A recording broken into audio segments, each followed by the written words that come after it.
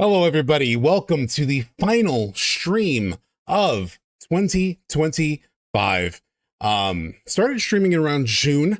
If you're here for the VOD, timestamps will be down eventually. I did them pretty quick last week. Like by the end of Sunday, they were updated. But hello. And let me jump to our main sort of just chatting screen real quick. So the intro is always a jump scare. Good, I hope so. Hello, Matt, Kafka, Black Lion Guard, Drake, the Bumblebee, John Q Gamer. What's going on? We're gonna watch your video later after we talk about the TGAs. I've been waiting for that video to drop so I could talk about the idea in that. I don't know how many people have seen John Q Gamer's latest video, but he had a really cool idea in it that I want to talk about. Starslinger, what's up? I want to talk a little bit about what you were mentioning during the countdown. Agri Feelings, what's up? The Wolfie, Dodd, Easy Mid, Final Fantasy Files, what's going on? Enjoy your break. Yeah, I can't wait. Nick, what's going on? I'm pretty sure I saw stuff earlier, like usual. Ricky Dicky, what's going on? And Oz, I believe I covered pretty much everyone that's here, but hello, everybody. Sleep Easy watched it and streamed it yesterday. It was fun. Oh, did he? Wait, did he? What, John Q's video? He streamed yesterday? I had no idea Sleep Easy even streamed yesterday. I was out for most of the day yesterday. I went and saw Kill Bill, the whole bloody affair, which was great. It was a lot of fun just to see Kill Bill on the big screen again. What was it like in terms of like what that experience is like, by the way? A few things about like Kill Bill. Like I realized like I was just reminded of like how it's one of Tarantino's movies that probably has like the fewest amount of monologues. Like there are a couple of moments where like characters monologue, definitely like toward the end, but there's a lot of banter in that movie, like back and forth. There's a lot of his movies do have banter, but I don't know, it's just pretty sharply written, and I feel like the sort of like the music and how it guides a lot of the story a lot of times was really fun. Tarantino's been saying some crazy shit, whatever. There's something about Paul Dano, something else I forgot. But so regardless, you know, artists are sometimes a little crazy. But also tons of fucking feet in that movie. Like I forgot how much feet are in that movie, and he's been known for his foot fetish. And yeah, like I noticed it during that. I was like, oh my god, every sequence practically has some kind of foot moment. What else? There was like one portion of the movie that's like the most extended, like a part that was cut and not included, and it's like an additional portion of like Oren Ishii's background, like her origin story. And like most things that are cut from most films, I understand why it was cut. Like it really slowed the pacing to a crawl. It was just too much. So it made sense that it was cut. It was cool to see it all together, you know?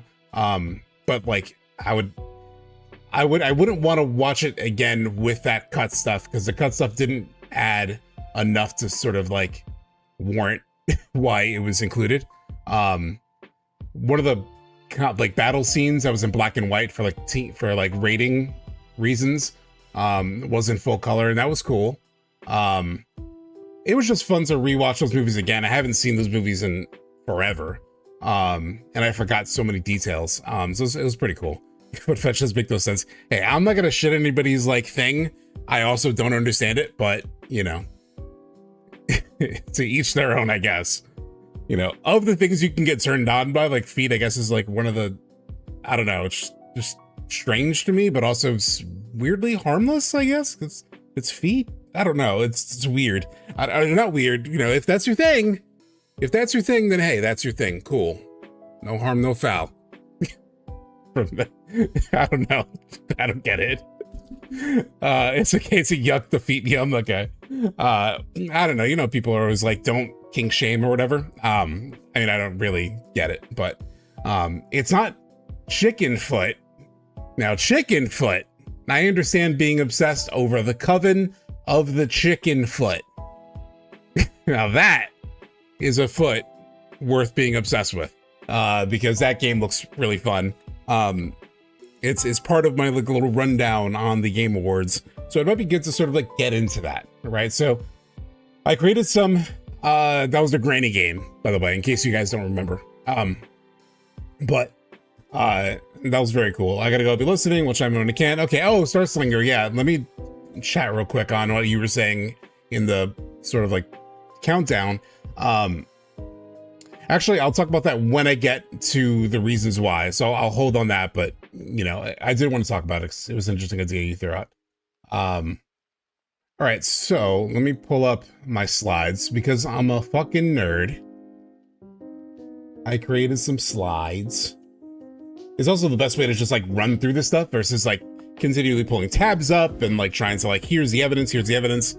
I get it all ready ahead of time when I can. I also have a new screen for this because I think it's nice to sort of like be able to have a little, for me not to block parts of it, but it'd still be big enough for you guys to see. Let's get some lo-fi going in here.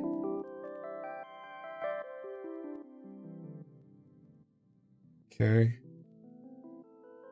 Then let me go to the main thingamabob. Hey, what's up, Grantel? What's going on? So we're about to get into the main topic of today. It is the final stream of 2025. I'm traveling at one point this week, and I'll be gone for the rest of the year. So this is the big wrap-up stream. Watching first time live. Love your FF7 videos. Thank you so much, Vishal. All right, so let's talk a bit about the Game Awards, right? So this came, we're all looking forward to it. We're all hopeful for part 3. You know, I was probably 60% going into it just because I always have to leave a room for disappointment with Square Enix. But then, you know, especially after seeing like Max do his predictions, and he was like, part 3 trailer, an honorary 777 gift subs, because this will probably happen. You know, he wasn't even really doubting it, right? Huge congrats on your first year streaming. Thank you so much. You mean the Expedition 33 awards? Yes. I mean, rightfully so, right? Like, there were a lot of great games this year. There were probably a couple of categories where it could have lost. I could have even seen, and we talked about it when we were talking about the nominees at first, I could have seen, for example, KCD2 winning RPG of the year, just because Expedition sweeps everything else. It's part of probably the problem of not having a jury really looking over everything, is that it's just a bunch of like independent votes from a bunch of independent, well, a lot of different, not necessarily independent in a corporate sense, but it's a lot of like votes from over 100 outlets, and they get sent over email or however they're submitted, and there's not like a jury. You know, there's no moment for, you know, a specific jury to be talking about. Well, I think in the category of RPG specifically, when you really break it down, I think Kingdom Come Deliverance 2 has more RPG elements and should win RPG of the year. None of that discussion happens. Literally, none of that discussion happens. They're talking about that actually on the kind of funny post-show conversation, that there's just no structure for them to have that, right? So when it's a bunch of random people sending over votes, it's just easy to be like, it's easy not to see the full scope of like what's getting awarded where and why. All that said, this happens in award shows all the times, even in the Oscars, right? Like Titanic swept its year, famously. There's been like a couple other movies. Did Avatar also sweep? I forget. There have been a couple movies that like swept like crazy. So it happens. It happens in award shows. And truthfully, it doesn't really matter that much, right? I mean, it matters like in terms of sales, because games do get boosts. I have heard that potentially even being nominated gives you boosts too. But yes, so the Game Awards was a bust when it came to Final Fantasy VII, right? But there were actually quite a few games that I really sparked to. The real challenge when you're watching the Game Awards live is that you can kind of become, I mean, it was still probably in my mind closer to a C, like I said, when stream ended. But there are a lot of good stuff. Here's the thing. When it's all stretched out over literally 3.5 hours, including the pre-show all the way through to like the final award and the end of the show, it's 3.5 hours. And you're also sort of like, whatever you're hoping to see when it's like not showing up, that can kind of like bring your energy level a bit down. So I think all those things contributed to me not looking back and realizing, you know, there's a lot of good shit that I didn't realize. So the first one that caught my attention was Fate of the Old Republic, Star Wars Fate of the Old Republic. This is really exciting, especially the fact that the director for this is the guy behind Knights of the Old Republic and Mass Effect. So this is going to be fairly huge, right? Like, this is a really cool reveal. It's a brand new studio, so you know, it could go well. That could be a Sandfall Interactive sort of situation. It's not as, I mean, obviously they're using an IP, so it's not just like something that a bunch of indie developers are into, or probably even an indie team. It probably is a big team, especially given what we're looking at. And there were a lot of conversations around, oh, it could take like until 2030 for the release of this. Divinity prevented it from being enough. And that's also a thing, right? It's like personal preferences. I've never played Divinity. I've only played a little bit of Baldur's Gate 3 and liked it a lot, but I've played like, I haven't even finished the first act. So I still need to go back to that to really like get properly like hyped for Divinity. It looks cool, I guess, but I don't really know anything about it. I know like Divinity 2 got a 96 on Metacritic because I looked it up after. So it seems like they've been pumping bangers for a while, but I've never played it. So it's hard for me to get super excited because I just personally haven't played these games. So a lot of this list is like what just stood out to me personally. When it came to this game though, it kind of went around, especially I think like Jason Schreier, who has a really good track record as a journalist, was like, don't expect this till like 2030. And usually when Jason Schreier says stuff, you're like, okay, well, we're really gonna listen to what he has to say. But Casey Hudson, the director, the guy who worked on Knights of the Republic and Mass Effect, he like officially, you know, responded to that rumor. And he said, don't worry about the not till 2030 rumors. Game will be out before then. I'm not getting any younger. So Amazon Game Studio it is. Yeah, I'm sure they have a ton of money behind them. So this is good news. Jason followed up in this comment. Oh, did he? I didn't see that. What did he say? I'm curious. I would look it up now, but I feel like it might take me some time. And but if you could just let me know in chat, you don't have to find the link or anything. Just like let me know what he said. So that's good news. If this turns out to be true, it's on Blue Sky and his replies. I gotta like pull it up and whatever. I don't really care that much. You know, I'm sure he's like, I'm right or whatever, or I have sources or whatever it is. You could just say it in chat. That'll be easier than me sort of looking it up. And breaking the flow of the slides and everything. But anyway, so Casey Hudson said this. So hopefully this is true. We won't know, and we know developers say things and then don't deliver. Hamaguchi, near future. But anyway, the next game that, you know, I was kind of hyped by was the new Tomb Raider games. What was really cool in this is we'll see it in a little bit. Another Amazon Game Studios. Wait, was Fate of the Republic Amazon Game Studios? Because yes, they're bringing this back. I think there's a remake of the first one, and there's also a new game coming out. What was really cool is that they kept this sort of like old school, the old school acrobatics that you'll see in a second, which are kind of cool. What she was doing, like, where is it? She does it in a second here. I'm sure that there's a lot that can pick up and stuff. I think she's right here. She does this like standing thing and flip. I was watching some video where like they had done all this mocap for like one of the Tomb Raider games, and then they kind of never used it again. But it was movements like that. So cool that like that exists. The next one that caught my attention was Control Resonant. effectively Control 2. I don't know how many of you played Control. I played about half of Control. I have to go back and finish it for sure. I forgot what happened. Something came out as usual. I was playing it. Something came out. It's sort of like, actually, no. What happened was I was playing it, and then they announced the definitive edition for PS5. So it's like, okay, I'll wait until the PS5 version so I can get 60 FPS and all that stuff. And I do have it. I just haven't gone back to it and like done it. But the first Control is a lot of fun. It has a lot of cool lore stuff. I've been thinking about it as a potential stream game. It has like a lot of like, you'll be like reading something and you'll see how it like connects to things. A lot of things like redacted. It's just like very interesting lore within like the books and other stuff that you pick up. There was there was one moment where I don't want to spoil it, but you do what seems like a very innocuous action, like nothing major. You just do something almost like regular, and the entire world around you like changes in an instant. Like suddenly you're in an entirely new setting, and it's like, what the fuck? Very cool, very cool.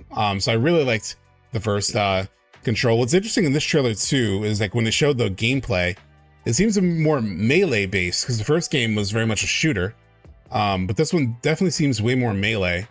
So very interesting. A little bit of a different from that for them. Could be very cool. Could definitely be very cool. The next game, Sorrow. So this one kind of broke the rule that I typically have in this like rundown. It's not like a new announcement. But I played again, it's just like Control.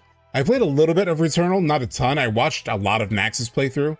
And it looked really cool. I've been wanting to sort of like have time to just like sit and play this, and I just haven't. But it looks amazing. You know, gameplay wise, the first game was so much fun. The only thing that gives me pause on this one was that they showed off this like barrier thing that they showed off. They showed it off in an earlier trailer, like a state of play trailer or something like that. And I'm just curious how this barrier works, because I don't want it to be OP, you know, like I don't want it to just like take away the reasons to try to avoid the bullet hell. If you just absorb everything, I'm sure there's limits to it. I hope there's limits to it. But yeah, it looks cool. Other thing from the director of Braid, this puzzle game, apparently it's like over 200 hours is like something I read on like an IGN recap of like Game Awards. They mentioned this would be like 200 hours, which is a little crazy. Kind of de-hypes me, to be honest. It's like a 240 hour puzzle game or something like that. But you know, the Braid director, the Braid, you know, game in general, there's just some really clever, interesting puzzles. So curious about this for sure. And the way it seems like you can kind of, it doesn't look like it's co-op. It looks like you just sort of like switch who you control, which was kind of like Braid, if I remember. You can sort of like go to different parts of the map and puzzle. But yeah, that looks pretty cool. Now you may have been wondering, subtext, where the fuck is the Badger? But don't worry, Badger Born, aka Bradley the Badger. This looks really cool. This is one of the highlights of the show, I think, for everybody. It was like, what the fuck? He's like literally doing the Bloodborne viscerals there. And then it's like him going through a bunch of different types of games. Because then he ends up in a cyberpunk setting, right? So it's gonna be a real cool way, sort of like playing a bunch of different game worlds. I didn't know this until looking through the IGN recap of Game Awards, but they mentioned that apparently this is from the director of Mario and Rabbids, which I've never played, but I know those games have like amazing reviews and people love the Mario and Rabbids games. But it's like from that dude. So that's pretty cool. I recognize Grand Curve Hope music right away. So, in Coven of the Chicken Foot. So again, I know you're probably waiting. Where is the Granny game? The Granny game is here. I cannot wait for this. It looks really cool. From Bruce Straley, who was like the leader or actual president, I forget, of Naughty Dog at one point. He got pretty burned out after Last of Us Part 2. or before Last of Us Part 2, maybe after Uncharted 4. I think it was after Uncharted 4. And so he just went away for a while.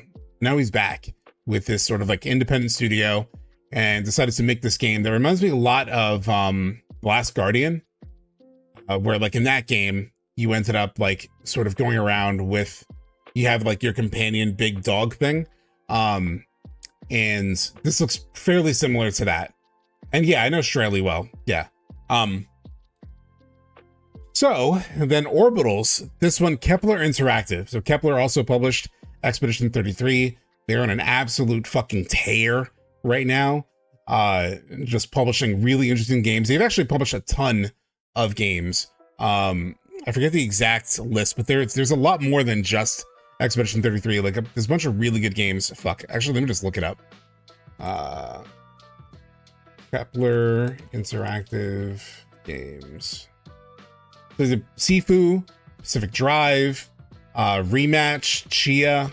So they've done a lot of really cool projects. Orbital's the next big one. Expedition 33. Tank Rat, which also did look cool too. Rematch, Flintlock. I never played, but the trailer looked fairly interesting for that. Scorn, which is kind of like an interesting little game. I've heard cool things about Pacific Drive, and I kind of want to play that. Sifu, I loved. I fucking love Sifu. And Chia, which always looked cool too. So these guys are on a tear. There was an article where I looked into them a little bit because I'm working on that Expedition 33 video. And one of the things that came up about them was the fact that, like they just mentioned, they kind of want to be the A24 of games. And you can kind of see that given, Gang of Dragon looks sweet. I haven't played that. But they kind of want to be the A24 of games. And I kind of see it because like the level of quality on a lot of these games, and like how fresh a lot of these games feel, really does live up to that. So really excited about that. And then there are a couple quick updates that were in the show. So we got Leon and RA9. We got a Pragmata demo. I haven't played it yet, but I did download it. I played Pragmata at Summer Games Fest. So I have played it a bit already. And I was telling you guys on stream, I'm like, once you get your hands on it, you'll sort of understand it a lot better. And I'm hopeful that you guys can now check out that demo. It's on PC. So if you have a PC, you can check that out. I do, but I haven't played it yet. The demo, at least the official demo. But for when I played already, is pretty fucking fun. Then there was a Batman, Lego Batman. So we got the official release date for that. And then obviously we also got the release date for Phantom Blade Zero. So all in all, there are actually a lot of decent things at Game Awards. Like I said, it's easy to sort of, I think like the post-show poll on Jeff Keighley's Twitter was like a D. And that's maybe a bit harsh. And there was a lot of stuff in between that wasn't interesting, and the game just drags. I mean, the show just sort of drags. It's 3.5 hours. So it's just a lot. It's a lot. And then when you don't get the thing that you want, or the things that you want, that can also affect how you feel about the show. So still decent amount of stuff. A lot of like cool indie projects in here, which were really fun and awesome. So yeah, I would also give it still like a C.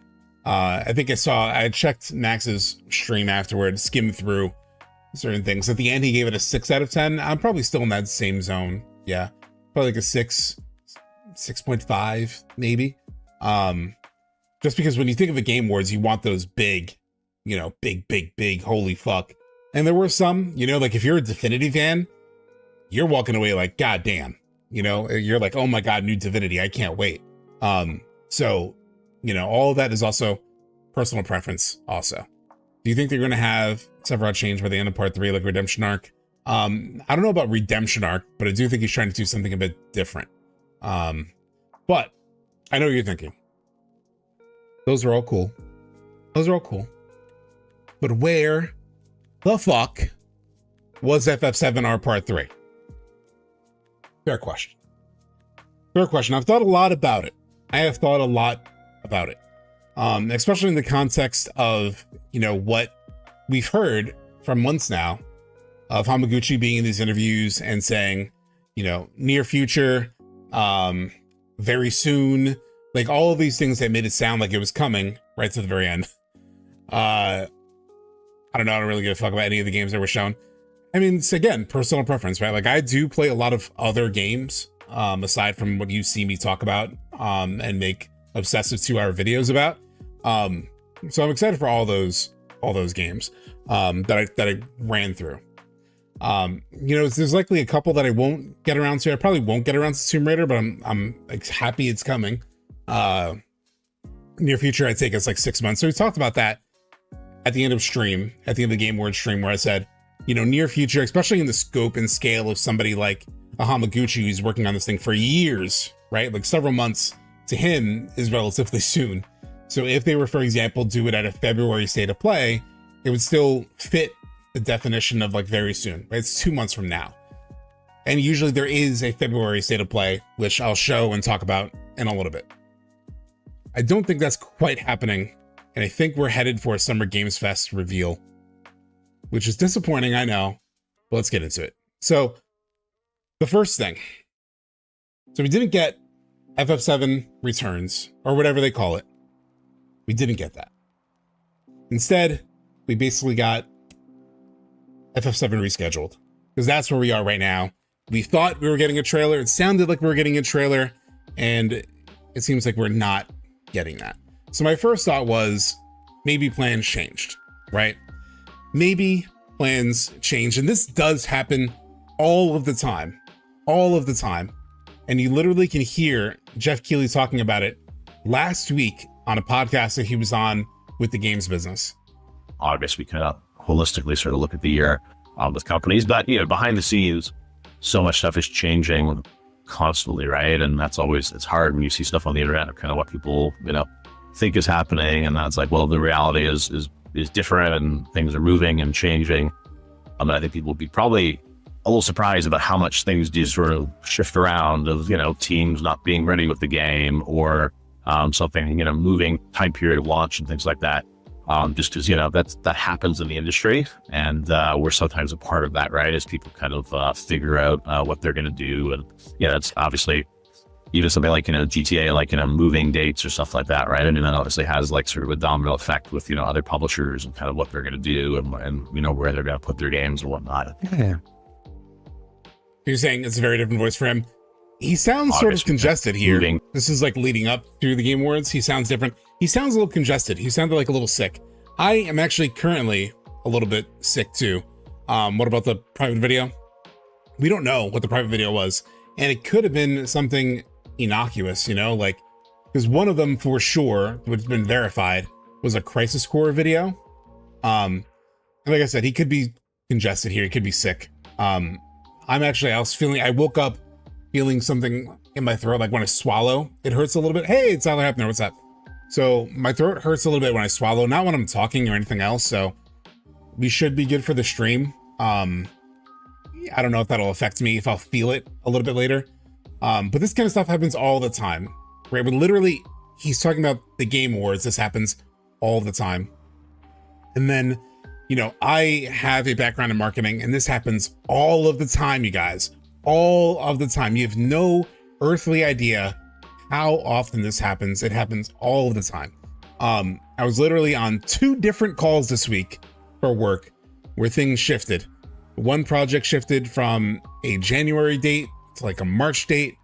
Another one shifted from a February date to a open-ended, let's do it the right way date. So whatever time makes the most sense for that.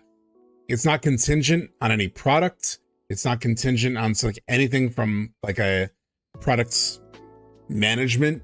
You know, it's not gaming related. I don't work in games, but it's this stuff happens constantly. So I wouldn't be shocked if there was something in the cards and they were considering it, thinking about it. Hamaguchi was thinking about it. And that was in his head when he answered a lot of interviews. That's all very possible. Or for him, you know, very soon, it's just a bit longer than a lot of us think of, right? But this happens constantly. This is another really good example. Let me just pause this lo-fi real quick. Another good example is from this, so in terms of like how quickly things can change, because I know people are also worried. Do I think the Square Enix laid-off had a part to play? Possibly. It definitely possibly had a part to play in it. I don't think that's necessarily it, though. And I'll talk about why in a little bit, but let me step you through all of the thinking I've been having, because I think it probably plays into a lot of thinking that you all have had too, right? Obviously, we could. So I know people have been concerned, right? Oh, what does this mean for the development of the game? Does it mean the game's in trouble? Will the game get delayed? Is it going to be pushed out of 2027? I've heard all these things that I understand. Again, I don't think the actual development of the game has any impact on whatever the decision they made when it came to Game Awards specifically. And a good example of how quickly and how late a trailer can come together. Because like games are, I've never worked in games. I've watched a lot of behind the scenes stuff. So I don't know the entire process of like putting a game together. But this is an example of like how quickly things can shift and how much a game is like in flux. We wanted to show the team the final trailer. This is from The Last of Us Part 2 documentary. And they got together at one point to watch their release date trailer. And this is the meeting that they had to review the final cut of the release date trailer. And what they show first is where the trailer was a month before they dropped the trailer. And it looks significantly different. Before we show you the trailer, just to say thank you to everyone, where we jumped from doing a 3-hour demo to this trailer where we had almost nothing, and it's like pretty amazing what we can do when we all come together. In fact, it's so amazing you can forget, and I've been here for a long time and I can forget. So to remind you, and maybe reignite some of that panic, we're going to show you 2 trailers. One from exactly a month ago, and one from about an hour ago when we wrapped up the trailer. So enjoy.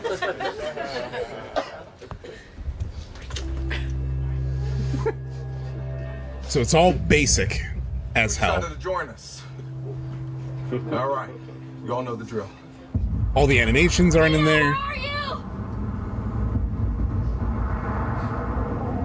Obviously, the graphics are like, you know. You think I'd let you do this on your It literally said scarring.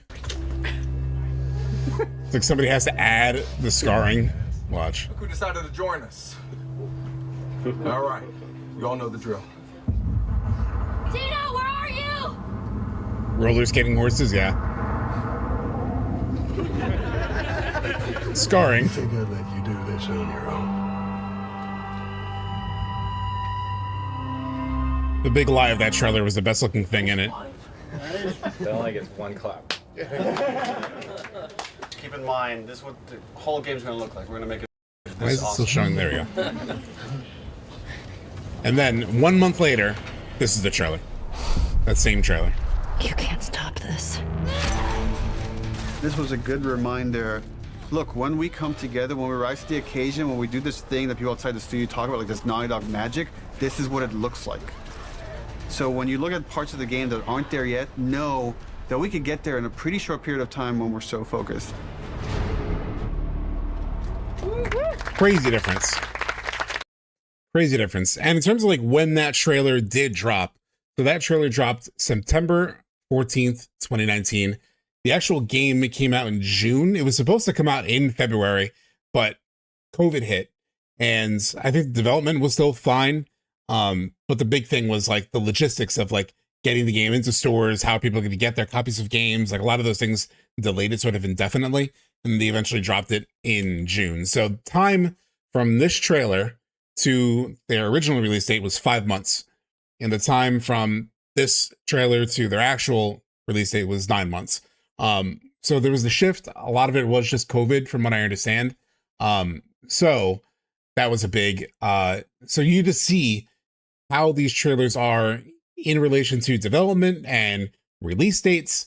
That's just to give you like a sense of like how ever shifting games seem to be behind the scenes.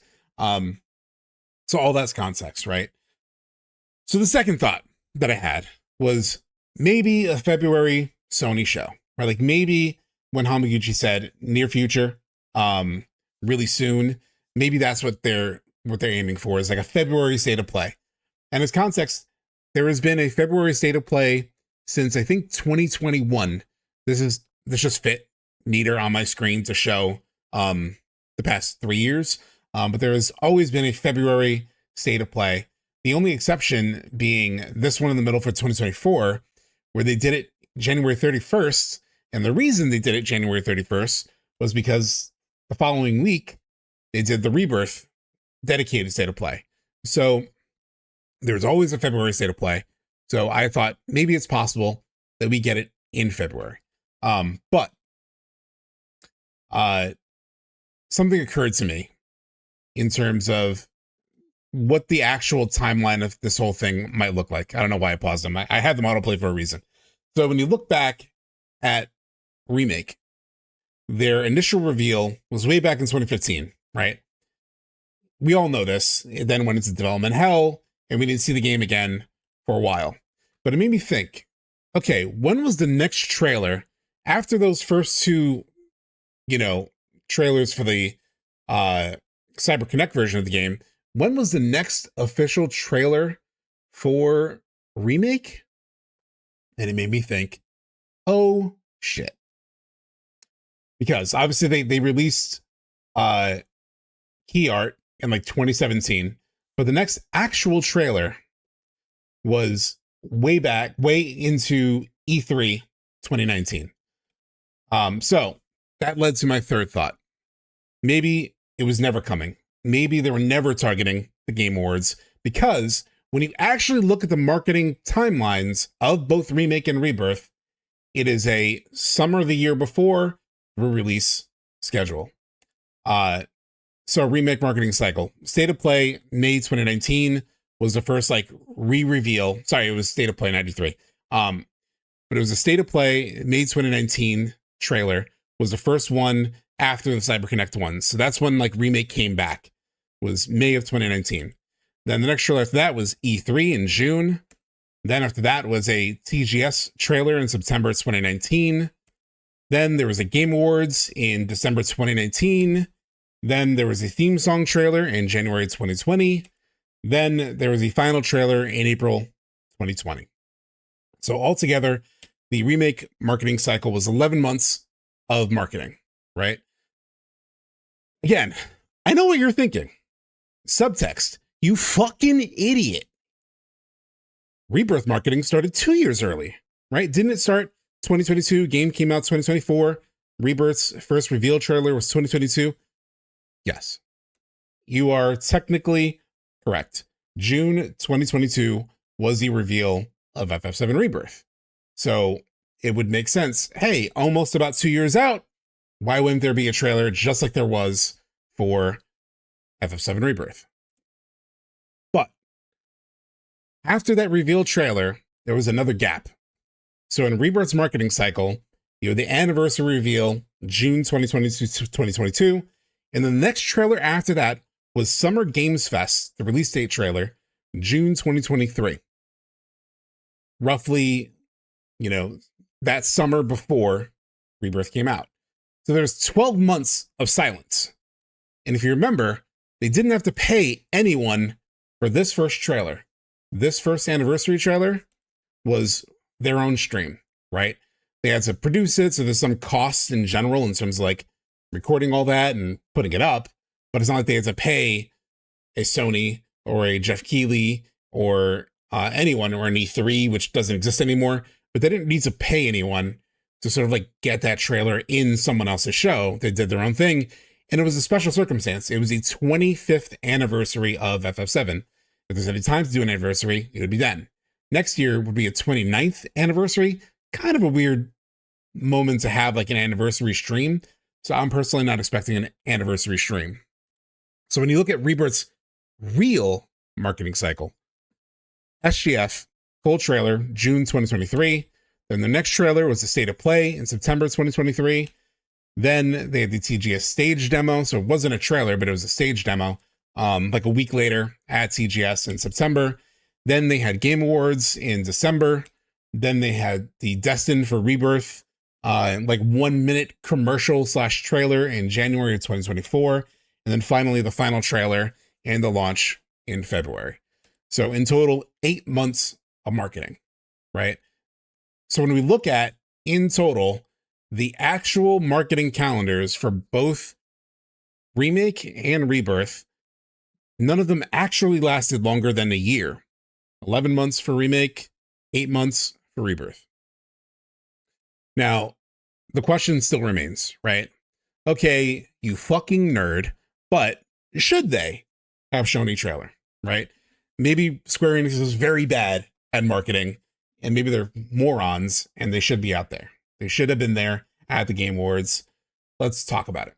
But let's use like some data to support it, right? It's like looking at comparable top-selling games of 2025. Let's take a look at Monster Hunter Wilds, Ghost of Yotei, Elden Ring Night Rain, Kingdom Come Deliverance 2, Split Fiction. They're not exact one-to-one matches for like what FF7 is, but they're kind of in the same realm of like type of game. And like, you know, they're in the similar enough zone. So I looked at when was their first reveal trailer, and then when did the game actually come out? Like how long was the time, the gap between reveal to release? Monster Hunter Wilds was 14 months.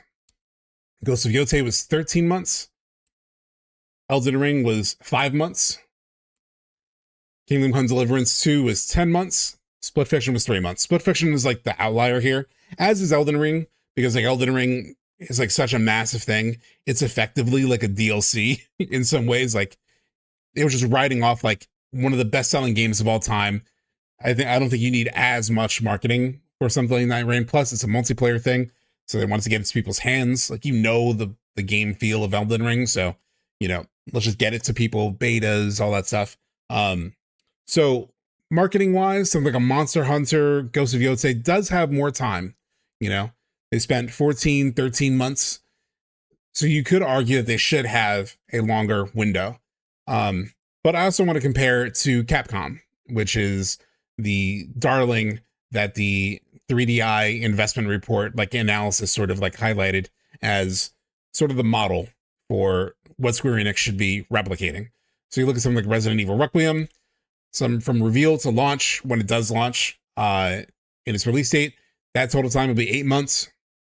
For Pegmata, from re-reveal, because it was kind of in development hell for a while, from re-reveal to launch, it'll be 10 months.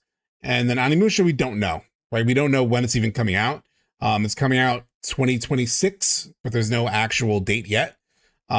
So far, since reveal, it's been 10 months. So it gives you like some sense of these, you know, calendars and how long they take. So some quick fucking math, right? Part 3's earliest release date would be January 2027. So if they were to do a reveal here in December of this year until January of next year, that would be 13 months, right? So 13 months isn't crazy, especially in the context of like what we would have seen. I don't think it would have been too early. So I think it's reasonable for us to sort of have expected. Hold on, let me just put the beats back on. It's not unreasonable for us to sort of like want a reveal, right? Like 13 months isn't crazy. Granted, who knows if it would be January 2027 release. If it's April, it would be 16 months. So on the longer side, but not crazy, right? But let's talk a bit about, okay, but for real, when do you think we're getting this fucking trailer? So I've been thinking about it. And I know I haven't really been interacting with chat too much. I'm sorry. I just want to like get through this and sort of like give you this point of view. And then we can like chat. But FF7's got 3 buns in the oven, right? It's got 3 things. It's got the FF7 Remake Switch 2 launch in January. It has FF7 Rebirth on Switch 2, who knows when. And then part 3, who knows when. 2027, TBD. Again, it's important to sort of like note how important multi-platform is. There's a lot of essentially dubious numbers and math in that 3DI report, but there's no denying what they presented here in terms of the multi-platform importance, right? This gap between limiting themselves to just PlayStation versus including something like PC and Switch. It does make a big difference. We've seen it make a big difference. We understand, you know, this cumulative, like, simple average of 85 million units versus 250 million units is a big difference, right? So I understand the importance of, like, trying to break through with the Switch audience, get them engaged with this series leading up to part 3. There are signs of quicker porting, by the way. So Remake had 12 months of exclusivity. It took them 18 months to get it to PC, technically 24 months if you count only the Steam release. But it did get to Epic in 18 months, but it took 24 months. It took a full 2 years to get onto Steam. That was because of the exclusivity they also had through Epic for using the Unreal Engine. So that's why it took extra time. Remake had, I should have had instead of has here. But Remake had 3 months of exclusivity. I feel like a lot of people miss this detail from Rebirth's marketing cycle, where they said not available on other formats until at least May 29th, 2024. Game came out February 29th, 2024. So May 29th, 2024 was officially 90 days. It still took them 11 months to get it onto PC. But that's because I think of just like how much time it took them to literally make the port. Obviously they've gotten a lot of practice at trying to port. They've been getting that practice now on a platform like Switch. Also, it's coming to Xbox, but really Switch is the golden goose that they're looking at in terms of like other console. So they have been sort of slowly pushing this up. But you know, it takes time. It can take time. So I don't know if it'll be a simultaneous release or not. Who was it in chat? Sorry, it was Starslinger who mentioned in chat earlier that maybe part of the reason for them not having the marketing here at Game Awards was like if they had to renegotiate their contract with Sony, and in that, if they renegotiated, you know, not having a like exclusive window, but as sort of payment for Sony, they have to at least reveal it and announce it at a Sony show, right? It's like, all right, we'll let the handcuffs off. You can put it on Switch and all that, but you'll have to sort of like do us a solid of like the marketing has to be heavily ramped through Sony. That's not impossible, especially because it hasn't been a massive, huge seller, which does matter to Sony too, because they get revenue off of like units sold. So they might be amenable to sort of like restructuring that deal. I don't know. It could just be another 3-month window, but that wasn't a bad sort of idea. That said, what do I think is going to happen? I think we get, so Remake Switch marketing, the first bun in the proverbial oven, not oven, is coming out January 2026. I think they'll do Rebirth marketing around spring of 2026. So they have, what's it called? There's usually a Nintendo Direct in like March-ish or like even like May. So they may want to sort of like have Rebirth after Remake is already out on Switch, drop Rebirth on Switch, like at least announce it for Rebirth. So it's like, okay, you got part 1. Now here comes part 2, coming to Switch, coming to Xbox. And then part 3, they may hold for Summer Games Fest. So that allows them to prime the multi-platform market and build momentum for part 3 being on all platforms, whether it's like day 1 on everything or not. It at least like gives people, if they had said Rebirth is coming 26, no fucking way. Or unless you mean like the reveal of the actual game. Oh, or do you mean Switch 2? If you mean Switch 2, yeah, then I agree. So this to me, unfortunately, makes the most sense, right? Because you could say, okay, now what if they drop the part 3 state of play February 2026, or a state of play in like May, June. It kind of goes back and forth with Sony. Around like May, June of 2026. What if they do that? But it sort of like bumps fairly directly into Switch 2, the Rebirth on Switch sort of like marketing push. So suddenly you have like part 2 and part 3 kind of like being marketed at the same time, which can kind of be confusing. I think if I were a betting man, that we get it. June 5th, 2026 at Summer Games Fest. That's sort of what makes the most sense looking at everything in the grand scheme of things. Thanks so much, Matt, for the $20 super chat. Holy shit. Hope you have a great holiday season. Have a hot cocoa on me. Can't wait for 2026 content, brother. Best FF streamer out there. Thank you so much, Matt. Thank you so much. So that was a lot. That was a lot. And now I will gladly chat with you all about what you think.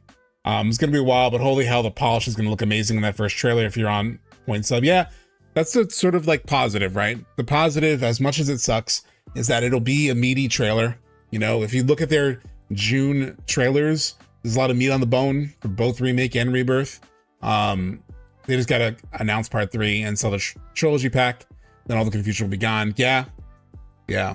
I mean, they'll announce it, they'll sell it individually, obviously, but yeah.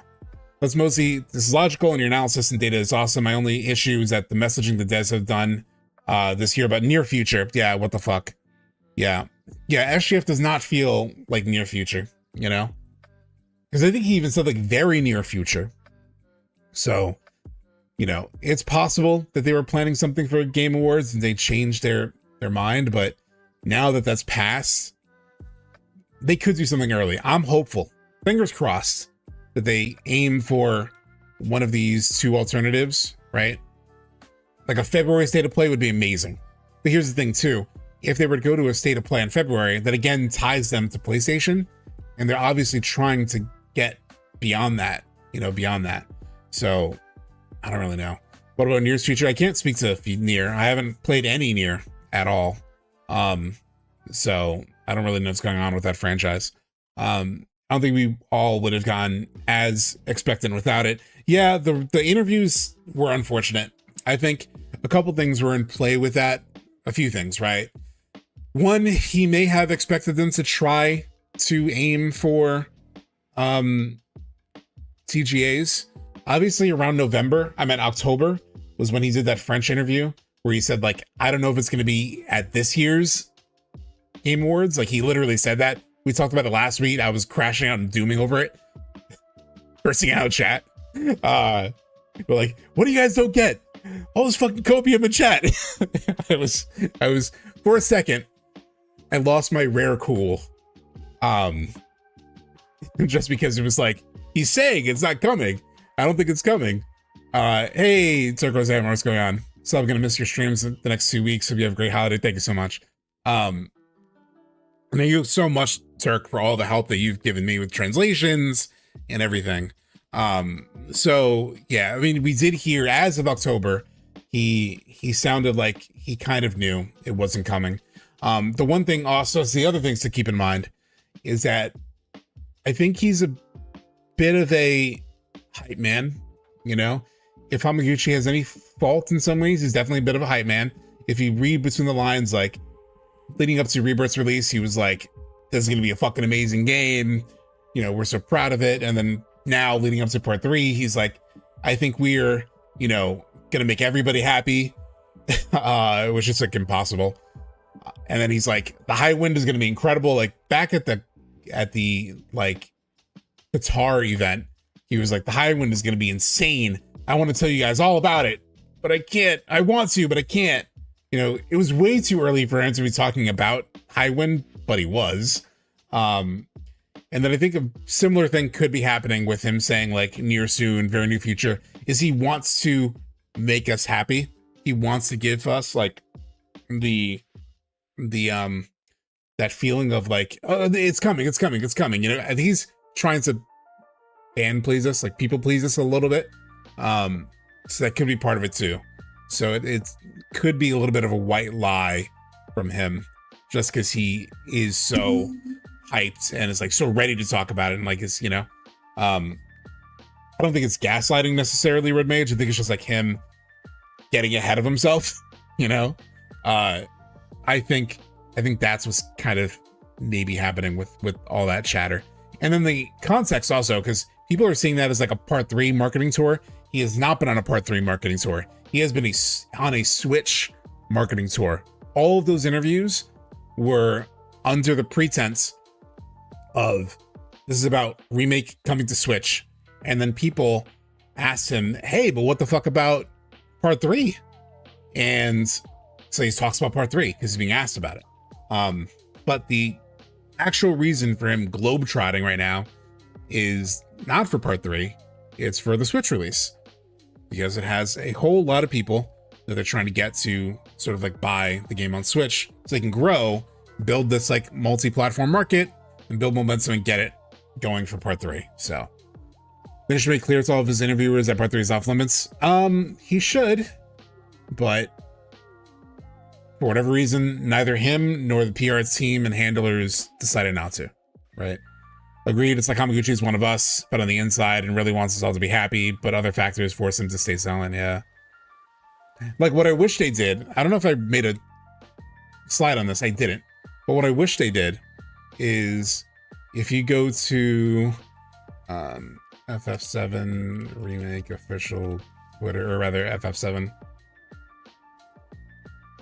Nomura Twitter statement, FF7 Rebirth. If you go to one of these, I wish they had dropped one of these, like in a moment of like self-awareness, right? Like I wish they had dropped one of these bad boys, right? That would have said something like, you know, development update. You know, we know a lot of people were looking forward to part 3 at the Game Awards. First, we want to congratulate our friends at Sandfall Interactive for their incredible game and the love they've shown our franchise. Do a little, you know, you got to do a little, truthfully, you got to leverage the goodwill that you have with Sandfall and continue to hug them from a marketing perspective. Like, yeah, the guys that love the guys that made Expedition 33 also love us in our game. Remember that. Check it out, motherfucker. But, and then you say, you know, we're happy to tell you, like, development's going well and without delay. We're just not ready to show something quite yet, but we will next year. Look out for it next year. Like something to sort of like soften the blow, to have some self-awareness that, you know, they can just to, because that's here, right? That is so sneaky. I work in fucking marketing, okay? I'm a sneaky motherfucker too. But yeah, that's like, I would have done that if I were them, you know, like some way to soften the blow a little bit. So that, because yeah, so many of us were looking forward to, we hope you're excited. Yeah. Like we were so hopeful, and it's very reasonable because of the way that they were talking that we would have gotten a trailer. So they should have dropped one of these. They should have dropped one of these. I was like, hey, we know you're looking forward. I think we will get one of these. And I think we'll get it in the very near future, chat. Very near future. Specifically, the 29th anniversary. I think we are not going to get an anniversary event. If I were them, I would not drop the name at like a little anniversary reveal that's under the radar. I wouldn't do it. I would wait until the moment, because you want those reactions. I hate to break it to you, but you do want those reactions. You do want people saying like, holy fuck, that's the name, that's the trailer, oh my god, can you believe it, etc, etc. So what I think we'll get is a statement like this on the anniversary on January 31st that says basically what I just said in terms of like, development's going really well, we hope to reveal something very soon, you know, stay excited. And they'll throw us like some tidbit that'll wet our whistle in terms of like, you know, the game is completely playable, all content complete, we're polishing, whatever, you know, something to sort of like give us extra confidence in the project and like the timeline for it. So I think that's what's going to happen. if I were a betting man, statement on the anniversary, no name in the statement because you want that in the trailer because you want the reactions, and drop the trailer on Summer Games Fest. I hope I'm wrong. I really hope I'm wrong. I would want stuff sooner, but if I were in their shoes with where things are now, that's what I would aim for, which kind of sucks. But Curious Coder replied to me and was like, I actually didn't expect that at TGA. Bullshit, man. You know, your ass was hoping to see it. Yeah, we were all hoping to see it. There were a couple who weren't, you know, like Baby Seal wasn't, Nice Guy Prince wasn't, from what I remember of my friends. I was hopeful, Max was hopeful. I think Sleep Easy was hoping for it, but yeah. So it's unfortunate, but I think that's what we're looking at. Keep forgetting the 30th anniversary is also the 40th anniversary of FF as a whole. Oh, interesting. The Comic was talking about the High Wind and the remake, pretty far in development thanks to Rebirth and the Washington Post in 2024. Yeah. I have to do some teasing on Twitter, like they did for Rebirth's SGF. Yeah. They basically can't officially speak without it calling it by its name. So maybe the name wasn't ready. No, they can talk about it as part 3. They've talked about it before as part 3. You know? Not in this one, but like in other ones like this, they've just said the 3rd part of the trilogy. How much time will they dedicate to Rebirth on Switch marketing this year? It'll be at a Nintendo show and probably a couple other shows until the release. I'm just seeing some Monday morning quarterbacking. Yeah, of course, that's always going to happen. At least 6 months, but it's supposed to release this year too. What if, and anything is possible, we get a Summer Games Fest and still get no trailer? Oh, K. Michael or Chemical. I don't know how to pronounce your name exactly. I think you clarified on stream before. If there is no Summer Games Fest trailer next year, all out panic, brother. All out panic. Because that means probably the earliest it comes out is like end of 2027. If not, you're looking at maybe a 2028 release. All out panic if there's no Summer Games Fest trailer. Stocks would drop. Yeah. I know it wasn't probably going to be there, but I'd like to think the Mega Man trailer was originally an FF7 trailer with lights and music. Yeah, so how much time will Hamaguchi dedicate? Oh, you already read that. I already read that, rather. Yeah, Nintendo's absolutely to blame for that, not Hamaguchi, but his statement struck me as an endorsement. Yeah. I kind of think the whole we didn't decide a name yet thing isn't actually for real, besides teasing fans. It feels similar to the, will we use UE4, UE3, UE5? That's a good point, Alex. Yeah, because they've told we'll use UE4, UE5, bro. They knew. They've been working on it. I gotta go. Hope to catch a rewatch later. Yeah, thank you so much, Starslinger. 20 all over again. Never gonna watch TGAs again. I mean, I still look. We went through like 8 trailers, specific trailers I was really excited for. So I'm, I wouldn't go that far. I would flip, dude, for real. Yeah. Let's not put that energy out there. I don't mind if it releases 2028. I do. If they miss the anniversary year, that's a nightmare. A nightmare scenario. They should switch to UE5. They should not switch to UE5, Drake Sparky. Have you seen a lot of UE5 games? They're a fucking nightmare.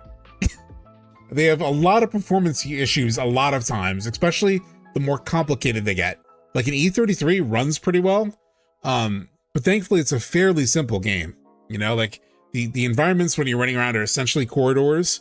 The world map is, relatively, simple in terms of its like complexity.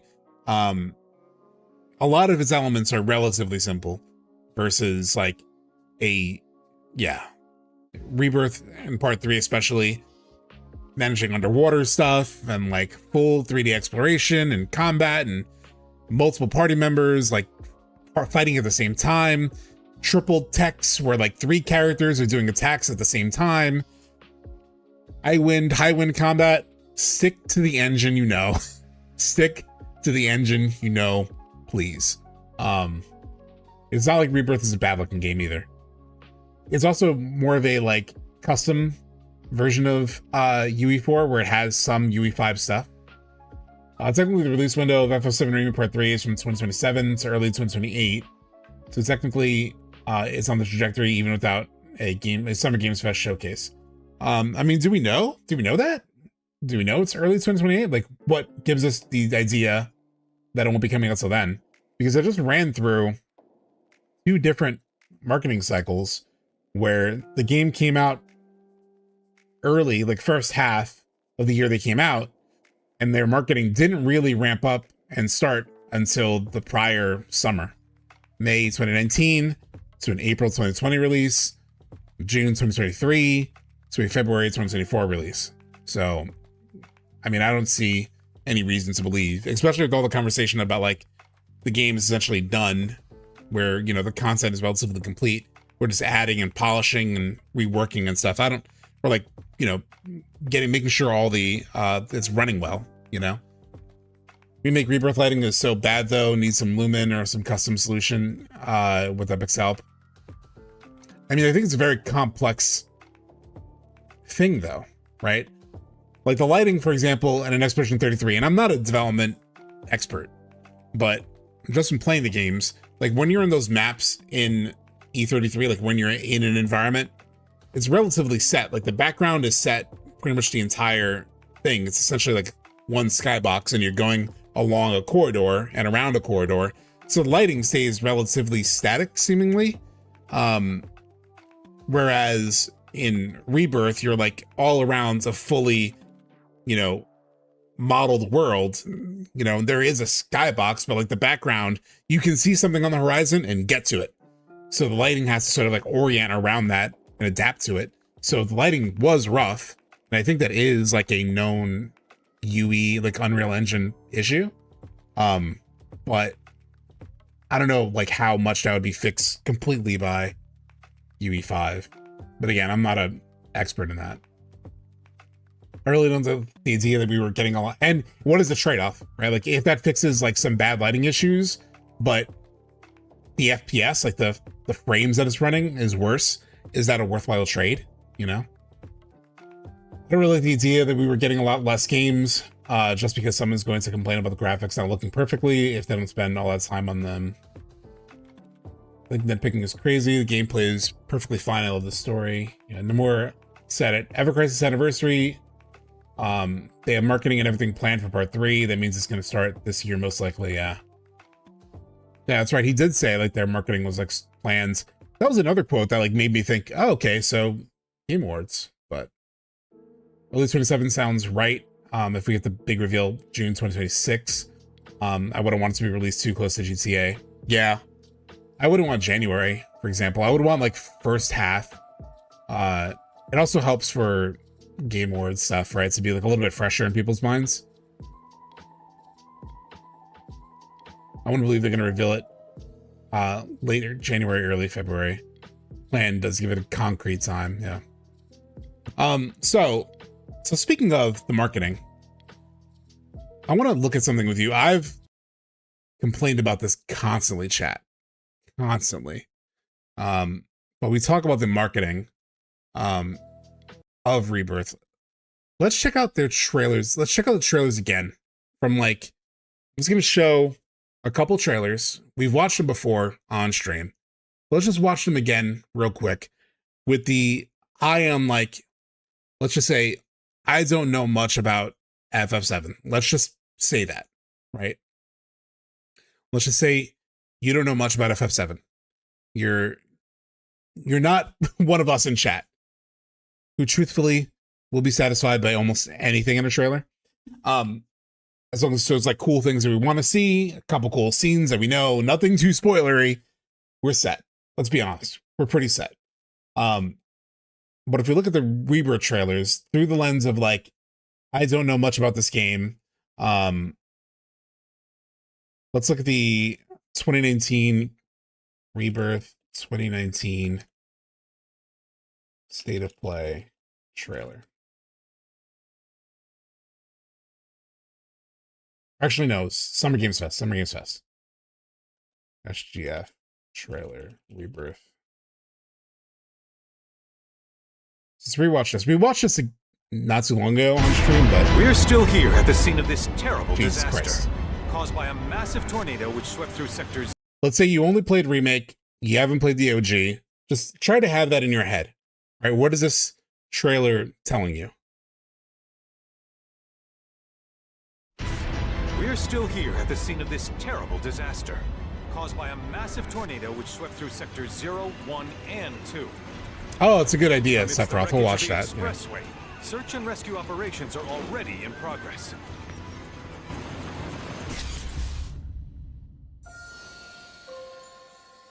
Okay, it seems like shitty for that group of people. Like, I can't believe that happens to them, right? Shit. Wow. Just look at it all. It's so green. Even after everything we've done to it. Okay, so we're gonna get a it's still world to going explore. strong. Okay, so it's open world. It's not corridor-like. Okay, cool. But in reality, it's barely hanging on. Sounds like the planet's not in the greatest situation. What's Cloud been doing these past 5 years? Where's he been? And you're asking me this? This is gonna sound crazy, but as far as I know, Why the fuck is that dog Cloud talking? was never in Nibelheim 5 years ago. Okay, so Tifa's asking about, like, what's up with Cloud, that he wasn't in Nibelheim. Did I know he was in Nibelheim 5 years ago? Did I know that? Yeah, did I know that information yet? What are they talking about? Seems like they're talking about, like, Cloud's head is a little messed up, but I don't really know what they're talking about, really. The life stream. It is the very essence of our star. The blood coursing through its planetary veins. According to Hojo, they're connected Weren't these people on stretchers not so long ago? Never mind. to Sephiroth. Shadows of the Mad, I believe he called them. Sephiroth was in Midgard. The world looks cool. Whatever happened, he's alive. I don't really know what Why they're say talking that about. now? It looks pretty. Characters are pretty. Look at After Tifa. Look at her. 5 years, Oh my god. Who knows what?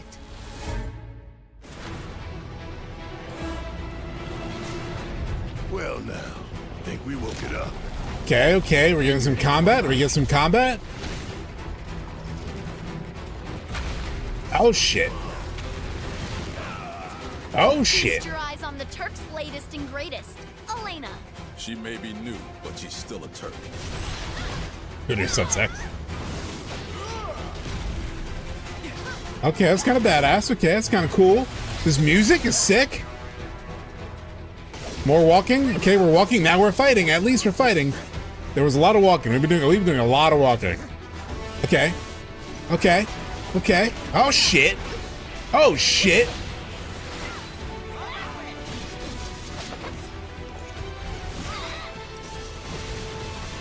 Oh fuck, that's sick. Oh my god. Keep her away from me! They say she's a monster. That she can peer inside you. Into the very depths Okay, of your that's soul. frightening. That she can become those you hate. Those you fear. Those you love.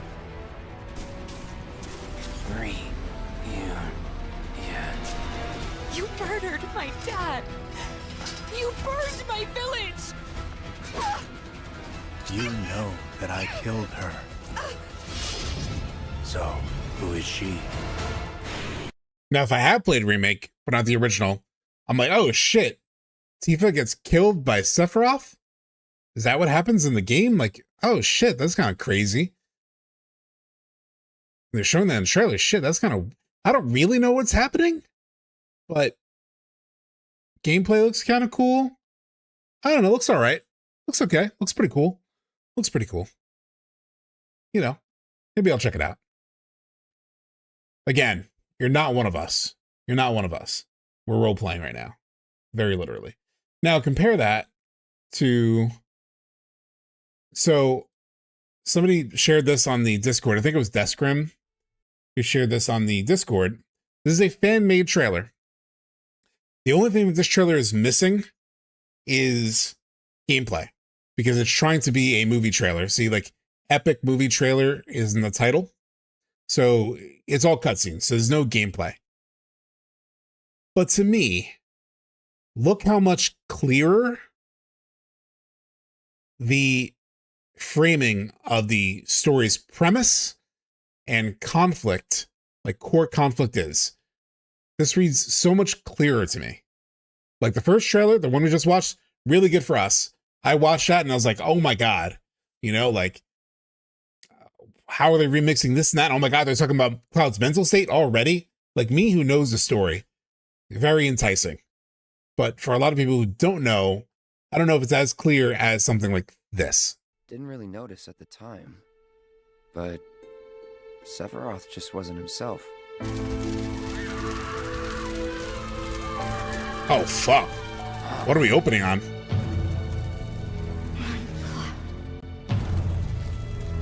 Run away. You have to leave. You have to live. There's no greater threat to the planet than him. Oh, shit. Again, movie trailer, what they're going for. Sephiroth was in Midgar. We fought him. He's alive. He wants to finish what he started. Reclaim his birthright. And rule over the planet with Jenova at his side. Just close your eyes and listen. It's barely hanging on. We need to commit, put our lives on the line to save Earth. Just look at it all. A living, breathing planet. I just gotta say, I'm a big, huge fan of yours. Little lads, eyes up here. We're looking for Sephiroth. Think you can find him? I have a history with him. Over here! Where to, folks? The Gold Saucer, the funnest place ever. Have your fun. While you still have time. Oh, fuck. Cloud, I'm trying so hard to find you. But I'm right here. You are a fascinating individual, Cloudstripe, which is why I have a proposition for you. Sephiroth, dead. I want him gone. Till the day Sometimes, I don't even know who I am. I forget things everyone else remembers just fine. And know things I've got no right knowing. It's like there's different people inside of me. The hell's gotten into you? The best of the best. I'm not like him. I'll never be like Damn, him. that shot. It would have pissed me off to see that, So, spoiler-wise, I'm but... an ancient. As in, the only ancient. For the most part, it's been a source of pain. My blood's been nothing but a curse. But it's also been a blessing. It's brought some wonderful people into my life. Friends that I love. And for once, I think I'm okay. Happy even. And all that pain feels worth it. Now, it goes a little far, as people in chat are saying. Shows a little too much, definitely too spoilery. But that first half, especially of the trailer, the first half of the trailer especially sets it up so clearly, right? That this opening, seeing this, you know, city on fire, immediately you're like, oh shit, what the fuck is going on? And the Aerith dialogue that's selected here of like, he's the greatest threat.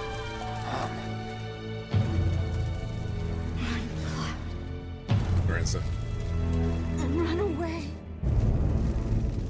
You have to leave. You have to live. There's no greater threat to the planet than him. Beautiful. Immediately sets the stakes, sets the sort of premise. Oh shit, so we're seeing the past, we're seeing like how fucked up it is, what happened, and like, yeah, it's connecting to what I just played in Remake. Okay, I remember this. That's right, that's what happened. Okay, so they're gonna explain Sephiroth. They're gonna give me more background on Sephiroth. Cool. Give me more on Jenova, a little bit more on like all this happening. The part 2 where it's like I'm looking for Sephiroth, and then it connects to Vincent saying, you know, yeah, I have unfinished business with him. We're looking for Sephiroth. Think you can find him? I have a history with him. Okay, so now everything's connecting, right? They're looking for Sephiroth, this new character, seemingly has a history with Sephiroth. Cool. Up until even this, right? The funnest place ever. Where it's like, okay, fun times. Have your fun. While you still have time. Oh shit. Right? Like, oh fuck.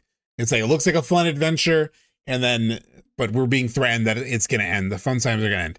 It then continues, it probably goes too far. I do like the Rufus part too, where it's like, it starts to seed a little bit of like Cloud's mental issue. Cloud strife, which is why I have a proposition for. It's like, you know, they talk about some things, and then from here on in the second half, it's too spoilery. But that first half, though, so strong in terms of it's like clearly setting up what's going on, how things connect to Remake. You know, it is really helpful for like helping general people sort of like understand what the fuck the story is. Why should I give a shit? Versus the first one, where it's like kind of a bunch of random unstitched together dialogue that doesn't fully add up if you don't really know the game in and out like we do, right? But you say several counts about the spoil, the hell, yeah. I mean, it is very spoilery. Like in that second half of the trailer, very spoilery. So I wouldn't run with the rest of it, but that intro was so strong. I've been listening while shoveling snow, and Brothers conveys the story infinitely better than anything Square put out. Yes, Grant, right? That line from Cloud's mom is only in this trailer, actually. Well, this is a fan-made trailer, but if that's what you're referring to. Oh, I think chat was already talking about the other trailer. This trailer's got my friend interested in playing it. Yeah. I'm not saying the first one's like a full failure. You know, the first one we watched. I just think it could be clearer, you know, hence this one. The rom-com trailer? I have seen this. It's funny. This is just a gag one, chat. And please, no shipping nonsense in the chat while we watch this, but it is funny. I've never been so proud. I forgot exactly what happens, but I remember it being funny. The man you've become. Well toned, but lacking mass. You need to bulk up. Who asked you? Come back whenever you want to pump some iron. Women must be hounding you day and night. Not really. I was kind of hoping we could talk business. What kind of business? Boys. It's true Rebirth experience dating sim. Is there a Zomira one? I hope so. She was a good friend. Just a friend? Just a friend. I heard you and Tifa go way back. I also heard unironically good trailer, she yeah. crush on you. That's so. I'll make this date our best yet. We could just keep it simple. And what's a simple date in your world? So, this Zack guy, you still like him? You went there, huh? Forget about that loser. You asshole! That is like such rom-com music too. Like such a rom-com movie trailer fucking like audio beat. You still like the build-up of da-da-da-da. You went there, huh? Forget about that loser. You asshole! There's nothing like a good play to kickstart your getaway. Cloud? Something wrong? The air horns. You're obviously captivated by my bodacious beach bod. Surely you haven't forgotten me already, have you? They're pretty hard to forget. This is so well done. My desire to see you has driven me on. Even Roach. Who's that? The jackass with the bike? He's a jackass. We have to set the stage. First, the music. Yeah, they have seen the remake one, yeah. Again at long last. Picture it. Unleash your passion. Let us revel in a turbocharged tryst.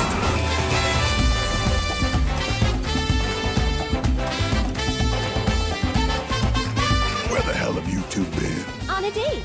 What? Who gets the guy? I swear, Cloud. Hold on, let me do my movie trailer voice. Who gets the guy? It's Looks like you're destined to be surrounded by smoking hot chicks. And who gets a bye? No. Get your shit together.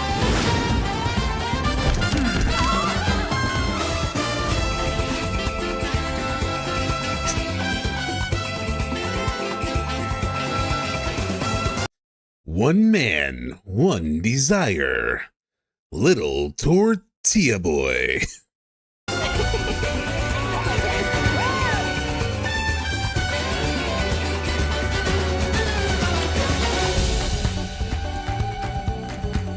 What's your brand? Tall, blonde, and not interested. Allergies. What? Shut up. So This funny. man can talk? Indeed. Pablo Francisco, yeah. That's like the only Pablo Francisco bit that I know, but it is very funny. I'm not the official trailer voice guy. In some ways I wish I was, because it seems really fun. On the other hand, I would have no work because like I haven't heard a movie trailer voice. Like that was like big in the 90s, but I haven't heard voices in trailers for like, I feel like a while. There's like maybe a couple, but like you rarely hear any like that typical coming this summer. Like none of that stuff you really hear. In a World, you don't really hear that stuff anymore. But yeah. In a World, one man must defeat Sephiroth or dress like a woman. I saw a video on it, and like the year the VO trailer is just not a thing anymore. Yeah, it was done too much. Yeah. In a World, man died. Yeah, it died around 15 years ago. I was like, diet. I think you were like feeding me a line to read, but yeah, it's 100% to your radio podcasts. Yeah. What was I gonna say? Oh, let's check out the Switch trailer. Switch Remake Intergrade trailer. Because Sephiroth was saying those are made more for like a newer audience. Let's see. There's like a couple of them. I know it's PS5. Let's check out this one. Which one was first? Let's see. This was 2 months ago, September. They're both September. Let's check this one first. There's a couple days earlier. What you heard just now were the voices of the planet. Those born into this world, who lived and who died, who returned. How much do I need to give for you to do the rest of the stream in that voice? I don't know. Maybe I should make that like a points thing. I should do that. I should make like a thing where for a certain amount of donations, like different time lengths I could do. They're howling in pain. It would tear my throat up, but... So what's Soldier Boy's deal? Is he one of us now? This is very clean so far. Hold on. What you heard just now were the voices of the planet. Those born into this world, who lived and who died, who returned. They're howling in pain. Rob Schneider is about to find out being a stapler isn't so good. Alright, let's watch the damn trailer. What you heard just now were the voices of the planet. Those born into this world, who lived and who died, who returned. They're howling in pain. So what's Soldier Boy's deal? Is he one of us now? This is a one-time gig. When it's done, we're done. Y'all gotta... I'm not a big fan of like introducing the character names and shit, but bigger picture here. This is very Nothing worth clear fighting so for far. was ever won without sacrifice. With their old world ruined, will they thank you for the new? One last opportunity to consider what your principles are truly worth. Well, I mean, it seems very this old friend of easily mine's in a helps you tight follow, spot. though. Long time ago, I said I'd be there for her. Made a promise. So... Can't say this is quite what I had in mind when I put that on you way back when. He's my bodyguard. The martial arts expert feels not enough of a description for Tifa, right? And a soldier. Pretty cool, huh? For the right price. One date ought to do it. I think this is also like people were calling this one out in the moment. I just remember seeing some conversation around like the voice of the planet is how the English described her, and I think in Japanese it was like the flower girl or flower peddler or something. She do be punching and kicking, she does.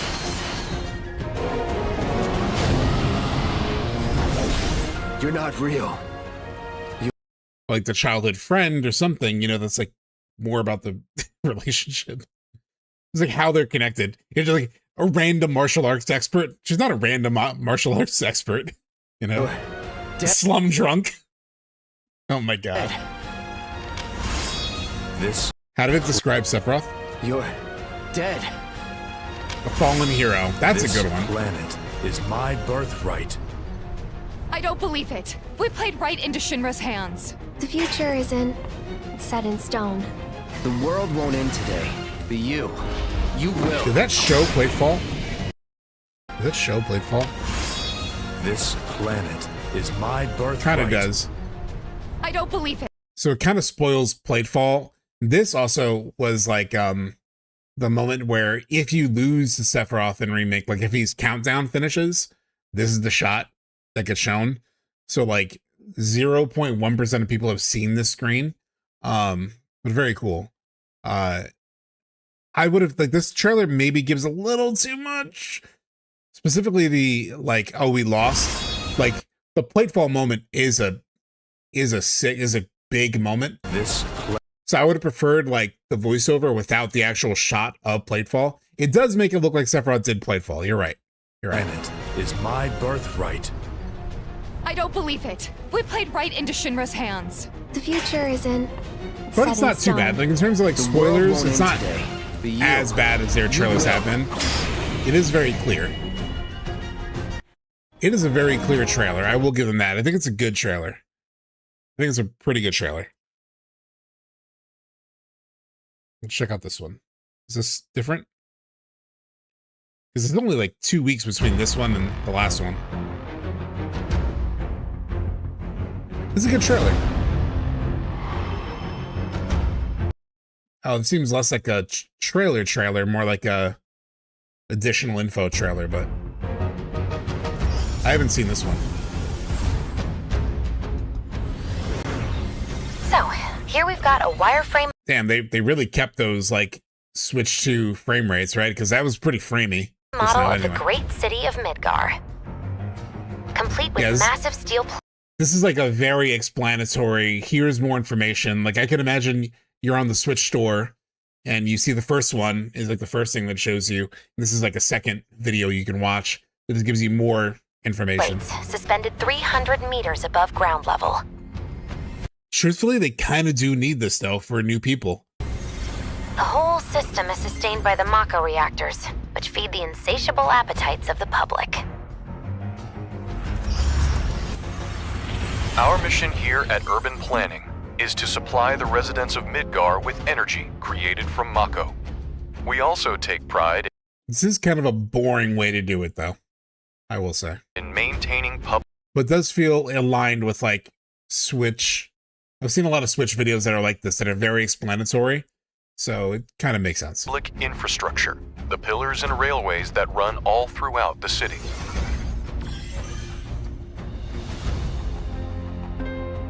What principles? Did you understand even a single word of what I told you? Hey, don't Turks keep an eye out for potential soldiers and stuff? They do more than just scout for candidates. Turks get called in to handle all kinds of situations. With extreme prejudice. Professional bad guys. Gotta love them. Sorry, losers. Gotta play for keeps today. They're doing a good job of like giving you a lay of the land of like what's everything that's involved, and it's called World and Factions trailer. So it is giving you a good job of like, okay, this is kind of what I'm getting into. So what's Soldier Boy's deal? Is he one of It's us not now? super exciting, but Cloud Strife. as like an additional information trailer, like a second thing that you watch, He's a professional, unlike the rest of us. it's pretty good. This is a one-time gig. When it's done, we're done. Our beloved planet is dying. Slowly. like we'll often talk about like certain like advertising assets as like brands level sort of like ads, and then like more like harder working stuff. This is closer to like the harder working like consideration level work. Like you would have like awareness level work, consideration level work, and then like conversion work. So conversion is more like getting you to actually purchase the thing. Consideration is like giving you more information to help you make a decision. Awareness is more like getting your interest. The first trailer we just watched is more of that awareness level, like giving you a sense of like what this game is, telling you about it, raising your awareness for Rebirth or Remake coming to Switch. This is more consideration, like, okay, I'm kind of interested, I want to know a little bit more, and this is giving that silently, information, you know? Painfully.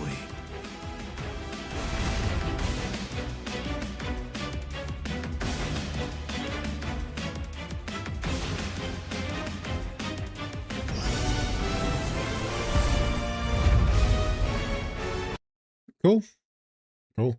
I think advertising assets should be entirely from the games. This not being the game says destroyed a lot of trust. Oh, you mean like when there's like that text? Was that here in this trailer at all?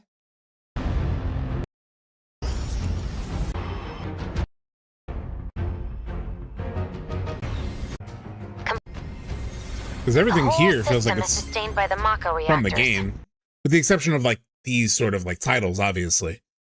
But these are not meant to be from the game. Which feed the insatiable These appetites moments of the walking around public. are. But yeah. Okay, you don't think it's harmful in this one. Yeah. I don't think it's really here. But yeah. I'm more referring to when advertising assets make the game look more tempting than it has any right to be. Yeah, like the CGI ones, or like you see those mobile games where it's like the actual game looks nothing like the thing that they advertise. So yeah, that's where we are, chat. That's where we are. So again, just to recap in case you're late, I did this whole thing where I broke down the marketing cycles. And in reality, when you look at Remake and Rebirth, they really didn't start advertising till the summer before the game came out. So with Remake, May 2019 was the first like trailer since the 2015 ones. And then the final trailer and the release was April 2020. And then with Rebirth, they did have a earlier trailer in June 2022. So it was 2 years before release, but it was their own event. It was for an anniversary, so it was a special occasion. They didn't have to pay anyone. They didn't have to pay Jeff. They didn't have to pay E3. They didn't have to pay Sony. They had to pay nobody. And their real marketing started in June of 2023. Game came out February 2024. So all in all, like, it's not surprising that we haven't gotten one yet. And if I were a betting man, we're going to be here, which is, let me just flip forward to here, right? So Remake coming out January, Rebirth, Switch getting some kind of reveal early 2026. And then in summer at Summer Games Fest, we get part 3. That's what makes sense to me, given everything they're balancing right now. It sucks. It does suck, but it does make sense. So hopefully they change their mind and we get something a little bit sooner, but I'm not expecting it. And this is me telling you, I don't think you should expect it, sadly. I'll still react to a state of play if they do it, but like it will be under the understanding that like I'm not expecting it. You know, I'm not expecting it. So I'm not expecting anything until Summer Games Fest at this point. Just 100% locked down. I'm not expecting anything. That's the way is that corny ass line anywhere on YouTube?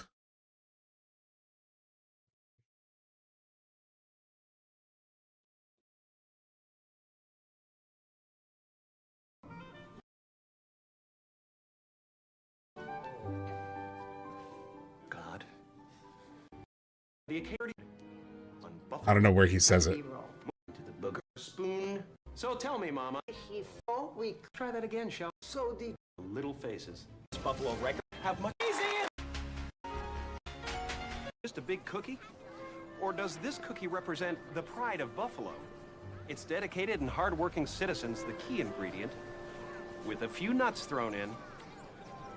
And finally, the love of our families, which provides the warm, chewy center, making our beloved Buffalo the sweetest place to live. And that's the way the cookie crumbles. I'm Bruce Nolan, Eyewitness News. That's the way the cookie crumbles, chat. That's what I'm thinking. For part 3, when we're going to see it next. Yeah. So, shifting gears. John Q Gamer. I don't know if he's still in chat, but he has a new video. Dreams to Reality. So I knew about this. I knew about this I knew about this video for a while. Chat. Actually, let's do you want to do a full screen?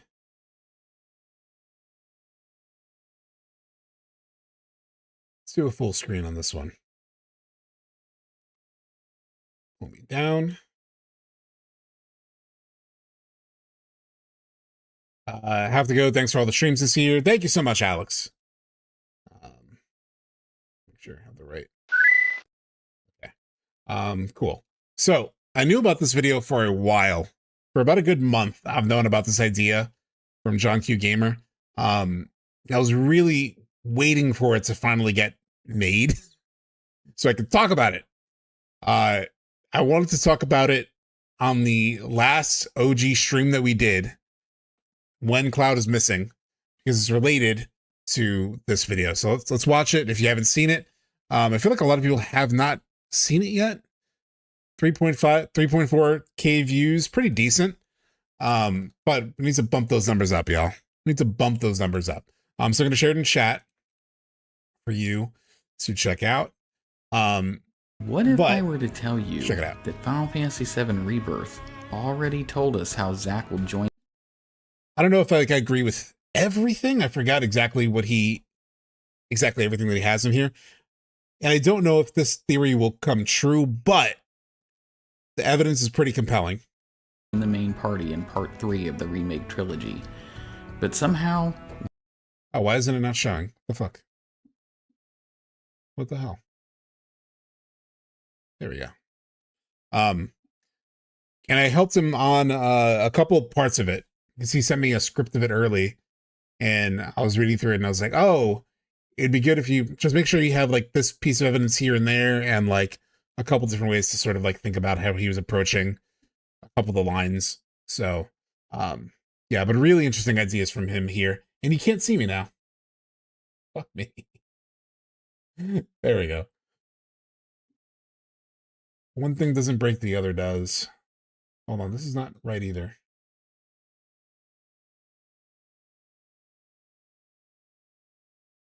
Transform.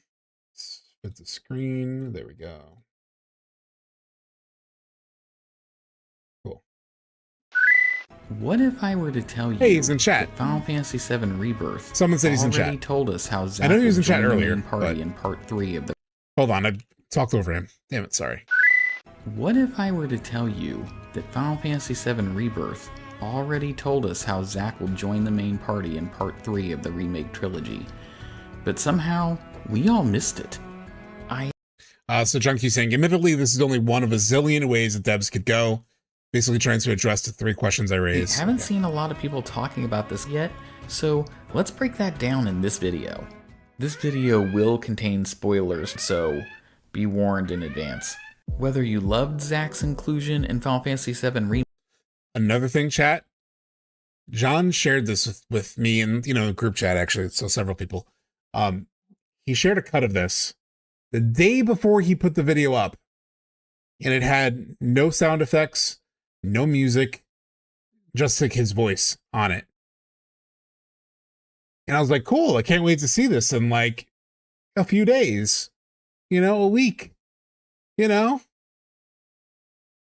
fucking video was out the next day.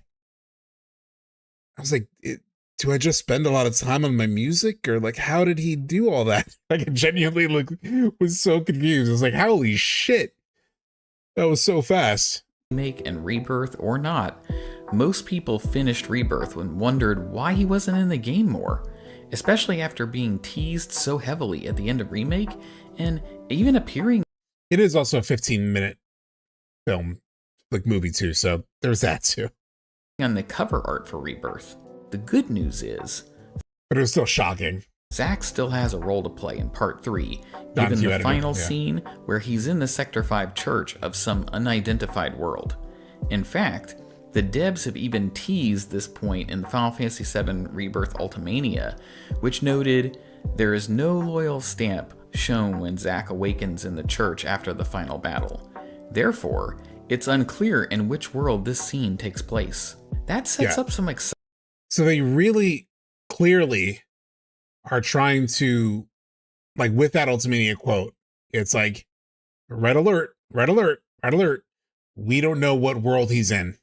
They're really telling us almost explicitly, not that he's necessarily in the Beagle world. I think he is. I do think he is. But it is interesting that they shine such a light on that in the Ultimania. Exciting questions I'll tackle in this video, including what will happen to Zack during the final installment? How will the I definitely think it's Beagle World. devs make him relevant to the overall plot changes in the remake series so that his survival and inclusion truly matter? And is Zack's fate still going to be the same, or can it be changed and he will ultimately survive? So these are three really good questions, right? I think these are like three core questions. What will happen with Zack during the final installment? How will the devs make Zack relevant to the remake series so his inclusion truly matters? Can Zack's fate be changed, and will he ultimately survive? I think these are the core three questions, really. To understand what might happen with Zack in the Part 3 of the remake project, we should review his role in the events leading up to it. To do that, let's start by recapping Crisis Core, the story before Rebirth, in 60 seconds or less. We'll call it Gone Gaga in 60 seconds. Zack joined Shinra's soldier program because he really wanted 60 seconds. Gone Gaga 60 in 60 seconds or less. We'll call it Gone Gaga in 60 seconds. Gone Gaga. What was the way that Last Elixir pronounced it? Gone Gaga. Gone Gaga in 60 seconds. Zack joined Shinra's soldier program because he really wanted to be a hero. Lazard, director of Soldier, even made fun of him by saying, "Unattainable dreams are the best kind." Yeah, I didn't want to, like, you know, throw it out there, but since John Q is saying it, yeah, that was my idea. Because in the original draft of the script that John had, he had this like recap of Crisis Core, but it was just kind of long. And I was just like, I understand why it's here because it is relevant to what you're bringing up. I just don't know if we need to spend this much time on the Crisis Core part, like recapping, like in depth detail. So I was like, I think you can make it entertaining if you could somehow do it like in 60 seconds. Maybe you could throw in a fun pun like Gone Gaga in 60 seconds. And he did it. And it's a really good recap of Crisis Core. To understand what might happen with Zack in the Part 3 of the remake project, we should review his role in the events leading up to it. To do that, let's start by recapping Crisis Core, the story before Rebirth, in 60 seconds or less. We'll call it Gone Gaga in 60 seconds. Zack joined Shinra's soldier program because he really wanted to be a hero. Lazard, director of Soldier, even made fun of him by saying, "Unattainable dreams are the best kind." As a soldier, Zack met a number of familiar faces, including an aspiring ninja named Yuffie, all of the Turks, a Shinra trooper named Cloud, and a teenage Aerith. He actually flirted with Aerith, encouraged her to sell flowers, and even built a wagon for her. Zack learned the existing heroes he idolized in the soldier program. Angeal, Genesis, and Wunderkind Sephiroth were uncontrolled Shinra experiments. No way. He just ate my hair. which caused him to question both Shinra and those he trusted most. During a fateful mission to Nibelheim, Zack met a young guide named Tifa, and basically mass chaos ensued. After serving as a test subject for a couple of years, Zack escaped with a Mako-poisoned cloud. And by the time Zack survived his encounter with Shinra's army, many people already considered Zack to be a hero and role model. Crisis Core established Zack as someone who constantly inspires those around him, and Zack plays this role to perfection in Rebirth. Throughout the entirety of Part 2, we see how Zack has always inspired people, and he brings hope to everyone he meets. Totally. So Tetsu... Yeah, Zack told me the same thing. I had forgotten about this Sotetsu example. This is a good pull. Hard to live up to the legacy of a guy like that. Marlene. Biggs isn't coming back. Tifa isn't coming back. Daddy isn't coming back. It seems like somebody dropped something in chat. Hold on. Nick is saying there's no excuse. SE dropped the ball with regards to Zack and his lack of acknowledgement of his history with Tifa. Oh, when he's like talking to Biggs. Yeah. That is kind of weird. I never thought about it. I really never thought about it. But yeah, I mean, I guess it's kind of weird that it never came up. I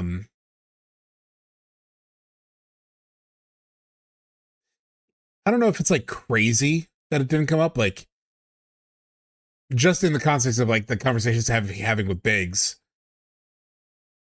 It's like, oh, there's that girl from 5 years ago. You know, like he doesn't know her that well, you know. But I don't think it was a huge mess. But I see how you got there. As far as we know, Zack is still dead in Beagle, only alive in Terrier and Otherworld. So if all worlds become one, for example, I think in that sense, that's how we lose Zack.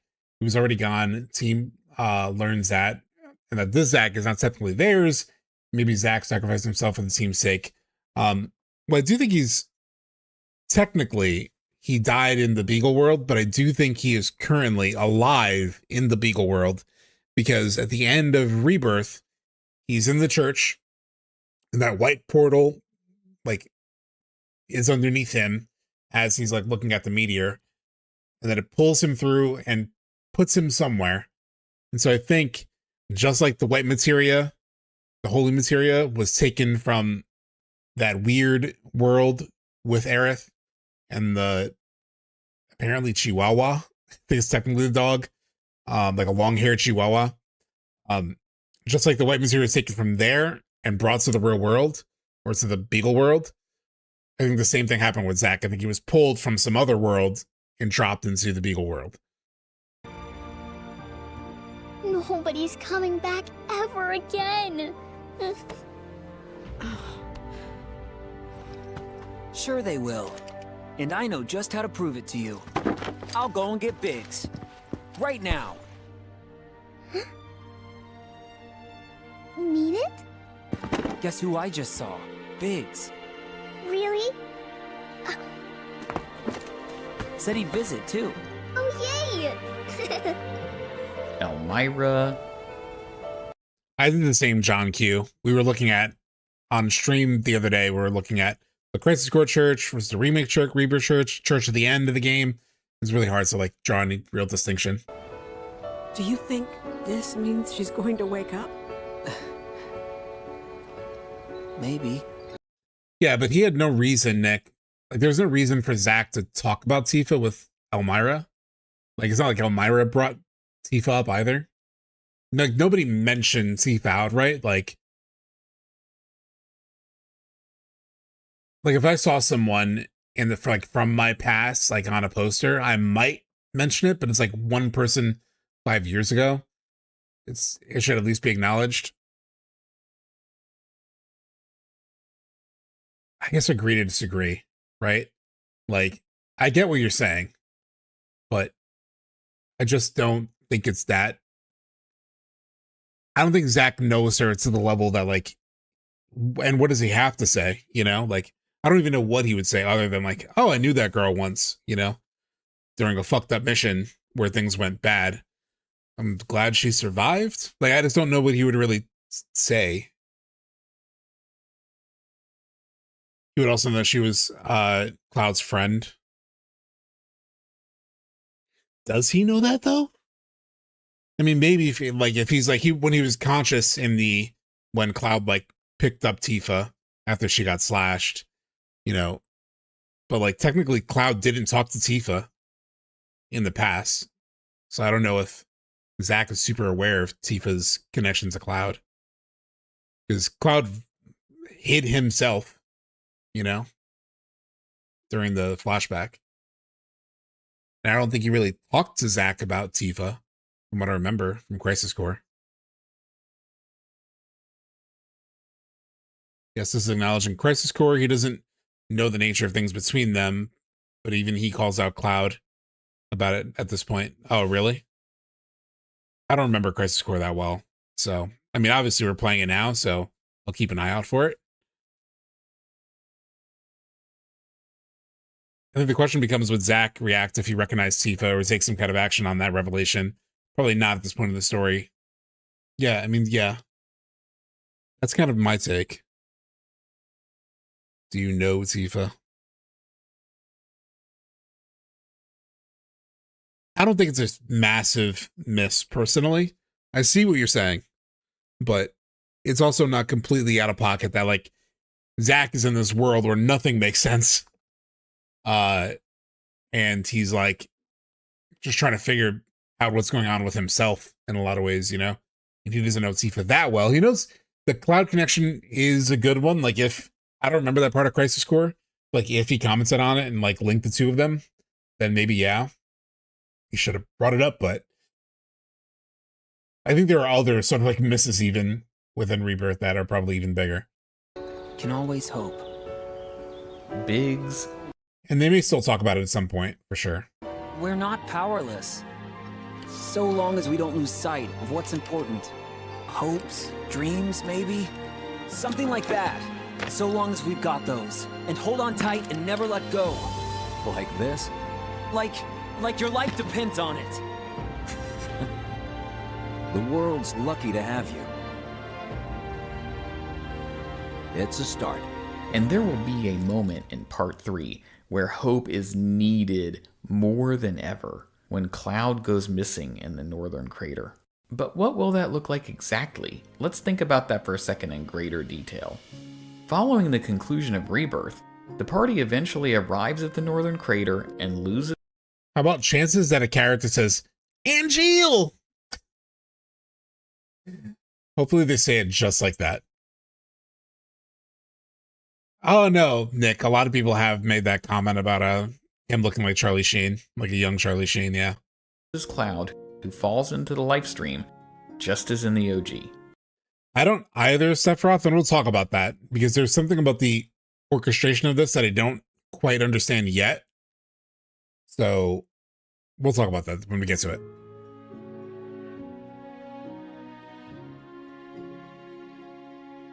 Part 3 then continues to follow the original game's plot points to escape Junon aboard the Highwind.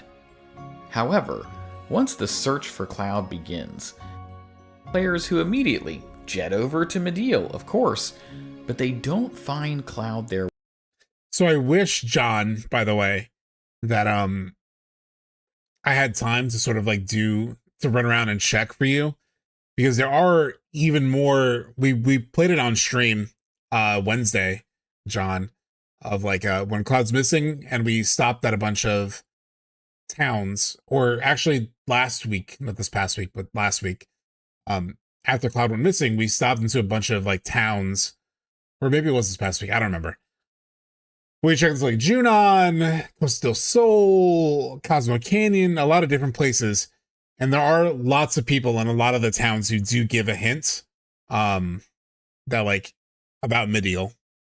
So there are a lot of places around the world that do give you a hint. But yeah, most of us like end up going to just Mideel straight up, because Red 13 mentions, hey, down in the southeast, there's an island where Mako comes out. So a lot of people just end up going straight to Mideel. Waiting for them.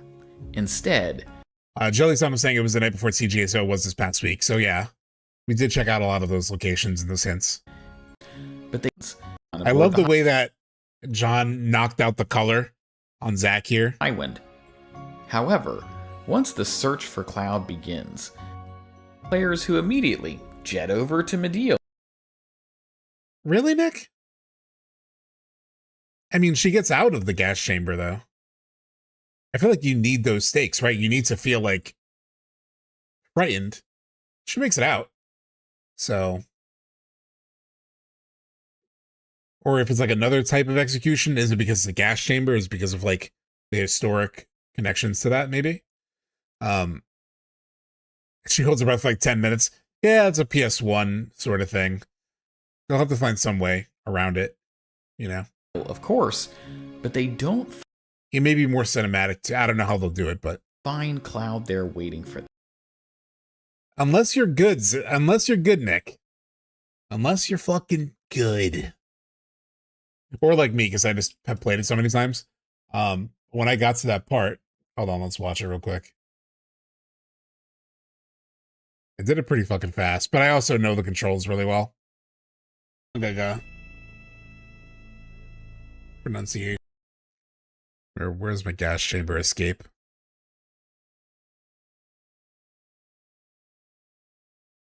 Is it here? I think it was here.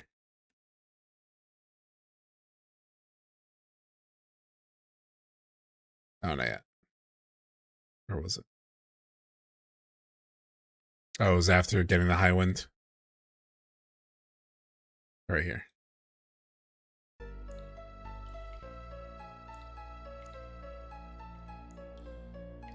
Got the first arm off. Actually, hold on. Look at these professional moves. Look at these professional moves. Which does feel really cool. Got that key. It took me a while. I think I was reading chat. Got the key. Grab it. Boom. One hand. Grab it. Boom. Easy peasy. Second hand. And then I turned it off. I mean, she still held her breath for a little bit. I hear you. We'll see how they handle it. Fuck, where's John's video? Not that. Oh! Did I get away from John's video somehow? Shitballs. Out there waiting for them. And once the search for Cloud begins, walk back in. Keep getting distracted. Players who immediately jet over to Medea, of course, but they don't find Cloud there waiting for them. Instead, players are fed rumors about sightings of a soldier wielding a buster sword, which fits Cloud's description. But think about what it could be like if after following all this is so this was like when John first pitched this to me, I was like, son of a bitch. This makes a lot of sense. Let's lock in. Let's lock in. However, once the search for Cloud begins, players who immediately jet over to Medea, of course, but they don't find Cloud there waiting for them. Instead, players are fed rumors about sightings of a soldier wielding a buster sword, which fits Cloud's description. But think about what it could be like if after following all those breadcrumbs, jet setting through the skies in the high wind from one location to the next, the final clue leads us to Gongaga. Makes sense, right? Tifa fell into the lifestream and came back out while we were there in Rebirth.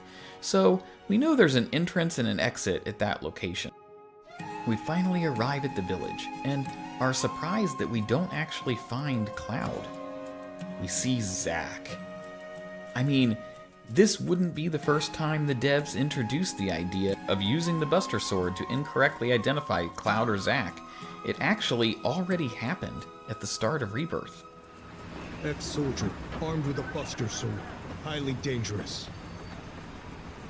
I repeat, the fugitive is an ex-soldier, armed with a Buster Sword. He's got a Buster Sword! At the time Rebirth...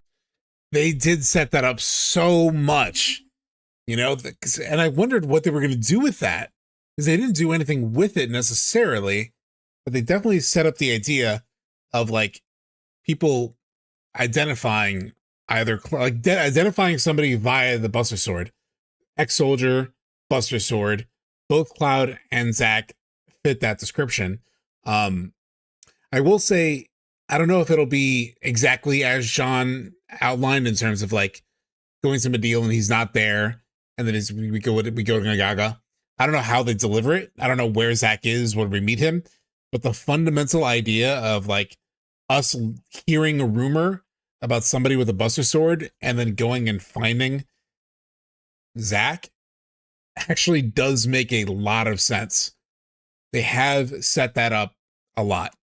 Now, Zack replacing Tifa, there's a lot of problems that are unearthed through this, because like Tifa will obviously be there. There's two opportunities, there's two things. Either they find Zack while Tifa is still in the party, so before finding Cloud, so the trail of breadcrumbs leads to Zack instead of Cloud. And Tifa's already in the party. So that starts to answer a lot of like historic questions about who the fuck Zack is in relation to Cloud, in relation to Tifa. That's now Nick. That's where they have to be talking about how they know each other, all that stuff. That has to come out 100% if Tifa's in the party. And it starts to give away the game a little bit in terms of Cloud's real backstory, which I still feel that they'll do. Man, do they not tackle that in the live stream sequence then? Like, that feels strange not to. Like, do you give that away before you go to the live stream sequence? Is a big question. I feel like they shouldn't. But anyway, if Tifa's there, that changes that dramatically. The other option is we find Cloud, Tifa stays with Cloud, and then the party hears about a person with a Buster Sword and they get confused, look for it, find Zack, but that's less compelling than first option. So I don't really know how they do it, but it's not out of the realm of possibility that they do it. It does make a lot of sense. I do agree with John Q that Zack will end up in Gaga, but I think it'll be the second big location we see him. I think he's going to follow the party's footsteps, and he's got to hit Junon, Posta, eventually Gaga. I think they're all going to be near misses with the party, and he helps indirectly. I'm not down with Zack replacing Cloud's role. We need to feel the loss of Cloud fully. Yeah. That's a good call. I still believe they are aiming at a different twist than that. Then in the OG, of course. If Zack is alive, this obviously changes everything. I do agree. I still think they want to have a reveal moment for new fans. But they're definitely hinging on a bigger or different twists for sure. Because that's not a twist for like half the players. Rebirth came out, there was a debate amongst the fan base but about whether the Shinra this is a cool idea. Troopers were talking about Cloud or it's an interesting idea and a very possible idea. Zack. And I believe part 3 will pick up that idea and run with it to give us one heck of a surprise. It's then that we learn Zack ended up in the Sector 5 Church of the Beagle World at the end of Rebirth. Finding that both Cloud and Aerith were not anywhere to be found in Midgar, maybe he told Elmira and Marlene, who would still be at Aerith's house, just like in the alternate world where Zack came from, that he wants to head home and check on his parents. Or, given the history with the Turks, maybe he learns some of the events about Remake and Rebirth from them and heads out into the world to track the party down. To have Zack, whose very mantra is to hold on to hopes and dreams like your life depends on it, the concept of him stepping into reality from a dream would be extremely poetic. And bringing Zack into the Beagle world and introducing him in this way would set up all sorts of interesting dynamics in Part 3. Let's look at a few of those specifically. Taking this approach would give players a Buster Sword wielding character to fill Cloud's spot on the roster and add a fresh dynamic to the party, while Now, I'm of two minds of that, right? Because I do agree that like feeling Cloud's absence is important. But the moment where like Tifa's gone and suddenly Sid is leading things is a bit of a weird sort of moment anyway. But I don't know if I just want to be, it's the thing where it's like, it's hard to know until I experience it, right? That like, philosophically, I might agree with chat who said they don't want to play, they don't want like Zack just taking over the party. But if he's really fun to use, it might be good, you know? And he is pretty fun to use. In the limited time that we've had to use him, he is pretty fun to use. I guess I'm more concerned about how it changes story dynamics. We will already, hopefully, be feeling within the gameplay the loss of Aerith. It's like losing both Cloud and Aerith, like that role in the party would be a pretty big gap. But it would give such an excuse to like let the players play as Sid and Vincent, which we need to play as them too. So I don't know. Like, and I also philosophically don't like the idea of just like swapping out Cloud with like, here's another player similar to Cloud. But he also doesn't feel like Cloud in combat. He does have his own unique feel. But I could see it igniting people being like, that's that argument of like, Zack is better than Cloud. He even plays better than Cloud. Zack is the best. Cloud is a lame protagonist. I've heard a lot of that in my life. It's like Nero, Dante, and DMC. I haven't played DMC too much, but yeah. I could definitely see that happening. That whole like, I wish you could just be like, I wish the game was just like, Zack, Cloud's boring. They deal with the various events leading up to when Cloud and Tifa finally rejoin the party and subsequently Mosey. Also, Zack already has an entire fighting style and mechanic which could be carried over from Rebirth, even if it has to be tweaked. And Square Enix could also bring back the DMW if they really wanted Zack to stand out from the rest of the party. And just think about what... Dude, they totally could. They could totally do the DMW thing in his gameplay somehow. They haven't yet. I don't know how they would do it. But it's so the dev team to try to find a way to build that stuff in somehow. I could totally see that happening. The opportunity... I don't want it. I don't want to play in cutscenes. But I could see some kind of like weird mechanic where they somehow, you know, do something with it. These could exist for amazing synergy attacks and abilities with all the various party members, similar to what because you know they love bringing in references to that old shit. Happened with Cloud and Zack, like everything FF7 related. At the end of Rebirth. Additionally, the interactions between oh my god, Notorious, have him grow a white wing. Is that possible for him? Like, I don't know how you build the DMW into FF7 system, like remake system, but Zack and various characters would be extremely neat, especially because he's already met some of them before, as we reviewed earlier. What would he think when he sees Tifa, who is now all grown up and kicking ass? Odds are odds of something. DMW be Zack and Cade's energy ability, since it's like Cade slots. Yeah, I was thinking about Cade slots for sure. I was like, do you make it a limit break that has like slots, or yeah, it could be like the slots.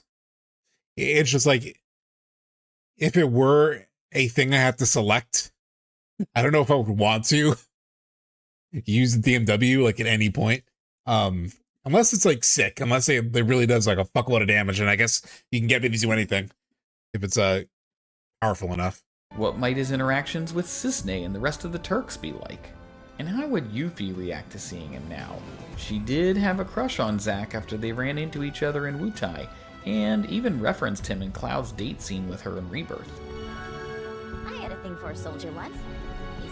Yeah, there are so many things they could explore with Zack and his connection to a lot of different characters. Yuffie, Tifa, the Turks. Who else has like a history? Cloud, obviously. That's really it. Right. But either way, there are a lot of connections to him. I think he was a soldier. Which video is this? This is a John's Q's new video. What FF7 means to FF7 Remake Part 3. We can grab the link and drop it in chat.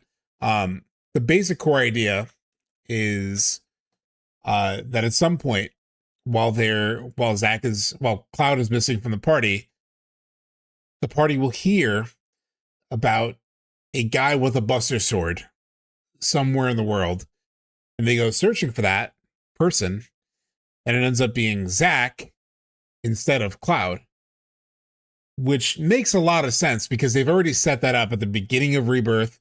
There's a scene where the Shinra trooper is like on the news and he's being overheard saying like, you know, ex-soldier armed with a buster sword is like who they're looking for. And it said like 3 different times in that opening, cold open. So they set up the idea of like, you could mistake Zack and Cloud. Like literally the troopers at the helicopters mistake Zack for Cloud because they're looking for Cloud. And then Zack runs up and they're like, he's got a buster sword. So they've already done that. Zack did briefly find Vincent. Might be interesting to see his reaction, seeing the man up and walking. Yeah. I forgot about the Vincent moment in Crisis Core. I forgot so much like the details of Crisis Core. Helpful that we're playing it. Probably not today, but Prove myself, so I hit him with my best moves. Was like I was firing energy blasts. After a few salvos, he shouted, "You got me!" And at the time, I totally bought it. Of course, he was just playing along for a dumb kid. And once I realized that, I was pissed. I couldn't stop thinking about him. I swore to myself that one day I'd blast that jerk for real. Did some hardcore training so I could give him a beatdown. But eventually, it dawned on me. He was just being nice. Like, he was a really nice it is guy. a charming date. It really is. And the more I thought So about wholesome, it, the more yeah. I realized, wow, I liked him. You know? Yeah, I was worried about the potential creep factor. If I ever see that guy again, what should I do? That's up to you. But if it were me, I'd let him have it.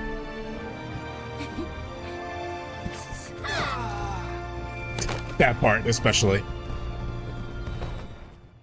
And what would Zack make of this encounter? He was fighting for Shinra against Wu Tai when he first met Yuffie.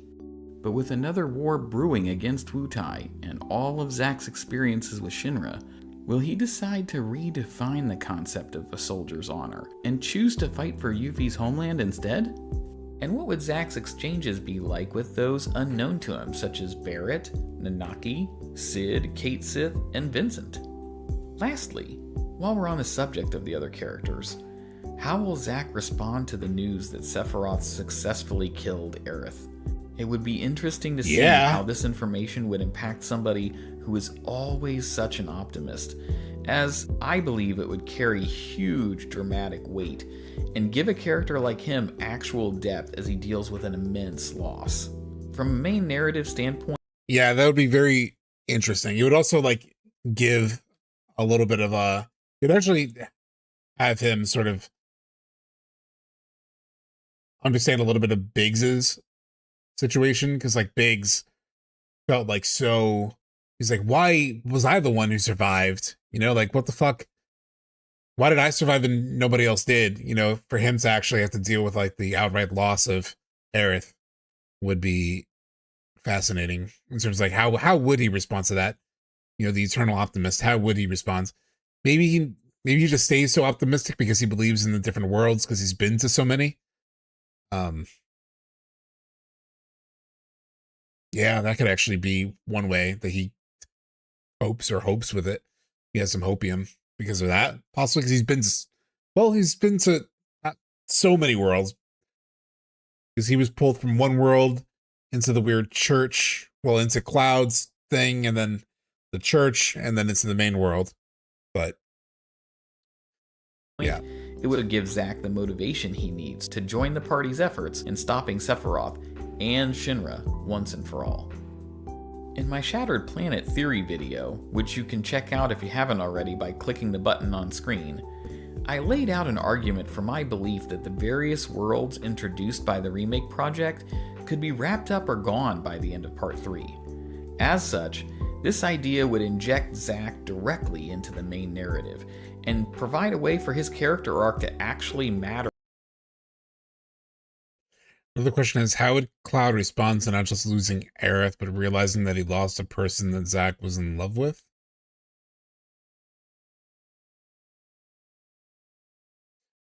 Would that dramatically change? 'Cause either way, she's gone. I don't really know. To the larger story that devs are telling in the remake project. Whether he still dies by the end, or he lives and provides some measure of a different ending to make the remake journey worthwhile, is anybody's guess. But this way of weaving Zack into the plot would be impactful for sure. Even bigger hit? If this idea pans out, I'm not sure whether we'll even Possibly. see Zack in Part 3 until we find him while looking for Cloud, or if we'll get more Zack interludes to follow his journey as he leaves Midgar and follows the party's trail from Rebirth. But if they do have us continue to follow Zack, they'd have to be careful not... I'm actually thinking more about like the implication of if Cloud were to, like, if Zack is in the Beagle world, and then Cloud, let's say Cloud regains himself, he knows who he is and everything. How does he react to seeing Zack? Because the only way to really explain Zack is to believe in the worlds, right? Because if Cloud remembers things accurately in the live stream sequence, then he'll remember Zack dying. Because that's what happened in the Beagle world. So if he were to come into contact with Zack after knowing the truth, he would probably still cling to the idea of the worlds, you know?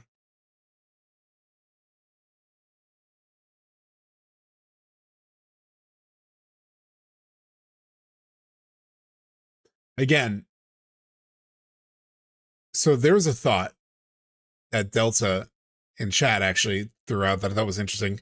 He mentioned it to me yesterday in like a DM, but we were talking about something, and we were talking about Crisis Core, and I thought it was an interesting idea that he threw my way, that it was basically like in Loveless, Genesis is trying to sort of author the story in his way, where like he sees that he has a specific role or whatever, and he pushes against that and tries to break the story. And at the end of Crisis Core, the final chapter, the final missing chapter, is written by Genesis. Like he does sort of like change in some way the course of that story. Let's see if I can find that. Crisis Core final Loveless page.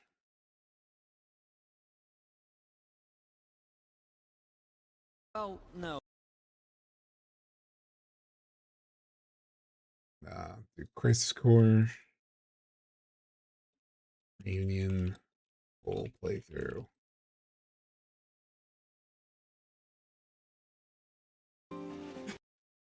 Here at the end, right? He's obsessed with Loveless, is trying to sort of like do his own thing with the story.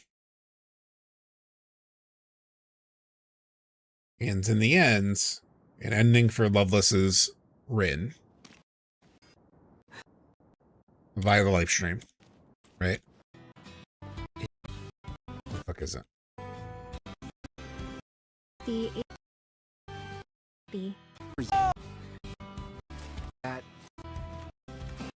Thought it was here. Brother. Is it not here? Is that Thought it was there. It can't be over here.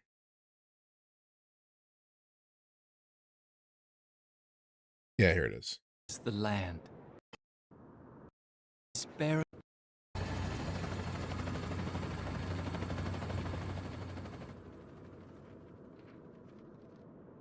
Even if the morrow is barren of promises, nothing shall forestall my return. Return.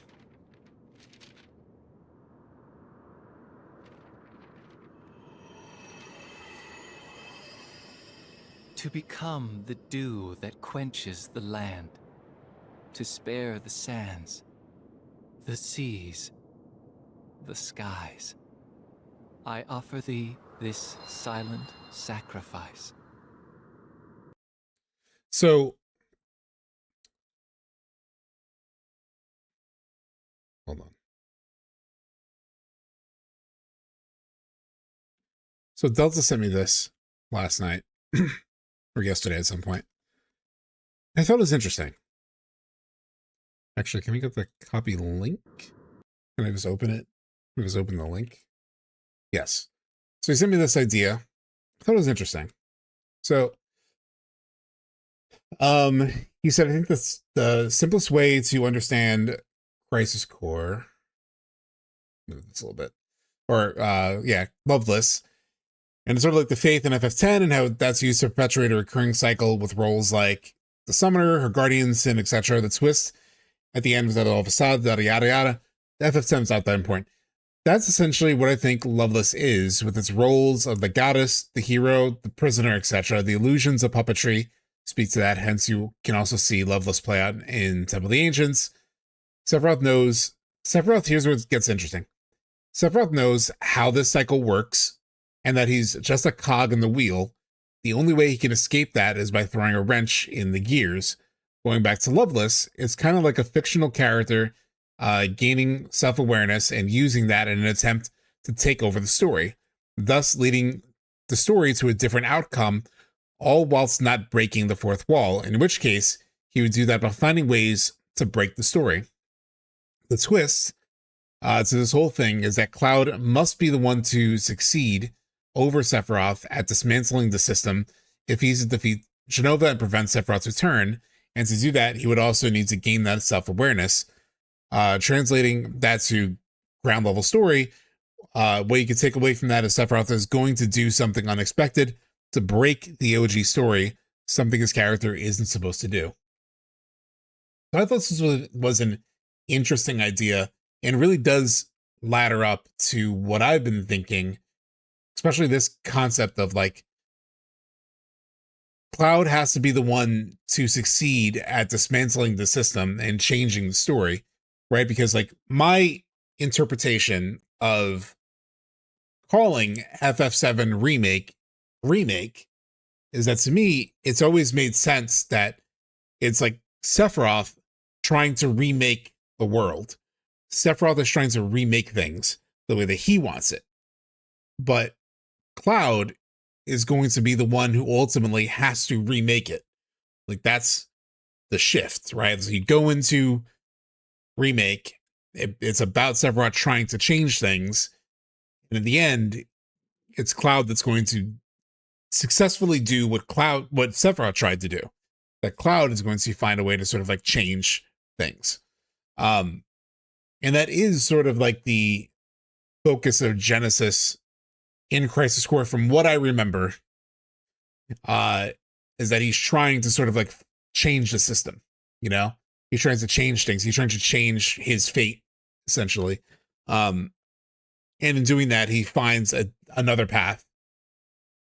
So it does make sense to me. Would make sense, would also give SC more creative freedom going forward, yeah. He does have that blank materia, yeah. So it's a very interesting idea. Again, this is from Delta Sin. really interesting summation of like Loveless and how it may link to how Loveless is relevant to the remake story. So I think this is really interesting. That was telling the story in reverse. I think Sephiroth has already won. That's why you hear the Promised Land theme after Cloud sees him at the beginning of the remake. So are you saying that, like, in reality, Ben, are you saying that, like, by the way, if you're like following along on chat on screen, I did remove the platform logos, like YouTube, Twitch, and whatnot, because I did hear it can get you in trouble for showing them because Twitch's rules are stupid. Yeah, so if you're seeing chats that aren't in the chat that you're in, it's probably in the other chat, either on Twitch or YouTube, vice versa. So Ben, are you of the mind that like the big reveal is like we're in Cloud's head post Advent Children or something? Because I don't know how Sephiroth has already won without some kind of reveal like that, but one of the main points can be drastically different due to the unknown journey. Exactly, Sephiroth. That's what we've all been thinking, right? We've all been thinking there's going to be some fundamental change, you know, but there will be a change, right? And there have been like smaller changes so far, but we're going to have something that sends the story in a different direction than directly into Advent Children. Which rules allow you to get away with doing anything as long as you abuse animals on stream. Yeah, Twitch makes no sense. Let me also hold on. Transform, fit the screen. So let's go back to the video. To show Sorry, John. Depictions of Stamp, which would spoil the reveal that he's now in the Beagle world with the rest of our characters. Regardless of whether this is specifically how Zack will be reunited with the party in Yeah, I keep thinking requel to Part 3, or if it happens differently, there's no question that enough was set up in Rebirth to demonstrate just how great Zack's inclusion into Cloud thinking Aerith was saved is already a huge change, yeah. To our cast of characters could be. And at the point when our team is at their lowest, as the end of the world approaches, Zack could be that I don't know how a time loop would function within FF7's world necessarily. But I do think Sephiroth is aware of the inevitabilities, which is why he tried, because he has access to everything in the live stream, and apparently even the future is in the live stream. Literally, like, memories of the future is something the developers have talked about. He's aware of the given path, the destiny. And so that's why he got rid of the Whisper Harbinger, to sort of open things back up, thinking it'll lead to his success. It'll actually just lead to his further failure, or his ultimate failure, with Cloud finally getting rid of him, Genova, etc. Happy days. They need. So that's my thoughts about the most reasonable and compelling way Zack could fit into the finale of the Final Fantasy VII Remake project. But what do you think? What would it take for the concepts of defying fate for freedom and Zack's journey in the remake series to pay off and truly matter? And how would you as players feel if, after all of Zack's experiences in the canon of FF7, the price of his freedom and ultimate... Exactly, Yeetus. I think Seth is going to surprise us, the players, with where he steers the story, but Cloud will surprise Sephiroth in turn and show a different path. I 100% agree. Ultimate survival is the steep cost of Aerith's death.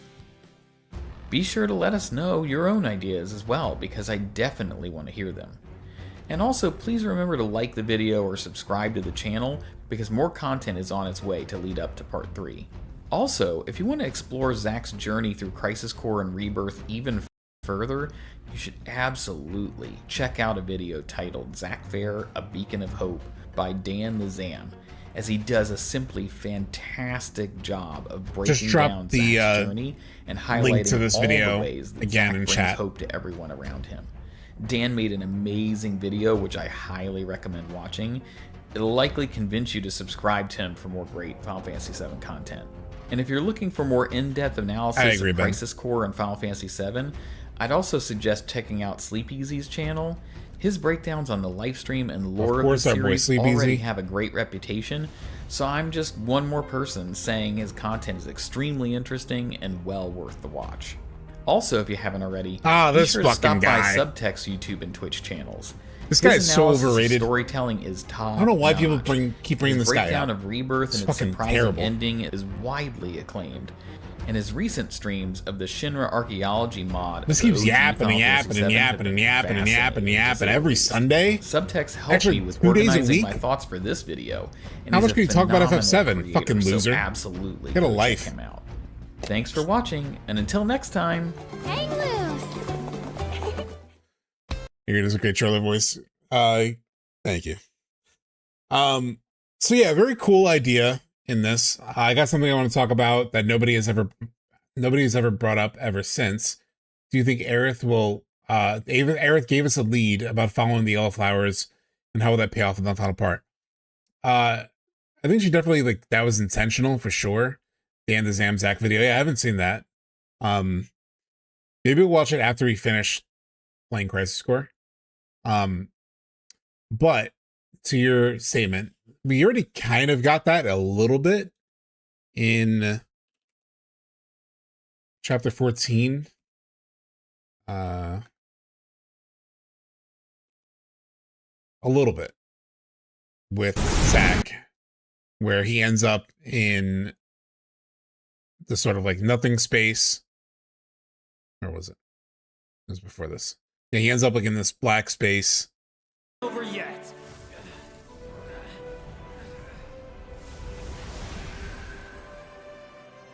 And then he ends up in this space with yellow flowers all around him.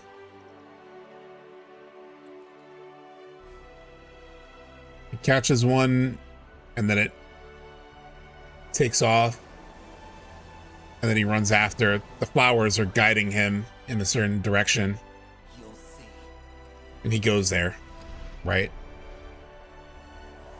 And then eventually that leads him to Cloud, and then where he ends up at the very end.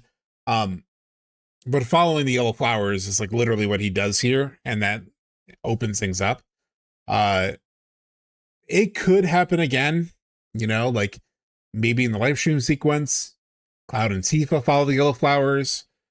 Oh fuck.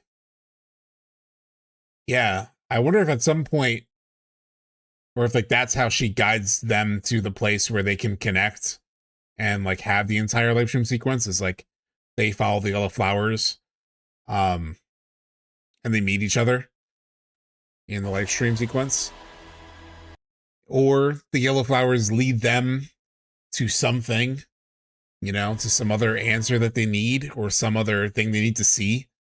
That could also come up there too.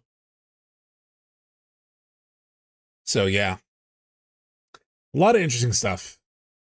A lot of opportunities. Yeah, I feel like Aerith saying that while the Whispers were taking her memories was really important foreshadowing. 100%. Have you ever wondered why we start Rebirth with destroyed Midgar and the Zack world, but we hear the exact same news report over the radio and calm in the main world where Midgar is shown fine in chapter 14? Yeah, the news report is essentially the same, like word for word. The only difference is that in the Zack report, there's the one moment where like the reporter almost gets hit by a thing.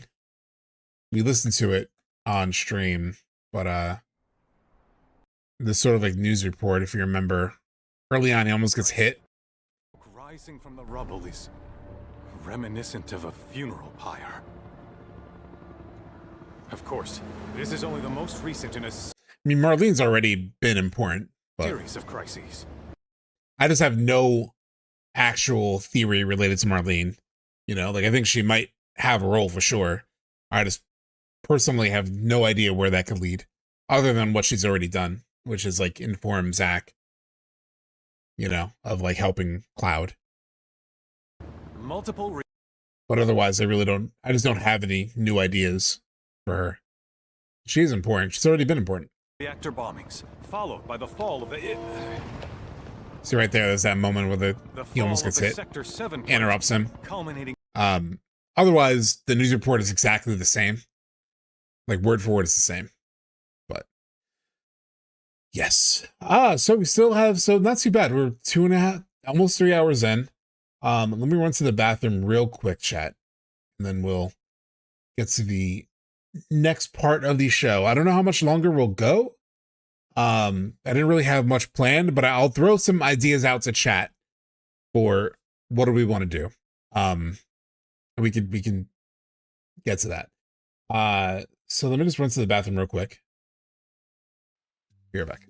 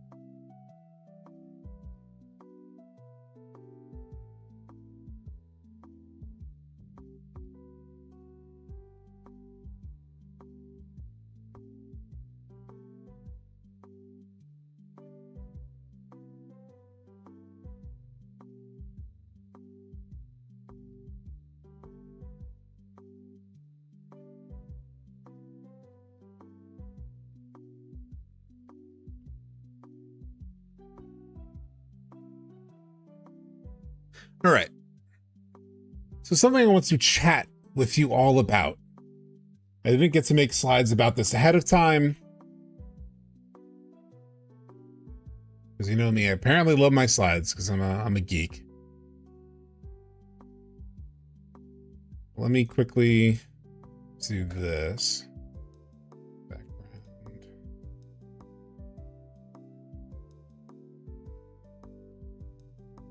We'll go to our conversation stream or page.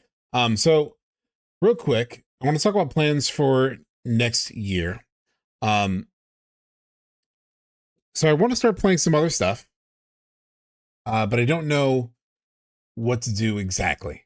We'll finish everything FF7 related. My first promise to you for like next year is like plans for 2026. We will definitely, a few things we're definitely going to do. Definitely a few things we're going to do. For one, we're going to finish Crisis Core, right? 2, maybe it's even bigger. We're going to finish Crisis Core. 2, we're going to watch, maybe play If I Hate Myself, Dirge, right? And we will do a Before Crisis roundup stream. It's a very weird thing for Crisis, where it's like kind of a boring watch, and the videos are like a little bit hard to sort of like do, because like they move really fast, the text moves really fast. I think what makes most sense is for me to sort of like give like a recap, kind of like John Q did in the Gongaga in 60 seconds, or like punch through the main bits of Before Crisis, especially since like maybe Ever Crisis may never fucking get to it at this point. Who knows? Here's the thing. Dirge is actually kind of good, but as a video game, is it? Like, video gameplay wise, is it? I've actually never played it. I've seen people play it. It looks not fun, is how I'll put it. But I wouldn't mind rewatching it. Like watching all the everything and sort of like chatting about it, right? For the story Before Crisis, I never Crisis, but I hate the gameplay to the core. Yeah. Oh, and then we will. Sorry, a couple other things. Finish OG, right? Which we're well on our way, and finish Rebirth hard mode. Those will definitely be on the agenda. But I'm thinking of switching it up just because I also don't want to burn too much out on FF7. And we have time to kill until like fucking SGF, apparently, in my mind. So there are a couple things I want to do. One option is like games be in and want to chat story. And here's where it gets tricky, because I don't know if you all are interested in the same exact things that I am, right? We could play all the Final Fantasies in order, etc. I don't know if I want to be completely Final Fantasy, just personally. I know it's the easy road. I know it's probably the best, clearest road. Thank you, Secret Lemon Face, for the follow. Why didn't that play? What's going on? Oh, do I not have alerts on this? Alert box. Oh, my bad. I had it turned off. So The Last of Us, that's possible for sure. Red Dead 2 is on my, yes, you guys are getting ahead of me.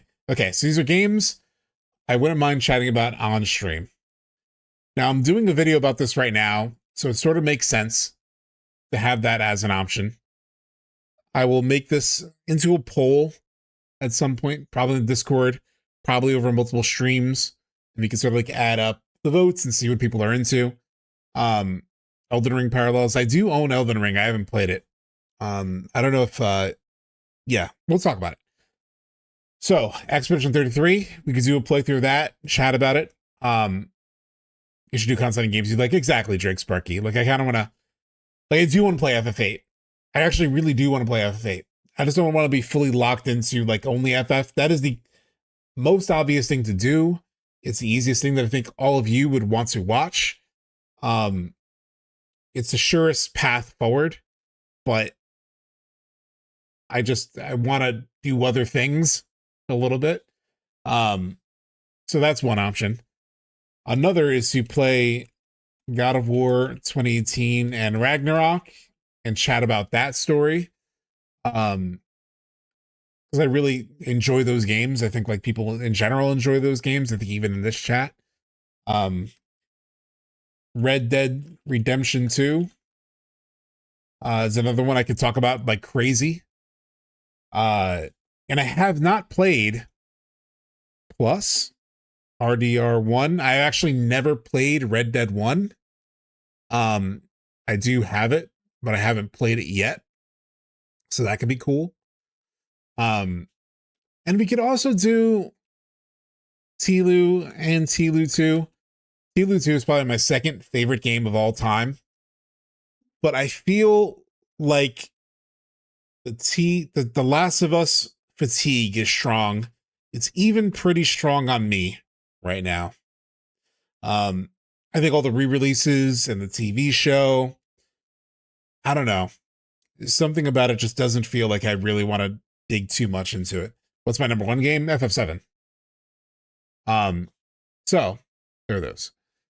Then there are games I have not played. I haven't played. That would be fun to experience for the first time with you all. Some of these I've started, like Cyberpunk 2077. I feel like I've played like half of it so far. I did a big Ghosts playthrough of Tsushima.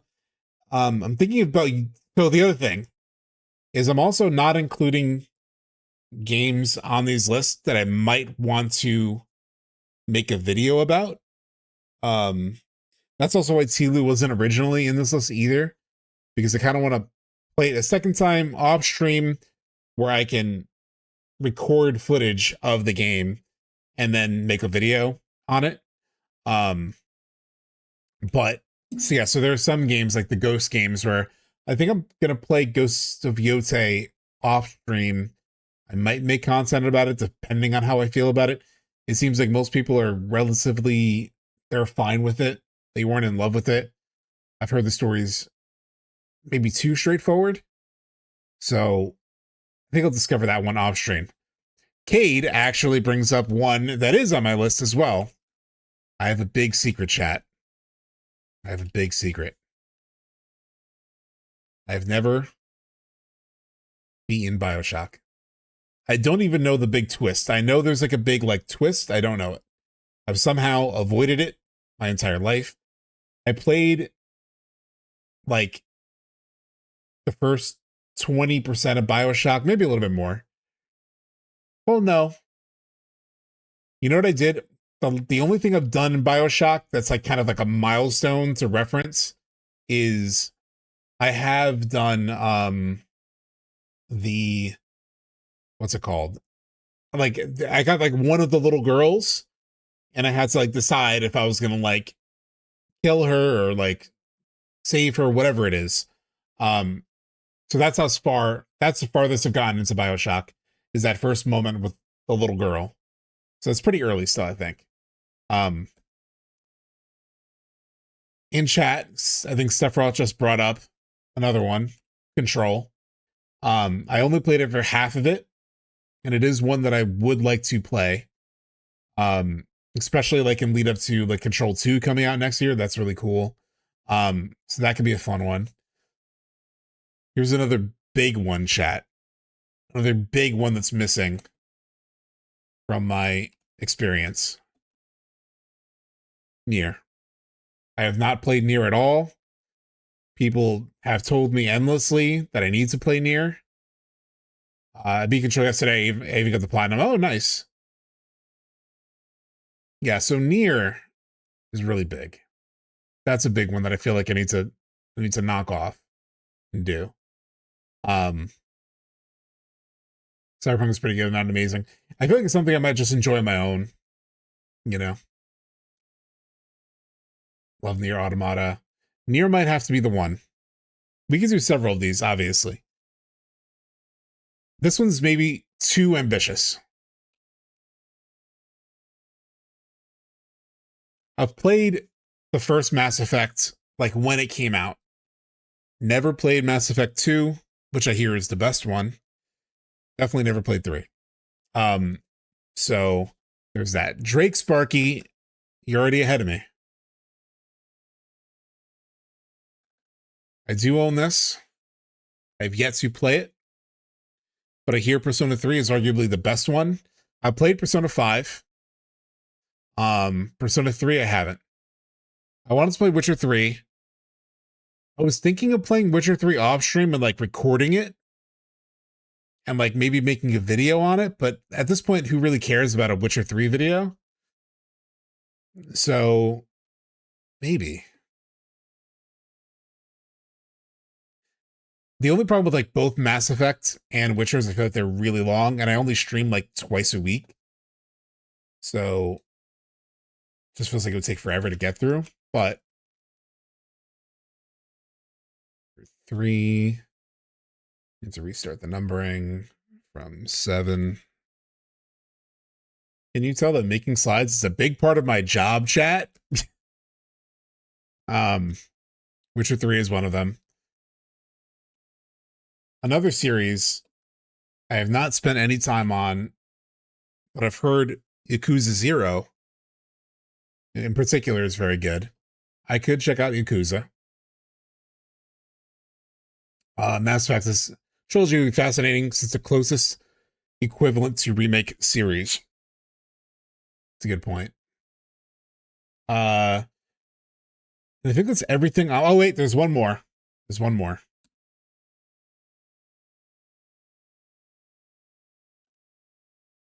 Metaphor. That was another one I was considering. Any MGS? I really like MGS. I don't know if I want to do it on stream necessarily. These are ones I'm thinking could be interesting for stream, you know? Mass Effect is my childhood. Watch my dad play them. Really? Nice. Yeah. Yakuza 0 was amazing, but if you play that, you really need to do Yakuza 1. These are so closely connected. If you don't want the bad ending, tie up all the side quests before leaving. Okay, Witcher 3. I've heard that side quests too are like amazing in Witcher 3. So let's do it this way.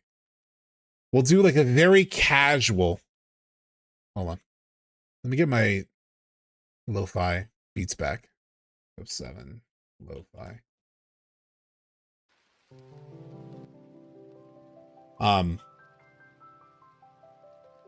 Actually, yes. I like the rain effect on lo-fi sometimes. You know? What about Rifty?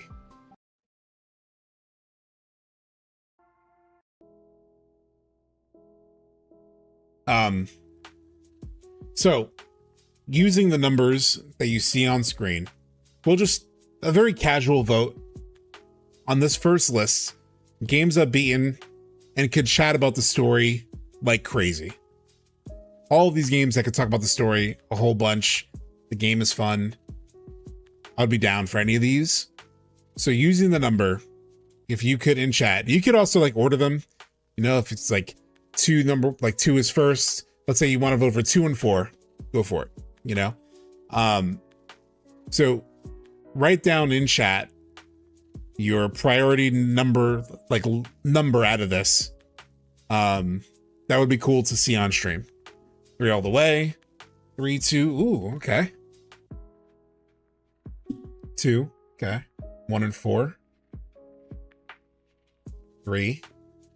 2, 3. So a lot of heat for God of War and Red Dead 2, which has me excited because I do love those games a lot. 3 and 1.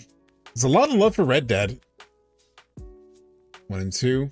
2 and 2. 1, 2, 3, and 4. Not trolling. Actually, it's actually the way I would pick it. That's amazing.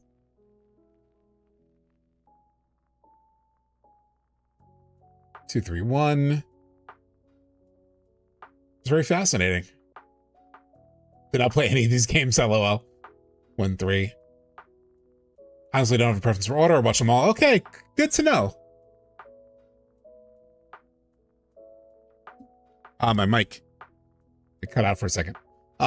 This is good to know for me, you know, because I don't like, I also want to play just what I want to play, but I've been in a lot of streams and a lot of communities where like the streamer starts playing something that I don't really want to see. And then I kind of fall out or fall off. And so it's a bit of a balancing act, right? Like this isn't a career for me necessarily. So this is all just fun, but I want to make sure there's like a decent amount of people who would be into it. And who would want to watch it. So like hearing that there's so much heat, especially around 2 and 3, it seemed like had the most. I only know my dad hated RDR2 for reasons I won't say out loud. Oh wow, really? So that's good to hear. It's good to at least get a sense of like what you guys are into. And then, okay, for games I haven't played, so this would be a first playthrough, essentially, for me. Some of them I've played a little bit of, but I haven't played all the way through. Extras all the way in on 4. Okay. So yeah, same method, using numbers. RDR2 is one of the best stories in games, and I completely agree. Yeah, the slow start of Red Dead 2 is what is its biggest flaw. So much love for Nier, which I did expect. Seeing you play Nier would be interesting. 4, 8, 2, 3. Okay. 4, 6, 9. Okay. Definitely a lot of love for Nier. 4 is the top of the list for most people. All right, so Nier is pretty much a guarantee. So let's take Nier off the table. Right? We're definitely gonna do Nier, which I kind of expected to be the case. So I'm gonna cross it out for right now and just say definitely yes.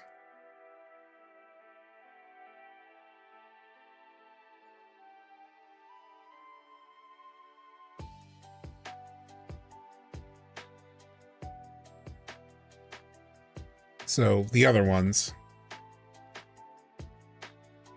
what's everyone hot on? So let's just say definite for Nier, just to get a sense of like the other ones that you guys might be interested in. Metaphor's high on my list for sure. BioShock. Nice. A lot of BioShock love. Okay.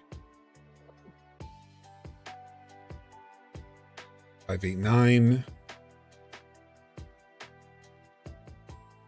395. 328. Okay. 8. So a lot of Yakuza, BioShock, and Control. Metaphor. This is where I'm seeing a lot of the heat. I'd watch a Metaphor stream, but I want to play it myself first. 258.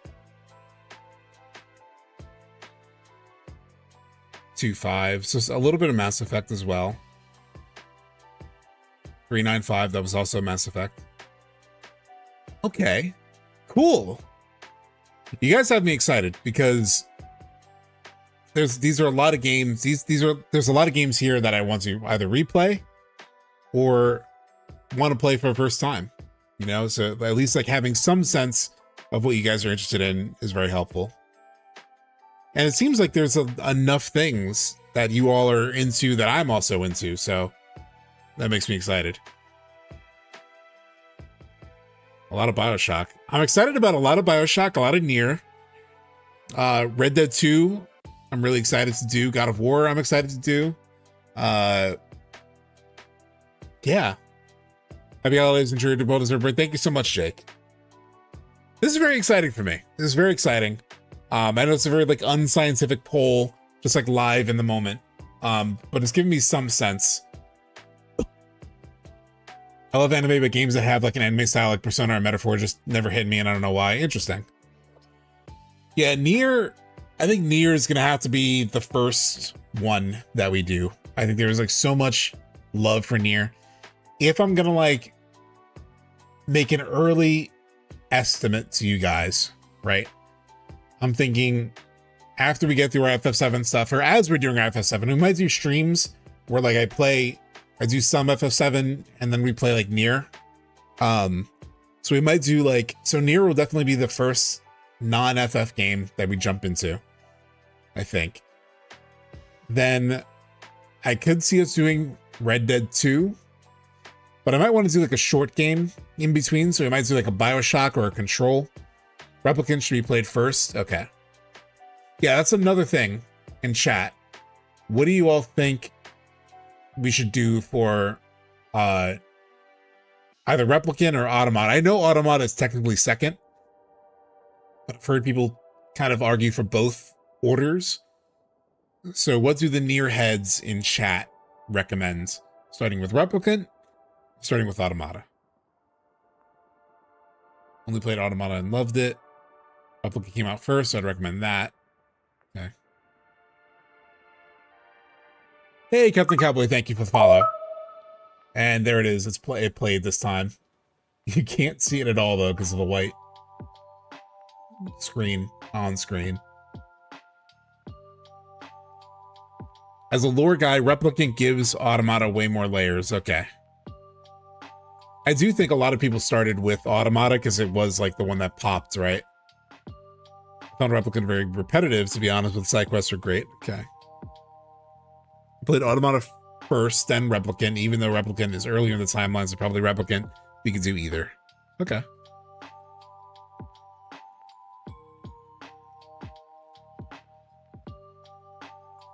Probably got on my PC instead of phone, so I can be on Twitch easier than YouTube. Oh, okay. What are you on? What's your name on YouTube? Is that also Captain Cowboy? Because I feel like I don't really recognize the name too much, but Fallout New Vegas is actually one that I actually do own it. And it's one my friends tell me to play. I have not played Fallout. I haven't played any Fallout. But Fallout New Vegas, I considered it for this list actually. But you know what? In my head, I was like, I feel like my community doesn't really fuck with Western RPGs. Like maybe Fallout they wouldn't be into. But I could also be underestimating you guys. Chrono Trigger, I do need to play Chrono Trigger. I have never played Chrono Trigger. It's actually one I have to add on here. I have never played it. I know it's like The Godfather in so many ways. I have not played Chrono Trigger.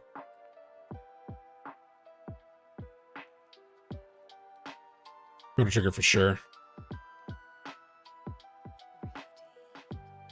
What's that? Loves Fallout.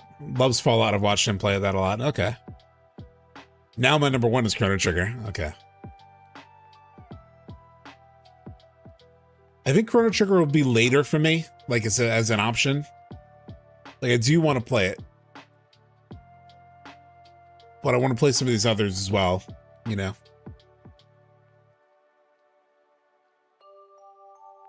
But yes, it's one that I have to get to. I definitely have to get to. How long does it take to get through Chrono Trigger? It's a short game, so it won't make such short time. Really? I've always like assumed that it was pretty long. But it is SNES, right? How long to beat Chrono Trigger? 23 to 27 hours, around 30 to 40 with extras like side quests. Yeah, it's not too bad. I'm ordering off the menu. Shadow of the Colossus. I just finished that this year, actually. I never played it all the way through. But I just played it all the way through this year, actually. Very out of pocket, but have you played any Assassin's Creed games? I have not. I own some of them because they kept going on sale for like $5. So like I have some of them. DMC. I'm not a big DMC guy. I played some of 5. It was cool. I'm not big on DMC. Maybe. I played it ahead of FF16 to sort of like get used to the like FromSoft games. I've played some of Bloodborne. That is also something I need to beat. I assumed I would just play that off stream, but I could play that on stream also. Out of curiosity, and then there's obviously like Elden Ring. But the two that I'm like most interested in would be Bloodborne and Elden Ring. So chat, if those were also on the menu, how many people would be interested in those two? Sekiro, I'm like afraid of like looking so bad. I have played some of Sekiro. I got my fucking ass whooped. Thank you so much for the subscribing, Captain Cowboy. I played some Sekiro and it is fun. I do want to play it, but you will just see me dying a lot. I need to replay Bloodborne. I didn't like it very much the first time when I first beat it. Yeah, even like Max, famously, he loves that game, but he said he wasn't blown away by it until watching the VaatiVidya video for it. That'd be cool to watch because like, I can never play them. Okay. Bloodborne and Elden Ring are a no for me. I don't get the hype, just not for me. Yeah. Yeah, short indie games. Yeah. So what are some short indie games, actually? That's a good call. I have some already on my list. Short indie games. Because I also know a lot of these games are really long. So there were a few that come to mind for like short indie games.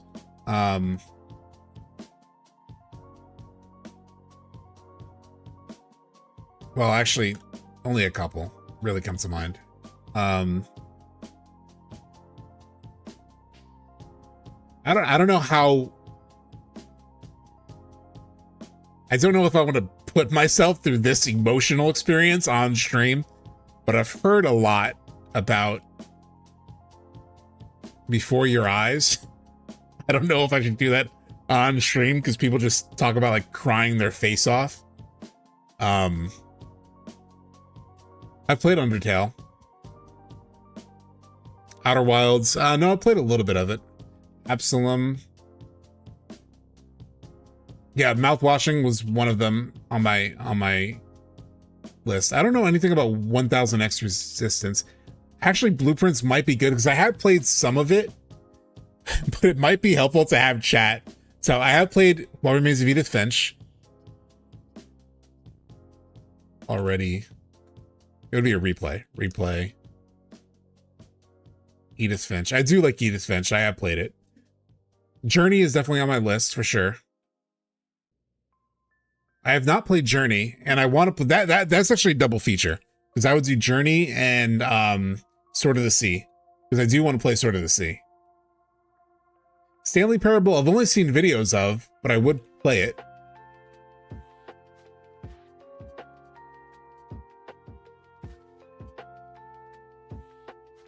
I've seen like Donkey's video and stuff. I've seen some of it.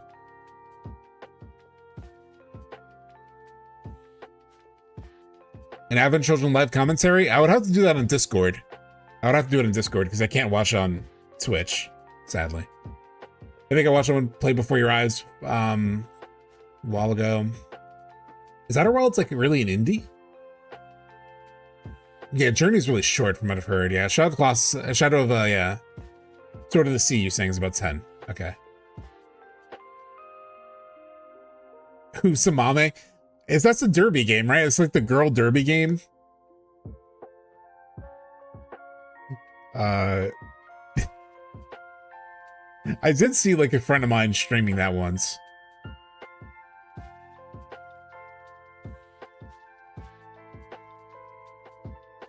You know what also caught, so there are a couple others that it's not really short though. I feel like it's kind of long. Look, what's it called?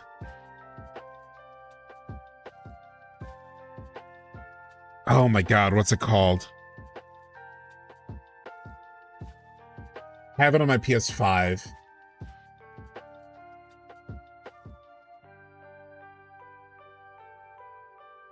Oh Jesus Christ, what's it called? I don't even know what's Google to find it.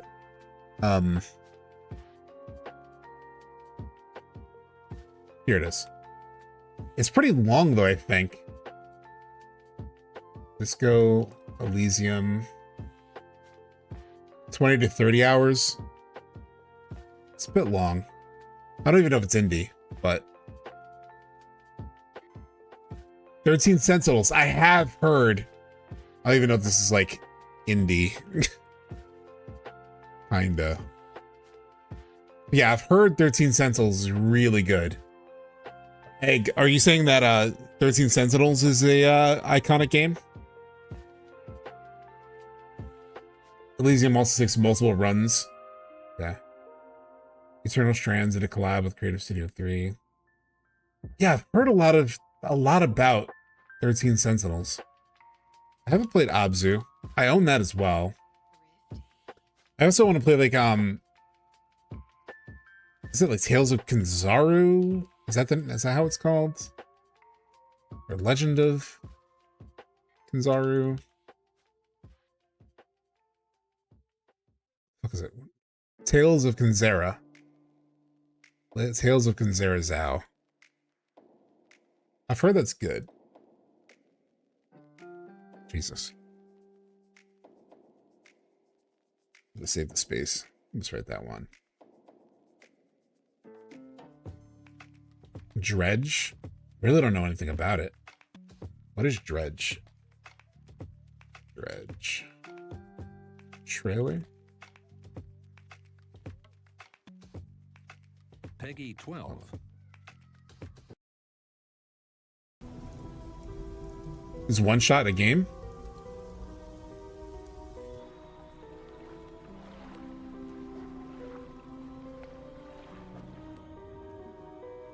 Disturb the water.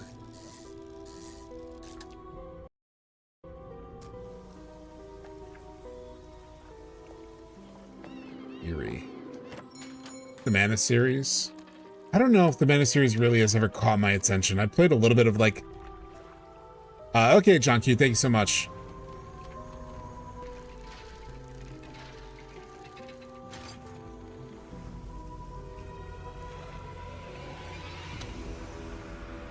Oh, okay. I was about to say, it seems a little sleepy. I don't know if it's great for stream, but... it's interesting. What is Abzu again? I know I have it, but... I think it was like one of those free PlayStation games.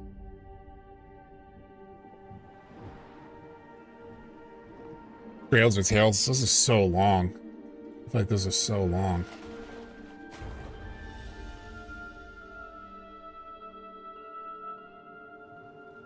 One shot is a game. You literally get one shot.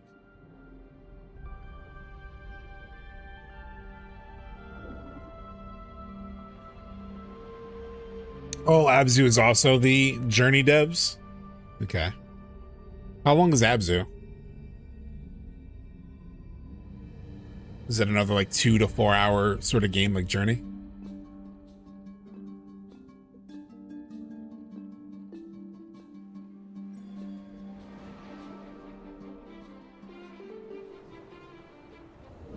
God, their games are so beautiful.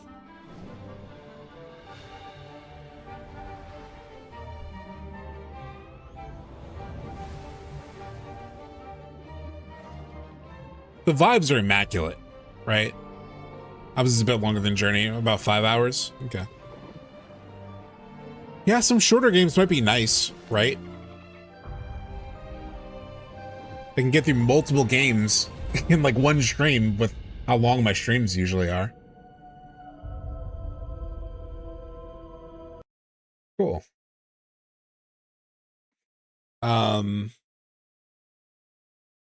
What else is there? Any other good indies? Let's see. Best indies. Indie games of the 2020s.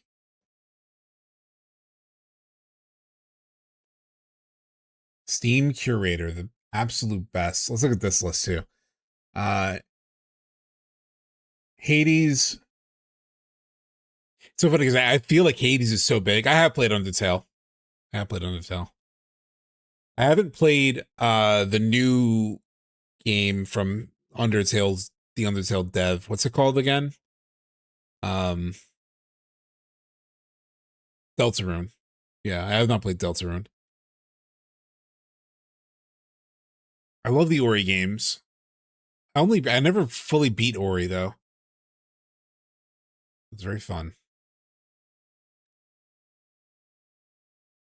Oh, Deltarune is an anagram of Undertale? Oh, fuck me.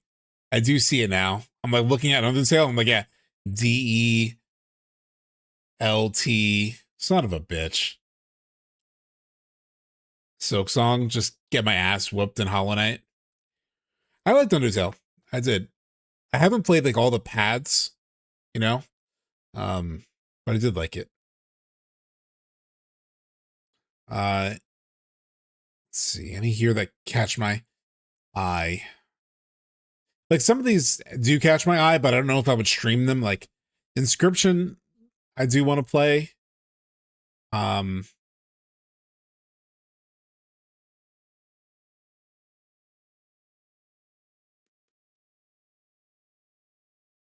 feel like I've heard something about Coffee Talk, but I don't really know.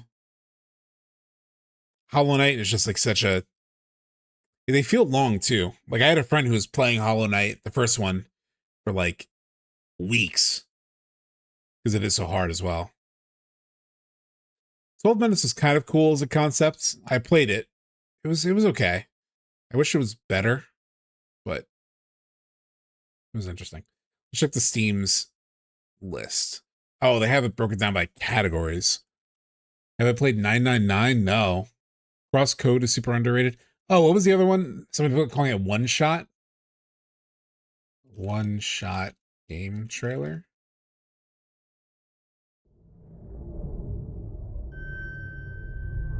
Clover Pit 999 Cross Code.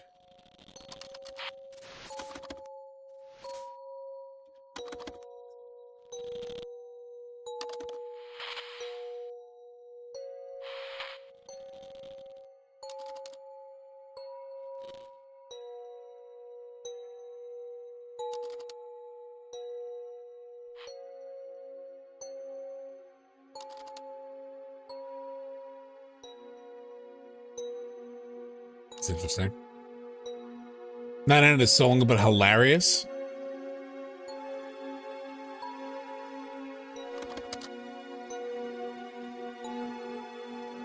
This is intriguing.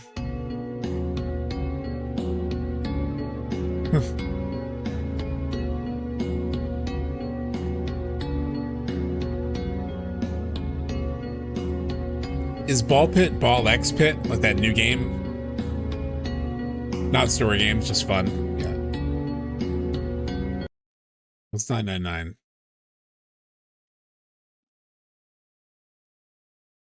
9 hours, 9 purses, 9 doors.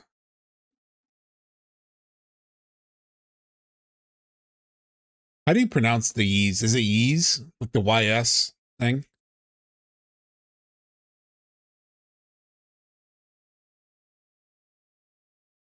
Fresco is so long but good. Tunic is my favorite puzzle game. I've heard a lot of good things about Tunic. Fuck.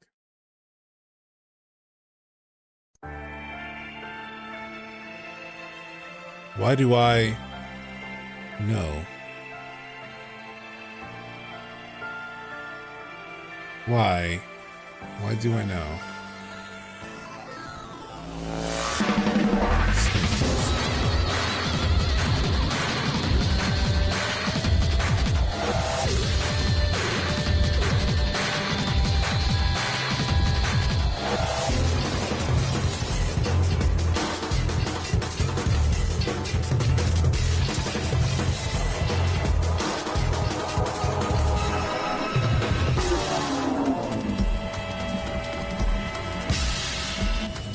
I don't know what the fuck I'm seeing.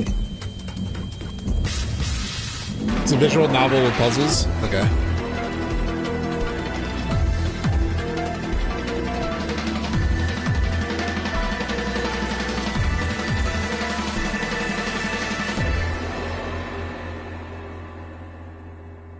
Now it is time. Let our game begin. I have no idea how that works, but okay. Crosscode is another one someone mentioned. Some of these I don't know. And there's another one too somebody mentioned. Where is it?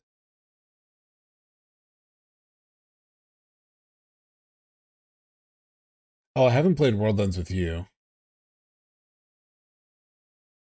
There was another one that somebody mentioned alongside Crosscode. Where was it though? Virtue's Last Reward. I don't know what that is either. I'm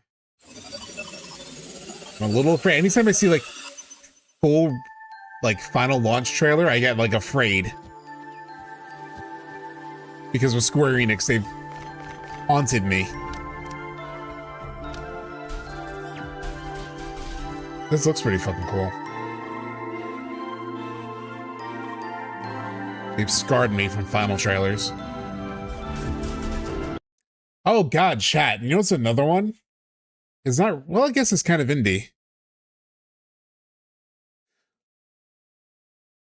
Sea of Stars. Have you guys played Sea of Stars? I played the demo. I like the demo. But I haven't played the full game. What are people's opinion on Sea of Stars? Love Sea of Stars?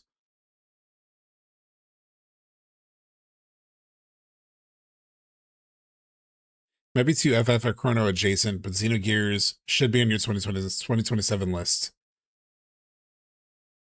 was playing with my brother, haven't finished it yet, but I was liking it. I really wanted to play it, but never got around to it. Yeah, that's basically where I've been with it.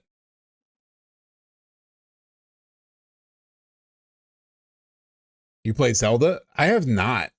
I have not really played Zelda. I did play a good amount of Breath of the Wild off stream this year, and then I also played some of TOTK. Why am I blanking? On the entire, what is the entire name of TOTK? Traces of Two Kingdoms. Fuck, I really don't know.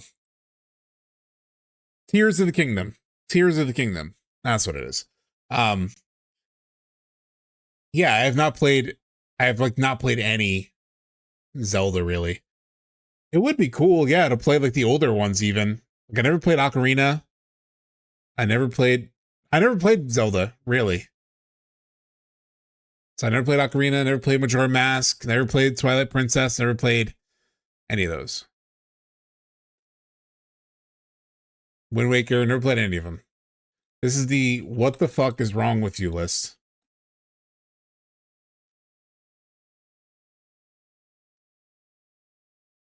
Zelda. The whole shit. The whole bloody affair. Earthbound. I've never played Earthbound. But that sounds like it fits in there because I've heard that before. Super Metroid. I've never played it.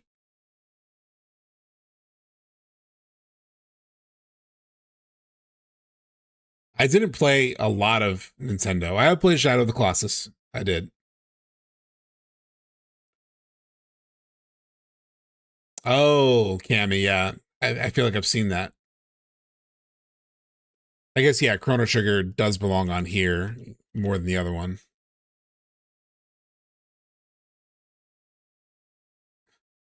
How come stream the whole year? Hey, what's up, Tiff? What's going on? How come last stream for the whole year? Because I am flying home to see my family for Christmas. Because I'm the only one that's left here in New York. Everyone else lives elsewhere. But I'm the crazy person. But what's up? Let me shout you out. So yeah. It's like my family lives out. It's fine to say. They live in Colorado.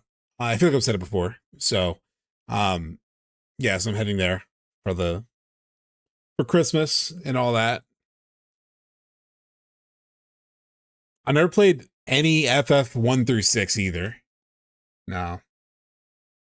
I was thinking about playing those off stream, but Duck Detective.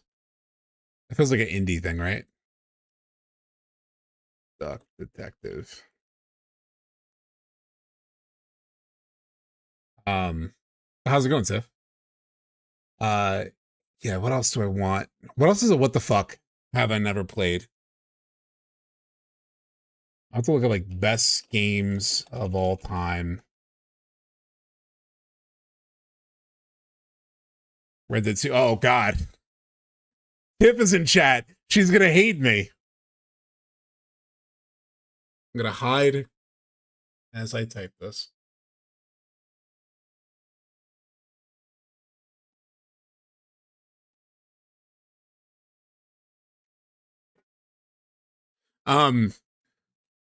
I've like played, okay, there's some caveats here. So I played RE2 when I was a kid. Not all the way through. I never beat it. I didn't beat like any fucking games when I was a kid. So Resident Evil 2 I played some of. I played some of RE3 like when they came out. So I played those as a kid, not all the way through. And then I pretty much watched every Resident Evil otherwise. Like I've watched Max play RE7 and 8 and RE4 and RE2. I haven't seen Resident Evil 1 all the way through yet. Hold on, but I have something for you. See if I can share this without doxing myself.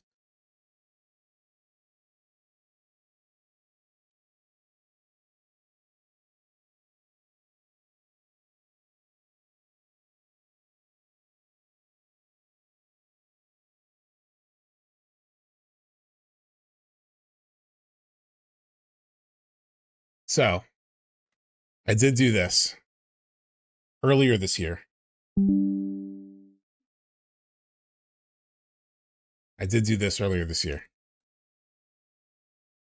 Because they were on sale around Black Friday. Like the most expensive one was like $15. But I did do this. On October 31st, on Halloween itself, I bought all of these on Steam. What is the subathon? I should do a subathon for Resident Evil. Yeah. So I did buy all of these. I just haven't played them. I figured I would play them off stream, but maybe I play them on stream. Sponsored by Tiff. It would get so much traction. Yeah, do like a Resident Evil-a-thon? Yeah, you're right. You are totally right. All right, here's okay, I need chat's help. I need Tiff's help. with something regarding Resident Evil, because like it's been the biggest like sticking point for me gameplay wise, right? So it just kind of bugs me a little bit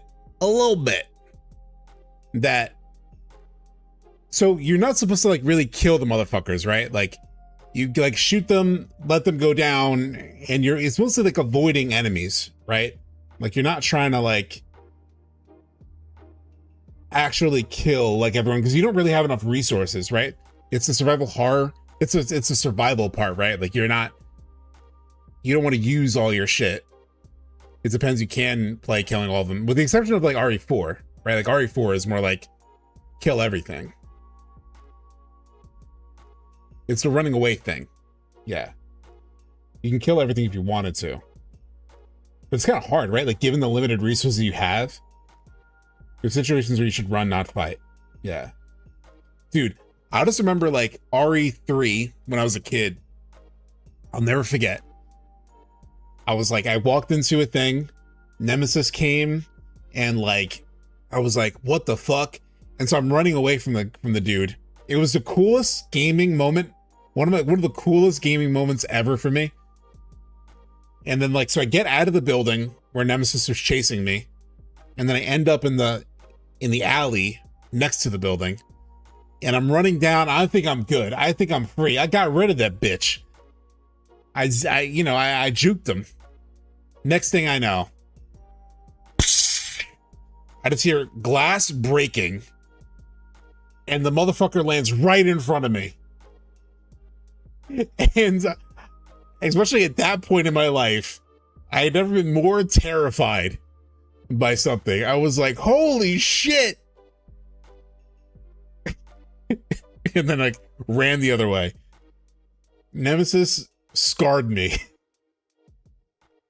Fucking Nemesis, dude, which I know is like not even people's favorites, right? I think RE3 is like kind of controversial, right? Like in terms of like RE3 remake, people don't really fuck with, but I think the RE3 in general people really like, right? It's not my favorite, even like the original one. The remake isn't as good as the original. RE3 remake is like 2 hours long. Yeah, I heard they cut a lot from it, right? RE3 is a great game. It's definitely the weakest from the trilogy. I don't like the original much either. Yeah. Speaking of RE2 and Tiff, I did see this. Tiffany. This was fucking sick. Let's see if I can find it.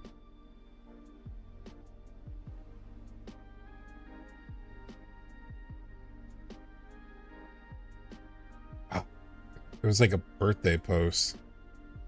Where is it? I'm scrolling. I'm scrollsing. There it is. I don't know if you guys seen this chat. But they modded. I'm just saying. That shit was funny as shit. I don't know.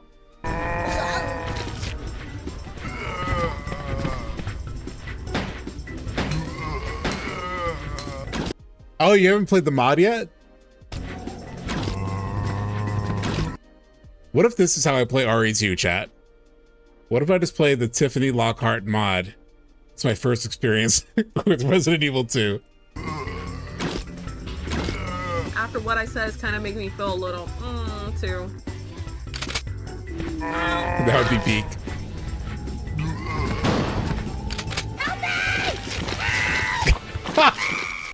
That's a perfect voice.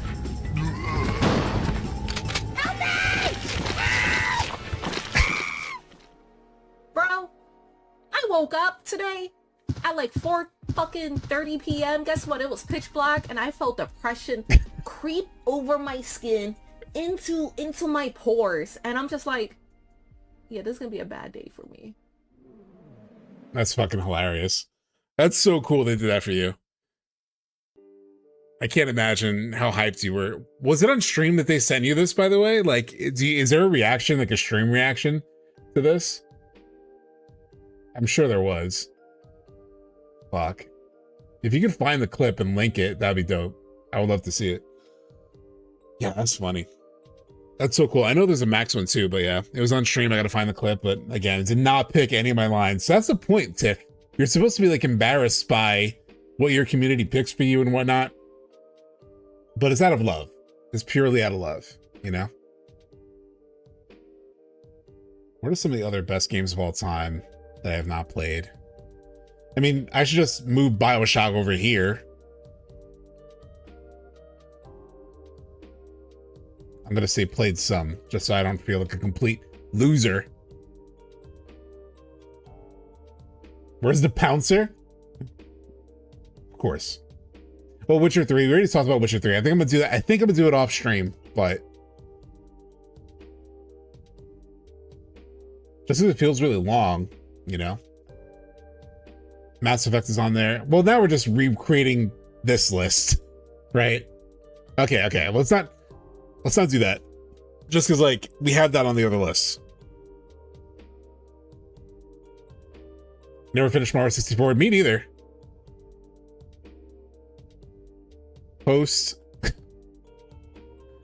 Fucking post SNES Mario. Pretty much. Post SNES Mario. I haven't really played. Dragon Quest, no, but I'm also not interested. I'm be 100%. I'm just not really interested in Dragon Quest. Thank you so much, Easy Mid, for gifting 2 subs. Thank you so much. What else is on here that I would be interested? I've never played Half-Life. I don't know if I would play it on stream. Got another one from a short game list. Ghost Trick Phantom Detective. Fuck. I keep opening the wrong version of this thing. Ghost Trick. Heaven's Word New Game Plus. How about in my list of like replay, add in fucking FF14. God, that's like if I want to kill myself. Just it takes so long. I love it. But damn. I guess if I started from Heaven's Word, it wouldn't be too bad. But I could talk about FF14 with the story, especially. Gonna get some Five Guys. Okay, cool. All good. I haven't had Five Guys in a minute. It's been like years since I've had Five Guys. When is Max playing 14? Never. Unless Tiff finally breaks through one of these days. But I understand it. He has a kid and everything. It is a big time commitment, you know? Like, shit's crazy. Let's see, what else here? BG3. It's crazy to see that on like best game of all time list already.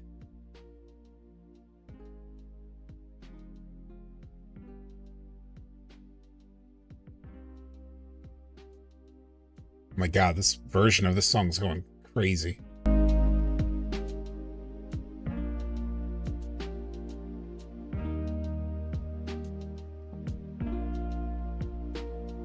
I played a lot of these other ones. I haven't played Silent Hill 2. I do own it. A remake.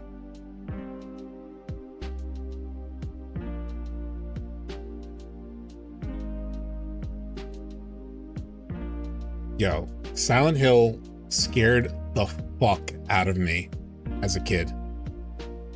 I have a Silent Hill story. I think I've mentioned it on stream before, but fucking Silent Hill. So I went to Blockbuster one day and we would just, you know, rent stuff. So I would just like rent games. My dumb ass decides Silent Hill obviously looks a little scary. I'm fine. Played it. I could play it. It was Silent Hill 1. I was like 9. My parents didn't give a fuck. Not that like I love my parents. It's not that they're bad parents at all. But like they weren't like super on top of like the things that I watched and like played. They're very good parents, but they weren't very like on top of that, you know? So I bring Silent Hill home and I'm like still a kid who's shitting my pants. Well, maybe not. Not at that age, but I was young. And just the sound effects alone just creeped me out so much. That game scared the ever-loving shit out of me. So I never really played it. I played some of it. I played like a few hours, and eventually that got returned to Blockbuster. Vagrant Story, I do love Vagrant Story. I haven't beat it. I never played it all the way through. Feels like it might be a pain to get. I'm sure you can obviously like emulate it. You can get it in unofficial port of Vagrant Story. I do like tactics and that whole like that Matsuno sort of stuff. I do enjoy. 12 I did not enjoy, but I did like Vagrant Story. All right, what else is there? I gotta find like a best games of all time. Ooh, a Reddit thread about it. Might be more interesting than like a regular, you know, list. Let's see. World of Warcraft? No, fuck that. I have not played through the Dark Souls games. I don't know if I would. At least not on stream. Let's see what else is there. Sifu I've already beaten.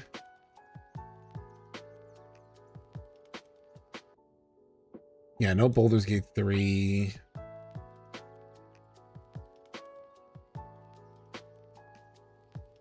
A lot of these I've already covered.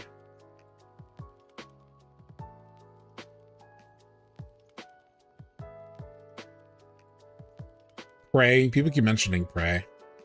Have you ever played Legacy of Kain? No, actually. Have you played Days Gone? No. It looked like it was alright, but it's like I was like in such a Last of Us phase already that it's like I didn't really want another zombie thing.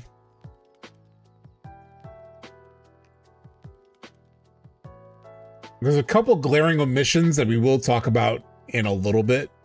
I just want to like scroll through this real quick to see if any of them. Oh, you guys can barely see this.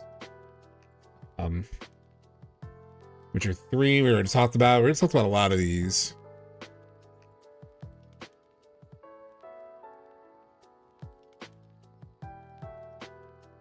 Yo, the Monkey Island games are legit.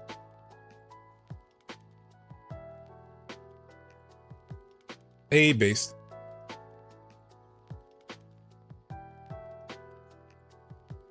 Already E33? I love E33, don't get me wrong. It's maybe top 20.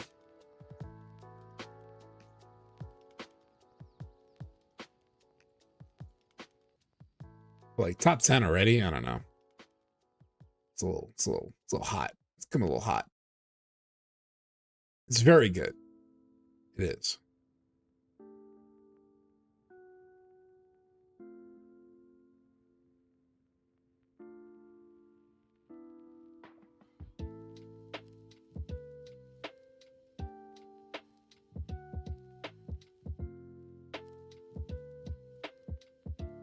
Let's see.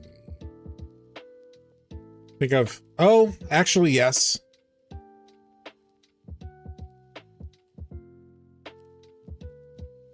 The Alan Wake games.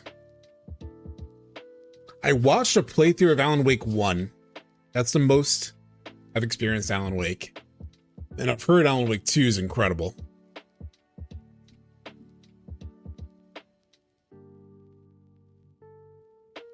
Especially for horror, I tend to watch horror more than play horror. But Portal played.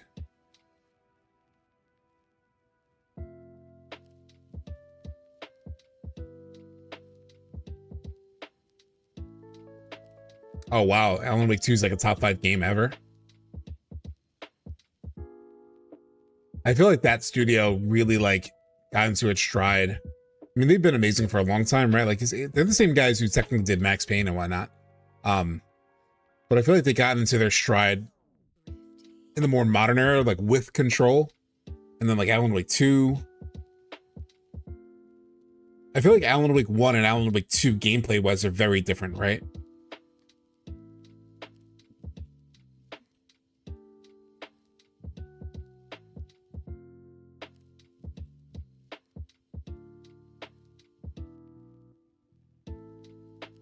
Okay.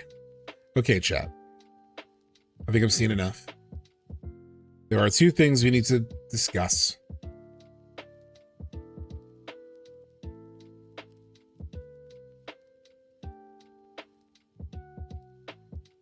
Two potential things we could play that I've been avoiding a conversation for. But I do have it.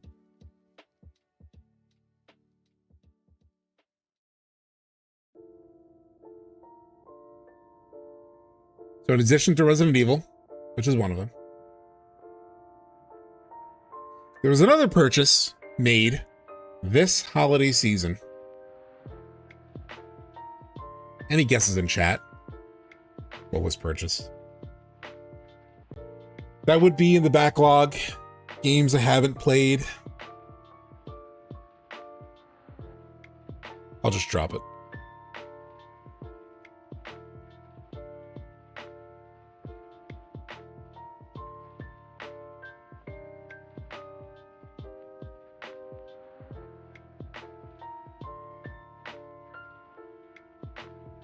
I know it came up in chat at one point.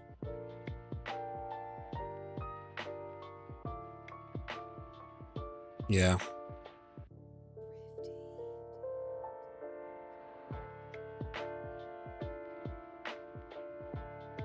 Yeah, it's all the Kingdom Hearts. From what I understand, this is all the Kingdom Hearts, right? The story truly lost me.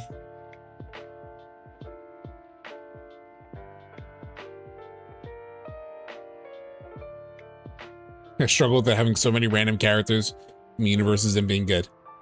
Here's what I fear with the Kingdom Hearts possibility. Roblox. It was a good deal too. What did I pay for it? Let's see.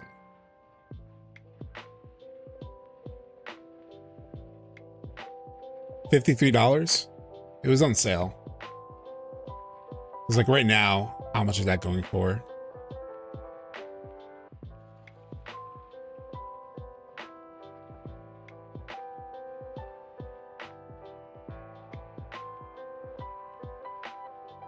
Kingdom Hearts. What is it called? Instagram Masterpiece Theme. Look, right now it's going for 100. Yeah, so I got it like half off. And I thought maybe I should play it, so I bought it. So yeah, that's another option. Maybe sometime down the line. Yeah, I don't know. I don't know when I'll play it.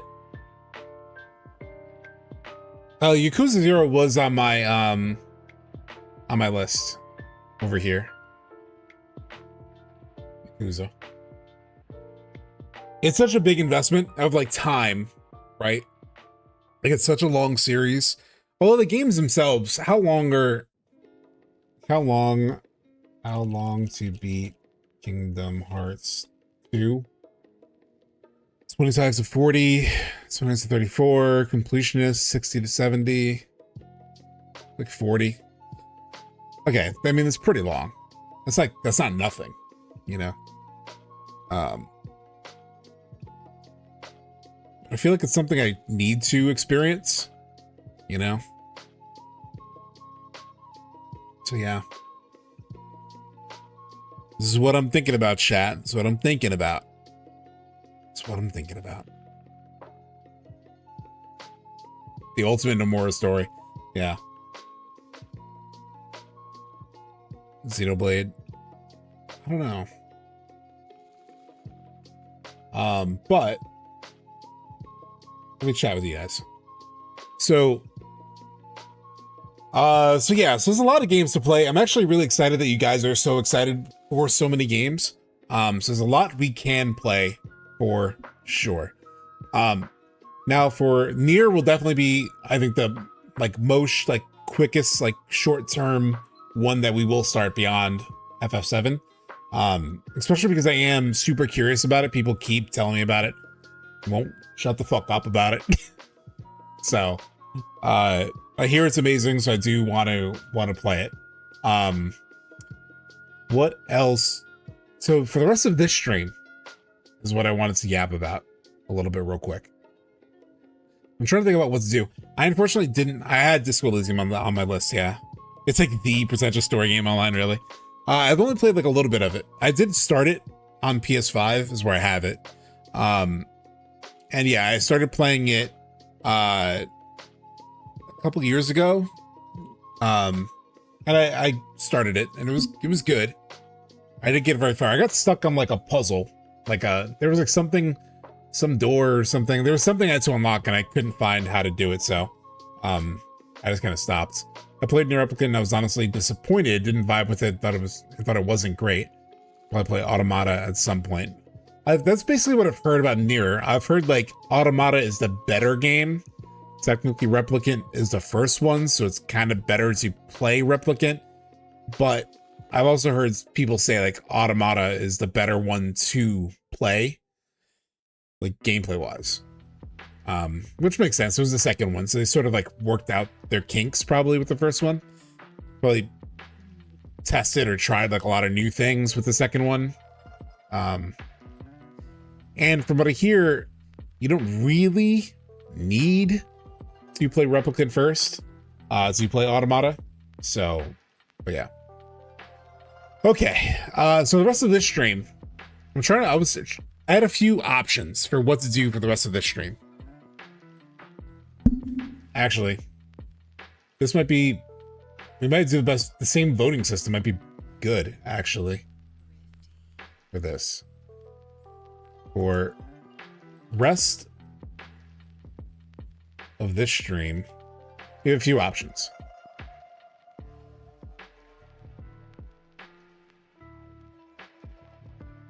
Shit. Why can't I move this? Okay. So, we could do... I don't want to do Crisis Core today, just because like it's the last stream. I'm going to lose momentum on the story. So we could do side questing in FF7 Rebirth. We could continue NPC video that we started watching last Sunday, and it was a lot of fun, of FF7 Rebirth. That video was fun as shit. Very, very, very interesting. The other thing, given that it's like a reflection stream, because it's the last one for the year, I'll talk about it a little bit anyway, but rewatching with commentary my 2-hour Rebirth video. So we could do, I never did this before on stream. I was afraid of doing it on stream anyway. It feels like a little up my own ass to like watch my own video. But since it is sort of like a end of year sort of thing, and that was like the most like definitive thing of this year for me, it would be like, yeah.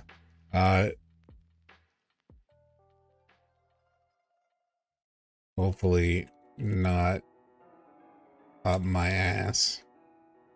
So it's like just talking a little bit through, I don't even need that, but it would be like literally just giving you like more behind the scenes thinking. So yeah, so those are the like 3 things that I was considering for the rest of stream, like just playing some Rebirths, doing some side quests, chilling, vibing out. Number 2, continue the NPC video of FF7 Rebirth. And number 3, rewatch my video, and I could tell you like things I was thinking while I was making it, sort of like things that I did that you may not have even noticed. Stuff like that. Sleepy video scrubbing. I don't know, his video is long. It was like 5 hours. So using the same numbering system that we were doing before, 1, 2, and 3. What are you guys down for? What are you most interested in? 3, absolutely 3. I was surprised. I was like, do people really want to watch my video again? 3? 3? Holy shit.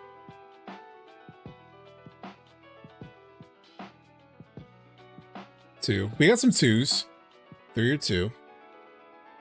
3, 2, 1. Seems like the majority is 3.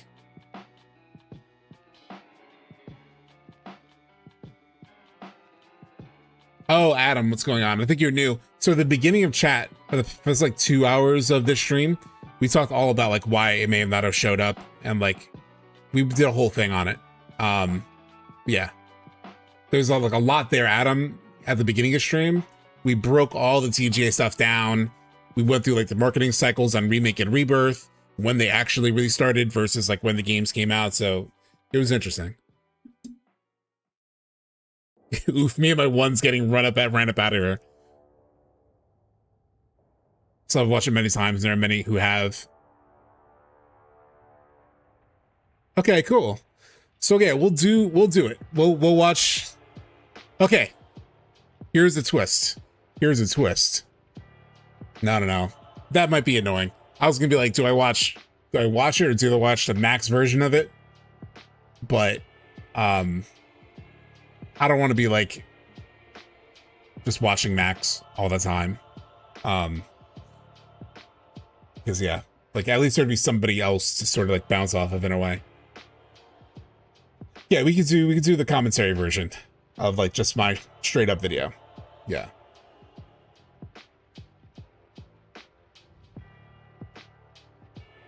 Going too far up your own ass, yeah.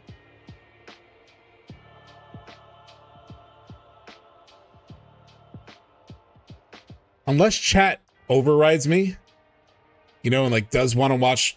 If you want me to watch the max version, so these are the 2 finalists now.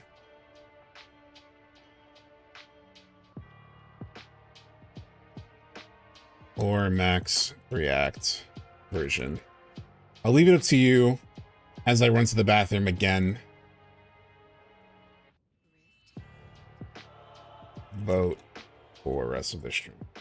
Okay, I'll be right back.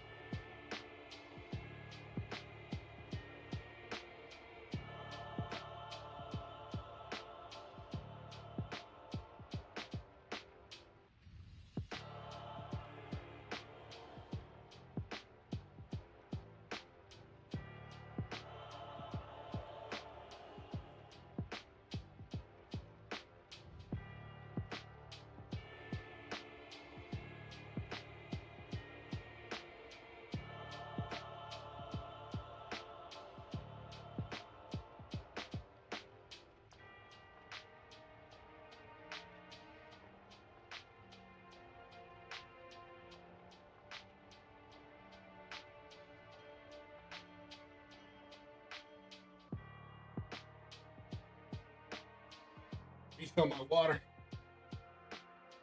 Oh, I have plenty of water.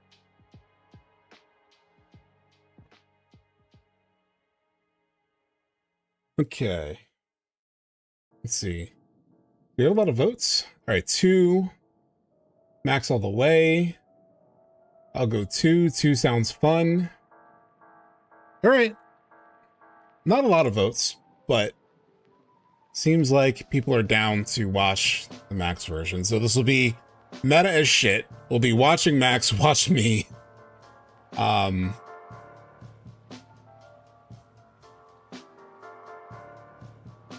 Subtext. Then why did it feel like Rebirth? Okay. MAXCEPTION, yeah. Right. Let's do this. They're saying they don't want to watch your video. They're saying you don't want to. Most of the votes were watching me, or watching the video. Where was I? Okay. So we'll full screen this. I will be underneath. This is like slightly embarrassing. Okay, let me give the context too for this. Tyler's in chat. So Tyler was really, it's really because of Tyler that this happened in some ways. So the context for when this happened, I was about to play some game with my friend that night. I think it was like a Friday or a Saturday. I put the video up on Thursday, and I was about to play some game with my friend, Helldivers 2 or Split Fiction, one of those two. I was about to like, and I had been ignoring my friends for weeks, like an asshole, because I was working on this video. But this took up like all of my free time, was like working on this video. So it was like finally a moment where I was like, okay, the video's out. I don't have to work. Yo, let's play. We could play. It's all good. And then Tyler hits me up. He DMs me. So I'm about to play with my friend, and I get this buzz on my phone. Tyler Hepner. So of course I have to read it. It's fucking Tyler Hepner. Yo, I don't know exactly what he said. I don't even know if he says yo.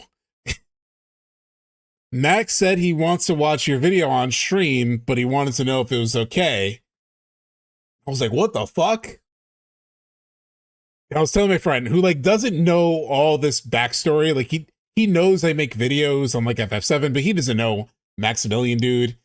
So I'm on PlayStation Party Chat with him. And I'm like, oh, this big streamer wants to watch my video. I don't know if I could play right now. And he was like, really? He was like, okay. So I jumped onto Max's stream. I was in chat, and I did something like I did like a highlight your message thing or whatever. And I was like, hey, I heard you were wanting to watch my video, whatever. And he just missed it the first time because it's like, you know, his chat's crazy. So, and he was talking about something else. He had already moved on. And then it got to a gap in the stream, and then he was like, oh, and then the subtext video, you know, like if anybody knows whatever to contact him. And I was in chat already. So I was like, oh yeah, hey, I saw it. Like, I'm good, all good to watch it. So then he watched it. And my friend who I was going to play the game with, who doesn't really know anything about FF7, he's my friend who I explained it to. I explained FF7 story to him, but he doesn't like FF7 himself. He ended up watching some of the stream. So he watched like an hour of the stream, and he was like, dude, he was like, this is so good. He was like, this is like, I didn't know you made like, I know you made YouTube videos. I didn't know you made like fucking movies. And I was like, yeah, that's why I've been absent as a friend. Yeah, it was one of those like, what the fuck? You made this? So yeah, but that was Tyler who gave me the shout that he was gonna watch it. I don't know who Max heard about the video from. I always assumed it was more like Blitz or so. I don't know who hit him up, but this is it. So let's watch it. Ran away from the idea of changing fate.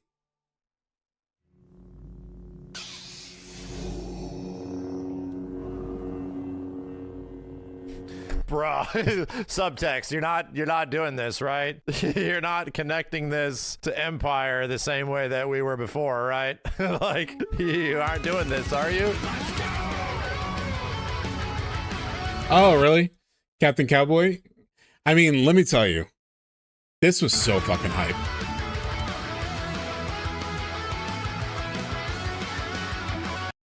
First of all, God, this fucking intro. Both of his intros are so good. His YouTube intro and his Twitch one, which are very different. Like the YouTube one's just shorter. Both of his intros are so fucking good. Holy shit. All right. But like, as a big fan of Max for a long time, largely through discovering him because of FF7, it was like surreal. Like having him actually watch my video was surreal as fuck. Like there was one point when I was making it, like when I was almost done with it, where I was like, where I had the passing thought, oh, it'd be cool if Max reacted to this, you know? But I never tagged him. I never reached out to him to like tell him about it because like that's annoying. and he doesn't really react to videos, like not really, you know? So I was like, all right, well, I don't think he'll watch it, or if he does watch it, he might watch it like off stream. So this totally came out of nowhere. The fact that this happened is still unreal. And yeah, Max is how I found. Yeah, I'm sure like a lot of you in this chat found me through Max. I'm really sure that's how the vast majority of people have found me. So I'm very thankful for this reaction, you know? Like he has this video up, you know, it has like 2 to 3 times more views than my video. That's totally fine because it's just got the video out more. And a lot of you have found me through that. And like, perfect. Like having him react to it, that alone, regardless of the numbers, finding through Pazza. I love Paz. Yeah. It was so crazy. It was so crazy. Anyway. Check this out. FF7 Rebirth didn't end how anyone expected from subtext. I've been told very good things about this video. It's a big commitment, Thank you, but Lucas. mostly this is a massive spoilers. 2 hours. Thank you is so a much, lot. Nicholas, I'm gonna try for to not subscribing. interject too much because my interjection will make things last a lot longer. Shut up and let it rip. I couldn't have dreamt that. It all felt way too real. Same thing, Pod. That's why I watch a lot of Max for what I love that he does some variety because I'm not super into fighting games. Though I was watching his like Tokon, I was watching his survey response to Tokon too. Like I generally like hearing Max talk about video games in general. So like even watching him talk details about fighting games, sometimes I get into, even though I don't really know it. It's just, you could feel his like passion coming through. His love for Tokon was amazing. Well, he's had like a lot of constructive criticism for it. And it's been really interesting. It's like, I don't know anything about the game. I haven't played it myself, but I've seen him play some. Anyway, just hearing him talk about games in general is like, he's just so good at it. And it's the thing I love about his variety is I could watch him play Resident Evil. I could watch him play, you know, some of these other games that I may not play. So I found him through FF7, but I do watch him for some other stuff, and he's just so good. Movie time. Here we go. He's so likable, yeah. We get to get deep. He's just like, and I experienced it a little bit when I met him at Summer Games Fest. But all I'd ever heard from people is like, he's the nicest guy, and he really is. Like he's such a just like genuine person. Tall as fuck, by the way. Holy shit. But he's just such a good dude, you know? And you can see it. It's clear from just like watching him, not to be like, I'm always afraid of being parasocial with anybody in any form, you know? But like you could tell like he's a really caring father and everything. Like all the moments, you know, with his daughter on stream were very sweet. You know, like he really cares about his family, his friends, and he's just a good person.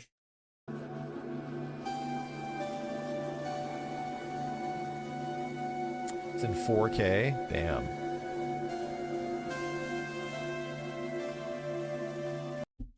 I also was very happy that he called out the 4K thing. I was like, yeah, dude, you have no clue how long it took me. Because here's a behind the scenes fact. I mentioned this on stream before. But so in terms of my commitment to the quality, I played through the entire game on the base PS5, recorded it. It was 4K. They were so big. And then fucking the PS5 Pro dropped. And my intention was just to make the video with the regular PS5. But I was like, once I had the PS5 Pro, I was like, I gotta make it look better. So I rewatched the whole game. I replayed the whole game on the Pro, on hard mode until the very end. I was like, all right, I just need the footage. So I replayed the whole game on the Pro to get all new footage.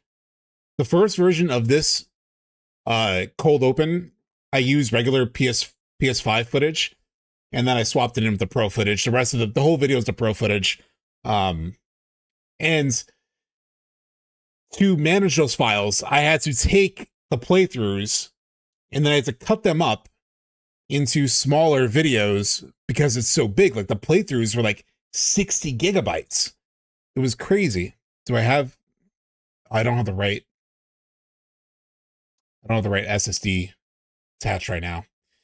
But so I just have like 4 to 5 minute scenes, like 2 to 5 minute like videos, like 4K videos that I then had to process through Adobe Encoder to make proxy versions.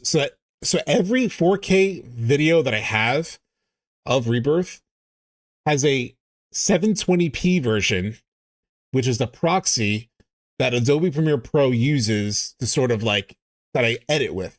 So I actually edit 720p versions of the scenes and then export the 4K version. But like you can't, like, even my computer, which is very good, cannot handle 4K, like editing in 4K. It like freezes up. You can't watch the content. I wouldn't be able to make the edits as precise because the 4K videos are like so unmanageable.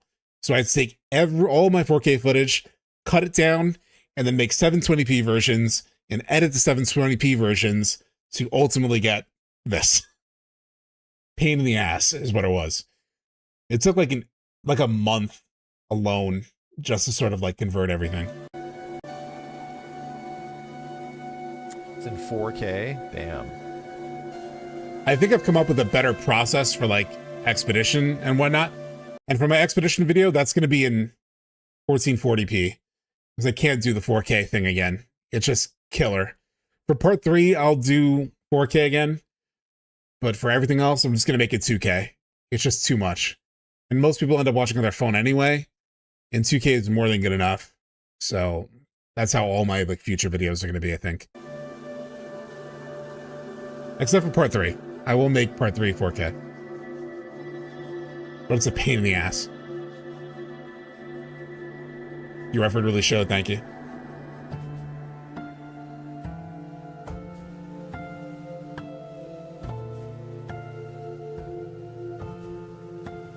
We were robbed.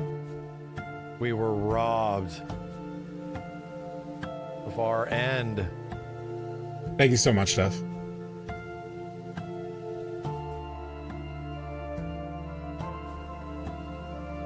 God, the music in this game, dude.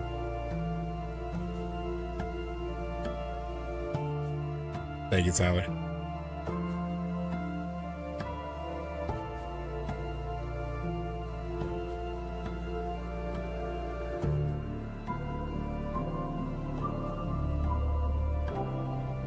It's the fucking music.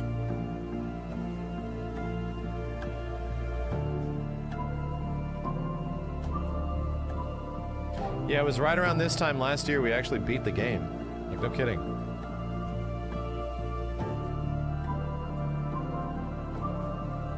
I have a couple things to say, but I'm gonna wait. Otherwise, we'll never get through this. Thank you so much, Matt. Except somebody probably gets sick of it.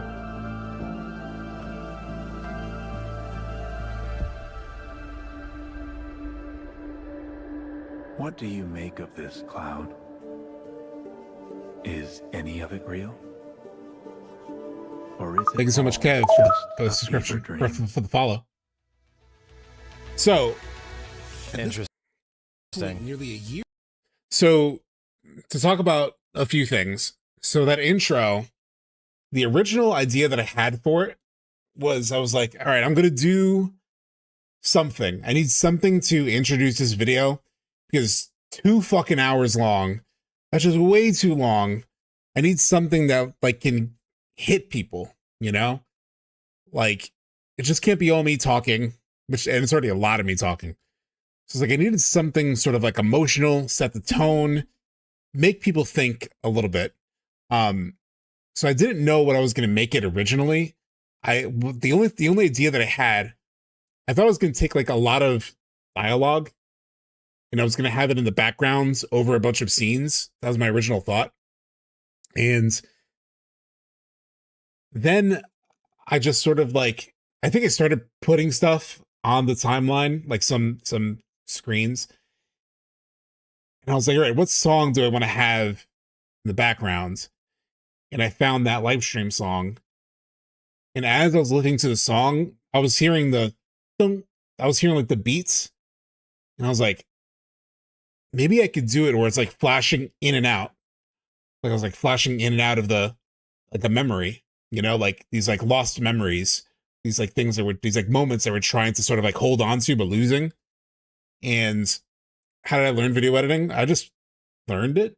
Like I mean, if you really want to take it all the way back, I worked on, I mean, first of all, just like being super into film and just like videos in general. It's like I watch a lot of YouTube anyway. So I kind of like know what I want to make sometimes, even if I don't know how. But if you take it all the way back, I used to run a website back in high school where I like reviewed games and stuff like that and like wrote news.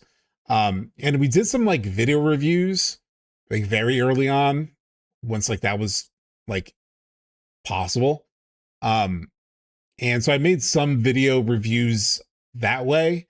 I wasn't very good on it. Like I didn't really know what I was doing. But I was a little practiced with it, like through that, but nothing like this. And genuinely, like so much of this, like even this effect, like the effect of like this like date effect, like the date scrolling. Nearly a year from FF7 Rebirth's. I had no idea how to do that before I did it. Like I just looked up a YouTube video of like how to make, you know, time scroll or like a date scroll fast, because I know I've seen that before, and I found a tutorial that basically showed me how to do it.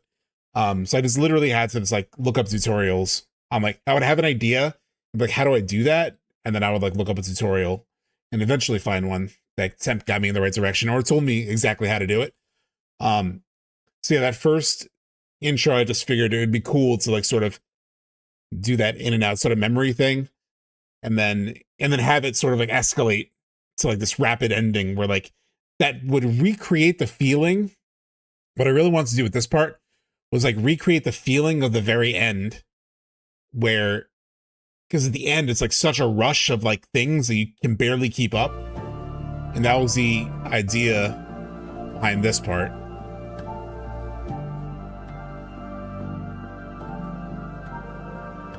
Where it's just like, and the music matched it perfect. What do you make of this, Cloud? Is any of it real? Or is it all just a fever dream? And so then the first version of that also started at the spoiler screen. It didn't have the Zack part, but I was like, all right, is there something before the spoiler? Because I've spent enough time making YouTube videos now too that I know that like if you put a spoiler warning at the very beginning, some people might like drop out. I don't know why. It's just like I feel like it's kind of like, oh, kind of boring or something. I don't know. So I opened on the cold open of the Zack thing, where it's like, nah, it had to be real. I think that couldn't all just be a dream. And then that bookends that intro because it's like Zack asking the question like that had to be real, and then it ends with like the Sephiroth dialogue of like, is any of this real? So it sort of like sets up the rest of the video of like, does any of this matter? Because I felt like that was the main question people had after that.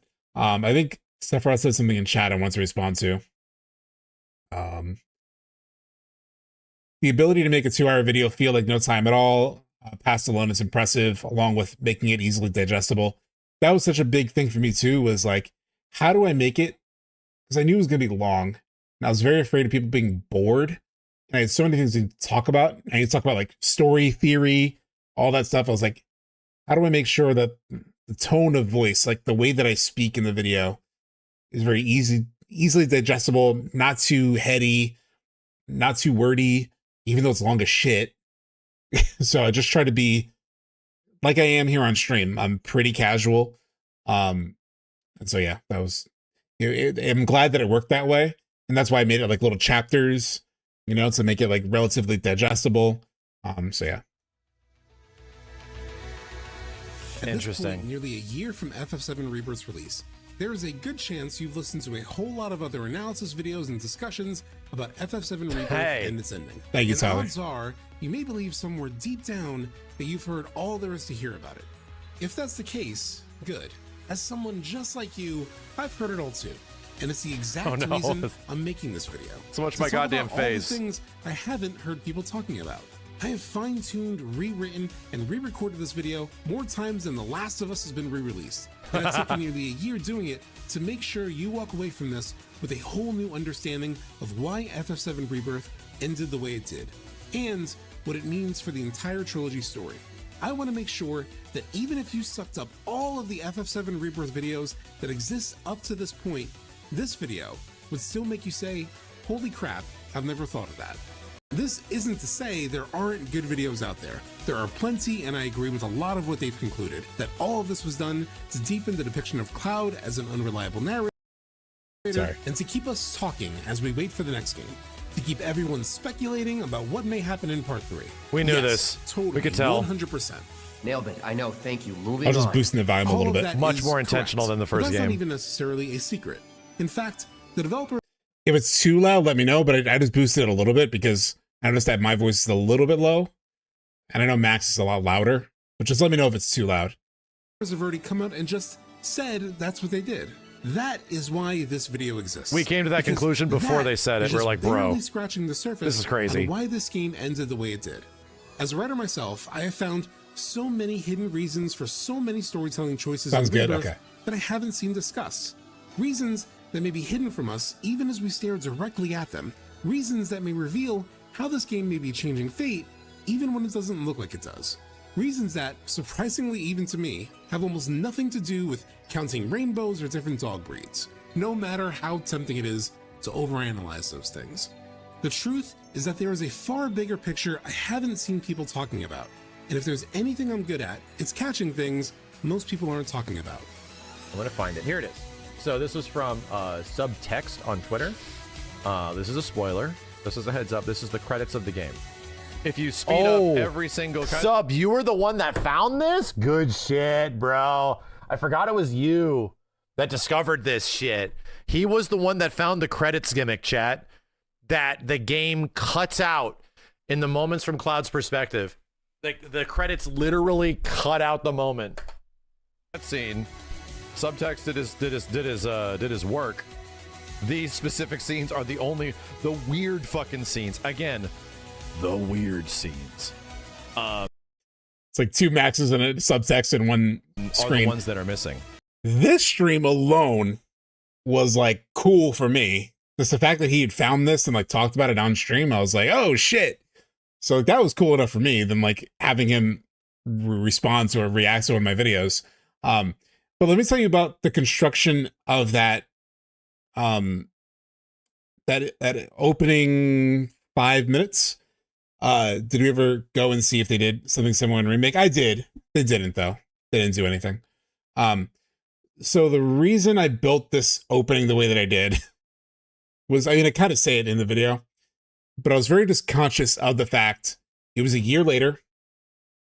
Oh, and something Max said too during the very beginning, like during the cold open, he said something to the line of like, oh, it was about a year ago that we beat this game.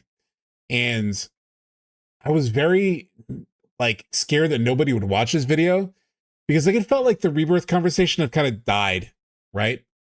I feel like everyone sort of like agreed with like where things were. Okay, cool. We'll see about part 3. I was like, fuck, man, did I just write this like 2-hour video that nobody's gonna watch because like we feel like we figured it all out, at least everything that needs to be figured out. And I knew I had new things to say, but I just didn't know if anybody would ever get to it. Because if you ever create a YouTube video, they show you these like statistics for like people dropping off your video, and people drop off videos very quick. So I was like, if I don't get people hooked in pretty early, they may not even get to the thesis, antithesis, synthesis thing. So I was like, all right. I started out the video being like, it's been a year. I know a lot of you know, we've watched a lot of the same stuff and we feel like we all kind of figured it out. But there are other things I haven't seen people talking about. And in fact, here's something that's like a big part of the conversation that I had found in the past too. So hopefully this gives some credibility. Hopefully after reaching this point of the video, you're okay. So he knows, he's aware that like people have seen a lot of videos. There's a lot of theories already. He stated the main sort of like theory that this is just a fuck with Cloud's head. And he actually had found something in the past that we've all talked about, that the credits thing is something a lot of people talked about. So I'm hoping that like once people reach this part of the video, they're like, all right, this guy may have found something. It's 2 hours. It's a long time, but hopefully there's something worth it in this long ass video. That was the thinking around like how I wrote that opening. That is the aim of this video, to give you a whole new perspective on not only the story and its finer details, but also many of the... This is also where my marketing background comes into play. It's like understanding like what could get people to not be interested in something. How to find a way to sort of like make sure you guys are still like connected to what I'm saying, you know? Big questions that surround this trilogy. Though the 2 hours might seem like a lot, I'm going to cover a lot of ground very quickly. It's like, okay, I know 2 hours a lot, so 10 minutes each. With the first half of this video, here's kind of lay lands. Everything directly related to Rebirth. My feelings about the ending, whether this is all a sequel to the original or not, and some deep storytelling theory that helps answer why the... So this video is a... so this is actually taken from... There's a video that was done by the screenwriter of Toy Story 3. Shit, what is his name? Toy Story 3 writer. He also wrote like Little Miss Sunshine, Michael Arndt. So he made this video, like broke down, you know, stories. And so like actually this animation was taken from that. Where? Oh, it's over here. So like this breakdown of like acts 1, 2, and 3 was from his video. The only thing is I actually did edit his video to sort of like put what I thought were some like better scenes in what he had identified in these act breaks, but focus so heavily on the idea of changing fate in Remake, given that not much of fate seems to be changed. But it's a really good video. If you want to look for them, you can actually find them on YouTube. I originally saw them in like a screenwriting thing. But there are these Michael Arndt. They're really good, actually. Endings. So he made these videos. One of them is called Endings, the Good, Bad, and the Insanely Great. If you're like interested at all in like film and writing and stuff like that, this one's very good. He has another one about beginnings that's also very good. And he had one also about like Toy Story 3, where he goes into like the details of like mistakes made, lessons learned. They're so good. They're so fascinating. I would highly recommend the Toy Story 3 one, just because like if you've seen Toy Story 3, you can actually see, he actually goes through like the have one talent as a writer, like early drafts of like scenes. He like shows earlier cuts of scenes and then like how they rewrote them and why they rewrote them. So fascinating. It's so fucking good. I highly recommend. I'll just straight up share it in chat so you can bookmark them. And it's also Marco on channels here, so you'll be able to check it out. But Michael Arndt, Toy Story 3 video. So good. Genuinely so fucking good. Bookmark it, save it for later. What do you want to do? Like, it's a very, very good video. By the end of Rebirth, the second half then focuses on the future, looking at the big themes of the entire remake trilogy and how they may blend a lot of the new and old elements into one cohesive story in Part 3. And while this video is mostly about the big picture, the true starting point for all of that analysis was born out of spending months wrestling with my conflicting feelings about the ending. It didn't feel like the ending was good. You know, that Yeah, I'll say it. He's right. feeling when you reach an ending to something and The way Max immediately paused on that, I was like, oh shit. And I was like, okay, so I mean, I know I watched his initial reaction to the ending, and I know he was like confused, but pretty quickly in his stream, he was like pretty on board, it looked like. So I was surprised that like he connected with that feeling so much. Because that was really how I felt. And the other thing that was really important to me to establish, like in this part of the video, as well as like pretty much the whole next chapter, is like make it clear to people. It's like, I'm not totally just in the bag for FF7 Remake and Rebirth. Like, I didn't have the greatest feeling when I beat it. I'll never forget. I've said this on stream before, but I thought about at one point, like, do I record my playthrough? And I considered it, but I ultimately I decided, like, you know, I just want to enjoy the game on my couch, play the game, relax, not worried about having a camera, how I'm reacting in the moment. You know, we have a camera on you, you start like acting a little bit different, or you're a little conscious of it at the very least. So I was like, you know, I ended up not recording it. And I was actually really happy I didn't record it, because I was like, man, if people could see my face during like while credits were scrolling, I was kind of just like, I was visibly like disappointed. Like, I just didn't know why it was like that, which is what I talked about here. But like, I just remember having this sinking feeling, which I mentioned that like, I show that Discord message of like, oh, maybe the only video I could do about it is like, maybe it's just fan service. I just had this like very downer feeling, like, because I made that video around Hollow. Yeah. I made like a video about Remake and like the whole like unreliable world and all that stuff. And it was all looking forward to how they're making this. And for a moment, I thought that there wasn't really a plan, possibly. And it was just like, did I really spend months like thinking about this game and it's not really as thought out as I thought? So that was part of that added to the disappointment. It was like not only the feeling of it in the moment, but also the feeling of like, I put so much time into this and maybe it wasn't even worth it, you know? And you just say, goddamn. But it was also hard to say that it was bad. You felt like a I got void. a lot of what they were going for, but I was just a bit bewildered. You feel hollow. There were so many questions on my mind. What did I just experience? What exactly happened? Why did they do it that way? And as the months have passed, I've had more time to digest it all. And in that process, I've gotten to do something that I love the Remake trilogy for. Something that is, in Exactly, truth, Dragon. the reason I started this whole YouTube thing.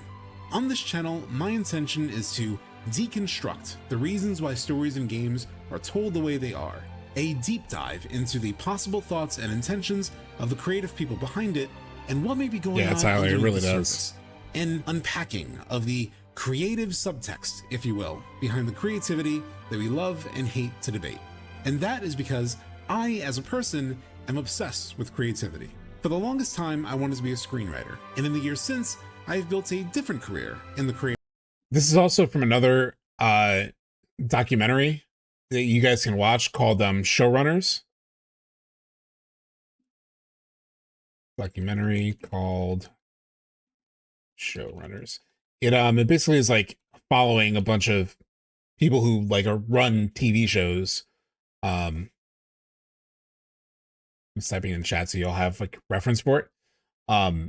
It's very good. It's also very good. It's also a bunch of different creators, including that was Jonathan Nolan.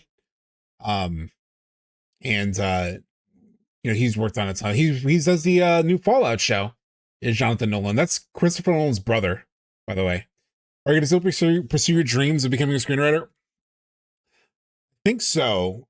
You know, I am, like, it's sort of a difficult thing in terms of like free time. You know, like I have a day job that does take up a lot of time. And now content creation is also taking up a decent amount of time. And I am getting older. Like, I'm past 35. So I'll put it that way. And I do feel like time's running low. And so if I were to do it, I kind of need to do it. And I put it off for a long time. But so in terms of like balancing that and like making content and all that stuff, it's very difficult. Along with like a job and then like personal life stuff. So I'm trying to figure out how to manage all that. Because I do feel like this is put up or shut up time. You know, like I have to do it or I'll never do it. And I don't know if I could forgive myself for never doing it. You know? Of arts. And in my time studying and then working. And honestly, like making videos like this is part of me in a lot of ways satisfying that without like putting myself on the line. You know, like making a video like this was a way for me to sort of like write something and make something and like feel proud of it. But it feels less risky in some ways than like writing a story and putting that out into the world. But basically I need to stop being a bitch and just do it. Professionally on creative projects, I've come to appreciate all of the thinking that goes into them, even when they don't fully work. That's because there is a real truth to the incredible monologue that comes from a critic toward the end of Ratatouille. Oh, he gets it.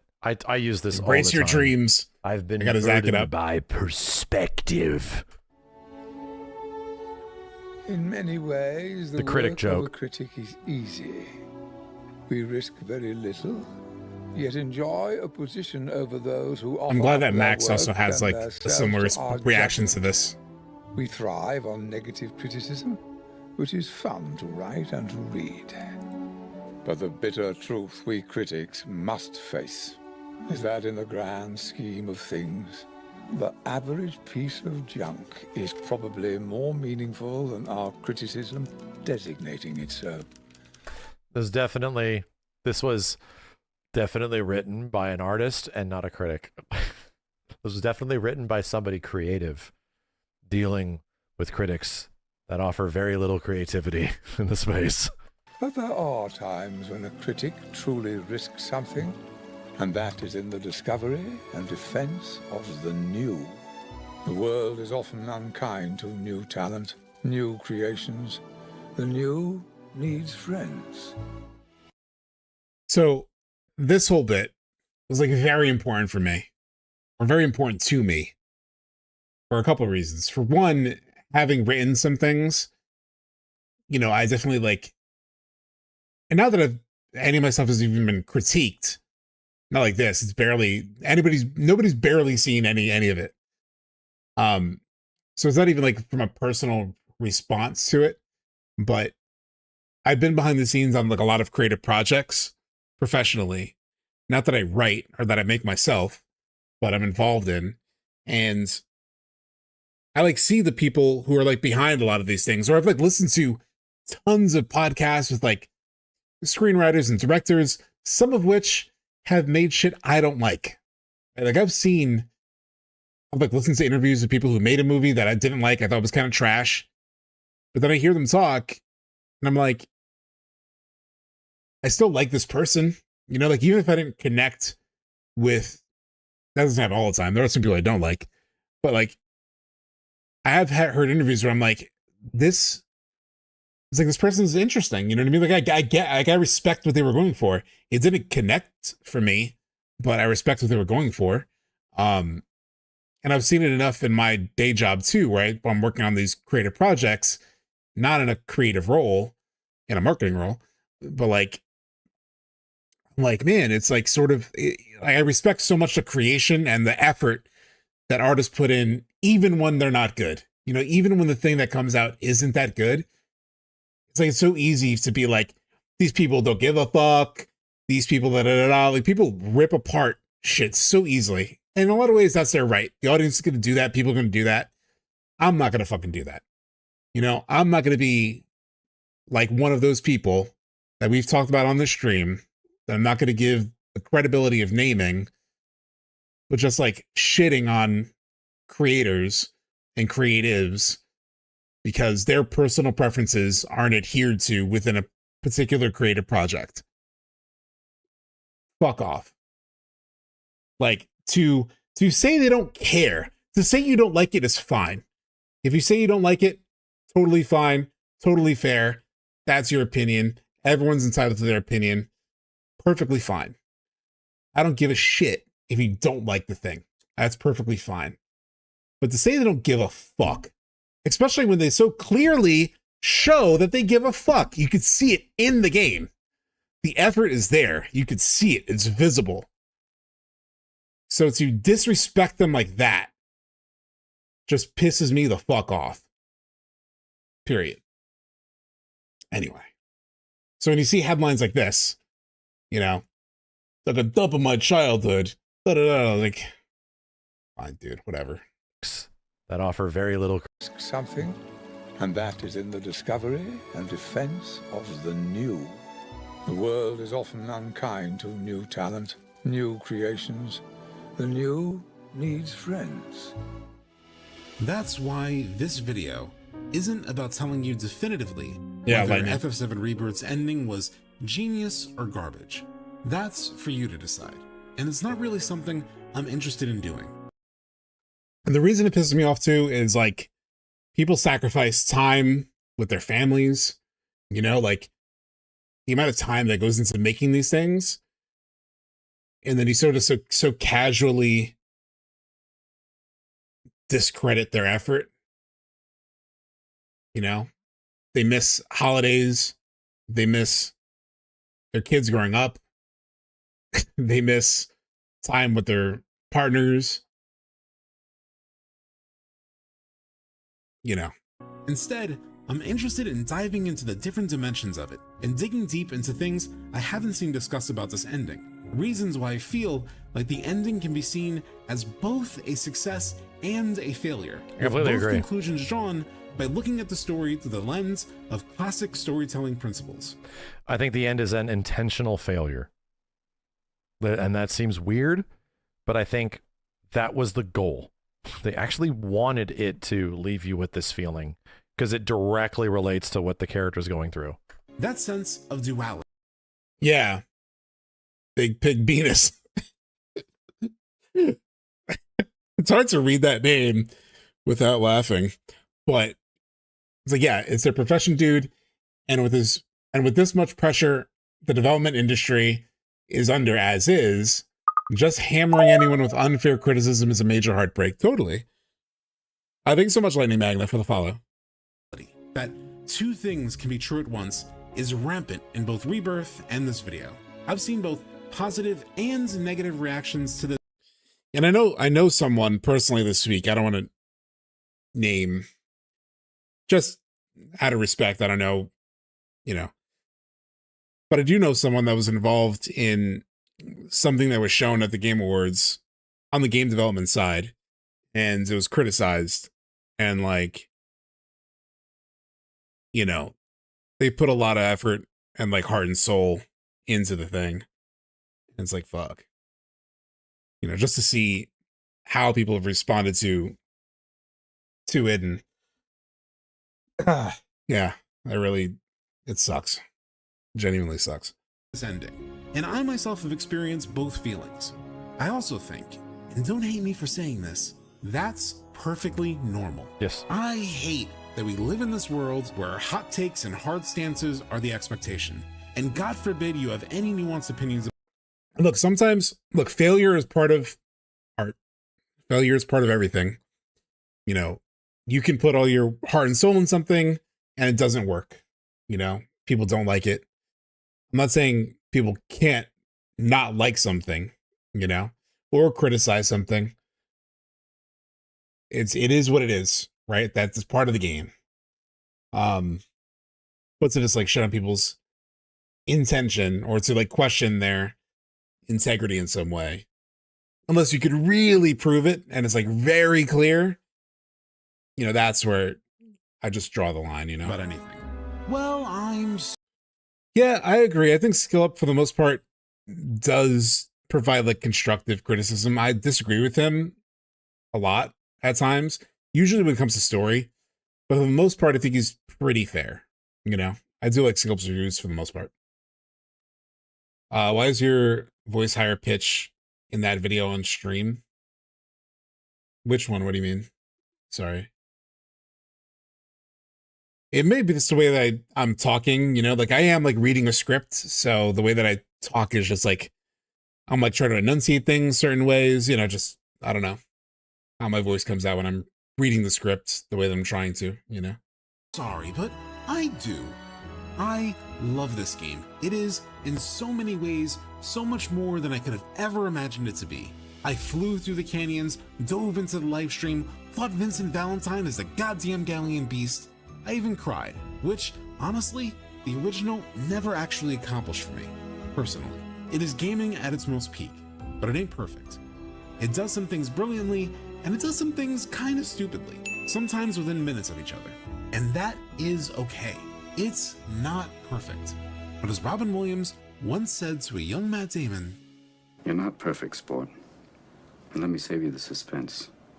This girl you met, she isn't perfect either. But the question is whether or not you're perfect for each other. That's the whole deal." I haven't seen Alexander's video yet, just because like 9 hours. I've seen some of it.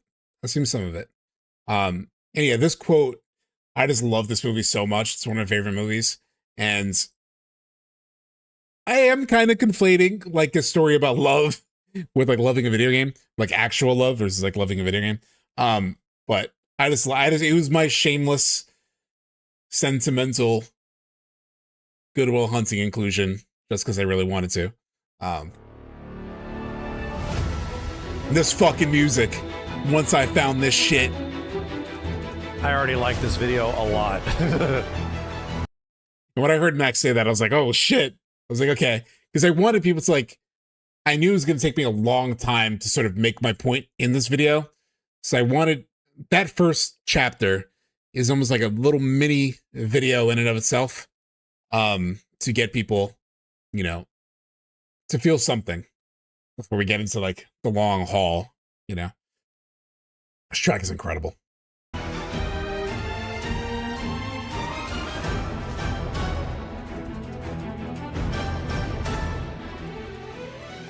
when I reached the credits of FF7 Rebirth, something happened inside me that didn't happen at the end of FF7 Remake. I was genuinely a bit disappointed. As much as I loved nearly the entire journey and was blown away by so much of the Rebirth experience as both a story and a video game, something about the ending left me. I spent a lot of time on the transitions. It was like a very important part of the, I want to make sure like every time someone walked into a new chapter, that intro transition would give them like a sense of the vibe of it and like what they would expect from the video. And a big thing that I really tried was to have a lot more fluctuation in the types of music. So I have like slower tracks, I have faster tracks. I really credit the faster tracks to Prof Noctis, because I would watch like a lot of his videos and like he would somehow incorporate these faster tracks in. And I was like, man, I wish I could, I need to, because in my older videos, if you've ever seen them, there are a lot more of the slower tracks. I was like, I need to find a way to get these, like the energy up in my videos. So it's really because of Prof Noctis and a little bit of Sleep Easy too. That like they do a good job of like finding ways to make the faster tracks work. And I wanted that like fluctuation. I want to make sure that people feel like they're in a bit of a roller coaster, you know? Incorporate the Gus song. The only problem with the Gus song is it has lyrics, so like interferes with the voice track, but maybe. Feeling numb to it. I wasn't mad. I wasn't sad. I wasn't happy. Numb. I wasn't upset. I wasn't excited. I wasn't even very confused, at least in the moment. I just felt nothing. It felt like the game had just literally thrown everything at me It's funny. The ending makes you feel almost nothing when the rest of the game makes you feel so much. Like the game goes out of its way to make you feel, and then suddenly in the end, we're Cloud, and we're just like, all right, whatever, let's go. It's like, dude. It's so true. Like that point from Max is so true. Like when he said this, when I watched this for reaction for the first time, I was like, yeah, dude, like the game does go out of its way to make you feel something almost all the time. And then in the end, it's like almost trying to do the opposite, like on purpose. There are some people who haven't played the original who actually are emotional during this moment. I have noticed that in some of the playthroughs of people who haven't played OG. They still get emotional when, you know, Aerith, like when the reveal happens where she does die. But usually they do come out of it around this part of the fight. But yeah, they do try to like, they really do try to like confuse you to the point that you can't feel something. And it definitely feels like on purpose. That is like almost an achievement. It gave me saving Aerith.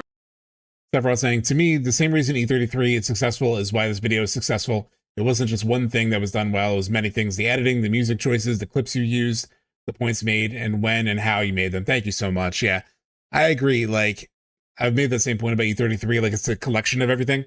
Like, for example, I was having this argument today, before stream, actually, with Nice Guy Prince. Because we were talking about turn-based games and, like, the desire for turn-based. And there are, like, polls, like, Blitz ran one on his channel. I think NSP ran one on his channel, too. Where it was like, you know, would you want, you know, the FF17 to be a hybrid system like FF7, or would you want it to be turn-based like Expedition 33?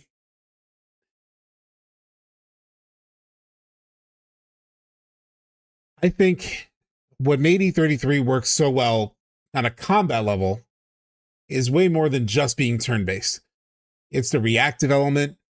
It's how things build together. It's like, I do this one skill, I burn an enemy, then my next character leverages the burn to sort of like have this other effect. There's a lot of things happening, but in particular, the reactive element of that combat system. And so, interestingly enough, a lot of the things that draw people to E33's combat isn't just that it's turn-based. If it just had a straight up turn-based system like FF10, which it's closest to, and it didn't have the reactive element, I don't think it would have popped the way it did. And I've seen reactions of people playing through and they're like, once parry and dodge is introduced to the player, that's where they go, oh shit, I didn't know turn-based games were like that. There are some turn-based games that have some of those elements, like Paper Mario, etc. But like, they're not at the level of like trying to match a Sekiro, you know? And so the things that make E33 so incredible in terms of combat isn't just that it's turn-based. It's that it is the specific kind of turn-based that it is. If it just had regular turn-based, I don't think people would be talking about it the way that they are. Luckily, they're very smart and very talented and came up with this incredibly interesting reactive turn-based system that did make it pop the way it did. But I don't think the solution for Final Fantasy is to just sort of like take this amazing hybrid system and throw it away because, oh, fuck, look, E33 sold 5 million copies in a year. Like, to me, that's similar to looking at Dark Souls 2 or Dark Souls 1. So they had Demon Souls, then they had Dark Souls 1. Dark Souls 1, in the first couple of years that it came out, sold 1 to 3 million copies. Similar to like FF7 Remake, FF7 Rebirth. It didn't sell a ton. But it would be like saying, okay, this isn't working. Throw this shit out. Let's stick in Devil May Cry combat into FromSoft games because like maybe that's what people want.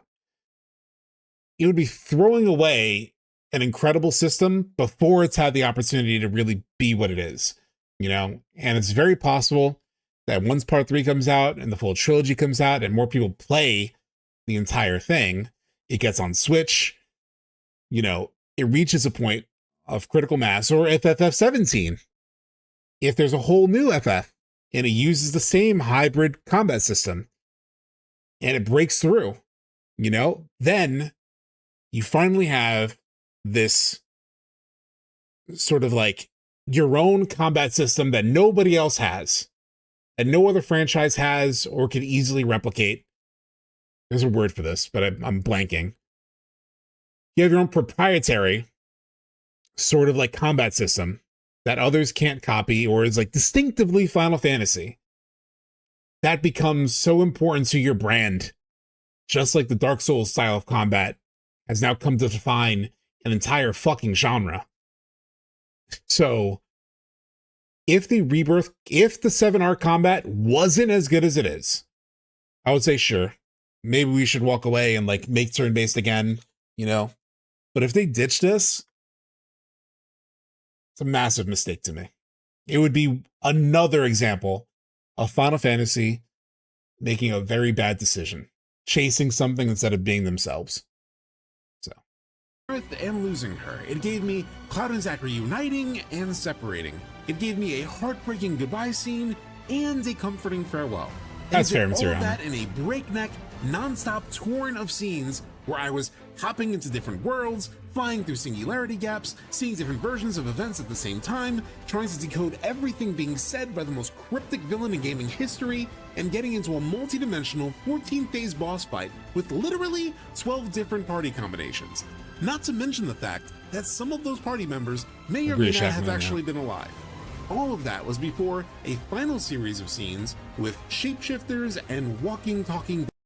And yeah, I literally did count the number of new parties.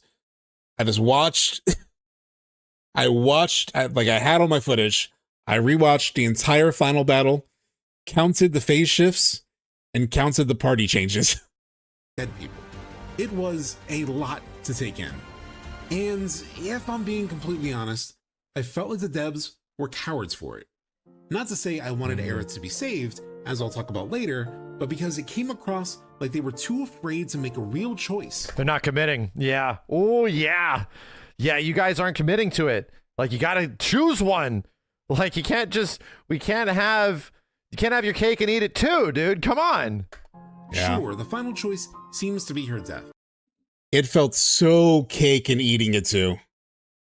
Hey, what's up, Red Sarge? In the moment, it felt so having your cake and eating it too. It really did. But they couldn't just do that. No.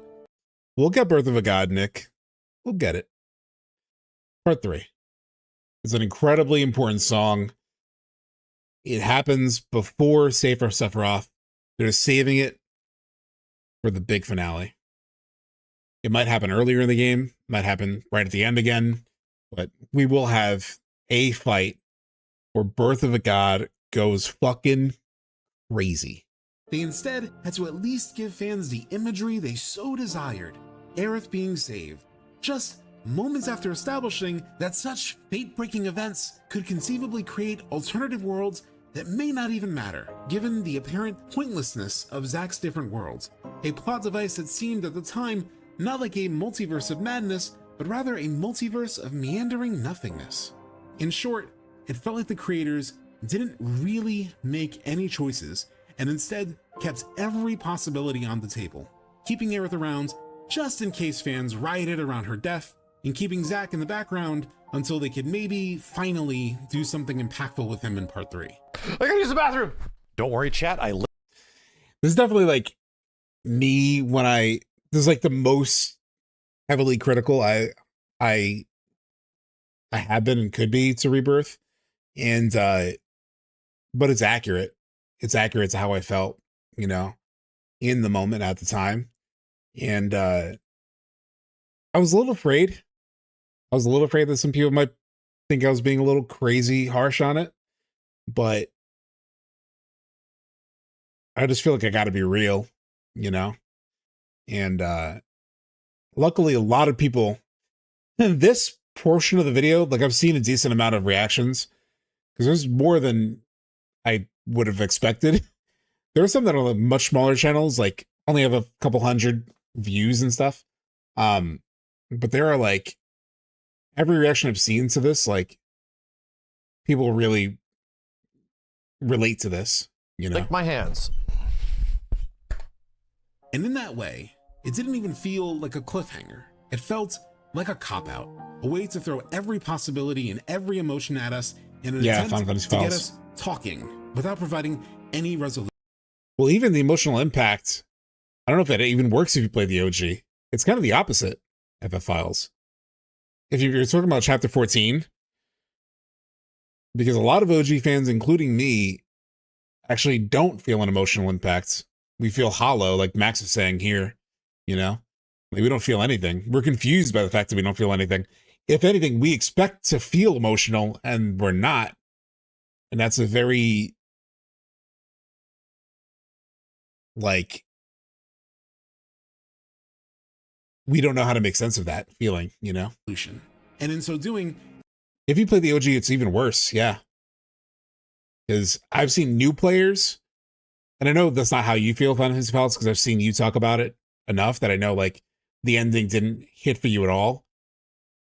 But in terms of, like, the people who are, like, OG players or new players, it feels like more likely if you're new, then you actually do get emotional. Like, I've seen people cry versus, like, OG players are fairly emotionless during this. it failed at delivering what most of us expect from an ending to practically anything. I don't really agree Lightning Magna, the OG ending wasn't good. I thought the OG ending was really good for the most part. Like, it depends on what you're looking for from an ending. They don't really give you any resolution on the characters. So I understand being like, wait, what happens to everybody? But, like, resolving on the planet living on, and I know that this is now controversial because, like, some people think the planet's dead or people are dying or humanity's gone, including Kitase himself. But for me, the entire thrust of the OG, or the premise of it, is to save the planet. And at the very end, you see the planet essentially saved, you know, living on without Mako continuing to drain it. It's a positive outcome. You just don't know what happens to the characters. But I understand why people don't like it, or like why you wouldn't like it. I'm just saying, like, why I think it's still good. In a bit of irony, given his inability. See, Final Fantasy Files, though, you're saying us newbies are just left like, what the fuck? All of us are left feeling what the fuck, genuinely. There are some OG players who are, like, super into it, and, like, but I feel like the vast majority of people, especially responses that I've seen to my video, and, like, why my video connected with so many people, is because they connected with this. We all felt what the fuck. I have context for what that can mean. I don't know if I do. I really don't. I really don't know if I have context for what it can mean. Like, the only context that I really had at the end of this was like, okay, they're playing more into Cloud's mental issues, which is already clear. Like, even if you don't know the OG, you know something's up with Cloud. And so they're playing into that even more. The rest of it's zero idea. But even we're just making guesses. We still don't even know. We still really don't know. To finish the Song of Ice and Fire books to the point that it led to a pretty awful ending to the Game of Thrones show, George R.R. Martin once said this about endings. Quote, "A good story should make..." Max just said that you're left feeling like Cloud. Why would he say that if you didn't know what happened to Cloud? Sure. Yes. But I'm just saying, though, everybody in this chat, or a lot of people in the chat, have played the OG, and we still technically don't know what's happening. That's all I'm saying. Like, we're still what the fuck. So maybe it's more intensified for you. But I'm just saying, like, we also feel what the fuck. That's what this whole chapter of my video is about. Is feeling like what the fuck. I guess I'm better equipped, to your point. I'm better equipped to, like, potentially piece the threads together as to where it could go, for sure. But we are still technically what the fuck. You feel something, whether it's joy, sorrow, or even anger. If you reach the end of a story and feel nothing, then it hasn't done its job. And that is a big reason why the ending didn't connect for me after my first playthrough. I didn't know what to feel because the game went out of its way. I guess background on that too. I was looking for some author. It took me a while. I was like, is there a quote? I know this is true, but is there a quote of like an author saying this? And I was digging around, I was Googling like crazy.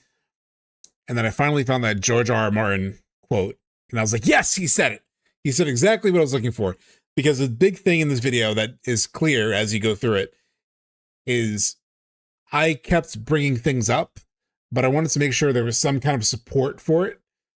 Just because I feel like a lot of times these videos are just like some dude's opinion. And don't get me wrong, it all is sort of someone's opinion. But at least have some support for a point that I'm trying to make is very helpful. Way to make sure I couldn't be sure of anything. Yes. My emotions goes out of its way to confuse you. Control panel stumped as to what. Yeah, I hear you, Final Fantasy Files. All I'm saying is like we're all relying on part 3. You know, we just all are relying on it. What to do, and it's hard to know how you feel about an ending when you don't know what to feel. That sense of narrative indecisiveness, the feeling that the writers didn't really make any choices and just kept every possibility on the table, may have been amplified in my head because of interviews that dropped right before Rebirth came out, where producer Yoshinori Kitase talked about potentially changing direction. I also took tutorials for all of these animations. On part 3, depending on fan response. Quote, well, we've of course already gotten started with part 3 at the scenario and plot level. We have a tentative first draft for the scenario and isn't a finished date, so things have gotten started. That said, although we've gotten some work done, there will still be parts we create, like combining. I had to find a tutorial for like, how do I make the scroll of the text sort of like animate this way? And then I had the crazy idea of like, how could I make it so like certain parts of it were like bigger and had the bulby effect. I was sitting in After Effects tutorials. I had never ever used Adobe After Effects before working on this video. Never once in my life have I ever used Adobe After Effects. And I can make some things, some animations happen just within Premiere Pro, like the scrolling text at the beginning, or like that article drop animation. You could do that within Premiere Pro, but you can't do this without After Effects, which are specifically made for like animations. So I just had to like, I mean, I have a subscription to Adobe Suite, so that I can make this stuff. So I had access to After Effects, but I just never used it before. So I was in tutorials figuring it out. Players' response, learning how to do the keyframes, everything. And reactions, and going over that feedback. So what's up, sweetie? Continuing, and yes, this was met with kind of like trepidation from many people that like, dude, YouTubers. I think so fearless. So fearless Cheshire Cat. Yeah, I mean that's where I am in terms of like. So are we to assume that basically the end of Remake was just deleting Advent Children's world? I don't know if it's like Advent Children's world, but the future, essentially, because the Whispers took Aerith's memories, but at the same time, I do think she has that dialogue when she's talking to Tifa, where she's like, maybe the Whispers stole it, or maybe it was stolen, or maybe erased. And then in Japanese, she says, or maybe deleted. So I feel like everything after the end of Remake was essentially removed from the live stream. Like those future possibilities were removed from the live stream. So it's, you can't really access it again or anymore. And that's part of the reason why she can't get it. Like, I get it. I get it. Thank you, Jesse. After the release of part 2, it's possible that the things we're coming up with for part 3, the concept, etc., will change. Therefore, I hope everyone will play part 2 before part 3 and keep providing us with your reactions to it. Yeah, no, I agree, Courier. I think that'll be part of the question, right? It's like, can we bring her back or not? That's actually, it feels even clearer now with that marketing language that they had for Rebirth, where they said, the world will be saved, but will you? I think it's essentially asking, you know, will Aerith also be saved? Whether she does or not, that's still a question. You know? At the time, I remember this being a giant red flag for some fans. Yes. But for me, at least when that quote first dropped, I wasn't bothered by it all that much because, to some extent, of course, you would probably alter some things based on fan response. What if people missed an important detail? Well, then I think you might so need to too, Nick. I don't clarify think that in the next game. I think like if one were to survive, they would both survive, most likely. That's a What good if point. people figured something out early? Then maybe you would need to throw that into doubt a little bit. What if you rush past a critical plot point so quickly that people didn't even realize it was talked about? Yeah, it's so funny because like that quote came out from the developers that were like, we're looking at people's responses and we may, you know, make some changes on part 3 depending on fan response. And I genuinely was like so much like, oh yeah, but there's like stuff to, you know, that you can, you know, do. It'll be fine. And then I reached the end of Rebirth and I was like, oh shit. Maybe I should have been worried.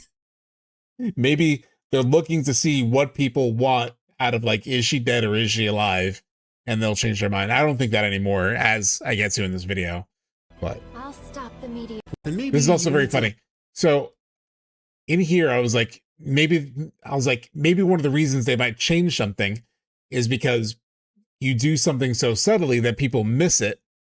And I show. Throw that into doubt a little bit. What if you rush past a critical plot point so quickly, and I show the meteor scene from the temple. I show it. And Max still missed it. And a lot of people, I get so many comments that like respond to this moment. They're like, yeah, it's kind of weird they didn't talk about meteor.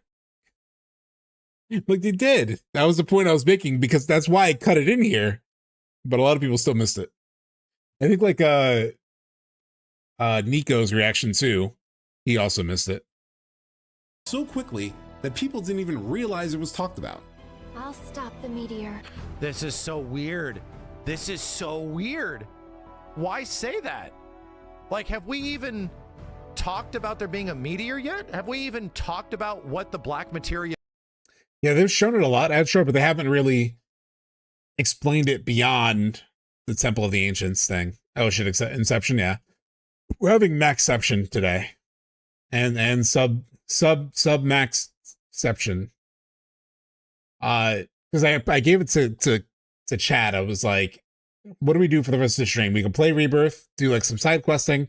We could check out the NPC video we started last week, or we could watch my video.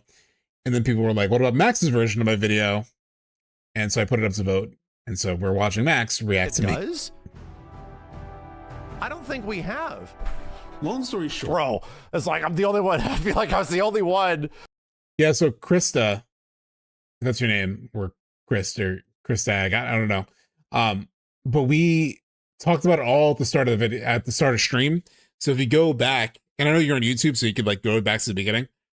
We talked about it for like 2 hours, and we broke it down, and we looked at the marketing releases of trailers for Remake and Rebirth, and like kind of mapped out why we think it happened, if it was a mistake, which they probably should have had a spoiler. I think they should have had one. And we look at like other games marketing cycles. We did like a whole big thing. But like, yeah, that I think that'll be like helpful. I think that'll be a good watch. I think you'll enjoy that. Why is she saying this? Like, to be real, I'm still hung up on that everyone's just assuming that she's that way. Max, I showed you the meteor right there. And I'm like, bro, she has not said this shit. Like, how would her dead self know that? Chris Taggart. That's what it is. Chris, yes. Come on. There were a million reasons why fan feedback could have impacted the. And I do think this is like true in terms of like what they. There were a million reasons why fan. I think this is like a big thing in terms of like listening to feedback. I quickly flashed past it in this video because in my script it was very short, but I want to add a different twist. Final Fantasy VII Remake Part 3 will rethink how it implements minigames, and like apologizing for the platinum trophy difficulty. I think like these are the things that they're more listening out for in terms of like feedback. I'm sure they'll listen to some story stuff too, but these are actually a lot of the things I didn't even take into account. Yeah, it makes sense. Oh, they're listening to the minigame thing. They're listening to the platinum thing. They're listening to like the conversation about checklists. You know, I hope that's the stuff that they're focused on when they're looking at the feedback, because it's easy for us to look at it as like they might change direction on story, but I think a lot of it's also changing direction on like, how is this a video game? You know, we tend to focus on the story sometimes, especially now, way past playing the game. But you gotta remember, they're also making a video game. So I think they're really taking into account a lot of the response to the video game. One major issue with gauging what they will or won't change, I think Asian cultures view change and remain the same in a far more fluid manner than English-speaking cultures do. Nick, I can't speak to it too much because I'm not from there, but I will say that I've noticed like a lot of these remakes of like anime, like Evangelion, or like recently I watched Trigun, and Trigun in particular changes things so much. Like the new Trigun is like still technically fits, but my God, like they change. Oh fuck. It makes Remake look tame. So that's where I also feel like we may be missing something, you know, in terms of like, you know, if you're those are all Japanese anime. So like, if you're from a place where like a lot of the entertainment that you experience has had remakes that take big swings and like mix things up a ton, your definition of like what change is might be like pretty different, you know? Feedback could have impacted the draft of Part 3 scenario, but while sitting on my couch at 2 a.m. after beating it's Tony Macaroni. I mean, we talk about that in this video, but yeah. The game, it felt like they had opened so many potential plot doors to walk through that it seemed like I was facing the worst possibility, that maybe they really didn't have all this planned as much as I had hoped. If true, that would also mean that their ambition was something far lesser than what they had implicitly promised with the ending of Remake. It felt like they had mostly made these changes just so they can lay on some thick fan service without actually making any bold choices or risking anything real and consequential about the story. Fans are divided about killing or saving Aerith? How about both? You want to fight with Zack and Cloud? That was such a wild poll that I found. I think it was in like Game FAQs or like some kind of message board. Save Aerith, yes or no? There's like not a lot of votes. It's a fairly small poll. But this is how the discourse felt leading into Rebirth. It was like, should she be saved? Should she not? I do think the majority was no. And that's basically what we got. But there was a split. Divided about killing or saving Aerith? How about both? You want to fight with Zack and Cloud? I agree, Lightning. You want to say a proper goodbye to Aerith? How about we do that 3 different times? In the direct aftermath of the ending, it felt like the only thing they were certain about was giving us.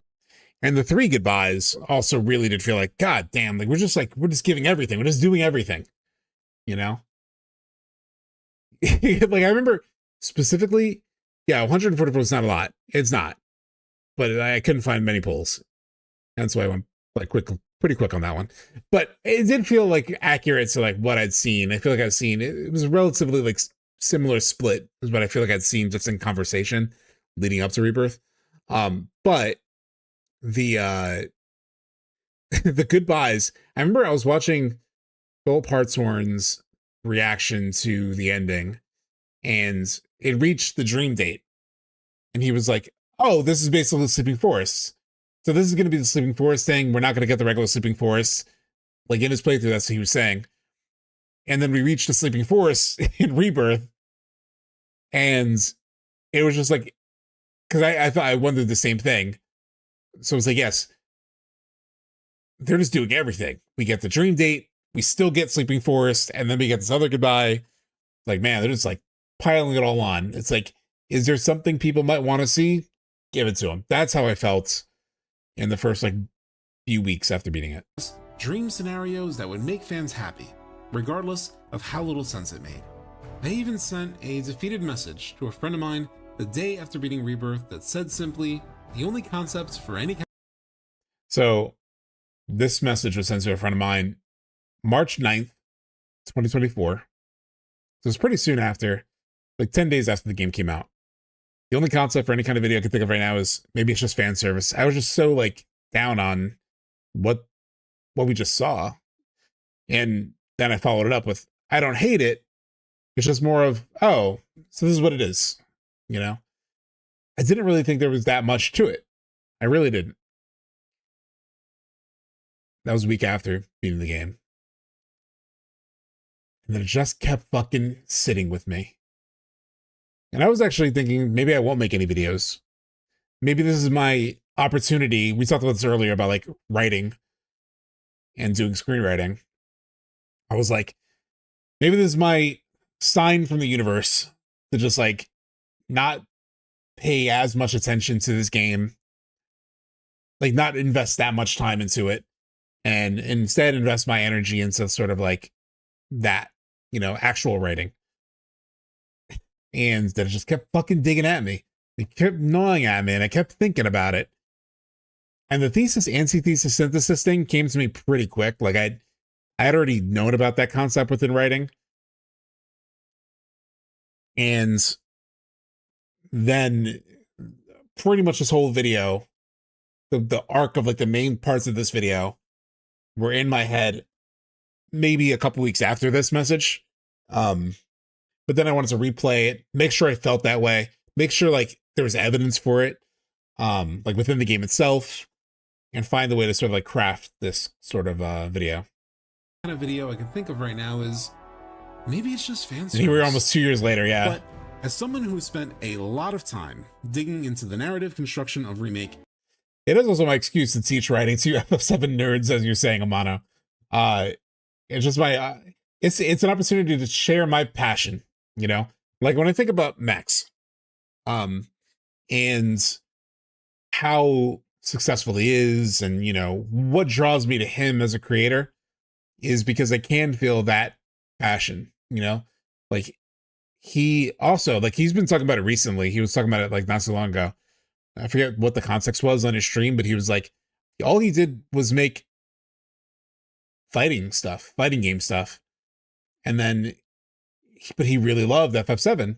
And if you watch one of his very first FF7 videos, he actually like caveats it where he's like, I know what you're thinking. Like, why am I talking about FF7 on a fighting game channel? And he's like, what's my favorite game? So I'm going to fucking talk about it. So I definitely sort of like follow that model of like, I'm just going to talk about stuff I'm passionate about. I'm passionate about writing. I'm passionate about FF7. I'm passionate about some of the other games we talked about earlier in terms of like 2026 plans. And I never intended for this YouTube channel or Twitch or anything to sort of like be anything, you know, like to have 187 viewers that I currently have now on YouTube and Twitch combined, or to have like, to make any money off of it. And I still don't really make anything off of it. It's very, very, very, very minuscule. But I was going to like make videos that I want to make about games that I want to talk about. Like I just want it to be my passion, my interest, and just put it out there, you know? And if it finds an audience, cool. If it doesn't, fine, you know? So it's really, it's easy to chase, like, what do people want to see? Oh, fuck, it's a year after Rebirth came out. Do people really give a shit about a video about Rebirth? Fuck, everyone feels like they've figured it out already. Doesn't seem like anybody really cares about Rebirth anymore. But I care about it. So I'll make this video. And sure enough, yeah, you know, it worked pretty well. That's about a game every month. Yeah, I mean, it's not nothing. But it's yeah, it's not like, yeah, I need the real actual job to pay the real bills. Yeah. The idea that they didn't have all this planned out felt almost impossible. It's impossible. Of course, details would change. It's a 30-year but cook. it felt like the idea that they didn't have an overall ending in mind just didn't make sense to me. Too many things like are the the Star Wars same. sequels, where a different director and writer headed every project. It was mostly one unified creative team that had been working together for decades. And just to know, I loved using Vincent's song here in the turning point of this like track. So after several months of thinking about it and a full replay of the game later, it does seem impossible. That feeling has almost completely subsided. In fact, this ending that I just spent several minutes criticizing may be an ending that I actually love. And that's because I may finally understand what it's really about. To help explain what I mean, there's a lot of intrigue in the music. It took me a month to finish the music track. So I had all the voice track down. It took me a month to pick out and pace all the music against the voice track. That's actually another interesting thing, behind the scenes thing. Aside from the intro, the very intro, like cold open, I did the voice track and the music track first. There was no video. There was no actual video. It was like 2 hours of my voice and music underneath it. And then I built the actual video on top, moved some things around. But I actually learned that from Sleep Easy, because every other video I'd ever done, I would do the visuals and my voice track first, then I would lay video on top of that, and then to finish the video, I would put in music. But everything would already be done. All the pacing would be done already, like in terms of my voice and everything. So the last chapter of this video, for example, I picked like a high-paced song. I picked the Wall Market battle theme, and it goes really fast. But my voice track that I recorded the first time was kind of slow. I was being like sentimental. But when I decided to use that song, I was like, okay, I need to re-record the ending of like the intro to this chapter because it doesn't match the music. But I learned that from Sleep Easy, of like, because he would always do his voice track first, and then he would have like the video, like the music underneath, and he would send me clips of like, this is a video I'm working on, and it's just an MP3. But I could tell, I could already hear, I could almost see the video. So I was hearing his voice, I was hearing the music, I was getting like a sense of it. And so I was like, I tried that with this video, and I think it worked amazingly well to do that. It's like making a movie, yeah. Also saw Nico B watch the exact same video like Max did with his thoughts on the video you did. Yeah. I saw Nico's video too. It's very good. Few meaty questions about why they built the story of Rebirth the way they did. Of course, the most obvious reasons as to why they ended the story this way are clear. To keep us all talking for the next 3 years, and to mess with Cloud's head, to further disrupt his sense of what's real. All of this has been much discussed, and I agree. There were so many moments too when I was looking for music, and I would literally play the video, or the audio clip basically, on the timeline, voice track. I would play the voice track, and in a separate window, I would play a song at a lower volume, and like, does it match? And there were so many times where it just so happened to work out perfectly that the music would do something at a point where I was talking, where I was like, ooh, that's so good. Like, it sounded so good together. And an example is here in the Vincent track, where you hear the music, where the violin kind of comes in. But to keep us all talking for the next and it 3 just years, goes with, and to it goes with it Cloud's so head, well. To further disrupt his sense of what's real. All of this has been much discussed, and I agree. But that answer isn't quite satisfying enough. It's not enough. Because like the song reaches a turning point when the music changes like that. And then I also sort of like change, where I'm like, but I don't think, and so like it matched up pretty perfect. All their goal is to depict a mental collapse that already happens in the original game without all of this multi-role. And yeah, Fearless Cheshire, if you haven't finished OG, just like heads up, obviously there are spoilers in here for the OG. Just retreading. Then why do it this way? Why was that worth such a big change to FF7's most iconic moment, Final Fantasy VII's most emotional scene? A change that seems to prioritize confusion over emotion when emotion should arguably matter most. And why was it worth introducing the whole idea of changing fate if the fate fans care about most wasn't changed? That question is where we'll start, because it's at the heart of a question I've heard asked constantly since FF7 Rebirth came out. Let's run to the bathroom real quick. Thank you, chat. I hope you're enjoying this. I know I'm kind of like yapping a ton, but give me 1 second. Mr. Really needs to use the bathroom. Where's my BRB? Oh, there it is.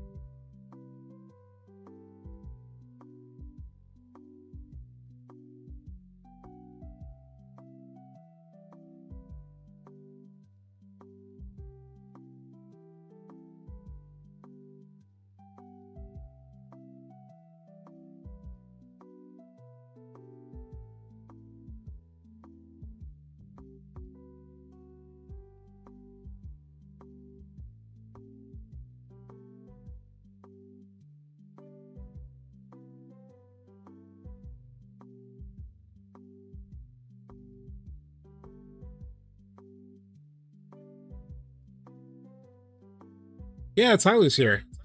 He's also hanging on my wall. Not him. He's not hanging on my wall. But his art. Oh, you can't see it. Shit. I don't want to fuck with the camera angle. Actually, can I pull this up? Can I just do one of these? Yeah, you can kind of see it. I don't know if you can see it in the background, but it's up here. Oh shit. You see it? You see the art above me? There's his gold saucer one there, and then cloud on the field. That's his art right there. So yeah. Yeah, Tyler's here. What was I gonna say? This next chapter, by the way, like the opening of this next chapter is a bunch of like people's thoughts on like the my god, my throat's going to shit. There's a bunch of people speculating that, oh, did they change their mind? And I kept hearing so much of that. I love your stuff, man. The full party. Oh yeah, his full party, the high one, is incredible. It's incredible. Tyler's actually the one who gave me the shout out that like Max is watching this video. I mentioned it at the beginning of stream, at the beginning of watching this, but yeah, Tyler is central to everything. What was I gonna say? Yeah, this next chapter though, this intro of like people speculating of like, oh, did they change their mind? I kept hearing that over and over and over, and I felt that way a little bit. But then within a couple of like weeks, right, I had already thought of like I had to relate it back to thesis, antithesis, etc. That I get into later. But so I kept hearing these takes, and I was like, I don't think they changed their mind. I don't know what they're doing, but I don't think they changed their mind. And that was really the Kickstarter for the rest of this video, was me trying to figure out what they are doing to see if there was any support for this idea that they're just flipping expectations on us in this way that I thought of, you know? That's what the rest of this video is, but.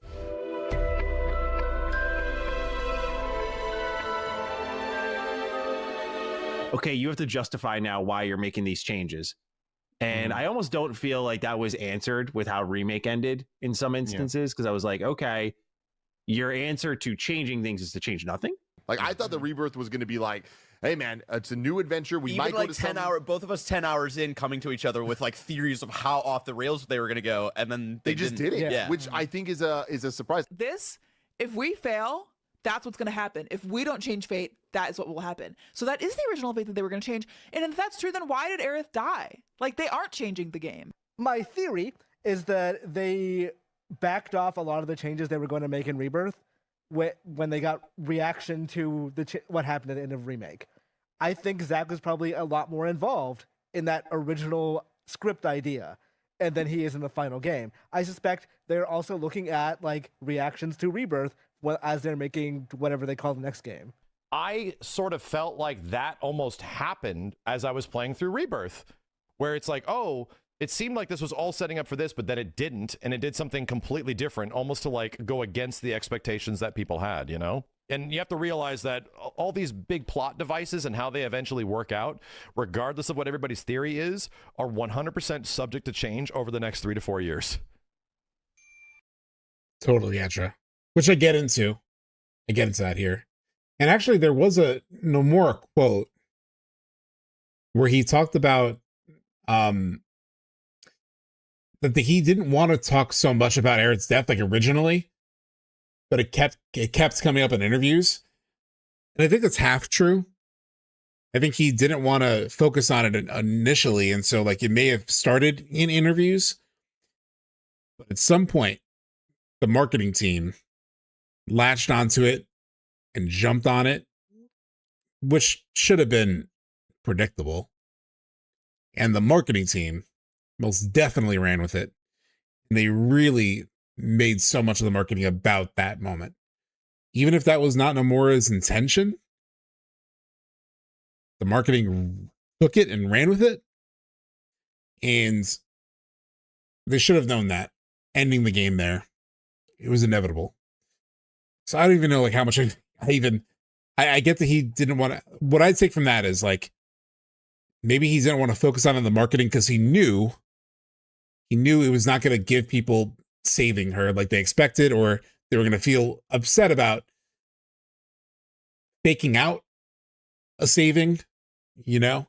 Nomura famously was like very nervous about this ending. I've brought this quote up several times, but it's always worth reminding, especially for people in chat who haven't seen it.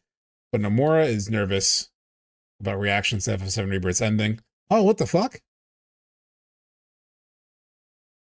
The page I usually use for that is gone.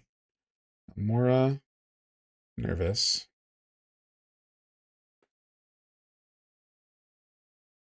I usually refer to this article on The Gamer. It's now a 404.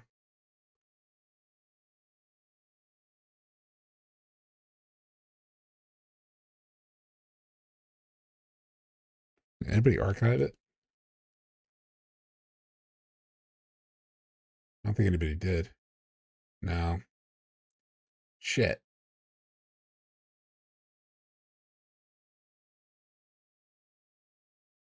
How is the page gone? Nomura nervous FF7 Rebirth ending. Somebody else must have sent something. Square sent the SUVs. Silicon Era. Seemingly they may have referenced it at some point in here.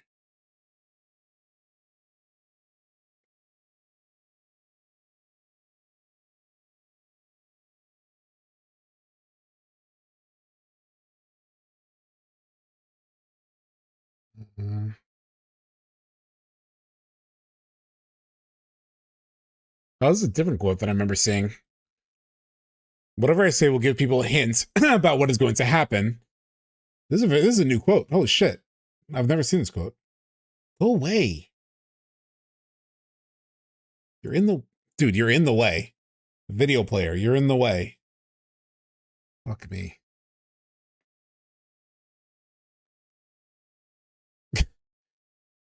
Whatever I say will give people a hint about what is going to happen, so that it's very difficult to answer. Really, I can only say that I want players to experience what waits for them at the end of FF7 Rebirth and feel it for themselves rather than getting that second hand. Different people will respond to it differently, but I think they will want to pursue that feeling, whatever it is, and set out on the next journey soon. I've never seen this quote. Well, it's an old ass article, the one that got deleted, so I don't know why it's gone.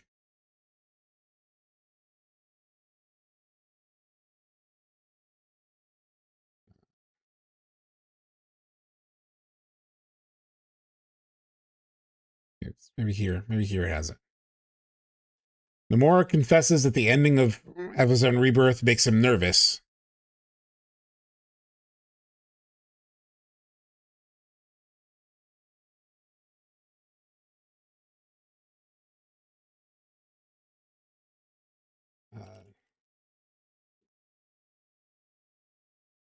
Automaton interview? Where's that? Does anybody have a fucking full quote? Yoshinori Kitase, Nojima and I had discussions when we first started a remake project, and Nojima was very concerned about this aspect regarding the changes. Regarding the changes introduced in the remake, Nomura was asked if he was worried about fan reaction to which he replied, Kitase, Nojima, and I had discussions when we first started the remake project, and Nojima was very concerned about this aspect. More than 20 years have passed since the original game. In that time, each player has probably developed their own image. Oh yeah, I've read this quote. Where's the one that he's nervous? Oh, here it is. Automaton did not hesitate to ask him about the ending of the game, and if there would be a twist like what happened with Remake, and Nomura did not hesitate to confess that the final scene of the next game will have a very different impact to the previous one. I'm even more nervous about how people are going to react to some of the things in Rebirth than I was for Remake. Super interesting. He also talked about Nomuraism.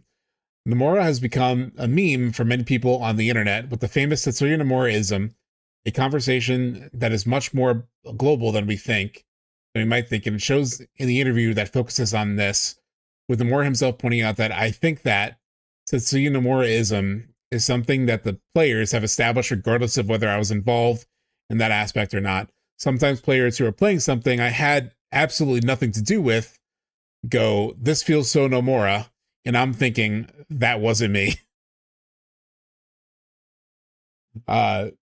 Very funny. I have heard him say this before. I heard this part of the interview before. Again, it's the thing of like dogpiling on, or like shitting on the intentions of creators and stuff, or us assuming we know what they're going for, which my entire video does, but hopefully in a more positive way.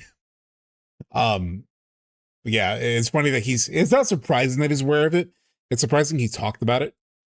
But yeah, the whole Nomuraism thing is... It's not surprising that a lot of people walked away from FF7 Rebirth feeling like the developers backtracked on the idea of changing fate, which seemed to be the main point of Remake's ending. Hell, it even seemed like they had backtracked on wanting to include Zack in the game, despite being on the cover. I mean, why promote him so heavily and then only give him roughly 40 minutes of gameplay and cutscenes in a 40+ hour story?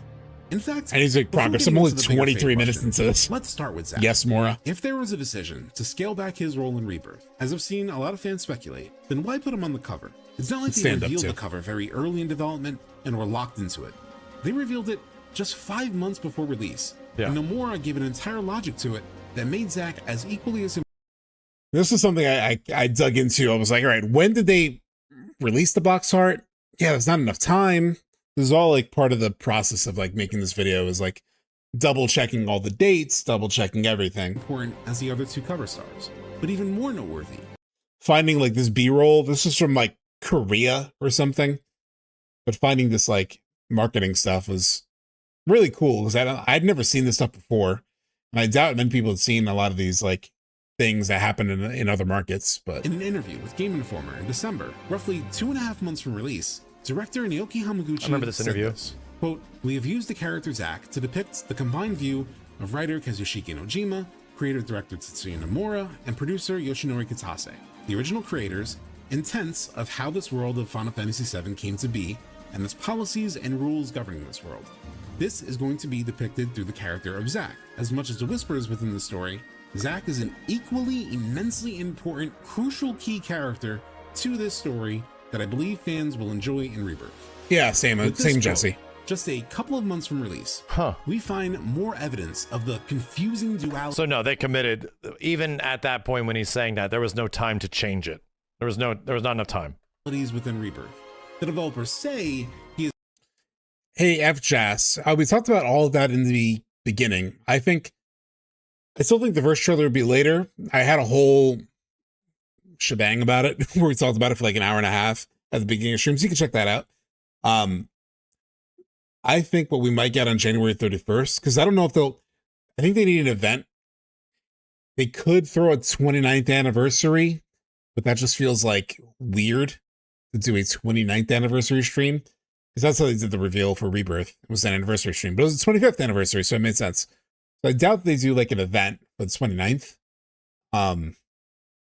So what I think we might get on the anniversary is like one of those Twitter posts where it's like a letter from Nomura and Kitase and whatnot, where they talk about the status of the development and like an update, and we'll update you soon. I hope I'm wrong. I hope we get something January 31st, but we'll see. Is an immensely important, crucial key character, yet he gets surprisingly little screen time and is practically ignored by Sephiroth more than once. You want a piece of me? Yeah, we talked about the Rebirth announcement on a Nintendo Direct. I think like probably after Remake is out on Switch.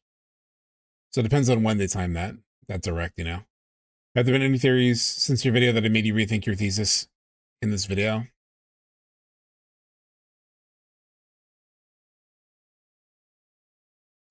No, I don't think so. Not like the broad stroke things, you know what I mean? Like the overall like thesis, antithesis, synthesis thing. Nothing has really like moved me on that. I think there are like different possibilities and like details and like theories that people have thrown out. As for like what could happen, like singular events, like the one we watched earlier from John Q Gamer, where it's like how Rebirth, how Zack might meet the party. That is not something I even speculated on, but like makes sense.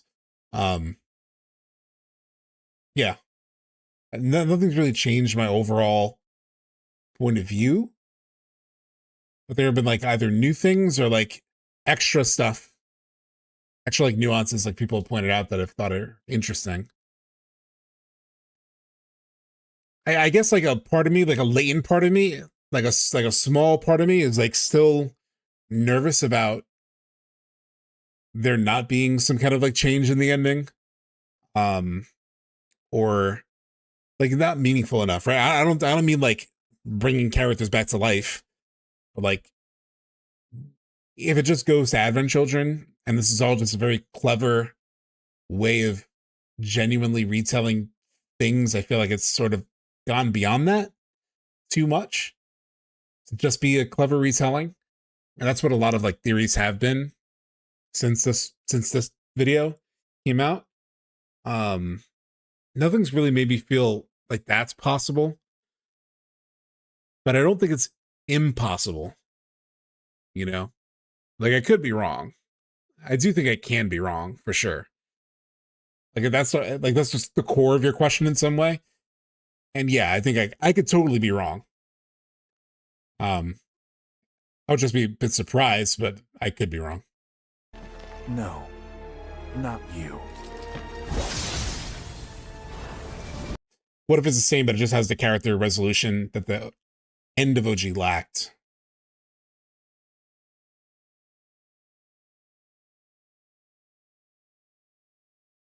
Here's the thing. I expect character resolution that the OG didn't have. I expect that. But I still feel like something has to change. Otherwise, like, it's still leading to Advent Children doesn't really make sense to me. I see arguments that are relatively compelling for how it could happen, but they still feel unsatisfying. You know, like it still feels like it doesn't quite explain the ending of Remake enough. You know?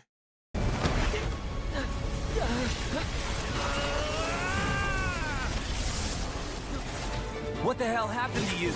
You were a soldier. Lazy Black Dragon says, can you imagine you're just minding your business sitting around and some dude cuts the thing you're sitting on in half and sends you to a different dimension? Fucking Zack has a rough, man. How could you turn your back on everything we stand for? Easily. Oh my god, Max, what's going on? Yeah, we are in MAXCEPTION right now. First of all, thank you for being here. I think that's the real you. The part 3 opens with the playable Advent Children Cloud versus Sephiroth sequence as a tutorial. Dude. First of all, hey, I was singing your praises. We're doing a bunch of things on stream, and I was like, what do we do? It's my final stream of the year. And I was like, oh, should we rewatch my video? I gave the chat like a bunch of options. One of them was rewatching the video and giving some like commentary. And then I was like, and then someone mentioned the Max version. I was like, do we watch the Max version? And then the chat wanted to watch the Max version. So we are watching your reaction to my video. But what's going on? First of all, thank you so much for reacting to this video and sharing it with so many people. So many people here in this chat found me through your reaction. And just like your overall passion for the game and games in general. We were talking earlier about like, because I don't watch like I don't play a lot of fighting games. Even though I was watching your survey response to Tokon, and I was watching some of your Tokon stuff. It was very interesting. But just the way like your passion that you have for the games is like what I try to do, you know, like I made this video, it came out like a fucking year after the game came out. I was like, does anybody give a shit? Well, I give a shit, so I'm gonna make a video and hopefully people give a shit. And people did find it, and like you. So thank you so much for watching this and reacting to it. Now I'm just giving like some behind the scenes stuff and like other comments about it. Max said, we feel the same way. If the conclusion is too close to the old game or just leads to Advent Children, it's lame. Like, why do all this? I think they get it. That's the other thing, Max. I was talking about this like, last week or a couple weeks ago, but the developers keep saying, also thank you, Nick, for the super chat. Rewriting to AC isn't impossible, will likely burn a lot of goodwill. 100% agree. But the thing I was saying was like, the developers keep saying, like Hamaguchi keeps saying, we're so confident that people are going to love the ending, right? There has to be some self-awareness. People have to, like, Hamaguchi has to be aware of the conversation about the game and like the expectation that people have for where this trilogy is going. So he has to be saying that in context of knowing that so many people feel it's going to go somewhere slightly different, right? Like, otherwise, why be so confident that it will satisfy people if the vast majority of conversation is like, things are going to change. What are they going to do?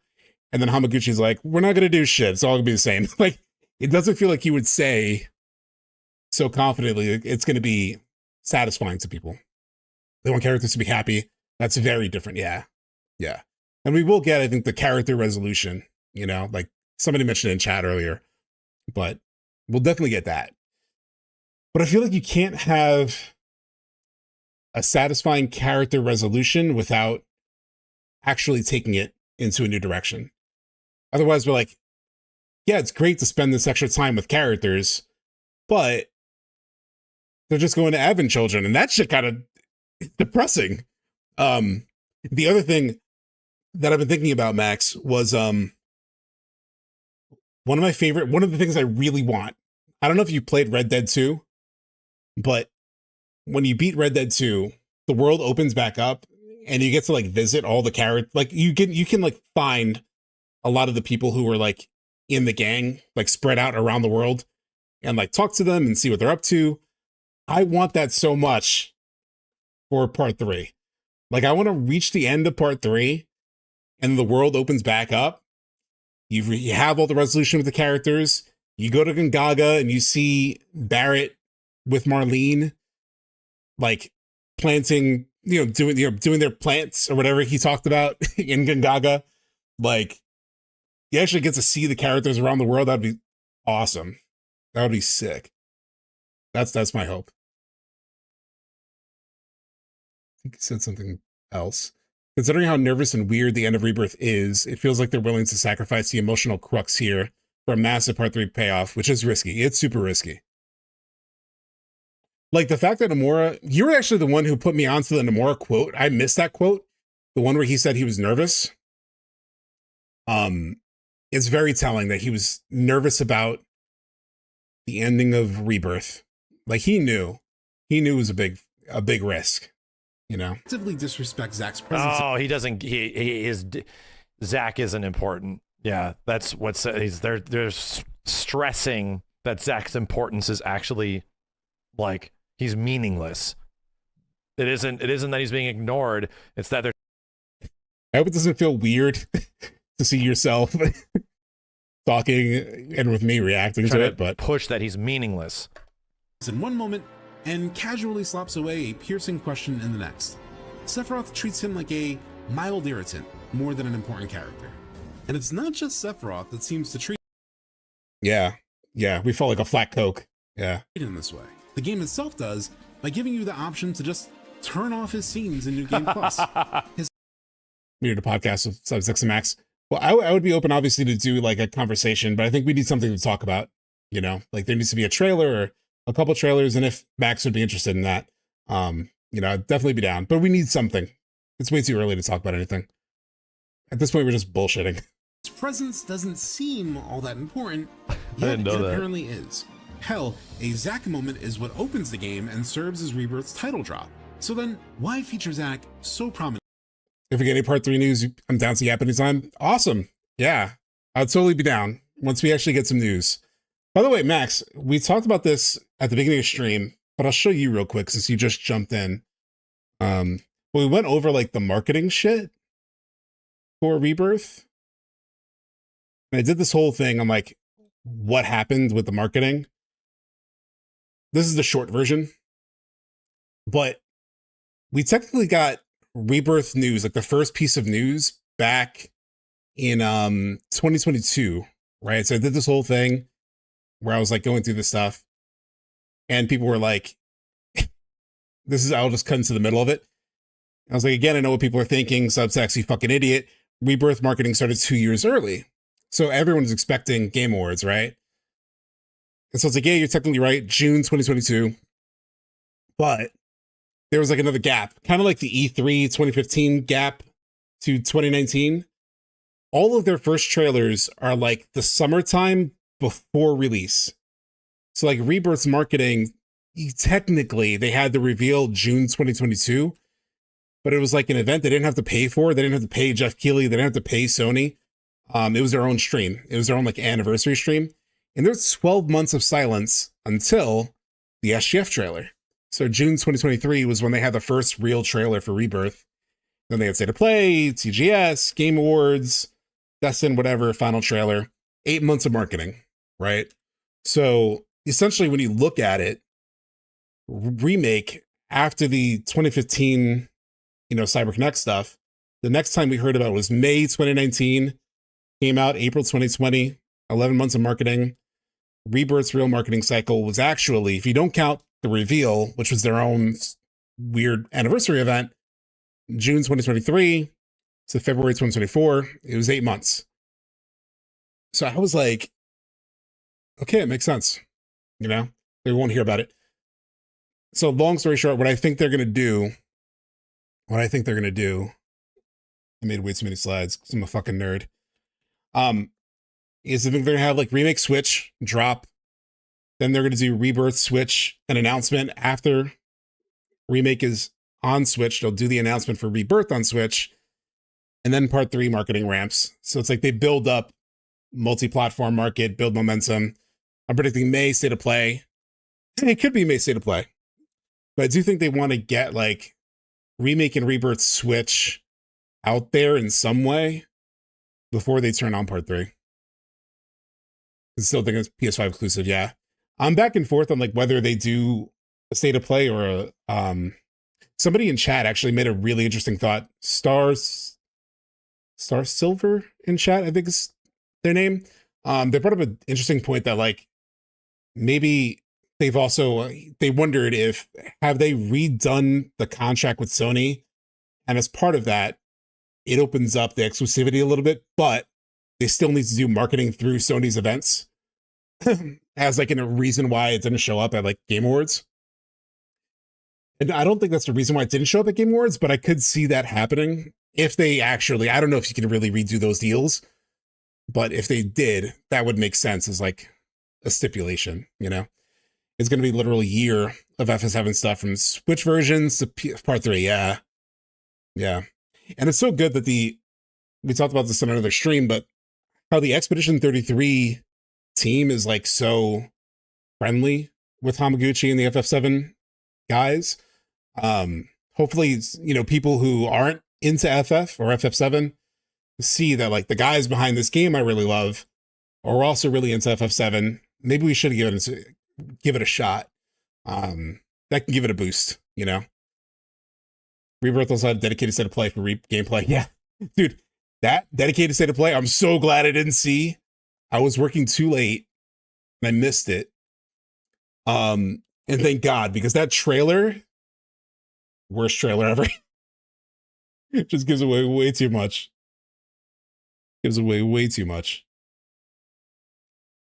And say that's funny because it's like, yeah, he's such a huge component of like the game's identity for the game to feel like he is being intentionally pushed out.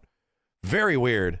His presence matters so much. I mean, sure, maybe because of marketing, given Zack's popularity. But if also, this music track is one of my favorite music tracks. It's the Zack one when you first meet him, but the way it builds here, I think that's intentionally pushed out.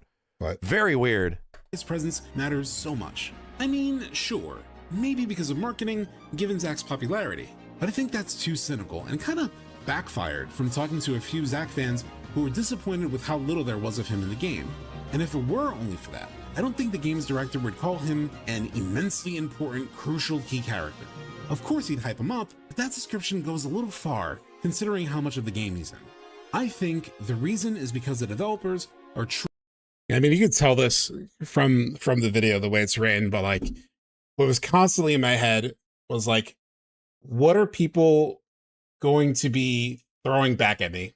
Especially because I made like a couple of videos before this one and had I might cut out for a second. I was like, I need to, so it's a really long part of the video, but I felt like it needed to at least give people confidence that like, I know a lot of their pushbacks on a lot of things. So I want to address it before I get into the answers that I come to. Because otherwise, if your brain is turned off to like new thoughts and explanations for things, then I didn't think you were going to listen to hear the video out. So that was the approach here. Imagine if we visit the old areas like Grasslands in Part 3 and you run into groups of mobs like VR missions and they give you cool rewards like VR, but you got to find them. Yeah, they have to do discovery for sure. And I think they will. I think they got, I brought up the quote earlier where it was like where they were listening to responses to Remake. And there's a couple articles that I pull up as examples of like things that they actually listened to. It was right here. Ed Self know that. But it was like these articles. I think this is what they're listening to, even more than story, right? They're listening to, oh, the minigames are kind of annoying. The platinum is crazy hard. We need to do something about this. I think they're very aware, especially I know, Max, like you have been talking about the discovery aspect for so long that I assume they've heard loud and clear that they want actual discovery. Like players want to be able to discover stuff. I don't really fault them for having a the checklist system, because I think they wanted players to enjoy the world, spend as much time as possible with the other characters or with the characters.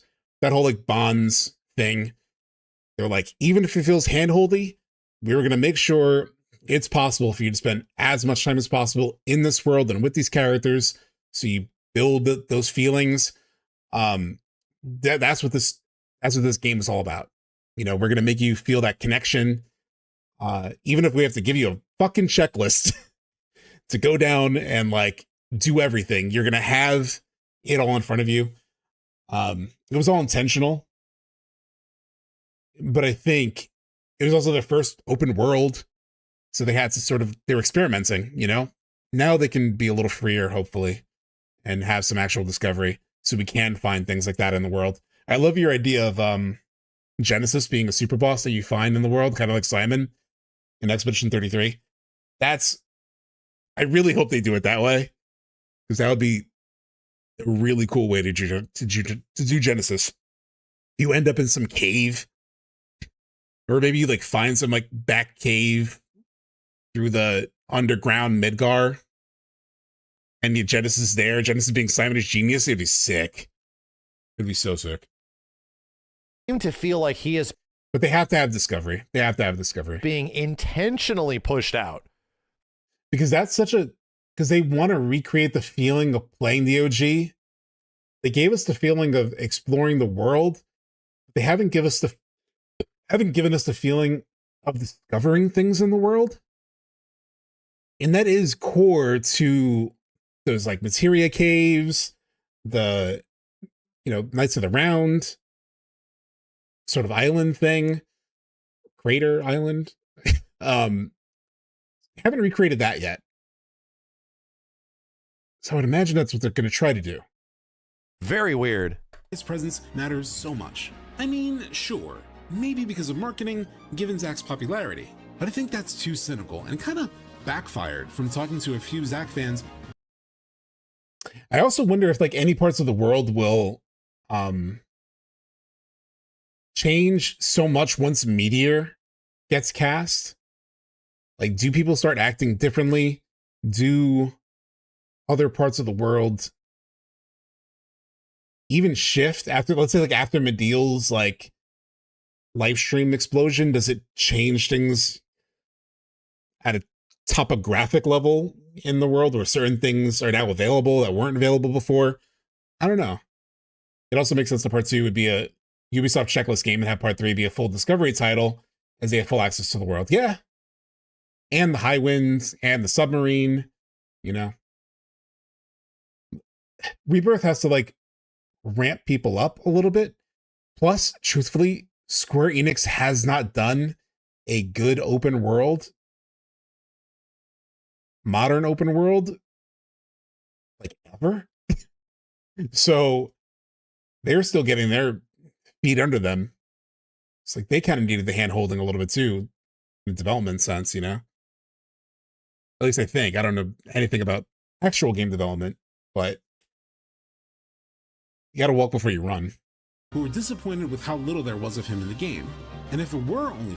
That's also why, like, I've heard people say, like, oh, what if you made Remake into 2 games, where you take some of the open world stuff, you take more of like Disc 1, and you stick it into Remake, and they could have covered the rest in part 2.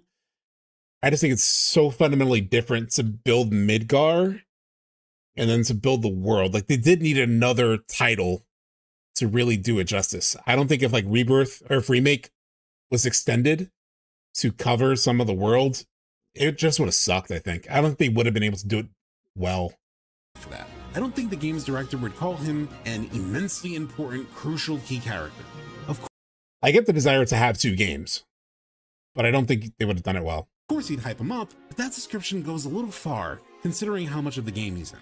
I think the reason is because the developers are truly thinking about the entire 3-game experience of this story. Yeah, so the devs have the entire thing, right? Like, this isn't shit that they're just writing on the cusp of the seat. No. He has what Zack is going to eventually revolve around is something ridiculously important in part 3. Like, oh, so I don't know if you saw this, Max, if you're still in the chat. We were watching another John Q gamer video. He has a new one out there. And he told me about this like a month ago, and I was waiting for this video to come out. It's a short video, it's like 15 minutes. But it was a really cool idea where that like after Cloud goes missing, what if the party is looking for Cloud, as you do, and in the midst of that, you hear a rumor about somebody with a Buster Sword, some guy with a Buster Sword, and they go chasing that rumor, and they find fucking Zack instead of Cloud. Instead of Cloud, they find Zack. It'd be a pretty crazy. But the thing is, they've already set that up, and John has it in his video, where that's what happens in the beginning of Rebirth, where the troopers are talking like missing, so we're looking for a guy with a Buster Sword, ex-soldier armed with a Buster Sword. And then when Zack runs up, they're talking about Cloud. But when Zack runs up, they misidentify him. They say, he has a Buster Sword.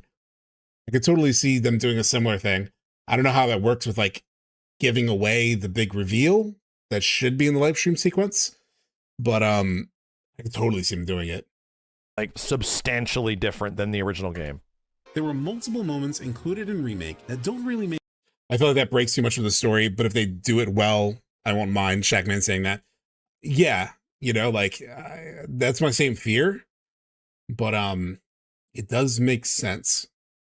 They've already introduced it as a concept, make much sense, like misidentifying with the Buster Sword until Rebirth. And it's because the developers are far more concerned with the full trilogy experience than the experience of each individual game. Yep. For better or worse. And there is no greater example of that than how they're handling the concepts of changing fate. I keep telling people. I agree with Mega Taco. I would want Zack to join after True Cloud is back. It'd be cool seeing the party banter there. It would still be a question, right? Like we talked about this earlier. I don't want to redrudge it all up, but we're that would also kind of keep the idea of worlds alive as a thing that Cloud wants, because there would be proof, Zack would be proof of the different worlds and how they can affect the real world. I don't know. It gets very messy from there, but it is interesting. I think sticking Zack in earlier takes away from the feeling of absence of the Cloud. Yeah, we talked about that. I mean, I do agree, but I could see them doing it. This where it's we don't know, we don't have the whole story, dude. We're really judging this game's story, and yeah, Rebirth is mostly a globe-trotting adventure, and they really lean on that. Hey, I love the idea that one of the most iconic weapons in all video games is just a scimitar or longsword. Yeah, we talked about that when we were playing that part of Crisis Core, where it was supposedly the Buster Sword is a very special thing, but it's not treated seemingly in the Rebirth version of the world, it's just a thing, From the Crisis Core thing, it was a special gift from his dad. It wasn't a thing, whatever. That's one of those things that they're just gonna play fast and loose with in the lore, I think. It's about traveling the world and having fun, right? And then story really kicks in hard all of a sudden. It's whoa, what the hell? So the problem is that we don't have the perspective of the next game, which is obviously going to be really plot heavy. Really plot heavy. It's like judging Lord of the Rings and not watching Return of the King. The idea was clearly on the minds of every player. We've talked about this, but so much of the story is left. Really the story, the heart of the story is coming up in part 3. As they walked up the steps to the water altar, the setting of the most famous death in not only all of Final Fantasy, but perhaps all of gaming. And it's clear the developers wanted us thinking about it a lot. First, there was the marketing cycle. In the lead up, I do think FJAS, I think the development is going smoothly, because there's separate things. I talked about this at the beginning of stream, but I've had this experience. I work in the marketing world, not in games, and you would be surprised how quickly and how often marketing plans change. I was in 2 meetings this week, for 2 separate products, where plans shifted from, we were going to launch marketing in January. Now it's going to be March. And there was another that we were going to launch marketing in February. And instead it's being pushed to, it's just an open window of let's do it right. So however long that takes, not too long, but however long it takes. And it has nothing to do with the product. It's not reflective of what's happening on the product level at all. So it just does happen. Sometimes, yeah, you're trying to release something or it could be changed by something going on with development. I don't think anything's going wrong with development. I work in graphic design for an international company. It's not game dev, but very similar. It's extremely hard to get anything made and improved. Too many cooks in the kitchen. Yeah. Very similar thing that I deal with, Starslinger. So yeah, I think development's probably going fine, but, and then in terms of naming, That's part of marketing in a way, right? So I could even see like an argument happening between Nomura and the creatives and like the marketing team over like what is a more marketable name. That could be involved. Depends on like how much of that decision making is decided that way in a company like Square Enix. But stuff like names of products and all that stuff goes into like testing a lot of times. So they'll put it out and they'll put it in a survey and like ask people about it. There are like marketing studies that are like, if we change the price by $5, or if we like raise it by $5 or $2, and then give them this bonus on top of it, what is the take rate of that? Like that's not the world of video games necessarily, but there's a lot of that kind of like stuff that they look into to make decisions on things like that.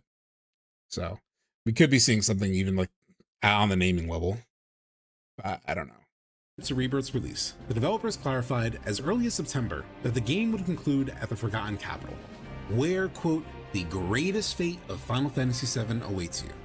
They did a global media tour saying, quote, the whole of the story of Rebirth is building up to that dramatic climax, and believed Aerith's fate would, quote, shock even the We were players. talking about this earlier, but yeah, here's where the marketing was so pushed How do you think in people are going the to react to that Aerith scene? Destiny or Aerith's fate direction. They even got major mainstream publications like GQ and the New York Times to write features all about the impact of the original death and if it'll be recreated in Rebirth. But let's give that a pass. Let's just say. So editing wise, there's also a little trick here, because like the actual New York Times article just has a still image in this spot. So I edited in the OG ending, like the video of it, GQ and the transition to the Rebirth version, and then the pullout from the Rebirth version to the trailer. New York Times to write features all about the impact of the original death and if it'll be recreated in Rebirth. But let's give that a pass. Let's just say that's marketing doing its job. Thank you so much, at the Starslinger. first two games themselves. Yeah, I felt like going through everything was like very important. All the interviews and trying to tie things together, you know? They also funnel the player into focusing on. Yeah, big pig penis. Think you have the great idea, blah, blah, blah. Marketing says, but the survey says, yeah, knife to the heart, 100%. I've been in a lot of those meetings where it's like, we want to do something, but something comes back saying we can't do that thing. It's rough. What may happen at this pivotal point? Let's recap. Remake builds an entire game around the idea of changing fate. Even like I'm more on the proper like marketing side, but there are things I want to do creatively sometimes, and then like the numbers don't support it, and like I have found ways to sort of like convince people outside of the numbers, but sometimes, yeah. And hits us over the head with the concept Thank you, that Final Fantasy Aerith Files. knows everything that is to come. Yes. And I know Final Fantasy Files, you have the next episode of the Gungaga breakdown coming out Monday, right? Knows the potential consequences of Sephiroth's offer at the end of the She's highway. from the future. She knows the consequences so well that she even hesitates. But in the end, she chooses to accept Sephiroth's offer to follow him into the singularity and change fate. Sephiroth wants to change what's to come, and so does Aerith. And so, at the end of Remake, It feels an impossible task to fit the rest of the story in part 3. Yeah, we were talking about this. So this happened on an OG stream on Wednesdays, and like 1/3 of the amount of people show up to the OG streams, which is understandable. But I showed this. This is the original strategy guide that is not the one that I had growing up, but it's one from eBay. But here are all the pages of Remake and Rebirth, like that territory. Let me find it. Just to show how much of the game has been covered, because I had the same feeling. There's like too much. It was giving me fucking anxiety. But here, hold on. Altogether, it's something like 100 pages of strategy guide between those two games. And then let me get to the end. Here we go. So here is Remake and Rebirth. Kind of hard to get it in camera the right way. You can see it's fairly thick, right? It's pretty thick. And then for comparison, here is part 3. Fairly thin. It's about like a third of the strategy guide. Pages wise, the amount of pages in between, and it's not a perfect 1-to-1, obviously, but the amount of pages that Rebirth covers is something like 55 pages of the strategy guide, I think. And then the rest of the game is like 47 pages, something like that. I counted it, but I forget. But you can see like the visual difference, at least, between like fairly thin for the rest, fairly thick for what's already been covered. So again, they have a lot of new stuff. They have the Wutai War. They have all the new stuff with Zack. All the new stuff. They have a lot of stuff. Don't get me wrong. But it gave me some confidence that it's not that crazy. It doesn't include side content. No. But you know, I mean, including side content, the what was I gonna say? Including side content, Rebirth is fucking ridiculous, including side content. But the actual main story quest, MSQ, FF14, I'm looking at you, Max. FF14. No, I get it. You have like a kid and everything. You have a lot of time. But Tip was in chat earlier, so I have to like carry it forward a little bit. But the it is a big commitment, don't get me wrong. I get it. But what was I gonna say? There is a lot left. But it's not. I thought it was overwhelming, and I think they're gonna like merge some things together, right? Like I think they're gonna have, like the whole huge materia stuff, like the Magnus materia and the Wutai War. I think all that stuff is gonna be blended together a little bit because like some of the stuff with huge materia is weird. Like you run out, you save it, you take it, and you put it in Bugenhagen's attic, and like the huge materia is very different now. You know, it's like this building size materia in a weapon, so they can't do that necessarily. I don't even know how you put it into a rocket either. The only thing I can think of is like if Scarlet is successful, because she's like making some kind of materia in Remake at one point when she's like using that trooper as a footstool, and maybe she's successful and she like fabricates a kind of huge materia and they put that in the rocket. But I don't know how they would even take one of the naturally occurring Magnus materia and put it in a rocket. It's just too big. So I don't know how they do that. Luckily, a lot of part 3 is revisiting existing locales. Yeah, I agree, Max. They don't have to like. They only have a few. They only have like a few locations that they haven't. We haven't been to Wutai. We haven't been to Rocket Town. Those will be like beefy new towns. Aside from that, what else have we not seen, chat? Maybe like a Modeoheim or something, like if they bring in some like Crisis Core stuff. They've covered like most of the Medial, yeah. But even Medial's kind of small, you know. Northern Crater will be huge. But it's not like a town, you know. So Medial, Wutai, Fort Condor, like doing Fort Condor proper. Bone Village. I'm the biggest Bone Village hater. Bone Village, yeah. It could just be like a series of minigames. There's nothing in Bone Village. Benora Crater almost has to be on the map somewhere. Yeah. Genesis. Yeah, I think they're gonna do. I think like Nojima at one point talked about doing, what was it called? Having some kind of Crisis Core locations in the Remake series, and we haven't seen any. So I assume they would include Modeoheim or like the Benora crater. A lot of craters to cover in part 3. Jolie's the only one I seem to remembers. Yeah. For everyone other than the most stalwart originalists who believed and still believe nothing major.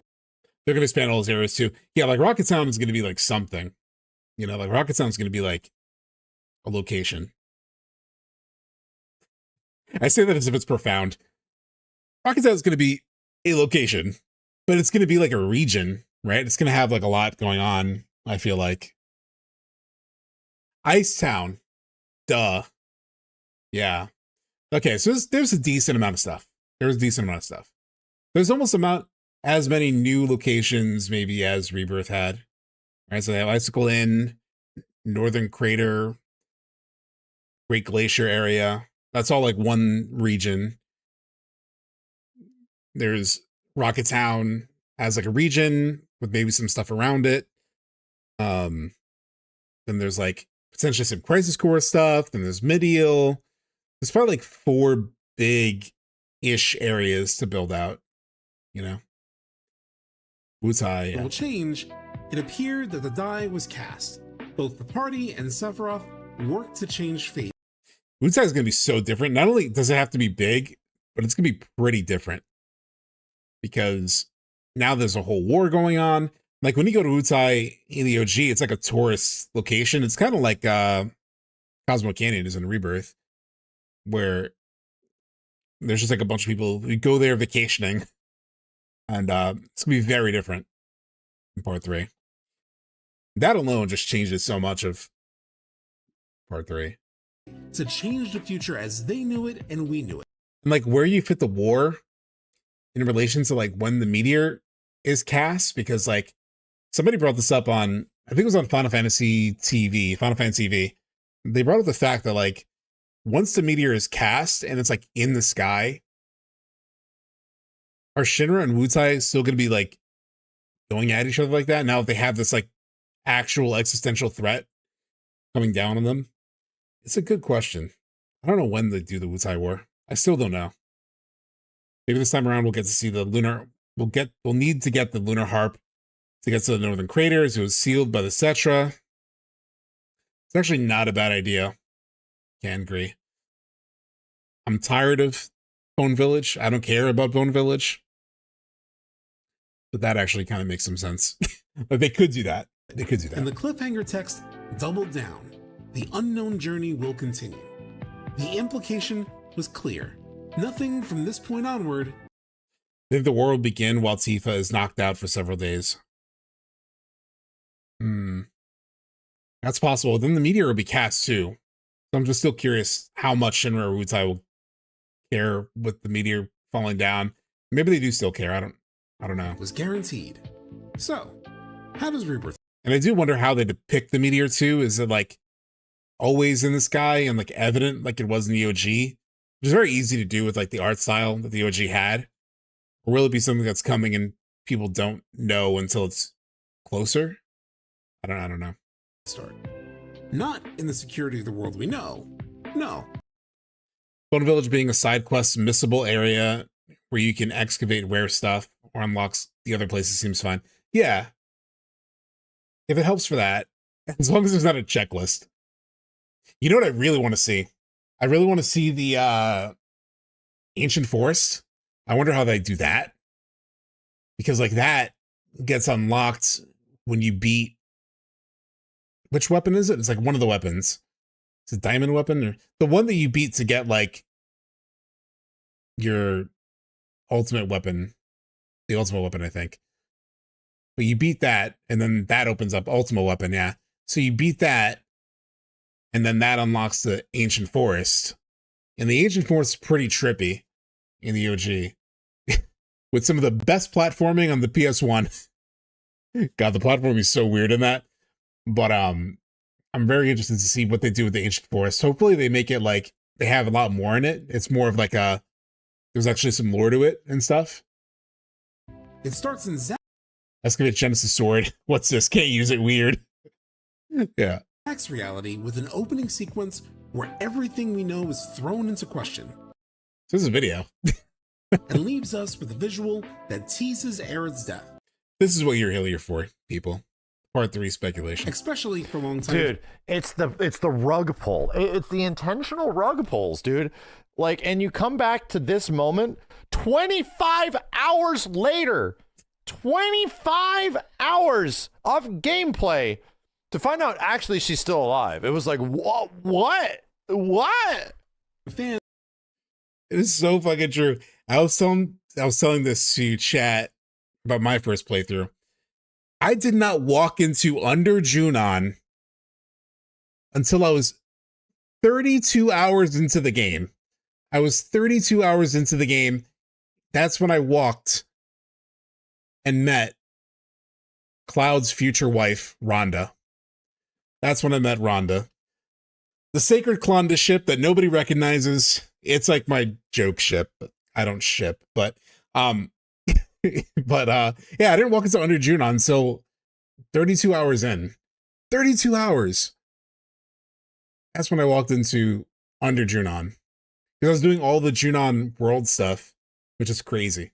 Says you clearly ship. Yeah, dude, the replies to my video were like, "You're such a Clarith." I'm like, what? I said she's gonna die forever. Isn't that not a good thing? I'm confused. So no, first of all, I'm not. But yeah, I also don't care about shipping like that. But people really boxed me with this video. I still don't know how, but misdirections everywhere. Materia seared into their brains for the past 27 years. Right from the start, from before the first moment we ever controlled Zelmyra, yeah. The idea is planted in our minds. Aerith's fate is on the line. Throughout the game, there are moments of foreshadowing, some that they even sneak in quite nimbly. And what about our fourth match? Aerith is in trouble. Dude, this NPC dialogue, Aerith is in trouble, will she survive? And then we played this on in our playthrough, but like when you talk shit to Aerith, like when she's like your potential option to like play in the Queen's Blood match, and she's like,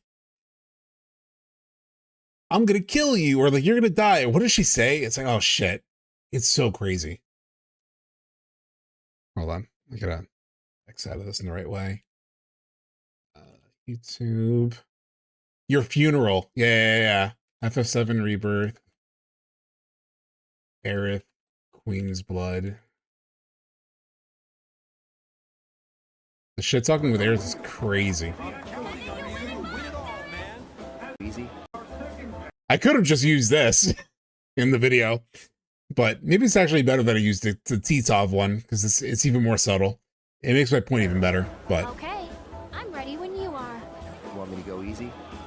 Want me to go easy? All right. Your funeral, though. fuck. Oh, there'll be a funeral, all right. I'm gonna bury you. Fuck. Oh my god, dude. Will she survive? They do this a lot throughout the game. Far more in your face. The Tifa, dude, they do this constantly. Tifa massaging Aerith's back because she's like all riddled from the walk, and she's water funeral, and we are on water. Oh shit, Rollin. She's like right in the middle of my back, and she like yeah, that emote is appropriate stuff. Pokes and she goes like it's all there's death flags everywhere, dude. Seek and you are sure to find, but alas, you shall forever lose what you. And this next scene, I didn't play the whole thing, but it's like this is a whole like Aerith is like, wait till you meet her future self, the future me, the future Aerith. That are aligned to what's set up in Remake. Moments that are made to feel. She's saying like they can not be to worry about the interpreted future till as it a sign that comes. Perhaps her fate can change. From Kate Sith talking about a last-minute twist that may pleasantly surprise you, to so this behind the scenes, this drove me crazy. About a last-minute twist that may that I didn't update this, I didn't do this, I didn't fix this. So the problem is, I made these highlights, and you'll see in the rest of the video, every time I highlight text, it does it in like a blue. But so I had these two layers in the editor of like two different blue highlights. but then I would do this thing called nesting, where you could like nest multiple tracks on a timeline, sort of like make it look like one thing, and so you're not taking like multiple video tracks just to do one thing. So I put them in a nest, but if you put these animations in a nest, it turns them from blue to yellow for no reason. So that's why this showed up like the highlighted yellow where you can't even see the text, is because I did that nesting and it fucked up. So it drives me crazy. It's one of the things I fixed in, there's like a final cut of this video that I made where I like edited, like fixed a couple things. But that's lost to time now. Nobody will really ever see Doesn't really it. surprise you to Marlene outright telling Zack that he needs to help Cloud save Aerith. The most See, like that's how it's supposed to look. important words, however, come from Aerith herself during her speech. Hey, Sleepy, in the what's going on? penultimate We are. So we were doing our big like final stream. We're talking about the TGAs. We watched John Q's new video, which I heard you streamed yesterday, so I'll have to check that out. But then I asked chat, and we talked about games I can play on stream next year, because I want to play some stuff other than FF7 next year. As much as I love it, obviously I could talk about it forever. I just need to mentally take a little bit of a break at some point. So we talked about some games I could play, and then I left it to chat. I was like, what do you want to do for the rest of the stream? We decided on watching my video with some like commentary over it, and then people brought up like watching Max's version, so that's what we're doing. We're watching Max react to my video and me give some behind the scenes, but truthfully it's ended up being like a big conversation about part 3. We barely watched this video. Final Fantasy VII Rebirth. Yeah. Right after the emotionally tortuous Temple of the Ancients trials, Aerith says the past is set in stone, but the future, even if it's been written, can be changed. This has been an idea Aerith has repeated. That's the way it's supposed to look, chat. Look at that. It's so clear. You can see it so easily. And I fucked up on that one. Drives me nuts. Since back in Remake, when she did indeed have confirmed knowledge of the future. That's where I mean, like, they aren't just, it's shit like this where they're not just like writing themselves into a corner. Like, no, she's consistent. Like, what characters say and what they're communicating are not just bullshit. Just yeah, the other meta thing, Sleep Easy, as Final Fantasy Falls is saying, Sub reacts to Match, reacting to himself while chatting with Max, because Max has been in chat here and there. So it's been a very meta, slightly embarrassing. I feel like I said this before we watched the video. I was like, I haven't watched my video and talked about it on stream because it feels a little bit like being up my own ass. But chat said it wasn't. So, and they wanted to see it. It is the final stream of the year. This is the biggest thing that happened for me this year. So we're watching it. to set up for weird rug pulls. Like, no, the writing points are consistent.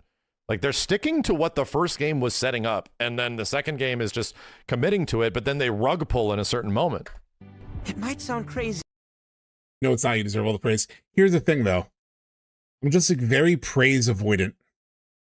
It's something I probably need to work through with a therapist. But like, even like for my birthday, I don't like doing big things. I don't know. I'm just like very avoidant of like, I don't know. I feel like uncomfortable sometimes with it, but yeah. But back in Midgar, Aerith and I could both see the future. And you're asking me this? Just had a feeling you'd know. Probably did at one point. All that stuff was taken from me, though. Or maybe erased? That means she had seen the future. I'll take it, Final Fantasy and Files. believed it could and should be changed. If this came from any other character, perhaps it would be easier to dismiss. But coming from Aerith, it feels significant. And if she hadn't said it in Rebirth and only said it in Remake, then I could argue, yeah, maybe they did change their mind. But instead, they made her double down right toward the end of ravenously this hungry. game. But putting myself in... I love doing this music shift right here. Because I hit you with the very light Aerith song. By the way, a lot of the songs I had to get off soundtrack. So a lot of them are rips from the game. Eventually, FF Music, he ended up getting me a copy of like the PC release came out while I was working on the video, and somebody ripped all the tracks. So he gave me a link to all the tracks pulled directly from the game. So that's how I got a lot of the tracks, because otherwise like copyright gets in the way. I actually did get sort of like technically hit with like a copyright thing on this video. I uploaded this video a million times, like different sections. And because I was doing copyright checks to make sure I didn't get hit by copyright, because obviously like it ends up impacting how much you make off the video. And every time I uploaded, like I would find stuff and I would fix it. I would replace tracks. And I was constantly checking. I uploaded like 150 cuts of like parts of this video and would change it and fix it and whatnot. When I finally uploaded the video, even a lot of my friends don't know this because they'd be like, "Oh my God, I can't believe you let it go." But I did something like a track that like every time I checked it, it came back fine. In the final upload that's on the channel, it did get hit with copyright. And it didn't always, like I said, it never caught it any other time. So I am sharing revenue on this video as we speak. But whatever. It's not my like day job, so it sucks a little bit. But it was already up and it went live, and I was like, all right, well, it's out there. Baby Seal reacted to it, and then Max reacted to it. So it's like, okay, is what it is. Then I could argue, yeah, maybe they did change their mind, but instead they made her But I double checked down it right toward the all end the of time. this game. And it But never putting came myself back in your shoes, until the final I can tell upload. You may not be fully convinced yet. Maybe I'm just a dude who is way overanalyzing a few lines of dialogue. Maybe there is something the developers know that I don't. Again, this point was like, was it changed? Did they change the focus of their story? This track is also so good music-wise. Midway through development, when they were moving to Rebirth, that to pull us back, did the developers make a choice to change stuff based on the reactions of Remake, right? That was the initial proposition. Fact about how I'm also glad that Max did that in the reaction, because I know he had chatted a lot during this, and then like I, had sort of not shifted in the topic, but I did like have to rail it back or bring people back to the main point of this chapter. So it was good that Max paused it to like, remember, this is kind of what we're focused on here. FF7 Remake's ending was received that... Oh yeah, Tyler, you literally tweeted this track the other day. Yeah, I love this track. Made them change their mind about this whole changing fate thing. For example, hard data that showed that most players outright hated the direction of Remake. Well, as far as I can tell, that didn't happen. In fact, the data I found seems to say quite the opposite. In one poll of Japanese players conducted by Famitsu in August 2020, 75% of players said they were, quote, very satisfied with Final Fantasy VII Remake. Another 17% said they were quite satisfied, adding up to a whopping 92% of players saying they were satisfied. I had to teach myself After Effects on how to do that graph too. Finding this data really felt so good, because it was like, I know how I felt about Remake, and I know how a lot of my friends felt about Remake, but the fact there was like some actual hard data to reference for this, and I'm also ordering food because I'm very hungry. But the fact there's also like hard data that gives some extra evidence to this was super helpful. Yeah. Love the stream, about for the night. See you next year. Thank you so much, Nick. Thank you for hanging out. Overall. In fact, only 4.3% indicated that they were at all unsatisfied by Remake. One of the player quotes, noted by Famitsu, demonstrated that Remake accomplished exactly what the devs were going for. Quote, before I played it, I didn't... Also, Max, I don't know if you're still here, but the like 4-hour like random conversation after your Game Awards predictions, where you just talked about FF7 and you like, went back through a bunch of stuff. That was such a fun stream. I was up till 5 a.m. my time. Granted, it was Thanksgiving night, so I didn't have work the next day or anything, so I slept in and it was fine. But I stayed up very late.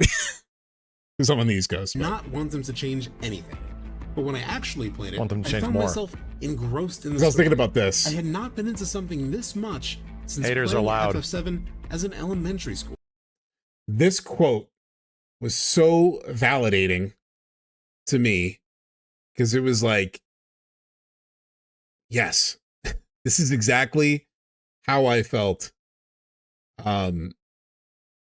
when playing Remake, like going into Remake. Like, I wanted better visuals, turn-based combat. Don't fuck it up, Square Enix. You fuck everything up. Don't fuck this up.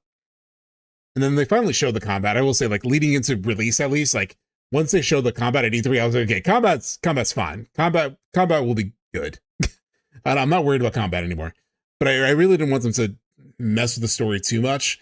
And the first time I saw the whispers in a trailer, I was like, oh no. Oh no. But then I ended up feeling like this.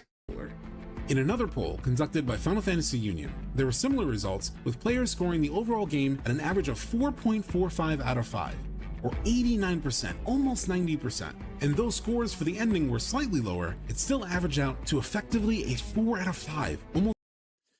And so yes, it is a little bit lower on the ending, but I do think, like, there's almost been like gaslighting to some extent in terms of like the response to Remake. And this isn't perfect. This is 20%, you know, not loving it. Understandable. But almost 90% of 14,000 people rating it like a 9 out of 10. It's pretty goddamn good. 80%. These polls aren't necessarily something to sniff at. Oh, you thought the whispers were the ghost from the train graveyard when you first saw them in the trailer? Interesting. I never thought about that. I thought they were there to fuck up the story. Which they kind of were, in a way. They're literally trying to fuck with the story. Well, not fuck with the story. They're trying to fix it. Now they're trying to fuck with the story. Either.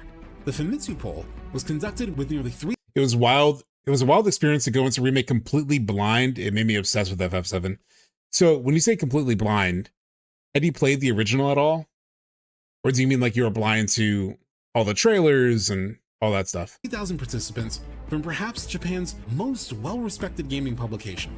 And the Final Fantasy Union poll reached over 14,000 responses. Nothing FF7 before Remake. Wow, really? Have you gone back and played the OG? Like, how blind are you still flying? I'm curious.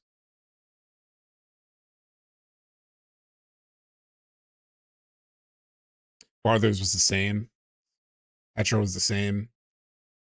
Yeah, I played everything because I love Remake so much. Cool. Yeah. Yeah, I'm very curious how the OG experience was for you post-Remake. Did you notice how different it was as you like got through Midgar? I'm like so fascinated by the experience of people who didn't play the original.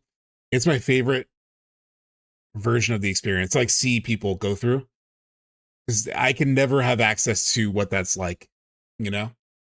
That's why I like seeing playthroughs of people who haven't played the OG. It's very interesting. I'm on the change train 2. Probably one more changes than most, yeah. Similar, I started with FF7 Remake, loved the changes the story had brought in, understood the OG was there to experience if I wanted.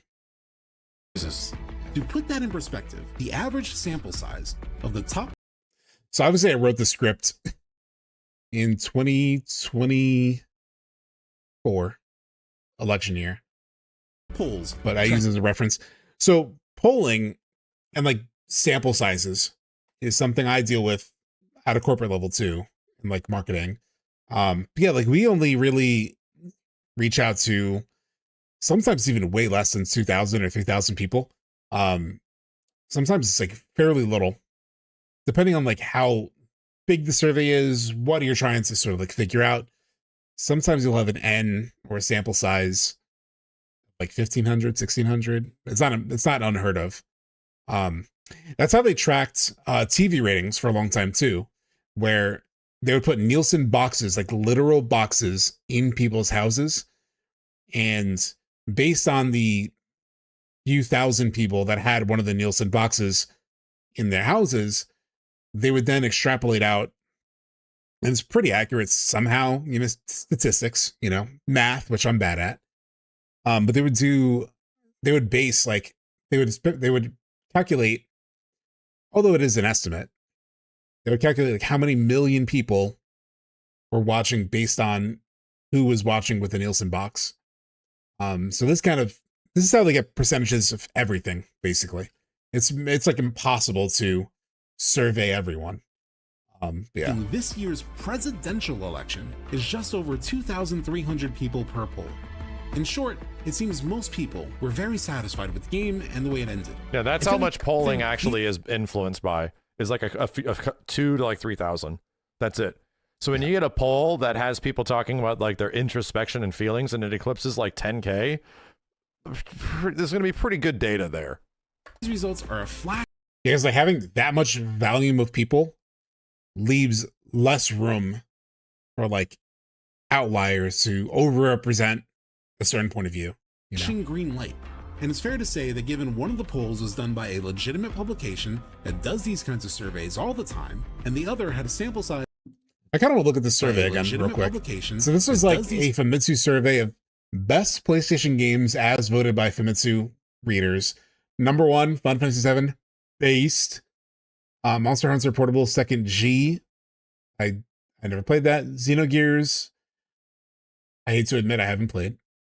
I know it's famous. I know it's very good.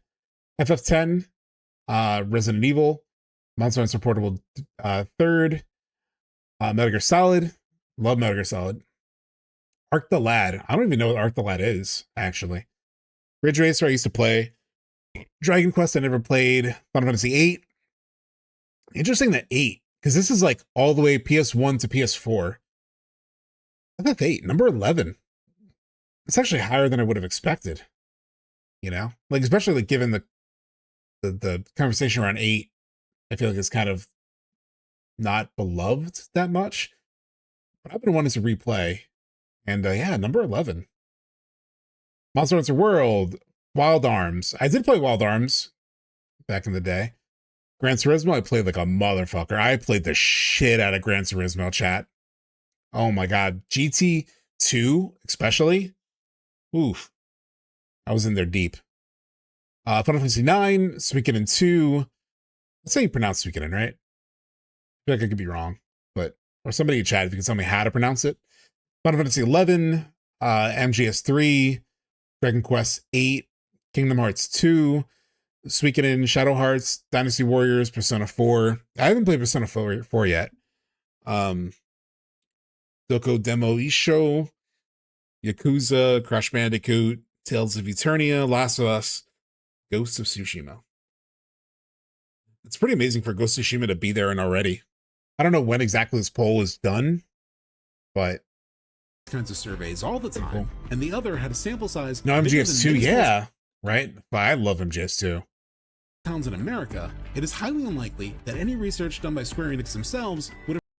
I guess it's not a surprise that The Last of Us Part 2 was fine with me with like switching characters, because I was also fine with Raiden becoming the almost de facto lead of MGS2, which was crazy controversial back in the day. Like when MGS2 came out, we barely played a Solid Snake, and we were this weird twink. What's going on? People lost their shit over Raiden. Produce vastly different results. To top it all off, it's so good though, Shackman. I only played FF8 because I thought they were continuing FF7's story. Oh yeah, you didn't realize yet that it was like an anthology. As I was in the middle of editing this video, the developers gave the clearest indication yet that they are still crafting the. I was trying to figure out how Squall was related to Cloud. Oh my god, Ben. That's amazing. And then Drake is saying the same. Yeah, I also, I think part of my initial reaction to FF8, like the first time I played it, was I didn't expect them to connect. Like I had read magazines that sort of like clarified their different things. But I was expecting a similar type of story or like vibe and tone, and it ended up being so different that I just didn't know. I had an instinctive, I want more FF7, But it's kind of weird because I played Tactics before 8. And I knew it was different and I loved it. But 8 just like hit me. Didn't hit me the right way. But I think I was like too young to fully appreciate it. It's partly why I want to replay it. But overall story they want, regardless of reaction. Clearest now these indication quotes yet that they are still crafting the overall story they. It's actually really helped that it didn't get everything together for this video for so long, that it took me so long to make it, because these quotes kept rushing in. As I was working on the video, and these two quotes were like around September of last year, and they were super helpful. These were some of those reassuring quotes I've ever gotten from the developers. Want, regardless of reaction. In an interview with Young Jump, creative director Tetsuya Nomura said this when asked about how much creators should listen to fan response on social media. Quote, "Players' perspectives are very interesting, and I find myself learning a lot from them, so it's certainly something I look closely at. As for reflecting those opinions in one's work, I don't think doing so is necessary at all. The key is not just to go along with players' opinions, but to think about the scenario clearly with intent." Yes, King! With Anime News Network, in the same week, Rebirth Please don't director listen to the Naoki fans. Hamaguchi They said suck. this about the ending. We Quote, suck. "In terms of the fan experience we anticipated and also desired, I think we are satisfied in that there are both negative and positive reactions to this scene." Yep. They knew it. That's exactly what they were going for. They were going for people that are going to be really into it and some people that are going to be really not, and a lot of people in between. Given all of the in-game evidence that they're still playing with the concept. It's so wild. It's so wild that like they expected it. That it's like, of all things, Aerith's death. It's like if there's any like sacred part of FF7, it is that moment, right? Like regardless of like, for me personally, the live stream sequence is probably like the most sacred, but her death is like the most famous, right? Like, so if you're gonna fuck with it, it's a big risk to fuck with her death. Is like, it's the most iconic, most referenced, most well-known, because a lot of people don't really know the live stream sequence unless you're like a fan. But like sorry, this is coming for you. Well, just like it is the most famous moment. Like if people know anything about FF7, they know Cloud and his big sword, Sephiroth and his long thin sword, and Aerith's death. Like if they know anything, those are the things that they know. And so to fuck with that, know that people are not going to be happy with it, potentially, and then still do it, it's just ballsy as hell. It's intentional. Aerith's death conceals the actual plot twist. Yes, Materia Hunter. Some fairly reliable. Yeah, Final Fantasy Fall is saying, I've never played OG and I've known about Aerith's death for years. Yeah, most people do. I make a lot of Star Wars comparisons in this video, but it is the I am your father of video games. It really is. Reliable signals that Remake players largely approved of the new direction, as well as the lead creators behind. Yeah, that was the one thing I knew that going into playing the OG, and it didn't hit for me. Interesting. Behind the project. Are you saying the Rebirth version didn't hit for you, or the OG part didn't, or the OG version didn't hit for you? Jack. Saying they don't fully follow fan feedback and were anticipating and willing to receive negative reception to the way they handled FF7's most iconic scene. So how did the Rebirth ending hit for you? I'm curious. Now this is becoming a one-on-one interview between me and Shagman. But I'm very curious about that experience. I know there's a couple others of you in chat who also have a similar experience with getting into it after. But it seems to me that there is no reason to believe the developers changed their mind. And just in case you still think I'm wrong. Oh, you're a rare example of preferring the Rebirth version. Interesting. I'm curious, did you experience the Rebirth version before or after OG? And then, if you can put it into some kind of words, what about the Rebirth version connected for you more, I guess? Knew about Aerith's death long before I played Remake. That's why your fate changing is way more appealing to me, as I know she dies already at that point. There's no genuine shock or sadness to be had. The OG version for me was just, oh damn, and that's it. Which is kind of the point, Etra. That is the point. It's unceremonious and purposeful in being unceremonious. And feel like they've backed away from changing fate, then I ask you this. Why did the official story recap that was released a week before launch and included right on the home screen ends by talking... This, I know a lot of people, I don't think they think much about this part of the video, or at least I haven't heard big reactions to this part of the video. But this was the clincher for me. And I realized this relatively late while I was working on the video. In fact, this was like something I added in fairly late while I was making the video. Because I was having doubts. I was having some doubts. I was like, is there any holes? Are there any holes as to like this idea that they didn't change their mind? And then I think I may have just been like rewatching the trailers, because like this is one of the videos that came up before Rebirth came out, was the recap video. And so I rewatched it. I was like, motherfucker. This video, the ending about it, is pretty much all about changing fate. Like the final minute of the recap video is all about changing fate. If you had changed your mind about that being a huge part of the remake trilogy, then why would you focus on that so much in the thing that catches players back up and primes them for playing Rebirth? You know? Almost exclusively about breaking I'll let fate. that play real quick, and then I'll get to a couple of the This chats. was destiny's crossroads.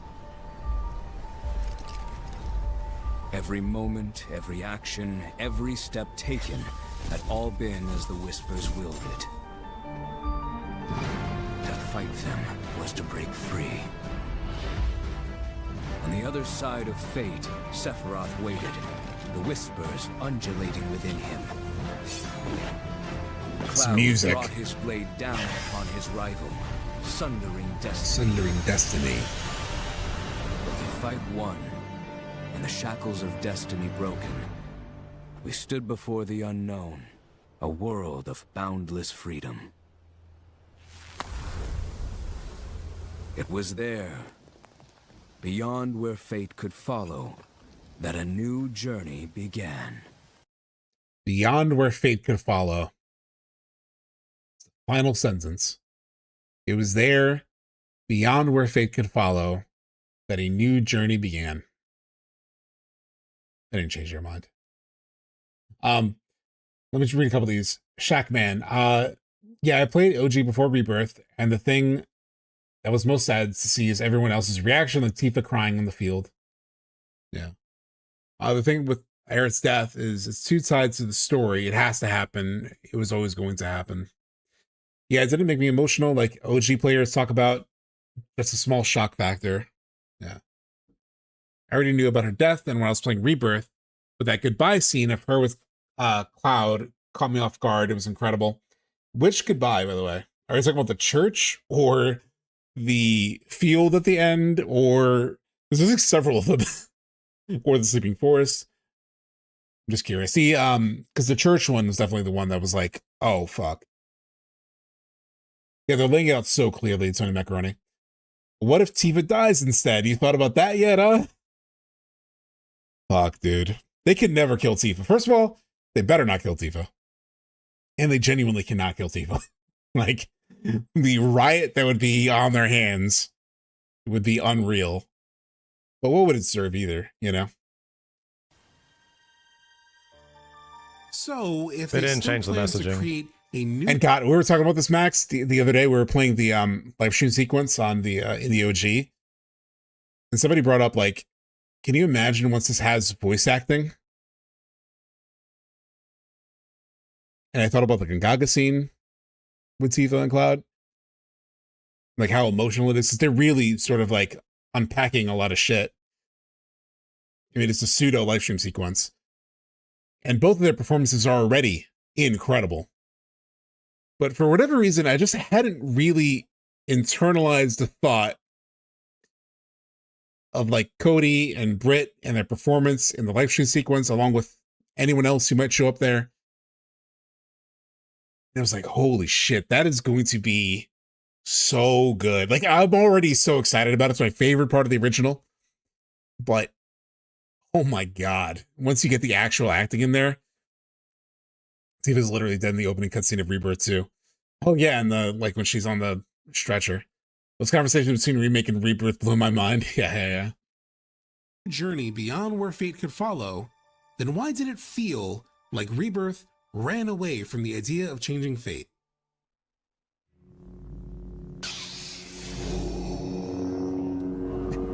They're thinking, both. Both are good. I'll kill them both. Bro, subtext, you're not... Well, oh my God, Max, have you seen this? So somebody brought this up on stream the other day, and it blew my mind. I was like, son of a bitch.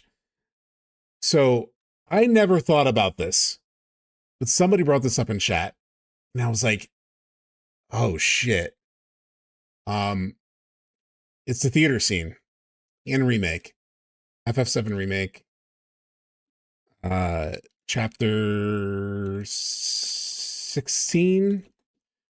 No commentary. Somebody brought this up, and I was like, fuck. Hold on. Somebody brought up, oh, Ben in chat. He brought up, is this a vision? I always thought this was a vision of Sephiroth, which you see Sephiroth flash into this robed guy. And somebody was like, Ben in chat. I keep saying somebody. It's Ben in chat. Mentioned that he thinks it's Cloud. And so, like, is this a vision of Sephiroth winning with Cloud so gone that he's like there for a meteor fall and like showing up, and so he's seeing like the worst possible outcome, because you're saying like Tifa, what if she died? It made me think of this, where it's like a future where Sephiroth wins and like Tifa is down on the ground, Barrett's down on the ground, like Tifa seemingly killed. There's a slicing sound effect. She falls. Granted, there it's Sephiroth. I was like, but it's Sephiroth, and then this moment. And I'm like, shit. They're both back to back. Sephiroth as the mirror, controlling him. It's like, it's kind of an interesting fucking idea. Like, we thought we all know this was the ending from the original, that it's foreshadowing. It's just foreshadowing the ending that we know. I didn't think about the idea of that being a vision of what could happen to Cloud if he like completely went off. And it made me realize, I was like, oh, in Rebirth, there's that weird moment where Condor grabs a clone and like flies off with the clone. And they really focus on it. It's kind of weird that they just focus on it so much. No, Oh, this is a remake. I want to be back before that. They focus on it so much. It felt so weird that there was like such a focus on this moment. But I was like, does that become like, does that become the clone that goes north that Cloud mistakes himself for or something, or I don't know what it is, or do they show a I don't know what they do. I'm getting lost in the idea a little bit, but I just found it weird that they focused on this clone. I don't know, maybe getting off the rails, but I just thought there was something interesting to that idea of the future vision not just being the meteor fall that we know, but being an even worse meteor fall that could come. Kind of interesting. Final Fantasy Files, I got to run and have dinner with the family. Congrats on your first year streaming. Catch you later. Thank you so much, Final Fantasy Files. Lost in the sauce, yeah, literally. So I'm about to have some chicken tendies with some You're sauce, not and I will literally be lost in the sauce. doing this, right? You're not connecting this to Empire the same way that we were before, right? Like, you aren't doing this, are you? So this is really not a sequel. It's the second act. It's of an ongoing story. It's not even a series as such. It's just a story. Oh, I think my tendies are here. No, they're not Raising Cane's, but it's like a local place. It's very good.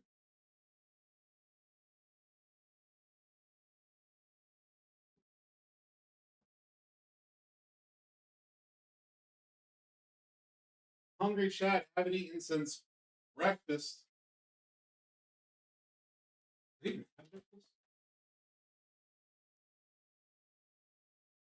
can't remember if I had breakfast.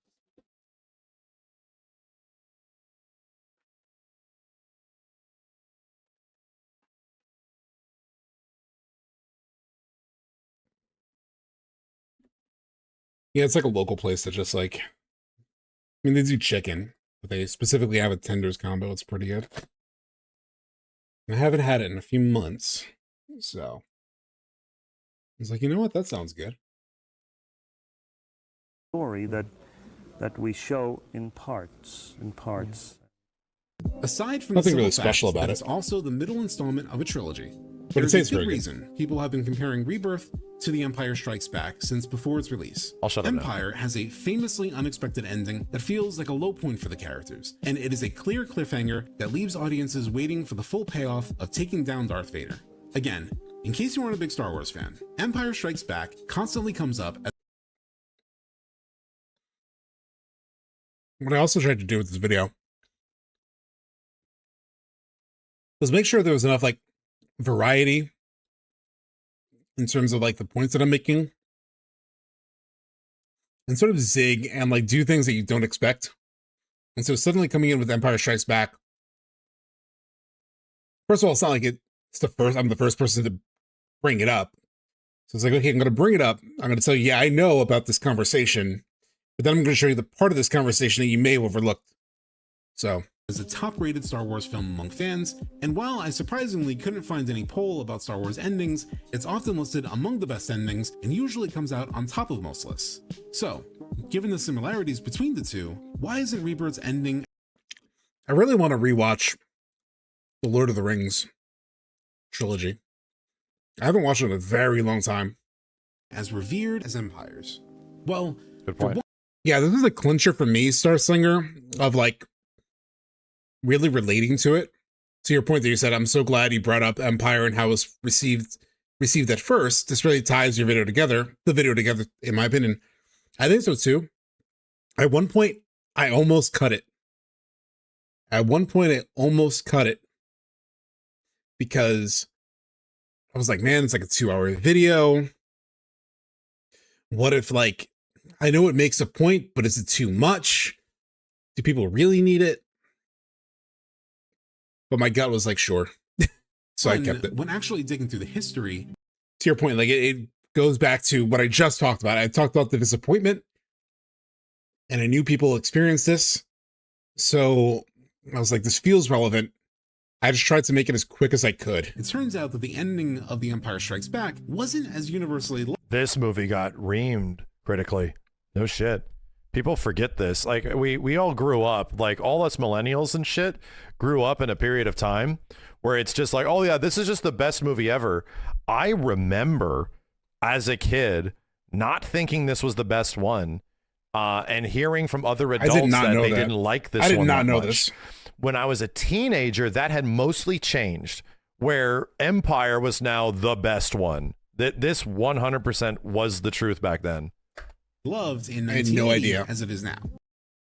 It was literally something that as I was working on the video, I was just like, I wonder what the reaction to Empire, like in real time, was.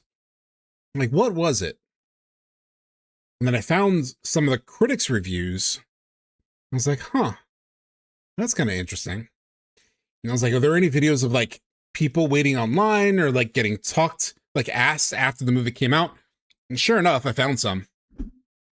And the interviews after that you see, there's some people who did really love it, but there was also like a healthy amount of people, like the ones that I show, where it's like, he would know he's old enough for sure. Yeah, he was sort of like around.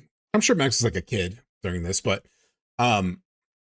dude, I did not know. This is before my time for sure. At the time, lots of critics gave it some pretty harsh criticism. Yep. The New York Times review led with the title, quote, "The Empire Strikes Back strikes a bland..." All I ever heard was that Empire was like the most amazing one. Everyone loved it. I heard that the ending was like controversial,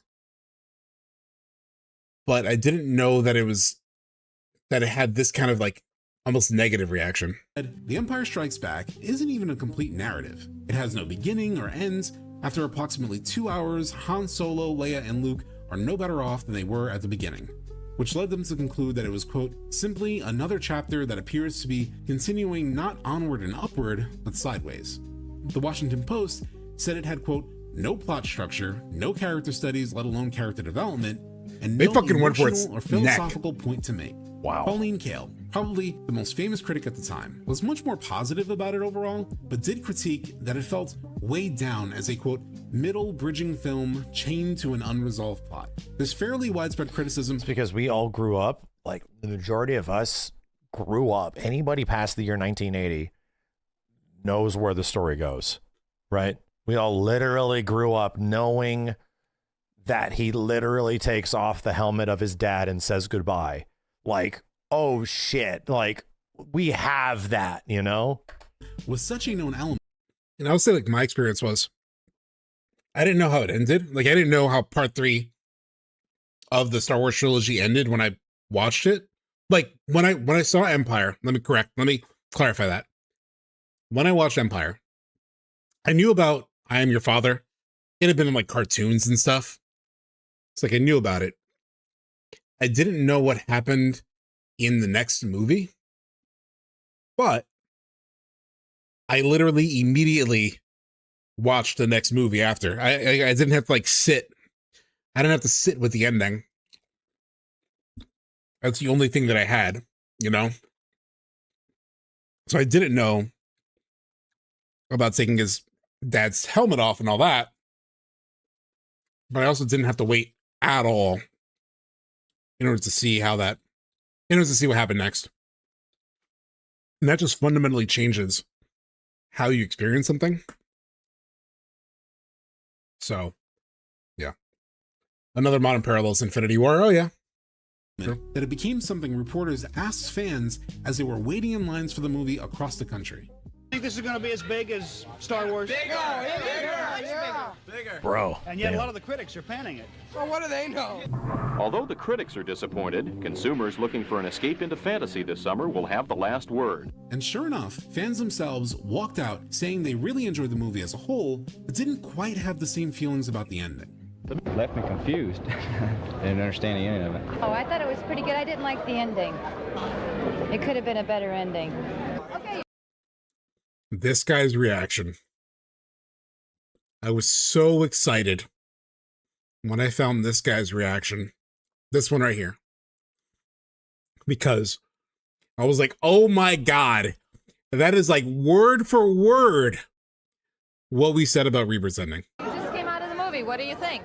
It was a fantastic movie. They cut it short, though. There was no real ending to it. I was a journalism major at one point, Moon Pendant. So there is that. This is real investigative journalism. So like to that end, I did study journalism for a second. I didn't pursue it because I realized I would never make any money, like ever.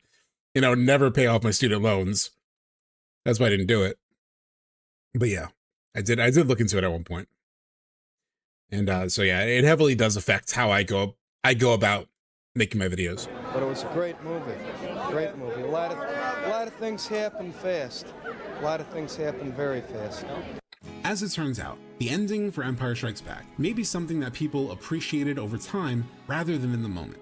And a big reason for that is because, much like with Rebirth, some fans walked in with certain expectations out of what they expected from the second installment. Yep. Still didn't end up right. You gotta see another one. It might be a Star Wars 3, you know? They didn't kill Darth Vader. People were expecting certain things, They wanted and expected even more out of Han Solo. They were expecting a more classic love story between Luke and Leia. Damn, Starsling, I'm sorry to hear about. Not yet realizing that they were siblings. And of course, they were even expecting Luke to win, rather than end up like this. But as Vincent Valentine so wisely and appropriately put it before entering the Temple of the Ancients, expectations often lead to disappointment. Game knows, bro. Like, my dude, look at this line of dialogue. The game is literally telling you, we can't give you everything you want right now. Like, I'm sorry. I'm sorry. Matt Mercer's going to look you directly in the face and tell you, you can't get everything you want right now. You're going to have to wait till it's done. That said, it's while so in Empire's your face, ending yeah. may not have been so beloved at first. I mean, it's a it side did do conversation, but something yeah. That FF7 Rebirth did not. In Empire, Luke Skywalker spends the movie wrestling with both his destiny and his past. The question of who he is, who his father was, why he's special, and what he will do with his gift is central to the story. By the end of Empire, he's given an answer. Obi-Wan never told you what happened to your father. He told me enough. He told me you killed him. No, your father. So this little transition, by the way, like you'll see it fade here. Not that it ended up mattering because I still got sharing revenue on my copyright thing, but I had to cut these like few seconds and then fade from one part of this conversation to the next. Because if I let it play unedited, copyright. He told me enough. He told me you killed him. No. I am your father. It also sped it up, so that was fine, but it's the one he and the audience least expect. But at least it was an answer to the story's main question. Who is Luke? Where is he from? And how might that impact his future? In Rebirth, but it's like a 4 the second central difference. question seems to be, as reiterated at the start of the game, middle of the game, end of the game, and even in the marketing, will Aerith live or die? And while there is seemingly an answer, it is one that is deliberately obscured. It is not as clean as this. Luke. He doesn't have a bow. Doesn't wrap it up. Son, come with me. And by that measure, it isn't very satisfying, even among fans like me who have changed their mind over time. I just missed the end. Hope you enjoyed the ending. I didn't.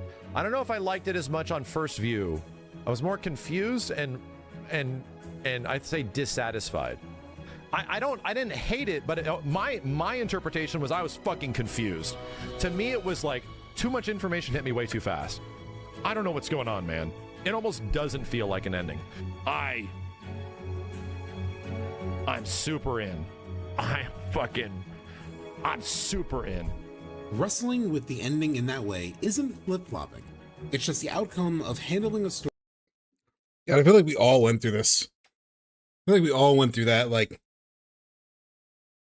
I don't know if I like it. What are they doing? Well, maybe if this or that. Well, that's kind of interesting. Oh, that SubTXT video is kind of interesting. And we answer like it there are times where it feels like copium. But I think we're right to be optimistic. What do you think is the biggest cause for concern for part 3? I guess the two big things, at least for me, is how much story they have to cover. And if they can do that well, especially given their pacing issues in Rebirth, like with Setso to the Gi, that transition, like plenty of moments just don't have time to breathe. And given how much they have left, I can see the instinct to shrink things down or rush from one thing to the next. And so like that problem could be exasperated. So that's one issue. And then two,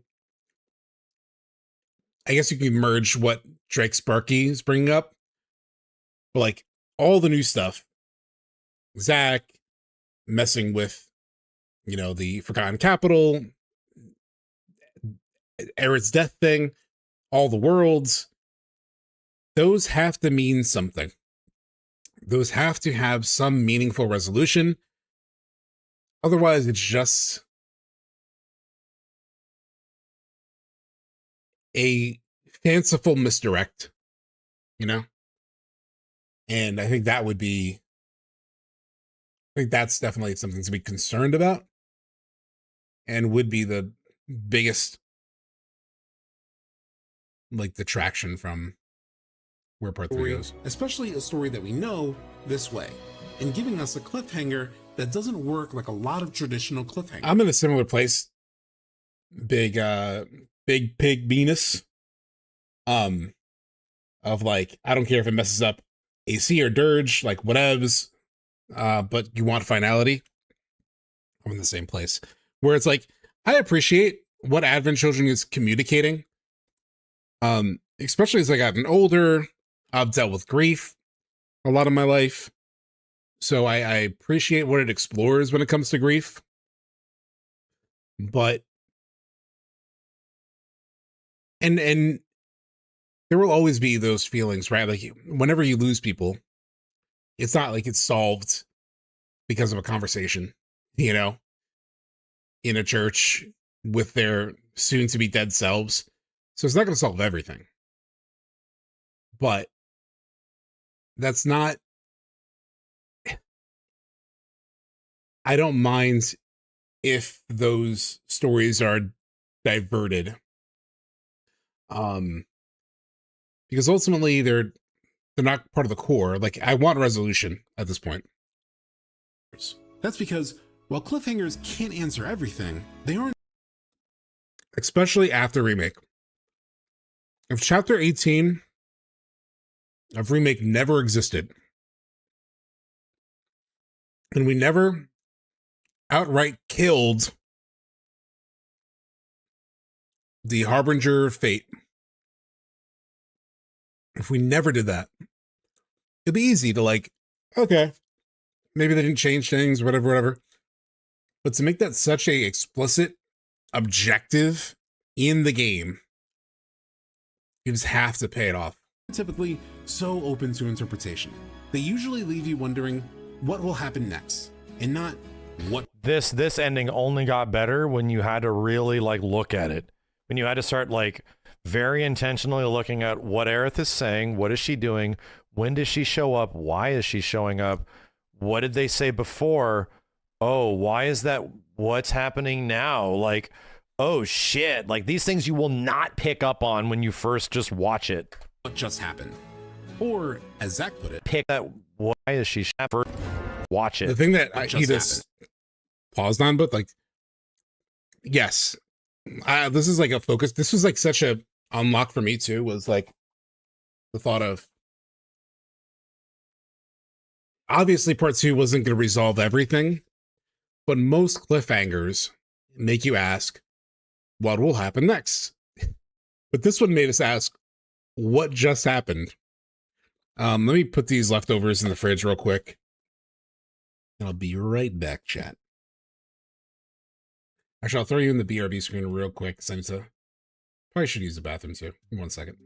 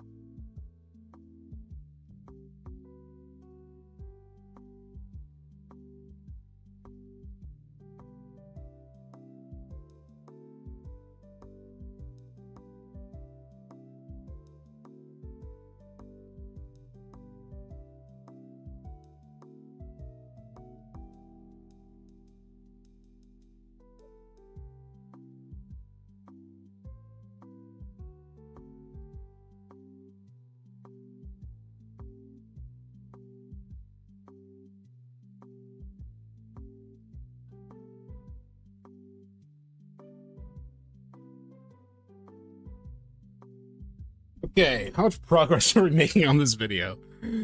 We're 47 minutes in, and it's 3 hours. I don't know, chat. Are we gonna make it through this? Holy shit, I just realized. Right. Or I'll shut Zack up. Put it. What I'll do. What in the hell is going on? Yeah, TJ Humber, the stream is still going. It's gone off the rails. We talked about TGAs, then we watched John Q Gamer's new video, then we started watching we started talking about like games we could play other than FF7 next year. A lot of great stuff that we're gonna play. And then I was like, what do we do for us to stream? We all decided to watch my video, but specifically Max's reaction, so I can give commentary and background and stuff. And then Max came in stream at one point, not like on stream, but like he was in chat. So, you know, we're going back and either way, it's just gone way too long. It's gone way too long. But I tuned in for a few minutes before work during my hour-long lunch. Now you're off work. Fuck me. But here's the thing. So much of that confusion is about the events. It's a finale stream, okay? It's the final stream of the year. Really what Rebirth is all about? However, you'll never see the truth with such clouded eyes. Shut up! We go big or we go home. People are like, please go home. Great content, by the way, living the streams. Thank you so much. Just a puppet. Yeah, final stream of the year, because I'm traveling for the holidays this year. I meant this week. So I won't be back till January, but yeah. Yeah, exactly, Steph Roth. We got to soak it in, do the lack of streams for the rest of the year. Yeah.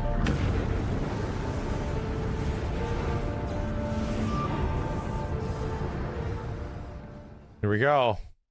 Most stories contain many different. So again, I just wanted to take you by surprise. I'm sure you didn't expect that we would suddenly be talking about story structure. And that was my whole thing. Plot lines. A plots, B plots, C plots, and so on. What do we soak in exactly? Shame, mostly. That we're all spending nearly 8 hours talking about FF7 on a random Sunday in December without an award, without a reveal, you know? Mostly shame. And their designation usually reflects their importance. In Empire Strikes Back, the A plot is clearly about Luke's training and the showdown with Darth Vader, while the B plot is about Han and Leia. They intersect and impact one another, but the questions about Luke are at the heart of the film, and it's the questions about his plotline that are the focus of the ending. Ideal Sunday. In Rebirth, the A plot starts out about Cloud, but seems to end up being equally about Aerith, despite the final scene truly being about Cloud's mental state. On paper, lead writer Najima did the right thing.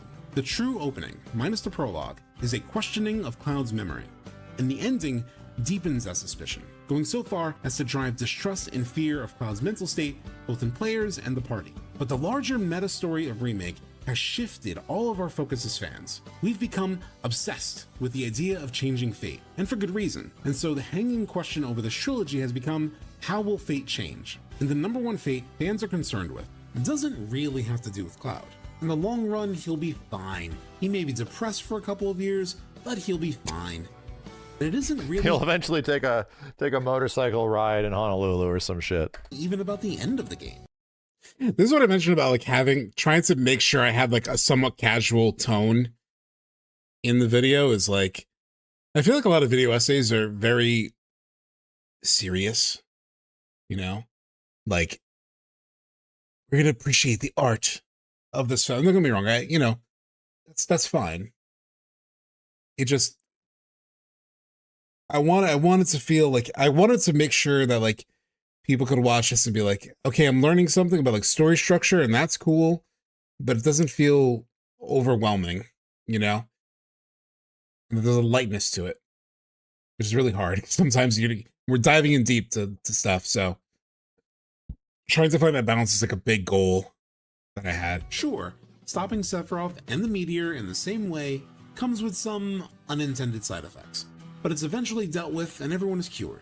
No, The main concern is with Aerith, with her fate already on our mind since the end of Remake, and with so much build up to the final moment that includes an all-out assault of foreshadowing, multiple goodbyes, seemingly omniscient Sephiroth hinting that he knows what he's about to do, and a literal pause in the action for the game to say, yeah, that shit's coming. We finally reached the altar, and what do we get? Fate isn't changed. And as seen through the lens of Zack's story, perhaps it never can be. Perhaps we're all doomed to our fates one way or another. Perhaps the big bombastic ending to Remake where we fought the granddaddy of Destiny was just a big fireworks show with no follow-through. Perhaps what people have been seeing as this bold, ambitious meta-sequel masquerading as a remake really is just a remake. Ambitious. I don't know if anybody noticed that, but like, I put so much into like trying to, because you saw the music matching in the cold open, but I wanted to make sure that like there was like momentum and pacing as I was talking as well. So it's like making cuts match things I say was such an important thing. With no follow. So you'll see like big bombastic ending, and like the other one there was like another 3 thing, and I made sure that every time I said a word, I flashed in a new perhaps visual. What people have been seeing as this bold, ambitious meta sequel masquerading as a remake really is just a remake with a few extra sprinkles on top. That isn't to say that my personal hope was for Aerith to survive. Personally, I wasn't one of the people cheering when Cloud parried Sephiroth's attack. Even though there was enough talk of changing fate to justify it, it felt like they hadn't fully earned it. No, I haven't watched Patrick Rainville's big music deep dives. They're insanely deep. He's covering everything game. Yeah, I've seen them come up in my like recommends. They're just so long I haven't gotten to them. So I was a bit relieved when events were flipped on us moments later. That said, it turns what should be a very emotional moment into a rug pull. Psych, we're not actually going to let you save her. And in turn, it makes the whole premise of changing fate and the very in-your-face narrative focus of the first 2 games of this trilogy feel equally like a red herring.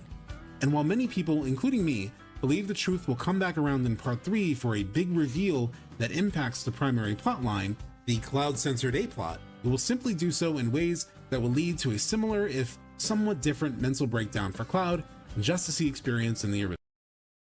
I wanted to definitely like, I think Sleepy Z mentioned this to me when we were chatting over Summer Games Fest when I was in LA. But he was like, you know, one thing I think is so good about your video is it's almost like a conversation with like the entire discourse around it. So here I'm like addressing the people who believe it'll stay the same, and I'm like, yeah, you know, like I see that. I see how that's possible. And so I wanted to make sure that as much as I can throughout this video that I gave room to sort of explore alternate ideas, why they make sense, why I hear you, but then also here's what I think, you know, at this very moment in time, without it sounding like super repetitive. So yeah, hopefully I did that well. That makes it feel like all of the new stuff that has driven so much conversation and excitement for nearly half a decade has been much ado about nothing. Sephiroth and Aerith knowing the future in ways they never did in the original. I don't know how to describe it as the opposite of toxic discourse. That's kind of what I was going for. Yeah. Cloud remembering Zack, Zack appearing to survive, Tifa falling into the life stream, all of the conversations about changing fate, the literal creation of new worlds upon breaking fate, self-aware references to Advent Children, all are just in service of keeping us fans on our toes while adding a bit of perspective. The goddamn Advent Children references were just like, what is happening, dude? What? And they happen even more in Rebirth. Like they keep popping up. Original plot points. In fairness, that is a crazy supercut of Advent Children moments later. That feels like an underwhelming payoff to all of this potential. And it feels intuitively like some kind of betrayal of the way stories are supposed to work. Even if you can't. This is my favorite, one of my favorite music cues in the whole video is coming up. I let the music die down here. Quite put your finger on exactly the reason why. If you feel that way, it's for good reason. And so let's break down the real question this video has been building to. If I'm right, that the developers didn't change their mind about changing fate, then why did Rebirth end the way it did, with Aerith still dying? Why did they create the world's most obvious Chekhov's gun if there was no plan to fire it when it would have seemingly mattered most? And I forgot the exact track it is, but it's like this random, like 15-second riff in the PC files that I think are related to the Loveless play, is where that music cue is from. And it just happens to be short enough that was perfect for right here. The AC references right a fine line between being a nod to does this mean something more? Yeah.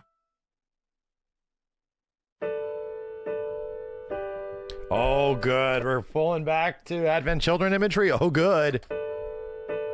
Dude, the back-to-back shit in Rebirth, I was like, this is so Advent Children? What the fuck?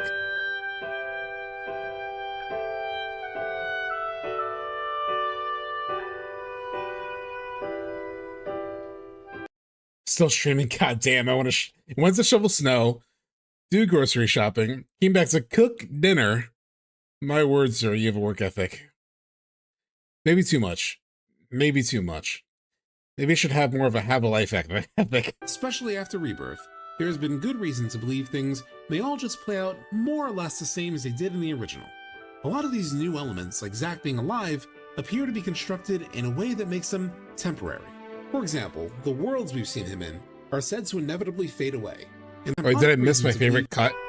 They all just play out more or less the same as they did in the original. Okay, never mind. For example, the worlds we've seen him in are said to inevitably fade away, and may only exist. Like coming up is like a montage of Advent Children-esque moments or connections. That's one of my favorite in the entire video. Dude, I haven't gotten up from my seat this whole time on crunch mode with this new painting. Oh, wow, really? And life-stream realities that aren't as fully tangible as they seem. So much so that he doesn't even appear in the pause menu while he's in your party at the end of the game. And while Remake and Rebirth have been... I was surprised that Max didn't know that, apparently, but yeah. But this is my favorite, like, montage of moments here. One of my favorites in the whole video. Pause menu while he's in your party at the end of the game. And while Remake and Rebirth have been awash in Advent Children imagery, moments, references, and even music, perhaps they are all just knowing nods to longtime fans, and it's just so direct. And then this moment here where Cloud is like chopping through the trains in Remake, and then he's chopping through it in AC, it's just like, you almost can't see the cut. In music, perhaps they are all just knowing. Like this is Remake. Nods to longtime fans. And we're in AC. Fans. And not evidence that the events of the Remake trilogy are a direct consequence of those future events. Constantly inundated with all this Advent Children shit. When watching this is fully caught up to speed, there has been a long-running theory that FF7 Remake is effectively a sequel to the original compilation of Final Fantasy VII. This fucking chart. This is based on the clear evidence that Sephiroth and Aerith, I love Sephiroth with the sunglasses. The Remake trilogy are working with knowledge of future events, which didn't happen in the original. I mean, perhaps Sephiroth knew some things, as he seemed to indicate at the Temple of the Ancients in the OG, but there wasn't any evidence Aerith did. In fact, Tifa even refutes that notion later in the game. Yeah, I feel like a lot of people didn't catch this either in the video. A lot of people do know this, but it's like, Tifa's like, I don't think she wanted to die at all, but was planning on coming back all along. She does have a bit of a self-sacrificial thing in Rebirth, for sure, where it seems like she's like, whatever happens, don't blame yourself. Like, she seems very aware of like what will come. But in the OG, at least Tifa doesn't read it that way, you know? Maybe she's mistaken. Maybe Tifa's like not, you know, right? But I took this as, you know, fact. Because of that, interviewers for the past 4 years have been asking she doesn't seem happy with it, how the Remake trilogy will connect to Advent Children, and the developers have used some shifty language. I do think that's possible, Sephiroth, yeah. Well, when we see her in the church and she has it, and she hugs Cloud when she has the materia, that is definitely like an Omni Aerith. That is like an Aerith in the live stream, I think. So she has greater awareness. She has a full holy materia. So it's a completely different Aerith with a completely different level of like awareness. feel like In an interview They haven't with been The Guardian consistent when in they talk about 2023, this. Creative director Tetsuya Nomura said, quote, if By you- the way, not the one that swapped with Cloud, the one that you're in the church and she takes her thingamabob off and she gives Cloud the holy materia and then she pushes him. That's like a different Aerith. And then the one in the forest is like, I think our Aerith. Hey, subtext. Because that Aerith in the forest didn't have a full materia. She does seem very sad in the church, which is basically the death scene. You Yeah. deserve so much credit in the world for all of like the book noting in this video, man. Like, Thank you, Max. Like even going back to the reactions. It did take a of, long time. Return of the Jedi and stuff of how people actually reacted back in the day. All the book noting and the evidence where it's like, this is the shit that takes forever, chat. Cross-noting all this stuff. Like, I just talk based on what I feel, you know? I just go based on like some notes of what people find and shit, like subtext finding in the past. But this shit takes forever. It takes forever to like look up all this stuff and line it up with what they say and citing literally everything. You can go look it up if you want. This shit is like Deadpool cocking the guns back and he's like, all right, here we go. Maximum effort, dude. You play right through Can to the confirm. end, it will It does take a long to Advent time. Children, so you don't need to worry Thank about you so that. much, Drakey. And in a bit of Or Drake Sparky. interesting editorializing, the newspaper noted that he said this with, quote, a knowing smile. I forgot this part of the interview until I was like gathering all these sources. I'm like, I forgot that. No more. This little bastard said with a knowing smile, if you play right through to the end, it will link up to Advent Children. So you don't need to worry about that. Like a little knowing smile. It means that there's more to it. It means there's more to what he's saying. In an interview a couple of months later with Eurogamer, producer Yoshinori Kitase said this: the overall storyline, the developments, will not go. And we overlook this too, but like the overall storyline, they always have some kind of caveat. The overall storyline, the overall story, the general story, it more or less follows like Jesus wildly Christ. out in a way that will not add up to Advent Children in the end. I don't think anyone wanted that. That's not what we're looking to create here. Yep. Interestingly enough, haven't been consistent. neither of those interviews stopped the speculation amongst fans, especially theory crafters, who pointed out that Remake technically already linked up to Advent Children. In the final chapter of Remake, it was already confirmed by the devs that the party fought the 3 Advent Children, who were described in the enemy intel as, Bitch, quote, we were there an on entity day from the one. future I would timeline. just like to say, we were there on day one saying this shit, and they said we were crazy. I'm going to say it right now. We were there on day one when I'm like, we're fighting Laz, Kadaj, Yahoo, crying kids and shit. We're fighting the Advent Children here. What? He was the first one I did hear this idea from too. The that specifically was the Advent Children. I initially, when I first played Yahoo, Yahoo and Ash Jeeves and fucking oh god, what was that like old ass encyclopedia, like online encyclopedia?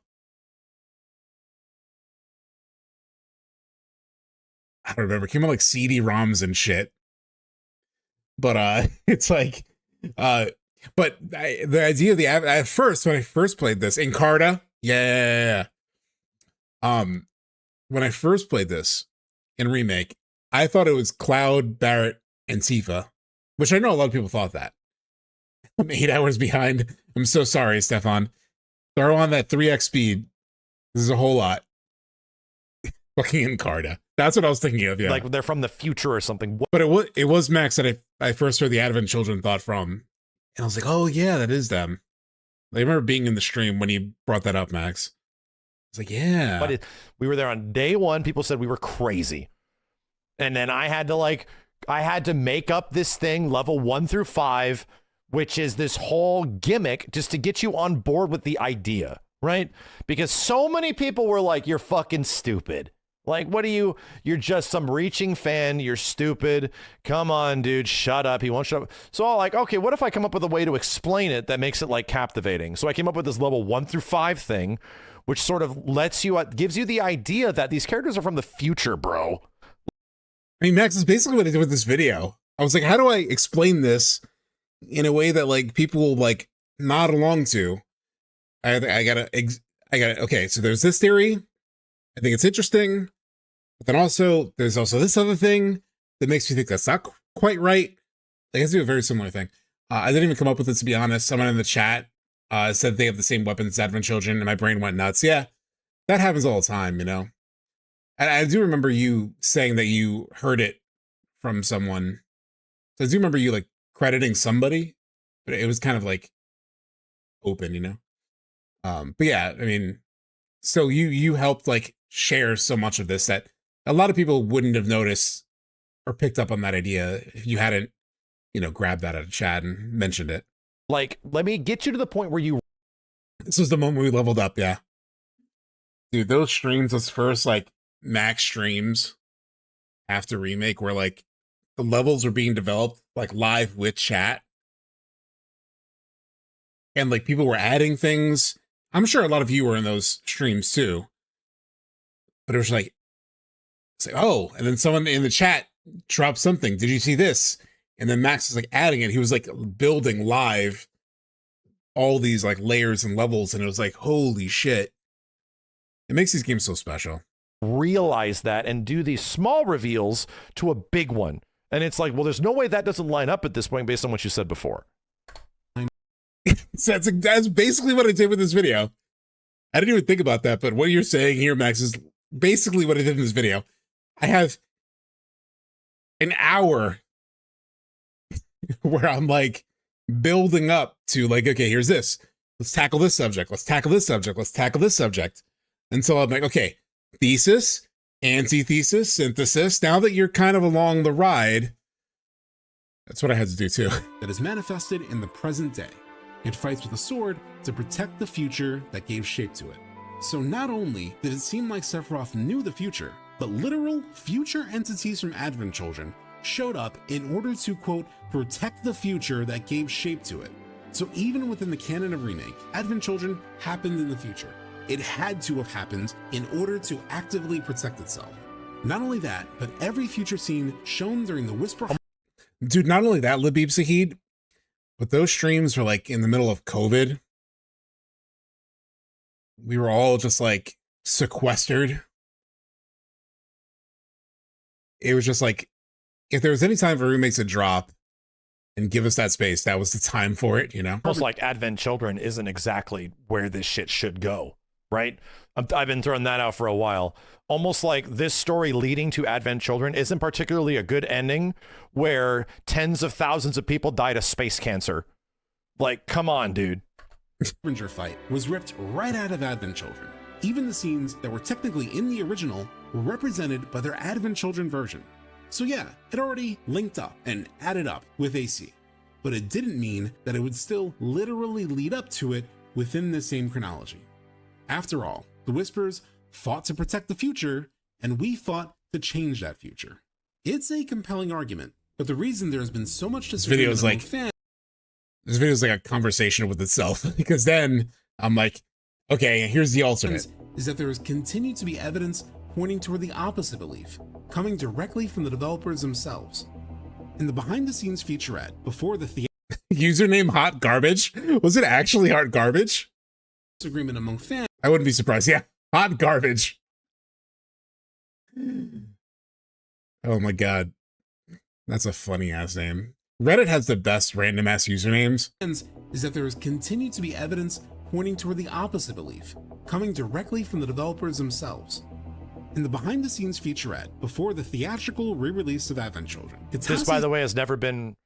This was only for people that went to theaters to watch Advent Children before Rebirth came out. Hey, there was this entire giant featurette of the developers like talking about like FF7 story stuff that still has not been released on the internet outside of people recording it in theaters. He said something. And me downloading it off of YouTube, so I have it forever. in case a copyright strike happens and gets taken down. So I have this forever. Something that sounded like the strongest bit of evidence that Advent Children might actually still follow the remake trilogy. Advent Children itself depicts the world after the original FF7, but the remake project essentially also follows the major elements of the story of the original FF7. So timeline-wise, Advent Children's story should be positioned as one just beyond the story within the remake project. Should be. That mention about where Advent Children sits along the timeline has been, so far, the most damning evidence that perhaps it still does come after the events of the remake trilogy, which would mean this whole remake fiasco won't change fate and everything will essentially play out the same way. And given how things in Rebirth more or less played out the same as they did in the original, and everything so far seems to be building toward Cloud just losing his mind once again, it would appear that the cards are stacked very differently as we sit here post-Rebirth compared to how things seem to be at the end of Remake. In 2020, it really felt, to a lot of fans, like they were going to go wildly off script in Rebirth. And while there were some wild moments for sure, most things played out essentially the same. And when looking back, 90% of it is 1-to-1, right? And we were also talking about this when Remake ended. They're like, what do you think? Somebody asked me, what do you think the next game's going to be like? I said, it's going to be the same as this one, dude. It's going to be 90% the same thing, and then 10% is going to be a little wacky and out there. Because that's what Remake was. Remake was like pretty much the same thing as the OG game, and then 10% is like, oh, does some pretty weird, crazy shit, or really pushes some things like in directions that were much more than before. Maybe like 80-20, but the idea is that the majority of your experience is going to line up with what you remember, you know? I feel like it probably is closer to 90-10, or even 95. Well, 90-10, 90-10. But I do think Part 3 needs to be closer to 80-20, if not more. Just because there's a lot of new stuff. They can't keep dancing around it. I can feel them pushing, you know, the cart down the road, or whatever the phrase is. Because it's Rebirth. It's a second story. So it's like they can't do everything quite yet. But I feel like they need to push it even further in Part 3. You know, or like they were equivocating a lot in Rebirth. They can't quite do that. They have to come to resolution, resolve a lot of things. There's a lot of moments where that has to happen, and it's like built into the story, like the live stream sequence, especially, and the Whirlwind Maze. They're gonna force them to start to like give like answers and resolutions to things, you know. It's also very interesting there. He considers AC as part of the remake project, not merely a sequel or addendum. And we were calling that very early on, that like, you don't think the next game's gonna be that much different? I'm like, dude, yeah, I still think you're going to here, you're going to there, you're going to here, you're going to there, you're going to here, going to I still think you're gonna hit all the major beats and plot points. The biggest difference was literally you don't go to Rocket Town. That ended up being it. Rocket Town was saved for later. So like quite like notably, I was mentioning that I'm so worried the next game's going to change so much, it's not going to be the same. I'm like, I don't think it's going to be the case, bro. I think Rebirth is going to be mostly the same thing. The devs have said it was even more like maybe they weren't trying to pull the wool over our eyes or misdirect us. Maybe they just really wanted to, quote, introduce new mysteries without straying from the original, as they've said repeatedly. Yet something about that hasn't felt right to me. And I know. I agree, the odds are stacked against me, and I just outlined exactly how against me they are. But so many moments in Rebirth feel written as if to lead up to a new grand conclusion to the trilogy.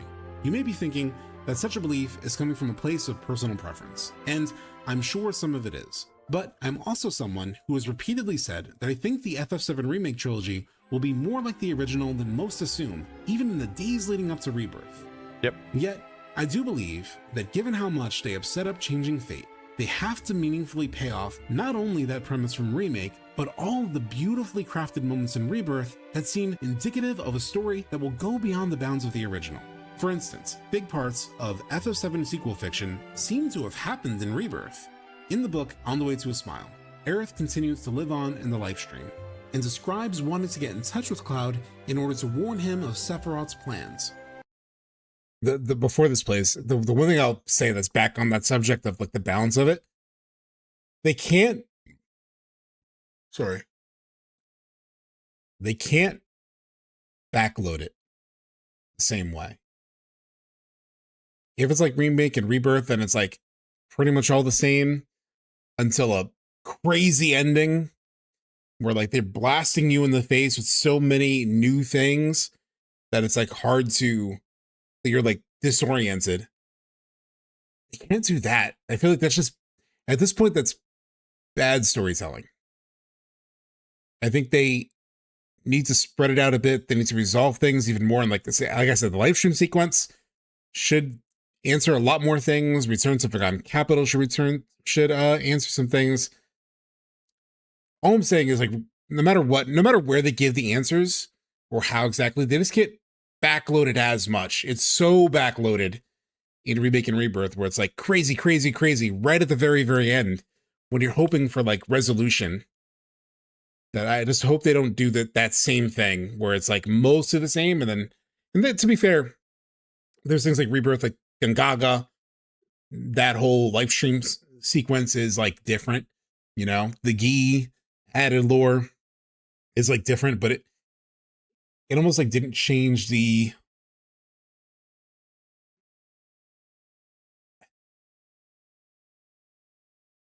I guess it worked its way in so naturally that it didn't feel like a big shift in some way. So I don't know. Either way, it just feels like there's the chaos of the Rebirth ending. I think they need to pace out a little better for like a final thing.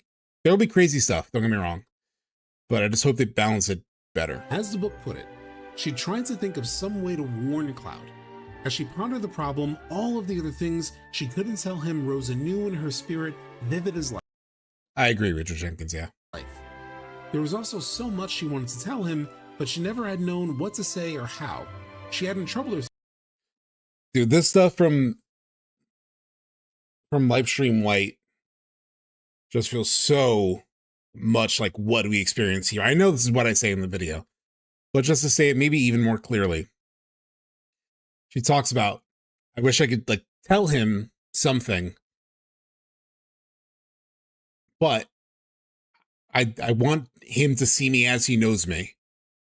And that feels like this scene, this whole sequence, right?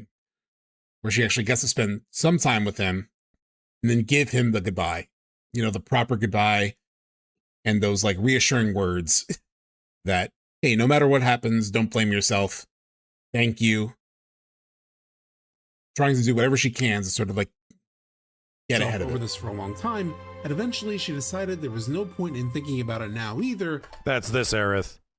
That is this Aerith, dead Aerith, like live stream Aerith. That's the one that is in this vision. That's her right there. Unless she found a way to Omni talk to Aerith. him. And a bit later it continued, quote, she had seen what she needed to see, a glimpse of Sephiroth's intentions. He would begin by using others to act where Quantum he could physics, not. yeah. Should she do the same? No, she thought. Even if that's possible, I don't want to appear before Cloud as someone else. I want him to see me as he knows me. Yeah, Materia Hunter, I've thought about that for sure, yeah. The empty material will like be able to grant, basically removing everything from the live stream that doesn't belong there. Or everything from the planet doesn't belong there, including the Gi, Genova, Sephiroth. Well, you're saying to like join the live stream. Could do that too. But I saw it more as like removing the things that don't belong to the planet, you know, the planet. Aerith is greatly underestimating how dumb Cloud is. True. Aerith's dream. Cloud is there in the hug like, huh? What's going on?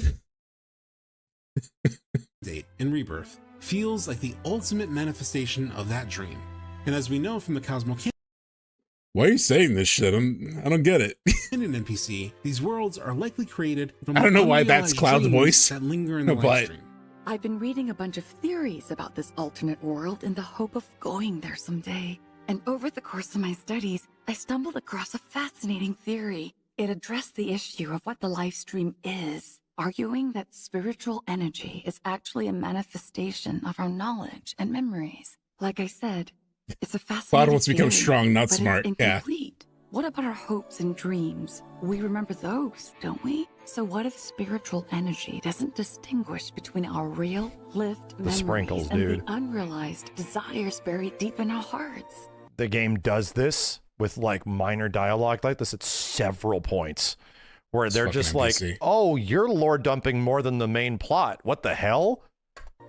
With that in mind, I believe that Dream Date is where an Aerith from the livestream, one that is different from the one we see with the party while Cloud is unconscious, finally realizes the dream of seeing Cloud again, shares some of those, quote, other things she couldn't tell him as described in the book, talks about the bigger picture, and says something she had previously only been able to say in an indirect way in Advent Children. I never blame. I feel like this is so fucking obvious. Like this dialogue here from Advent Children, how it matches with the Rebirth dialogue. It's crazy. Children. I never blamed you. Not once. This is where Advent Children lines up. Whatever happens, don't blame yourself.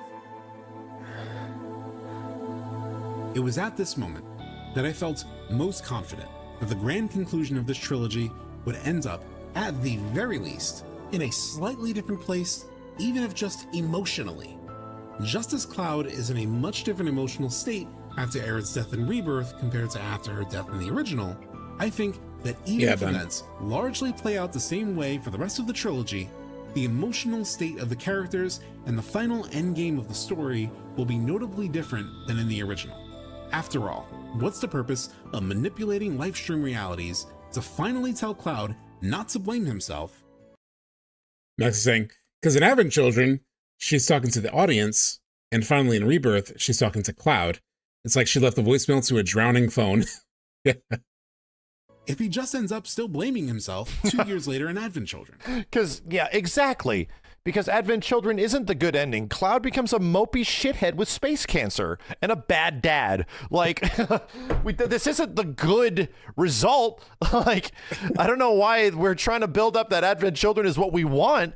But, like, it's not, dude. Like, you lose all your friends and everybody dies, and then we eventually make it out of that shit alive. It's like, come on, dude. It's like the way Max said that there, it's just like so, yes, right? It's like, why do we want this?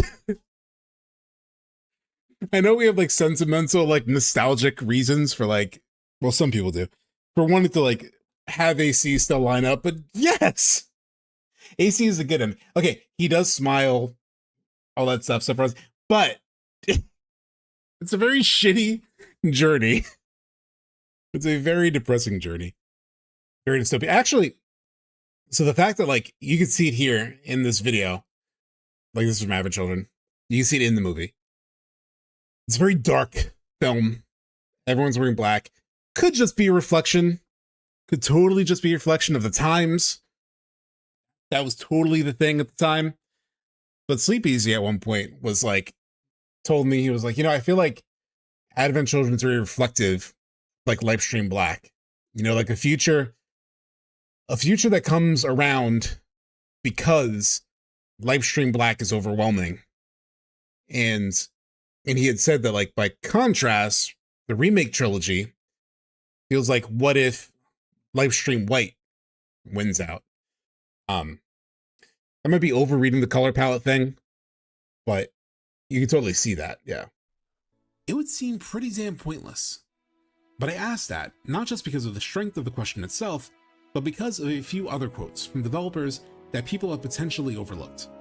In an interview in February, just before Rebirth's release, producer Yoshinori Kitase talked with the Spanish outlet Vandal about his mindset heading into the closing chapter of the FF7 Remake trilogy. In it, he said that after spending 30 years with these characters, he realized something. Jesus. Quote, the more I work on it, the more I start to feel like I want to make all these characters happy. Yeah. I want to give them a happy ending. Knowing that the end of the original is fairly ambiguous, and everything's ambiguous in FF7, exactly dude. depict the characters or the wider world as being very happy after the events of FF7, this is one hint that there may... Max is saying, this quote is literally everything, brother. Yeah. I think so. I mean, it's a damning thing to say, right? You don't say that shit. You don't put that out into the world knowing I want to give them a happy ending. like you don't put this thought out into the world more than once, because he also said it in the Ultimania without some sense that like you're going to deliver this, you know, in some way. I hope it's not too happy. Like, I don't know if I want everybody revived and all that, but yeah, this is like such a damning thing to say. Like I said, he said it twice. He said it here in this random interview, and then he said it in the Ultimania too. Knowing that the end of the original is fairly ambiguous, and Everything's Advent Children ambiguous in doesn't FF7, exactly dude. depict the characters or the wider world as being very happy after the events of FF7, this is one hint that there may be an intention. There's almost zero resolution in FF7. People say Cloud's good. Cloud is good in Advent Children, but Dirge happens, yeah. Dirge is like the typical thing with Final Fantasy also, where it's like, oh, we need some new world-ending thing to fight. And so we have like Omega and Chaos, and then like Before Crisis does the same thing where there's like Zirconiade or whatever the hell the thing is that like tries to destroy the world in Before Crisis. It's like the Marvel issue of just like having some kind of like world butthole trying to destroy everything. To do something different. In fairness, I also have to point out that in the same interview, Kitase noted that it's not only up to him. Quote, the rest of the team also have to be taken into consideration, so it won't be all happiness and rainbows. But I just want to make them happy. But just like I don't believe the FF7 Remake trilogy has backtracked on the idea of changing fate, Kitase didn't backtrack on this idea when he once again reiterated this hope for the end of the trilogy in the official Rebirth Ultimania published. Oh, that's another mistake. This is not the right Ultimania. This is the material Ultimania. 2 months later in April 2024. It also looks like Bradley Cooper, which I don't understand, but 24. Quote, on account of my age, this next game will probably be the last FF7 related work I'll be directly involved with. Of course, there's always a chance the world of FF7 will continue on in the future, but for now, this is the end of it. With that in mind, I hope Cloud and all the other characters will finally find happiness. Though we won't know how the story ends until it's actually finished, I'm personally wishing that it will conclude without any unresolved feelings remaining. That what a fucking quote. Right? Like, what the hell? Note about not leaving these characters with any unresolved feelings just stuck itself into my brain. Especially since Advent Children is almost entirely about the effects of the unresolved feelings Cloud carries. Not to mention that he once again says we won't know how the story ends, which seems a lot like the cliffhanger text that tells us no promises await at Journey's End. On the one hand, Aerith literally tells us the ending of the story as we know it, and it's the same one we know from the original. What do I think is the new thing that Kitase asked Nomura to add to the ending of Part 3 that Nomura struggled with? It was from the discussion at the end of, yeah, I remember. Well, my friend, Schrodinger's Baby Seal believes it's multiple endings. I think that would be a huge mistake.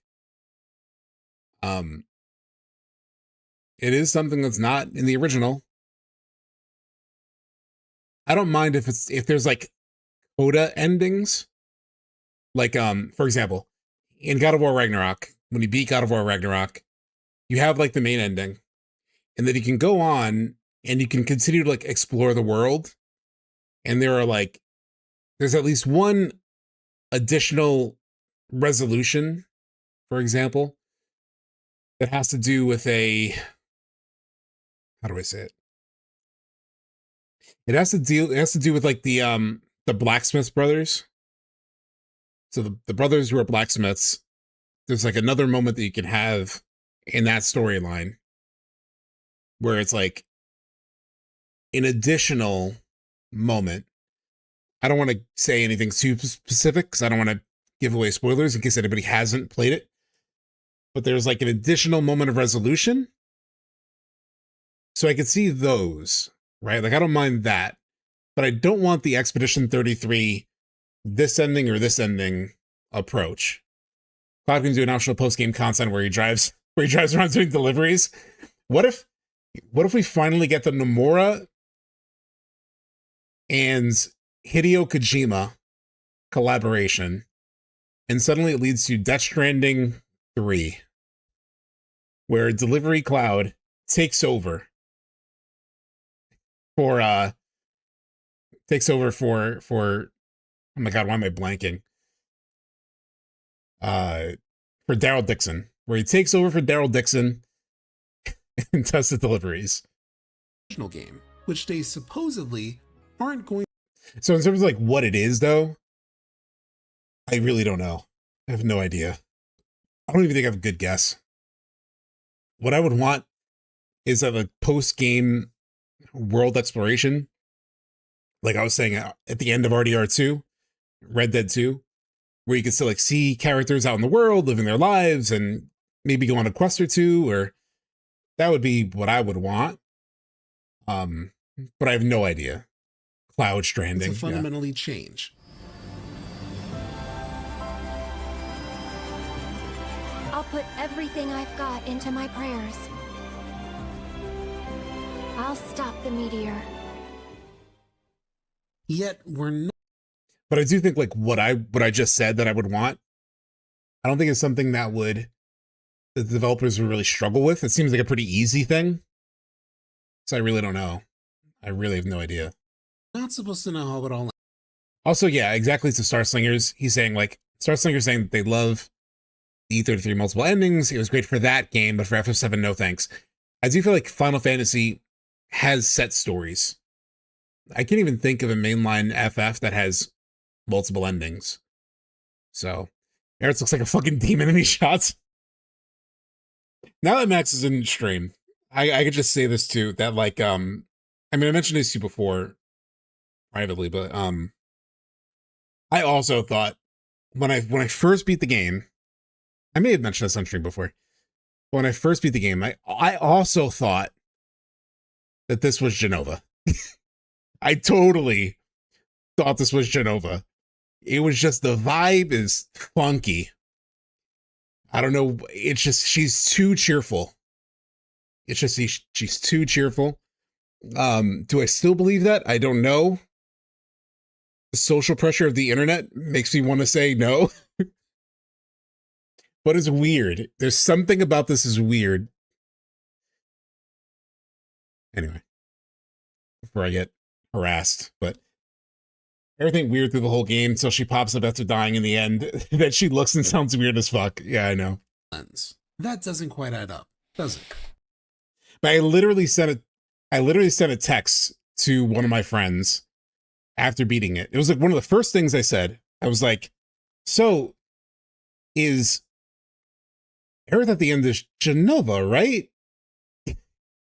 And they were like, what made you think that? Like it hit them out of nowhere. I had a similar response to what Max got when he threw the idea out, when he did the idea out there, and like suddenly people roasted him like crazy, or were going after him like crazy. So, but that was my first thought. I will say that. Everything. Regardless, I do think they might play with this. With that idea, they might use it at some point in part 3. Because it would be the way to fuck with him. But this chick says everything this chick says or does at the end doesn't line up. Not my Aerith, bro. Everything. I'm still there, dude. You're mad sus. Who are you? Who are you? What does start to add up, though, is another quote from Kitase. Just days before recording the script for this video, he was in another interview with Anime News Network where he said this, quote, "We've always kept the original in mind, and I don't think it's going to be a storyline that will betray the fans of the original game. But also, at the same time, it's been 27 years since the release of the original Final Fantasy VII. Yeah, bro. There are these things that we feel we can only do now in the remake project that can bring a new happiness." By the way, this music track too, I forget where I took it from. God, this music is so good though right here. A new sort of feeling of satisfaction to the players playing this game now 27 years later. Bro, that what this will entail exactly is something we hope players will experience soon. Bro, that next game. It's That also next tripling game is down, like by a the way. chapter in life type shit. By the time we start getting to, you know, the reveal of the next game, when they talk about it, how they talk about it, how long it's going to be towards the next one, we start to get information. It's like, whoo, man, like just with the perspective of this video, putting all this stuff here, it's like such a substantial part of your life when it is held just in the remake context, because it's like going on nearly like 15 years or some shit. It's 10 years this year. It's 10 years in quite literally a few months, an entire this decade crazy. I of your know the life person in following chat. this media, you know, following this story of what remake could be as a FF7 could be as a remake. And that isn't even including how much of your life was following FF7 OG that led up to, you know, what happens after FF7 with Advent Children and the compilation of FF7, like all that kind of shit that was like building up to this. It's such a huge like chunk of my life and thought like dedicated to all this stuff that it's really wild to think about that. Yeah, the next game's it. That's it. God damn. Thank you for bringing the energy down, Max. But yeah, no, it really is. It's actually something Genesis 7 said on the Final Fan TV. They had like a 40-minute conversation about the fact there was no trailer at TGAs. And one of the last things Genesis 7, who was their guest, said, he said, thank you so much, Zala, thanks for subscribing. But one thing that he brought up was like, hey, look, at the end of the day, it's almost like good that we didn't get a trailer, because whenever we get a trailer, that is the beginning of the end. You know, it's the official beginning of the end. So all they're doing, and this whole chapter of our lives comes to an end. Until it ends with like, surprise, sequel coming. No, I'm just kidding. Is keeping the story mostly the same, then why would he have to clarify that it won't betray fans of the original? Usually you say that if you're planning on doing something that might feel like a betrayal, something that would be considered pretty damn different. And most importantly, he talks about wanting to give people a, quote, new happiness, a new sort of feeling of satisfaction for players who have been with them on this journey for nearly 30 years. To me, that is the clearest signal that the end of this trilogy won't just be Aerith stopping the meteor like she did in the original and like she says at the end of Rebirth. It's not leading. In fact, not leading to Advent Children. This remake project feels like we're not getting younger. Yeah, true. But regardless of whether we get a trailer this week, like this past week, or if we got one in the summer, we're not getting the game until 2077 either way. So yeah, we're not getting any younger. But we all need to make it to 2027. Because it doesn't really matter. If I get a trailer and then like can't play the game, that's also a mega bummer. Story of dualities. Two seemingly different things being true at once. Perhaps the true answer is that it will be a bit of both. It will include all of the major elements we know, but then go beyond that point, reaching a new conclusion without breaking what has already been. And there is a quote from a June interview with co-director Motoma Toriyama, where he talks about something that sounds a whole lot like that very idea. Quote, we would like to bring you a moving and impressive ending, which will answer all the mysteries in Rebirth and exceed the original game. Maybe that's the answer. Maybe most of what we know will remain. Toriyama-san is the co-director of Part 2, is also the co-director of Part 3. Part 2 and Part 3, Hamaguchi-san is like the main director, and Toriyama is the co. It's the same relationship for Part 3. Yeah, me and Tempe. They will exceed what we know about how the original ends. It would be a way for them to honor the original while still taking the big finale of this trilogy into all new territory where they will be free to get a little crazy. So in that spirit of getting a little crazy, let's talk about why I think that Rebirth veering away from changing fate makes it even more likely that Part 3 will finally veer into it. And getting a little crazy is like, and I've used this example, this specific example of like, where does Part 3 start? Where does it go? Where could it get crazy? All that kind of stuff. Here it comes. I've always used this example, playable Advent Children, where you're not necessarily doing that in the story, where like the contextual moving plot A to plot B to plot C, where it's like suddenly we're just reliving Advent Children. No. Like at some point, there will be a revisiting of what happened in Advent Children story-wise that'll be very clear that, oh, that happened. And our characters have memory or recollection that that shit happened. So, like, you will play as Advent Children Cloud fusion sword shit. Like, there will be a moment that will have that will also be fan service, but will also be important to recognize that shit happens technically. Or it did happen, but in what and where does it happen in the time? Hence Nomura's knowing smile. Time frame. That's what it teases you with. That's what it opens up the possibility that like, oh shit, dude, like, whoa, what the hell? In the same way that like Cloud is having dreams of Zack in his timeline and shit, dude. What if he wakes up from a dream where he literally is fighting Sephiroth exactly like Advent Children and shit? Like, I think they'll go there. We need to talk about the structure. And Sleep Easy threw out a really cool idea in the conversation with Max and Blitz and Baby Steel and NSP, that big podcast that they did, where he threw out the idea that, like, what if they opened the game with Advent Children, playable Advent Children, to give you the understanding, hey, right from the jump, right at the start of the game, you know that shit is not exactly where we go. So like we don't know how they divert from it in the end, but they throw something right at the very beginning, just like Zack being in the beginning of Rebirth, where it sets the expectation, shit's gonna be different. Another really cool idea I heard was from Final Fantasy TV, where they talked about what if it opens with Red 13 running up to see Midgard like he does at the end of the original, and you see a rift in the sky.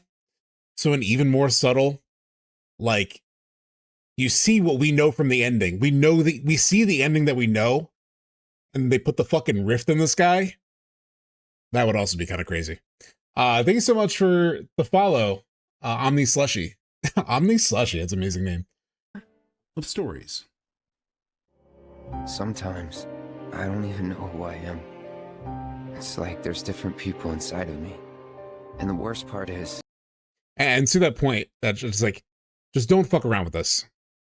Obviously fuck with us, but don't fuck around with us. Like, set something, make us be like, okay, shit's coming, you know? I can't even tell where they end and I begin. What if we start part 3 on Zack and Advent Children? I think we're starting part 3 as young Sephiroth. I think part 3's really cool. Opening act is going to be very much a recollection thing, a looking back. I think part 3 is starting with young Sephiroth, and it's all about his intentions, why he's doing what he's doing, what the fuck is going on.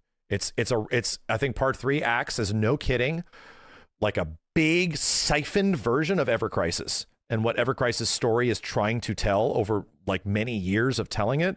I think it's going to crunch all of that shit together in an opening that introduces his intentions and who he was like as a person before all this shit went down, before he went insane, you know? Because that would also be amazing. And they need to do that. We've talked about this plenty in the streams. I'm not gonna overdo it, but like, they have to cover the Ever Crisis stuff without making you play Ever Crisis, especially when it comes to Sephiroth. It's fucking Sephiroth. You cannot bury that in a mobile game that 27 people played and then 27,000 people watched on YouTube. Like, you have to do it in the game. It's too important. It's very good. It's actually, oh, damn. Like, we thought it was going to be lame, and it's like, oh, we don't need to give Boba Fett a character, all right? We don't need to see who's behind the mask of Boba Fett. We don't want that. And I was there, dude. Like, we don't need to do that with Sephiroth. And then I watched it, and I was like, oh shit, it's really good. Oh shit, it's like, oh no, this not being now with a little bit of perspective of like what Sephiroth is and why he is, you're like offended that that's not in the game. Like, how is this in a mobile game, dude? What is going? I don't think that's going to be. Yeah, I know it's a cage thing, Crash Test Scrum. I know that it is, but it can't say that way. Maybe 3D investment partners, maybe the best thing they could do is make a presentation about how fucking stupid that is. So that Square Enix will not do that. The case in the next game. I think it literally starts with it. Soldier cells degrade. I think. Give me a 100-page report about how terrible it is to hide critical lore in a mobile game. Thank you so much, Wick, for the 1,000 bits. Thank you so much. Have a great 2026 sub. This video is such a masterpiece. Thank you for making the live stream strong. Stay healthy till part 3, everyone. Thank you so much. I think that's what's happening to me. That I'm falling apart.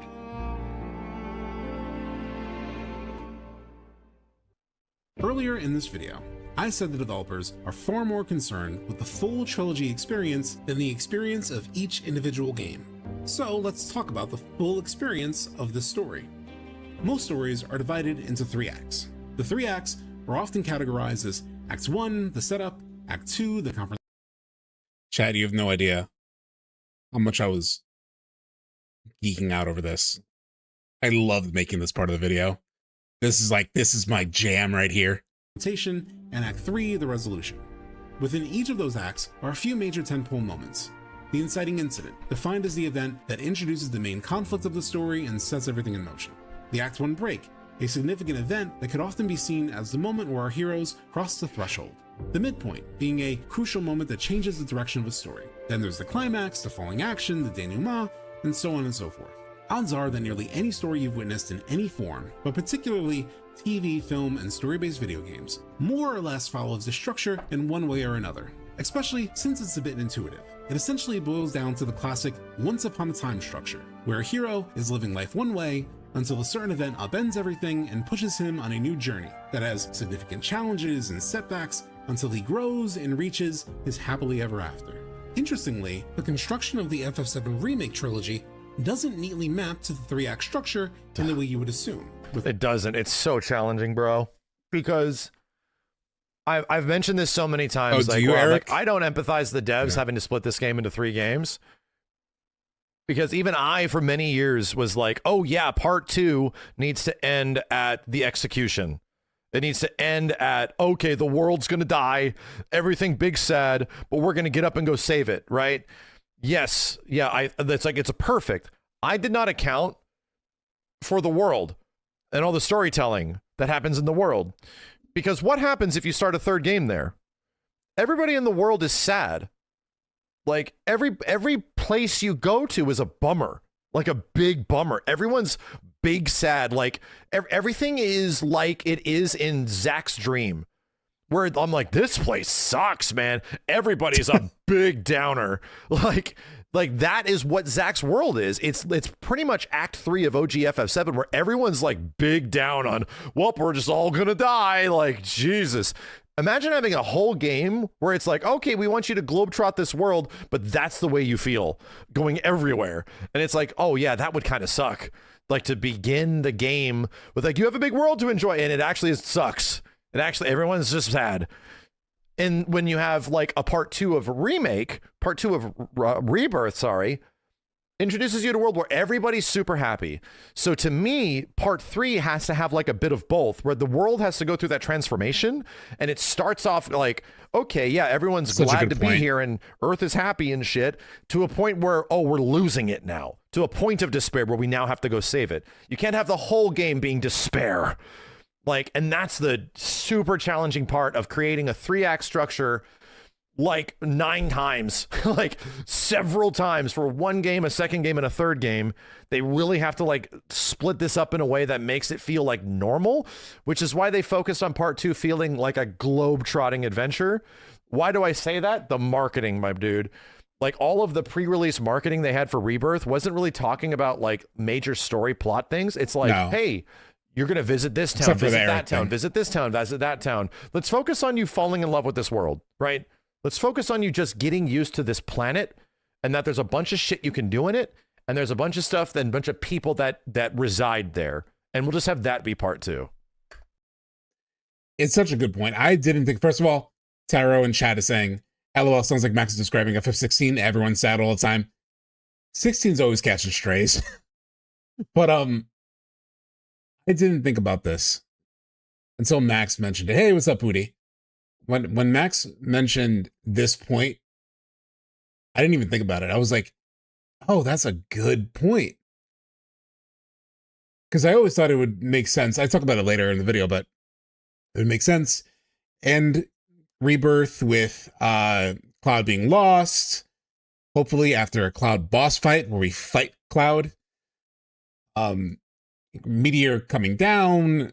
Yes, you would then start part 3 with the world in crazy turmoil. A fucking giant rock is heading for the world. We know that the vibe of like the NPCs, even in the OG, changes after that point. That's why like that lady that we saw in Medial, she's running around. She's like, she's hoarding, or you know, she's hoarding. What's the word? What's the thing people do in like? Anyway, she is like buying shit up because she's like, oh, the world's ending.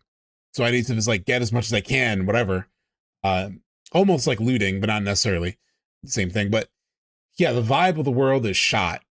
So yeah, if you start part 3 like that, it's crazy. Labib Zahid, I know, 9-hour stream. Yeah. Part 1 covering with Labib Zahid reminding me that we still have an hour and 30 minutes left. the It's a entire 9-hour first stream, so let's act, go. Part 2 covering the entire second act, and Part 3 covering the entire third act. Way back in 2017, Cosmo Canyon Observatory made a video where it tried to predict how many parts the FF7 Remake trilogy would be. And to help guide their thinking, they mapped the original story against the traditional 3-act structure.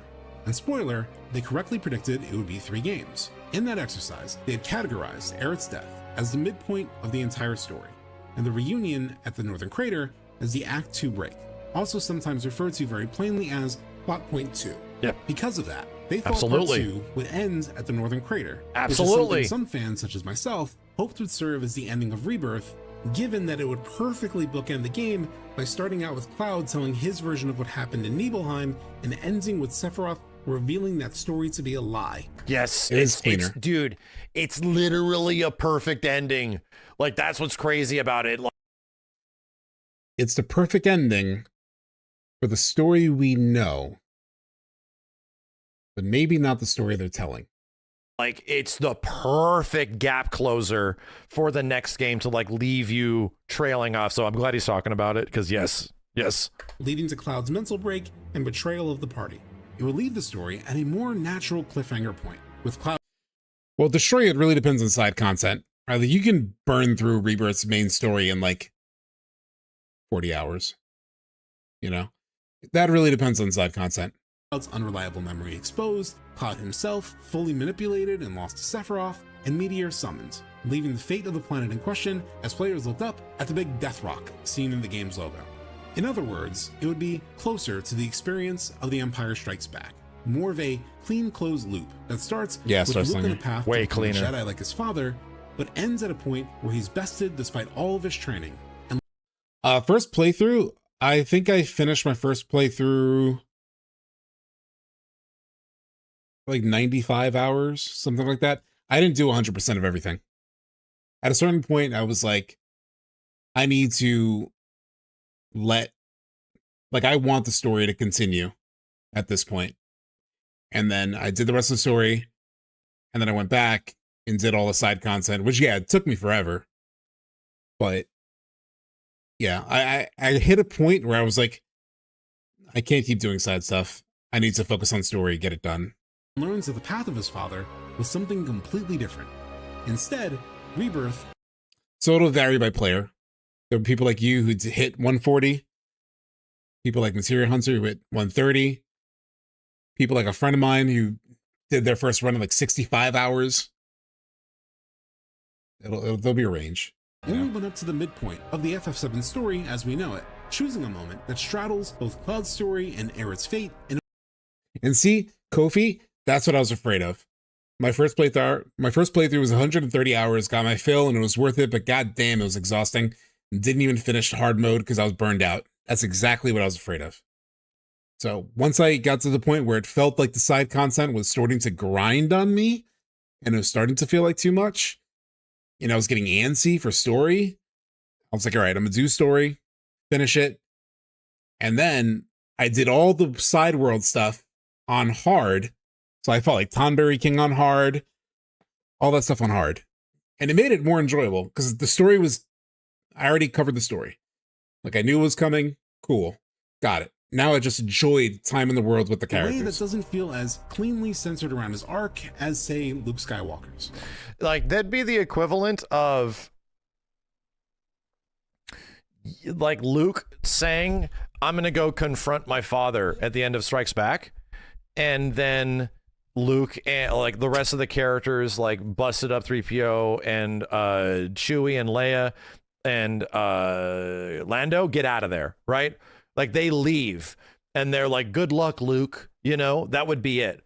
And you miss the conflict. That was the ending? Like, that is pretty much what suck. they did at the end of Rebirth. Like, no Yeah, shit. that's kind of what they So did. you don't know what's happening to Luke. You don't know what's going on. And then they all kiss.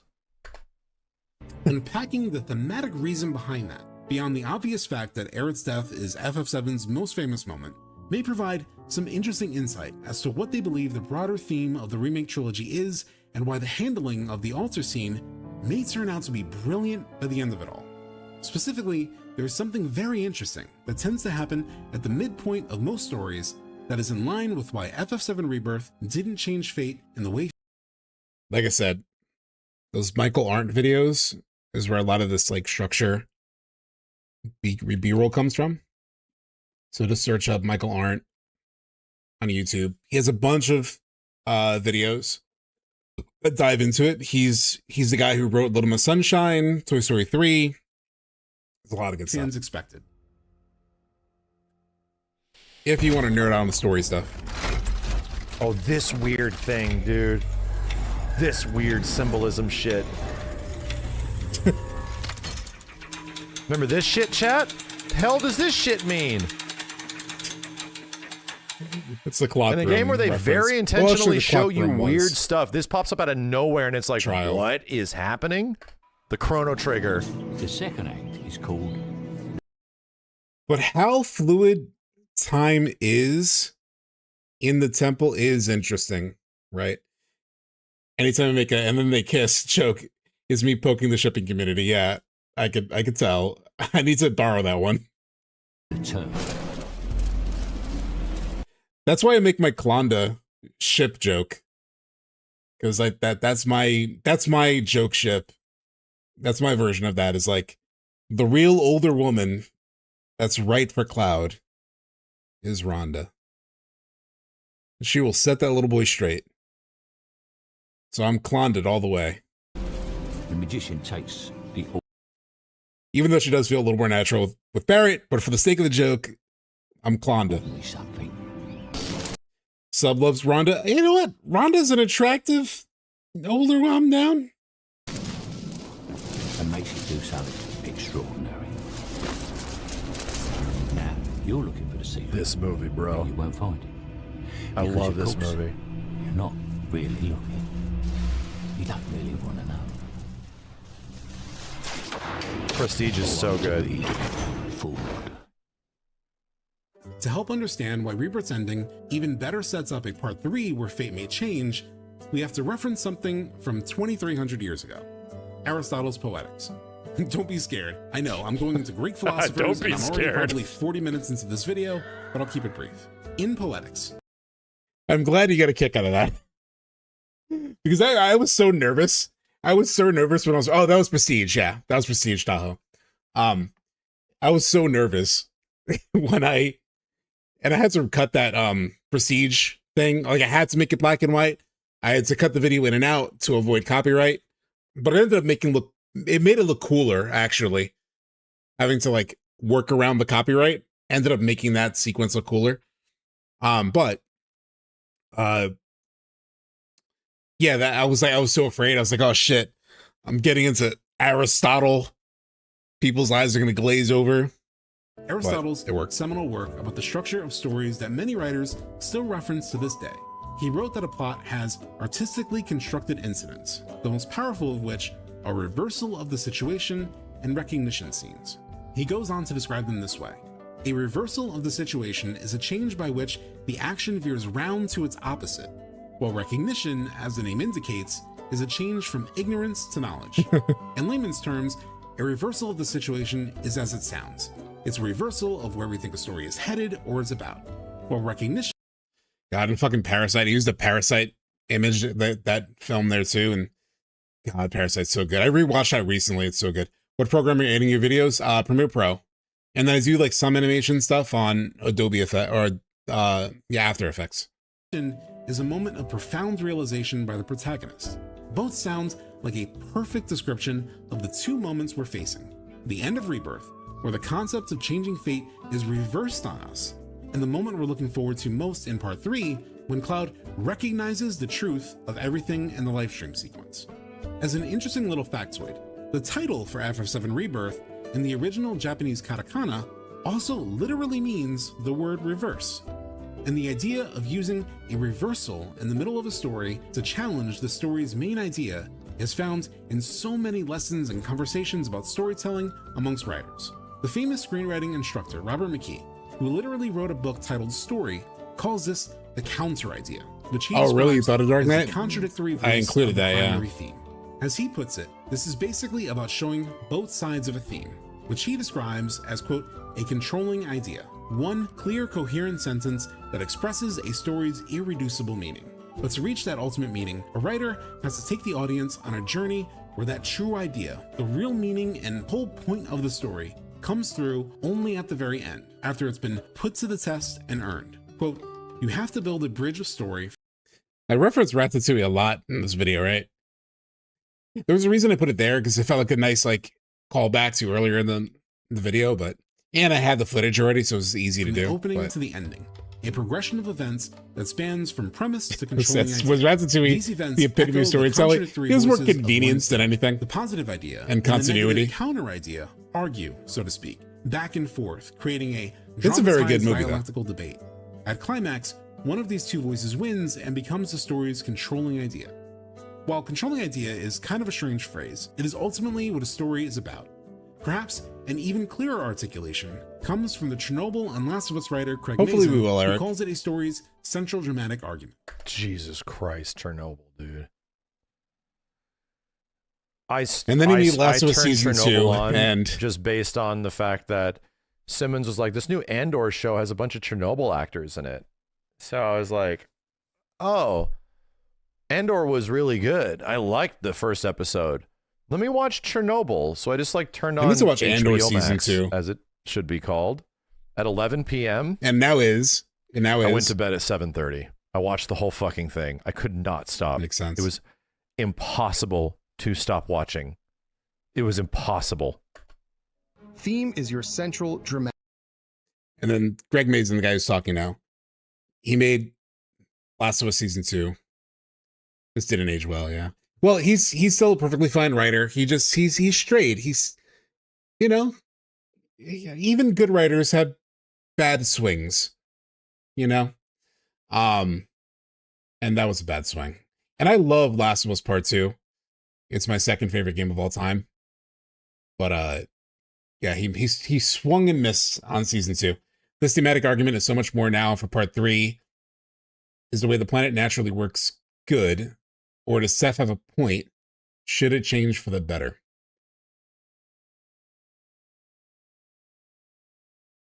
Yeah. I mean, I think the way it does work is good. But if they're going to challenge it, they have to bring some point of view, right? Which is, I think, what Sephiroth is going to argue. Sephiroth is going to argue that his way makes sense, Argument. Then the important thing is that the argument has to be an argument. I think sometimes people misunderstand the use of theme in this context, and they think a theme for a screenplay could be brotherhood. Well, no, because that's nothing to argue about there. There's no way to answer that question one way or the other. It's just a vague concept. But men and women can't just be friends. Well, that's an argument. Better to be dead than a slave. Life is beautiful even in the midst of horrors. If you believe you are great, you will be great. If you love someone, the set song. them free. Those are arguments. Just like McKee explained, that argument is then debated. I forgot where the back and song is forth. from too. McKee called it idea and counter idea, but different storytellers and even different storytelling traditions call it different things. Mason, for example, explains it this way.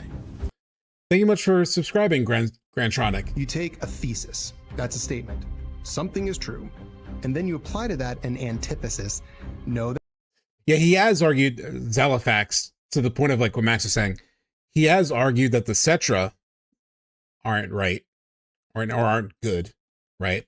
So they're the parts of that. That's not true, and here's why. Those things collide, and in theory, what results from that is a new thesis called the synthesis.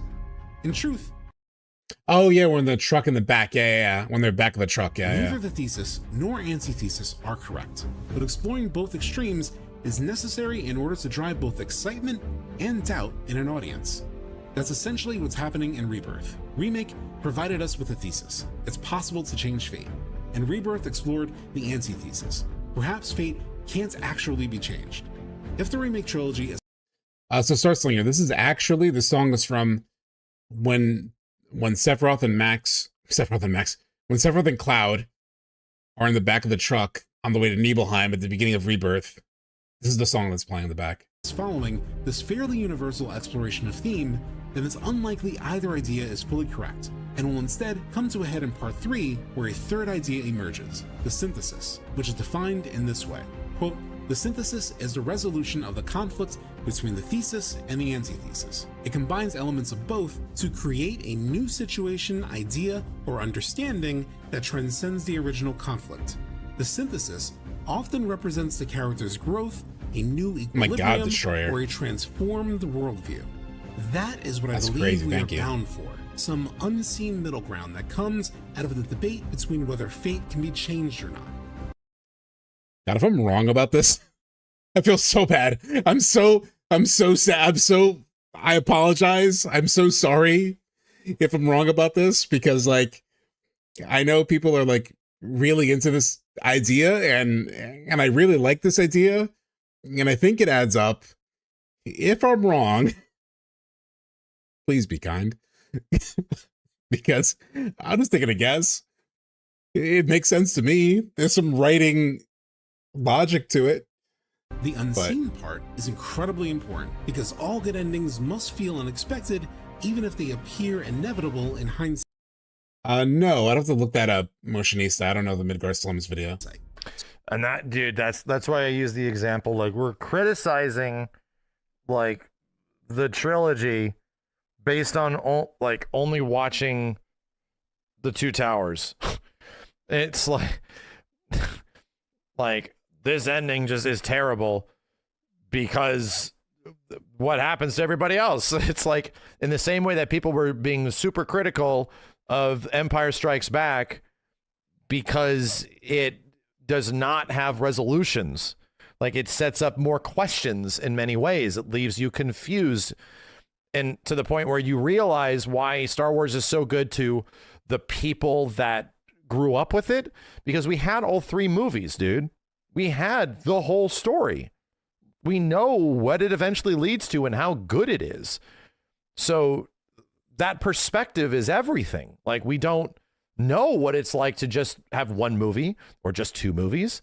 And to go back and have a little bit of introspection, oh shit, people were really kind of disappointed. Like, there was not a universal amount of praise at the end of the second movie, when it seems like it's like the greatest shit of all time nowadays. God, this reaction from Max is like making me feel better that I did not cut that Star Wars part, which I almost did, like I mentioned to you guys, just because I felt like, is it too much? I'm glad I didn't, because it connected for him and I think for you guys to this point. But if I ever stop streaming today, I need to watch Lord of the Rings. I need to start the rewatch of Lord of the Rings. It's been like 15 years. And that's only because we have the perspective of where this shit eventually goes. So that's where I'm like, we can give these guys the benefit of the doubt that they kind of have an idea of where this shit is going. and that we don't. So they're setting up for something fascinating to give us just something to chew on until it's done. Subtext. I think part 3 could be better in 1995 Dragon, just because like the amount of resolution that we can get in a part 3, that alone can make it better. The element of like discovery. Oh, Lord of the Rings is going back in theaters? Oh shit. But like the amount of discovery that they can have in the world versus like a checklist, high wind, submarine stuff, like there's so much that they could add in both the gameplay experience and like resolution in the story that could make it better than Rebirth. Who made the video says, I didn't know what. Oh, and so I said something in chat here that Max is reading.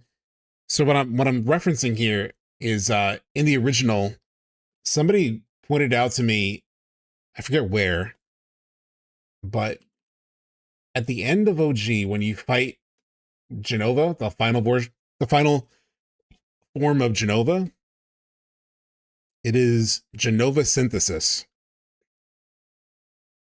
It's Genova synthesis, which I never realized, because like I don't play the game with the little bar, the little help bar that like tells you the name of the boss or the name of the enemy, and like what I'm like, I already know what the spells do. I know I'm fighting a boss. Yeah, Genova synthesis, which I didn't realize. I would have included in my video if I realized, but I didn't. When I made this, but Genova's final form in this game is called Genova synthesis. Yeah, in the original, yeah. Yeah. It's those ideas coming together. So it's important that the antithesis, aka counter idea, seems almost immovable and impossible to overcome.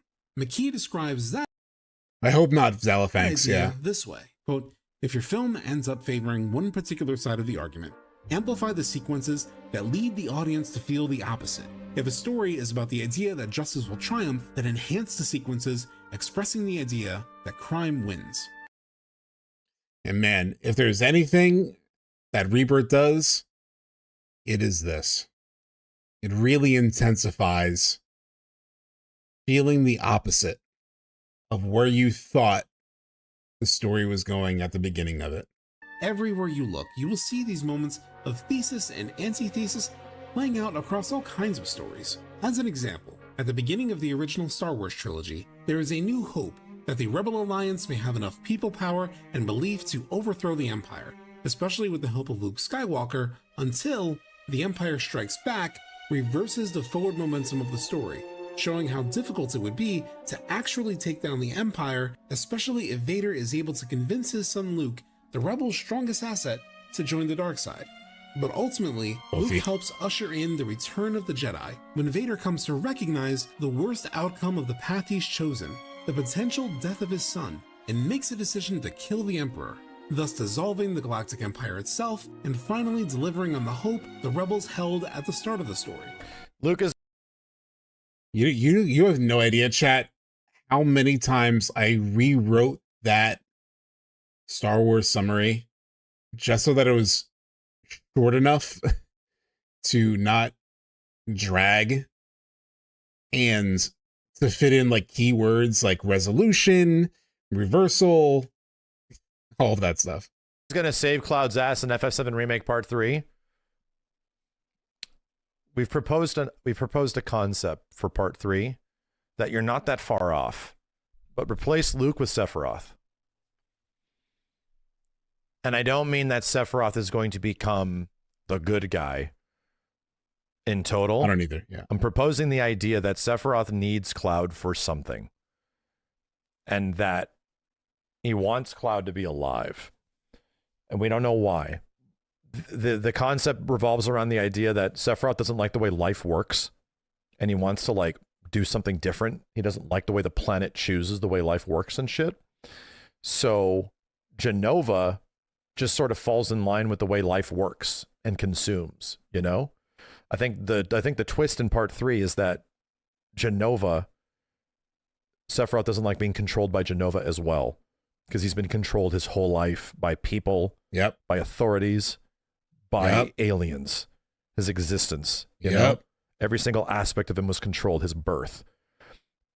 I think Sephiroth comes to a realization later on that I want to be free of this shit. This is bullshit. So to me, that is where this story eventually, I think, goes. I'm in the same boat, and we looked at something earlier today where it was my friend Feltison talked about like Loveless and the potential connection, but we read this earlier. In terms of like, somebody asked that also in chat earlier of like recently, do we think he'll be a good guy at the end? But the connections of Loveless and like how Crisis Core connects. But Sephiroth knows, this is Delta Sin, what he sent me, and I was like, this makes sense. Sephiroth knows how this cycle works and that he's just a cog in the wheel. The only way he can escape that is by throwing a wrench in the gears. Going back to Loveless, it's kind of like a fictional character gaining self-awareness and using that in an attempt to take over the story. That's what Genesis does. Genesis is like obsessed with the story. He's like, I'm going to take it over. I'm going to make it work the way that I want it to work. I'm not going to continue to fall into just these definitions or the definition that I'm supposed to fit into.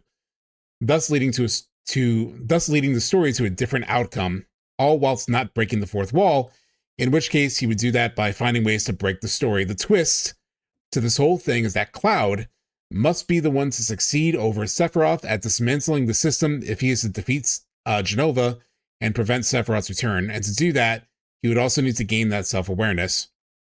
Translating that to a ground level story, what you can take from it is that Sephiroth is going to do something unexpected to break the OG story, something his character isn't supposed to do. And I think that's a pretty interesting, compelling summary of maybe what Sephiroth learned from Genesis and maybe how that's Crisis Core connects in some way. Very interesting. But I've always thought Remake was Sephiroth trying to remake the world, to remake the story, and ultimately it's going to be Cloud remaking the story. Where Sephiroth is like a Thanos kind of character, and his ideology is something that you could see where he's coming from, but that's so fucked up, dude. It's so fucked up to wipe out like half of humanity or half of life in order to solve a problem. There should be a better way. Oh, that ties into Kate's fortune telling where he says, things are looking up, put your trust in others. Yeah. Cloud is the one to defy that idea. He is the antithesis. He is life. He is the first idea, the first concept that like life is natural. This should be the way things are, you know? And he is the antithesis of that. He is the opposite, that life is bullshit. The way life works, the way we die, you know, all this stuff is dumb. So I think that's where that story is going. I think you're not actually that wrong from each other. I think Sephiroth is going to come across as an aid to Cloud, and he's going to want to defy destiny together with him. And he needs, which he wants to do at the end of Remake. Needs like literally his strength to do that, to take down. I think you fight Genova with Sephiroth and shit. Like no shit. I think that's where like this story could eventually go. But then Cloud's like, bro, actually no, this is fucked up. Like we can't do this. That's the final battle. I need to really use the bathroom. I've been holding it. I was waiting for Max to finish there. I was hoping to finish this chapter of the video, but I really need to use the bathroom. Give me 1 second, chat.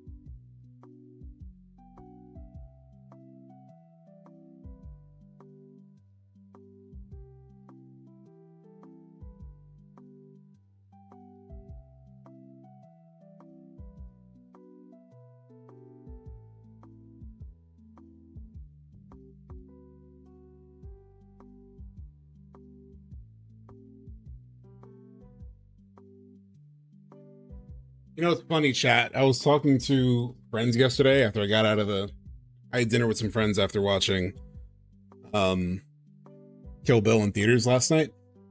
And they were like, so how late do you think you're going to stream tomorrow? Because they were like thinking about hanging out. And I was like, yeah, it'll be a long one. Is this the last one for the year? It's 9 hours in. And if you notice, Luke didn't actually have to beat Darth Vader to topple the Empire, the thing he... I don't know why I'm not tired of being on stream. I don't know why you guys are not tired of watching this. But thank you for hanging out. ...tries and fails to do in the second movie. Instead, he needed to save him. It's a new idea, a synthesis. I know it's been a lot of Star Wars, but I figured I would keep up that comparison for consistency's sake. Another example that may be even more appropriate might actually come, weirdly enough, from The Matrix. Before I get into that, however, a couple of quick... I really need to remake The Matrix. I really need to rewatch The Matrix, like both the first one and the sequels. When I was writing this, I was in my head a little bit, which is why I say what I'm about to say. I'm like, are people going to be like, oh, Matrix is fucking dumb, dude? Like, I don't know. I just thought people would like shit on it. But everyone who's watched this is like, I love The Matrix. So I'm like, cool. Love being here. Thank you. So yeah, the other thing that happens, just to talk about it now, I'll get ahead of it. I feel really bad about it. At one point in this like little part of the video, I mentioned that, you know, Japanese films and how they differ. And I accidentally used a Chinese film, In the Mood for Love, because as I was like thinking about this definition of like, or this distinction that's in like Japanese film of like being more contemplative, I just thought I hadn't seen that movie in like 15, 20 years, and just came to mind because I remember the slow-mo shots, and I was like, oh, I'm going to use the slow-mo shots. And my dumb ass did not realize it was a Chinese film, not a Japanese film. Completely conflated two whole cultures, and I feel like a shithead about it. And I did, when I did a new cut of the video that's like sitting on my hard drive, I did replace it. But you know, YouTube has what it has, and I can't like re-upload into the same upload, so that one bothers me. But caveats. I know Star Wars and The Matrix aren't exactly high art, but since they're mainstream movies largely about fate and identity, that bro, FF7's mainstream shit. It's an apt comparison, subtext, because FF7's like, ultimately, you're not making like, you know, some, what the hell's the director's name? FF7 isn't a movie made by, like, what is it, Paul W.S. Anderson, the other Paul Anderson. It's not one of those kind of stories, if not like films. No, it's mainstream AF. It's not, and it isn't. And to have some, it's not like as much as J.J. Abrams, not Wes Anderson. It is very Star Wars. Paul Thomas Anderson, thank you. Like one of his movies or some shit where it's just like, whoa, like true introspection, like art shit, you know? It's not that. It is apt and comparable.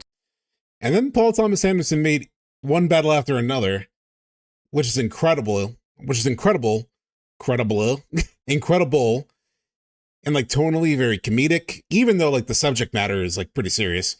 But it's not like There Will Be Blood, you know? To like a Lord of the Rings.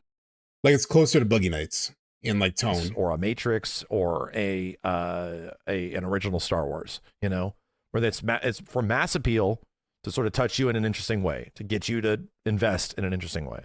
Most people have seen. Yeah, it's not an A24 A24 really well as comparison points. Type of project. It's also important to note that while I've been referencing a lot of Western storytelling theories, Final Fantasy is a Japanese story, and there may be some potential cultural differences. While I can't speak to them in great detail, I did look into it a bit. Which you need. You need mainstream media done well, you know? And you can have like an artistic film like Everything Everywhere All at Once, I would argue, is like pretty artistic, but it's also pretty mainstream. Like it's very digestible, very accessible. While researching this, and while there are certainly some differences, Matrix too, in how it deals with some heady stuff, you know? more contemplative than conflict-driven. Yeah. Dude, do you talk about the vibes thing? I hope so. I don't. It seems like you're already getting into it, but I'll throw it out right now.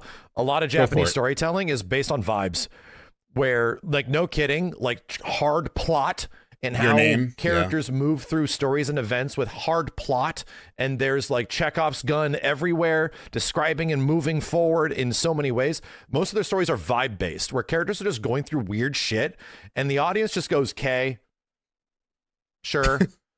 We'll just go with you on your crazy journey. Sounds. So in our group chats too, in our FF7 group chat, we talk about how, like, apparently one of the developers, I forget who exactly, on the FF7 team, I guess at some point in their career did mention this. He did mention like something based on vibes, like storytelling based on vibes. So that is there, good. You know, you don't really need to explain everything. We're with you. We're just into it. You know, we just want to be around these characters. It's like vibes based. It's funny. And Western storytelling is not that shit.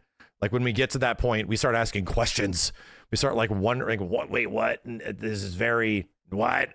We start going like, That's why things like Evangelion, ultimately like a really popular like story and shit. I get it, but ultimately comes with like a lot of like questions and like, wait a minute, why and how and what and wait, huh? What am I looking at? What are we doing here? There are similarities between the overarching structures. I think it's amazing, yeah. That are very similar to the ideas I've talked about, like reversals and antitheses, such as the idea of the 10 and the Kisho Tenketsu story structure. Now that I've gotten those caveats out of the way, let's talk about the Matrix. At the midpoint of that movie, the antithesis is presented. Neo visits the Oracle that Morpheus so believes in. Evangelion beast. That he isn't the one. That throws the premise or thesis from the start of the film, that Neo is the one who will control the Matrix, into potential jeopardy. But just like when Aerith says the line, quote, "The future, even if it's been written, can be changed," in a way that feels like it leaves the door to change cracked ever so slightly open, the Oracle Neo's not the one. Also doesn't fully shut the door on the idea that starts the movie. Sorry, kid. You got the gift, but it looks like you're waiting for something.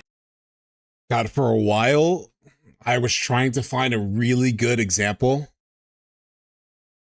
And then I thought of The Matrix.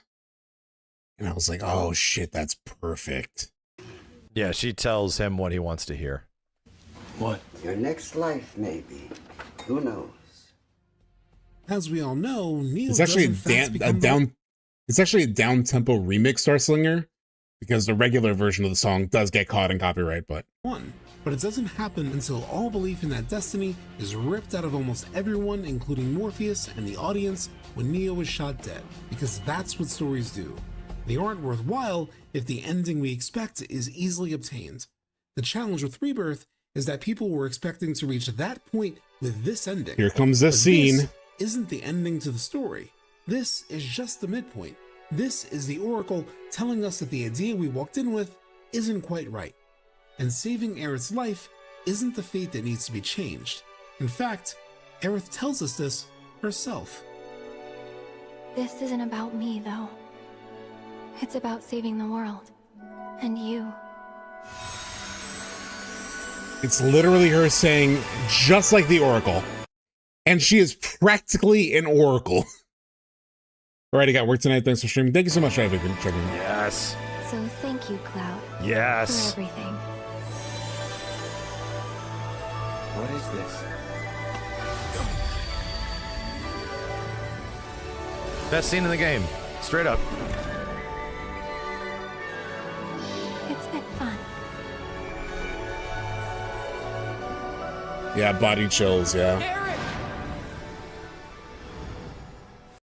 Like, I wasn't sure how I felt about the dream date thing at the start. It was, like, interesting. I was like, it's interesting. Okay, it's not what I expected. I kind of like this kind of thing. But when it got to this, it's like, oh, shit. Best scene in the game. She's literally the Oracle. Careful now. That which lies ahead does not yet exist.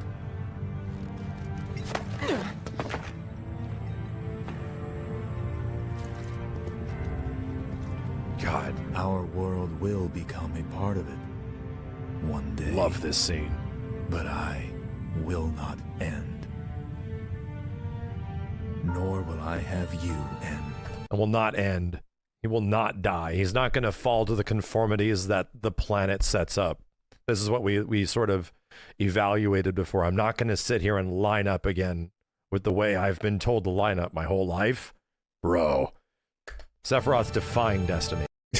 Kofi's like, Cloud saying, what is this? Pretty much pushes Maximilian dude's theory about Cloud being a moron and not dependable enough for Aerith.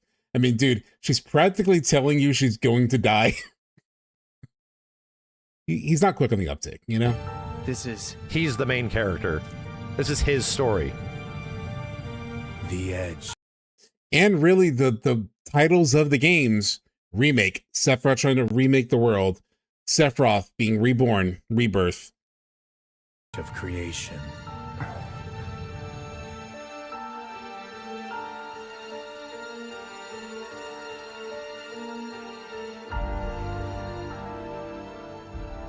Although most people are confused about what happened with Aerith, there's generally very little confusion about the reasons for this ending. The biggest reason is not only glaringly obvious, but also something the developers have openly talked about even as recently as in the days leading up to the recording of this video. It's to keep us confused and talking for the next 3 or so years.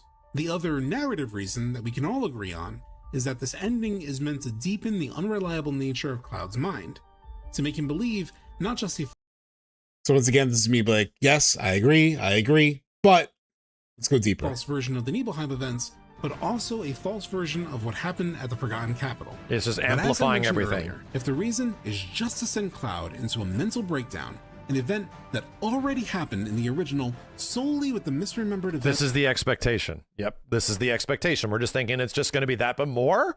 of the Nibelheim incident, then why would they have to make Cloud also misremember Aerith's death? I believe it relates to what may be the primary theme of the remake trilogy, the central dramatic argument or controlling idea or whatever you want to call it. Sitting here right now, I don't know what that will be exactly, but this is my current best guess based on the ideas the remake games have been exploring. Break time, chat.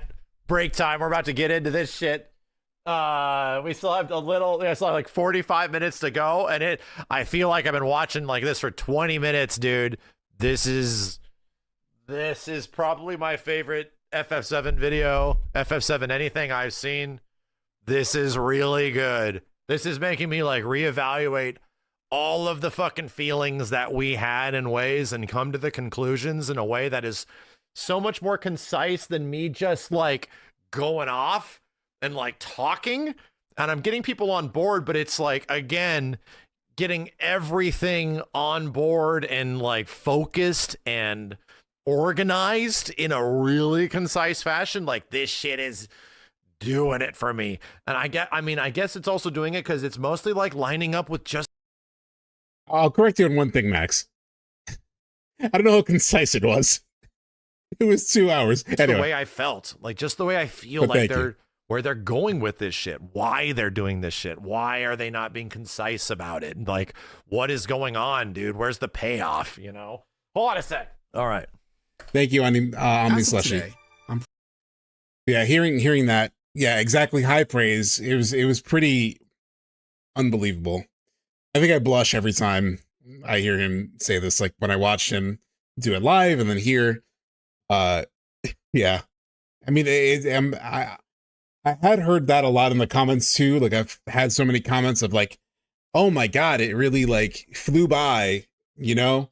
And I was worried about TikTok brain, Starslinger, like a 2-hour video about a game that came out a year ago. And, you know, will people really stick around and care to watch this?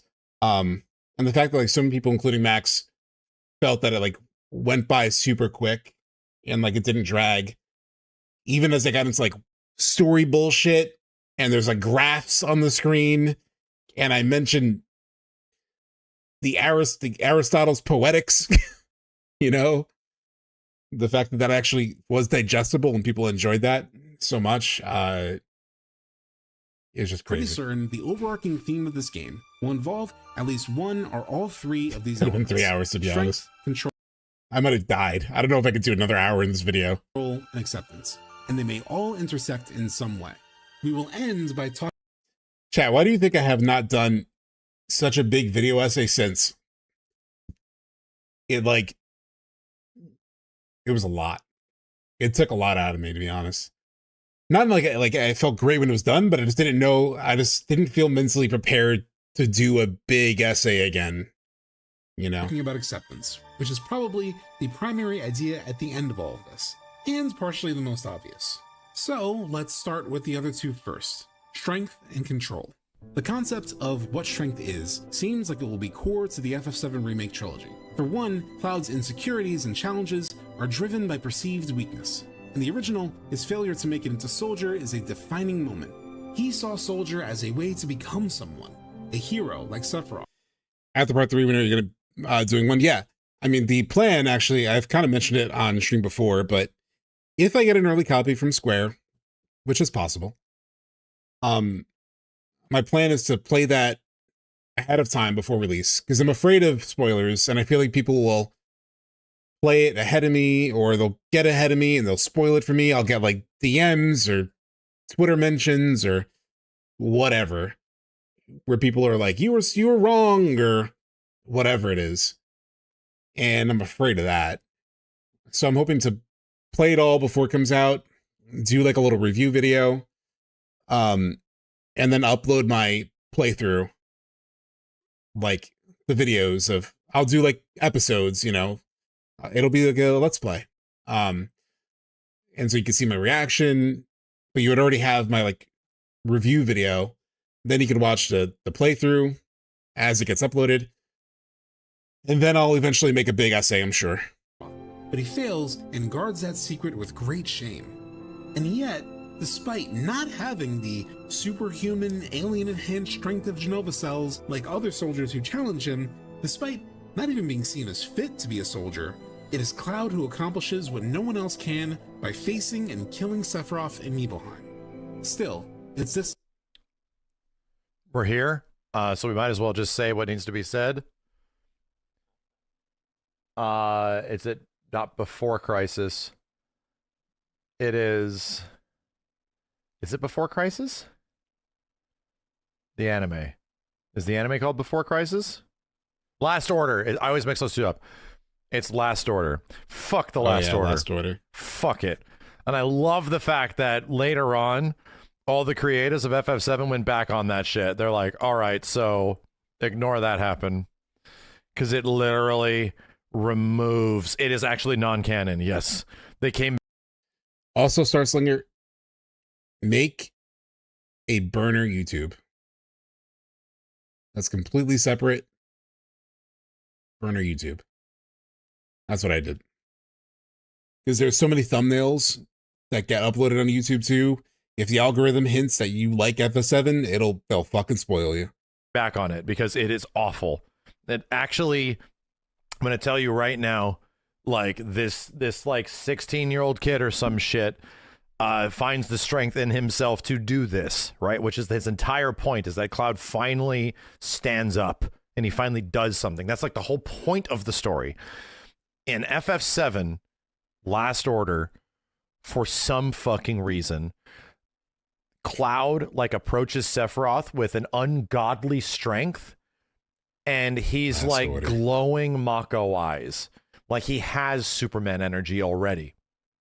And then he, instead of defeating Sephiroth jumps willingly into the life stream to set him on his way towards the top of the planet, completely ruining the entire concept of the character's arc and story. It's just gone, and then Cloud collapses and everything just continues as it should. It is literally an actual backstab of OG FF7 story and what is its best moment. Like, no shit, is actually one of its best moments. So yes, they like literally give Cloud like limit break aura before he even goes through the transformation and shit. I'm like, what are we doing, dude? And then Sephiroth willingly jumps. There's no Cloud as a normal dude like takes down that doesn't happen. I hate it. Yeah, the devs the whole literally point. say The Last Order might have gone a step too far. Yeah, the devs have acknowledged it. The story, Hey, what's up, Premier? it's dog shit. Anyway, well, it's the final stream of the year, so if there were ever any time aside from the finale of Rebirth where you finished a game and had that chat with Sleep Easy, this time you can watch do it a just long to get some stream. perspective. It's beautiful looking. It's got cool action. Yeah, like for the rest of the year, I'll be back in January with the final stream for this year. Yada yada yada. Until like that moment, it's trash. It literally ruins the story. Internalized weakness, which Cloud carries that Sephiroth keeps digging into. In Remake. Oh, I also activated the discount on subs, by the way. I think it's only for gift subs though. But I set it for 10 hours and we're almost at that point. So let me refill it because I have plenty of these like discount hours. Oh, I still have 29 minutes left. I can't do it till later. Okay, well. Right after the fall of the Sector 7 plate, Sephiroth pierces this topic very directly. You have failed again, I see. By the way, the song that's playing here, it probably doesn't ring a lot of bells for people here in chat. It was a track. It's a dirge track. Yes. It's a dirge track. Sleep Easy sent it to me because I had a part of a video, not this part of the video, but I had another part of the video where I was like, I need a track here and I can't quite find a good song. Thank you so much, Strega. But I couldn't find a good song. And so I reached out to him. I'm like, this is what I have right now. I feel like I could beat it. And he sent me this track. And I didn't use it in what he gave it to me for, but I used it here. And it's so good. It's such a good track. Fucking dirge.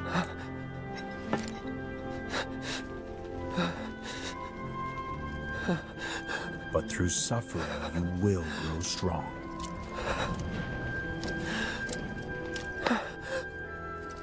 Isn't that what you want? And then later, at the edge of creation, Oh, it is Amazu. Cloud challenges Sephiroth, perhaps emboldened by his success in the fight against Tails. He isn't strong enough. In the Gongaga scene with Tifa and Rebirth, we see Cloud truly question himself for the first time.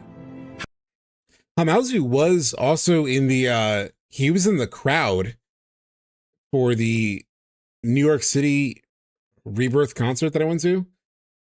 He was in the crowd for that. So he stood up and he like waved. They introduced him at one point. I was like, oh shit, Amazu, shit. How could he be a hero, the embodiment of someone who is strong, when he is so weak that he can't save Tifa seemingly at any point, either from their fall from Mount Nebel as kids, or even from himself after being influenced by Sephiroth? That's because Cloud has a very specific idea of strength, one that doesn't really apply to him. In fact, Nomura goes so far as to marvel at Cloud's weakness in the behind-the-scenes documentary for Advent Children. Yeah. Oh, he was in it late too. This was also a weird issue with Advent Children, right?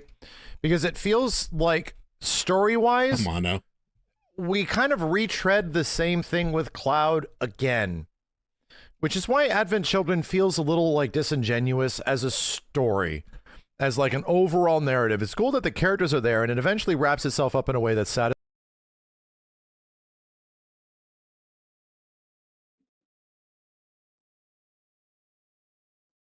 I'm getting your stream quality is good now. I'm back.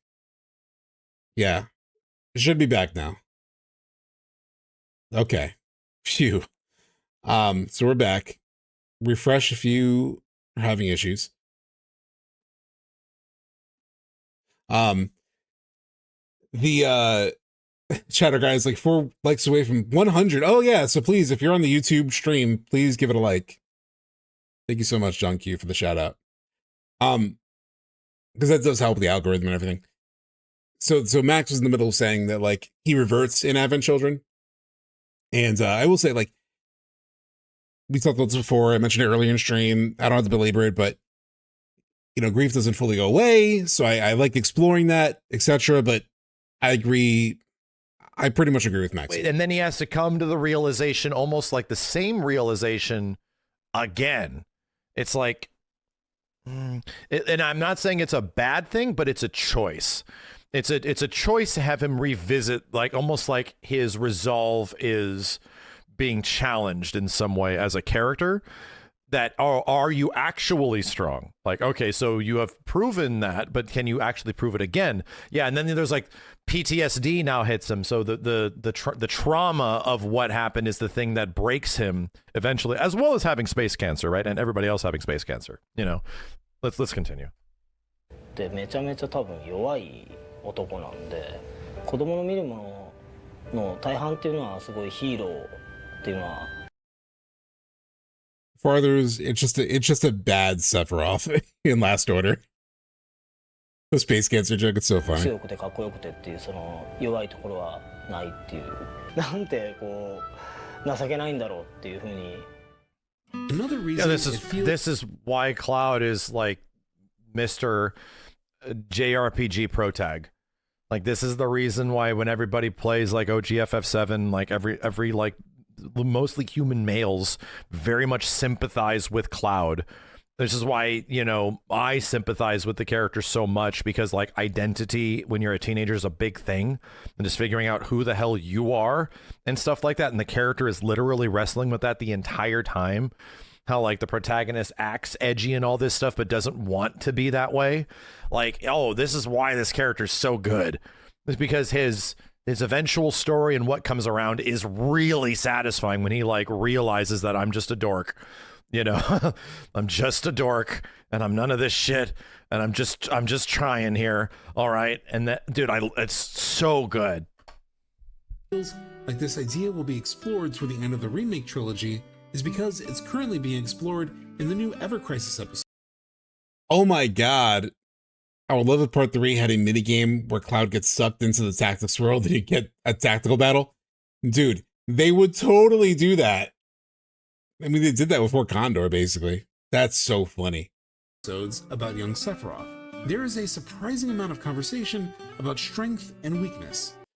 Yeah, people just do misunderstand Cloud as a character. Sephiroth bemoans those who are too weak to do what's necessary, and toward the end of the Rebirth arc, Rosen says something very similar. Dude, when I saw all this like strength and weakness shit in Ever Crisis, I was like, okay, I'm kind of onto something, maybe. Similar. Becoming stronger is celebrated in the world of FF7, so much so that Cloud seems to consistently view it as a solution. Also, this song in Ever Crisis is so good. It can help the live stream. Got a question. Planet runs out of energy. I know, big pig penis. Don't remind me. Right? Yes. There any way to avoid this? Like, making the spiritual energy stronger? But there appears to be a misunderstanding about what strength is. I don't know, sour artsy. I have to find it. Temple of the Ancients. Cloud's juvenile. Like this is such. Unless somebody in chat can find that Ever Crisis title to give to sour artsy. We're already super long. Good fucking writing, dude. And you realize, like, with all these notes and everything, how Premier, I talked about it earlier. But yeah, that's the plan. The plan is to play it off stream, upload my playthrough and a review video. Hopefully I'll have an early copy so I get all that done before it comes out so I can avoid spoilers, because I'm afraid of spoilers. So I'm going to record that, put it up, and then sometime later, especially once everyone has already played it, we'll stream it and play it together. And let everyone enjoy part 3. And then we'll eventually reconvene and play it all and chat about it and all that on stream. But not at launch. Not consistent they are. Cloud is actually a 16-year-old. So he's very juvenile in how he thinks and how he approaches solutions to situations, right? It's mostly just throw bigger gun at it, you know?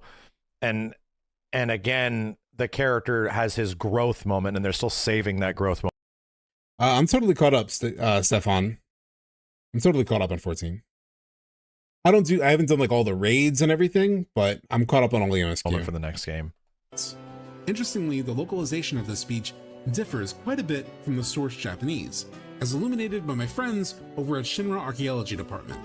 While the official English localization has Aerith define strength as forgiveness, a more direct translation of the Japanese dialogue talks about something a bit different. Quote, sadness and I think he is just joking, Starslinger, but, you know. Anger may make us stronger, but they change who we are. I believe true strength is different from that. It's something we carry in our hearts, something soft but unbreakable. That's what I think. So focus on the future, not the past. We can become even stronger than Sephiroth, far stronger. Soft but unbreakable may be the truest description of Cloud. In On the Way to a Smile, Aerith talks about needing to get Cloud's help to stop Sephiroth once again, but fears doing so could hurt him. Quote, Cloud will help me, I know he will, but I also know it will end up hurting him. The Cloud she knew, yeah, this song, very man. easily wounded. That soft underbelly of Cloud is what gives him the strength he needs when he is pushed to the brink.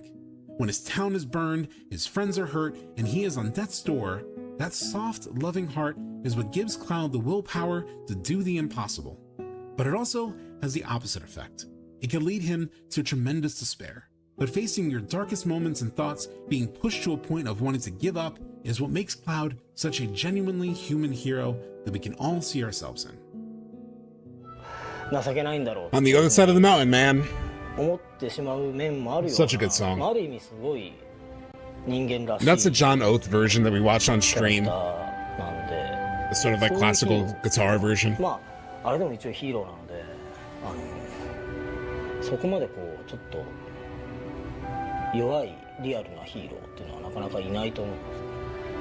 Just so true. He's like very relatable, you know, that he's has some such weaknesses, you know. Yeah, that he's insecure and doubts himself. Cloud is the German Shepherd. That's why Zack inherently is like such a likable, cool character, because he doesn't have any weaknesses. Like, he is Mr. Generic hero guy. He is like always in a good mood, always like he's very unrealistic. And I need the trauma. He even talks I need the like trauma differently than the other characters do. Like the way he speaks, even he's literally the Gary Sue. Yes, that's the best way of describing. He's actually the Gary Sue of like the story. Zack, yeah. It is that softness, that love for all he cherishes, that Sephiroth views as an illusion. It is diametrically opposed to Sephiroth's philosophy, which is a dynamic you always want between your hero and your villain, characters who are living, breathing embodiments of opposing viewpoints. In Cloud, embracing who he truly is and seeing that as a source of strength rather than a source of shame is, in my opinion, the key to him doing what he couldn't do in Rebirth, finding a way to change fate, or rather, control it. The essential and defining moment in FF7, and certainly in Cloud's journey, is the realization of who he really is in the live stream sequence. Because in addition to being a story about this is the scene, chat. FF7 is a story of self-actualization. Part 3. And just like in our everyday lives, it is only the possible crux. to take control of your life once you come to terms with the truth of who you are and find strength in that.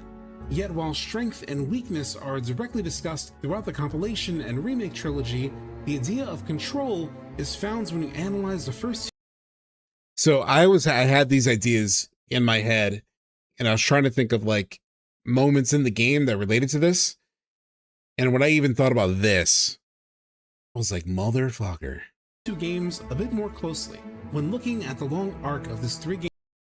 Like this and the scenes that it relates to control. We start to see the first intersection between the concepts of strength and control way back in Chapter 2 of Remake. You are too yeah, John Cuser, theory. Not even yourself. Sephiroth implies that at his core, Cloud cannot affect the change he wants.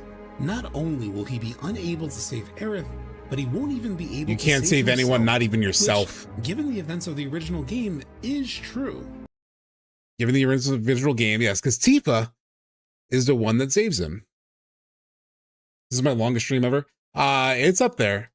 My Rebirth finale stream was about as long, but this is about to be longer. And though Sephiroth plants that seed, Remake smartly sidesteps it. Yeah, but I'm enjoying it. Looks like people are enjoying it. So. Tifa's the one that does that. To be real, Tifa's the one that exactly saves Cloud.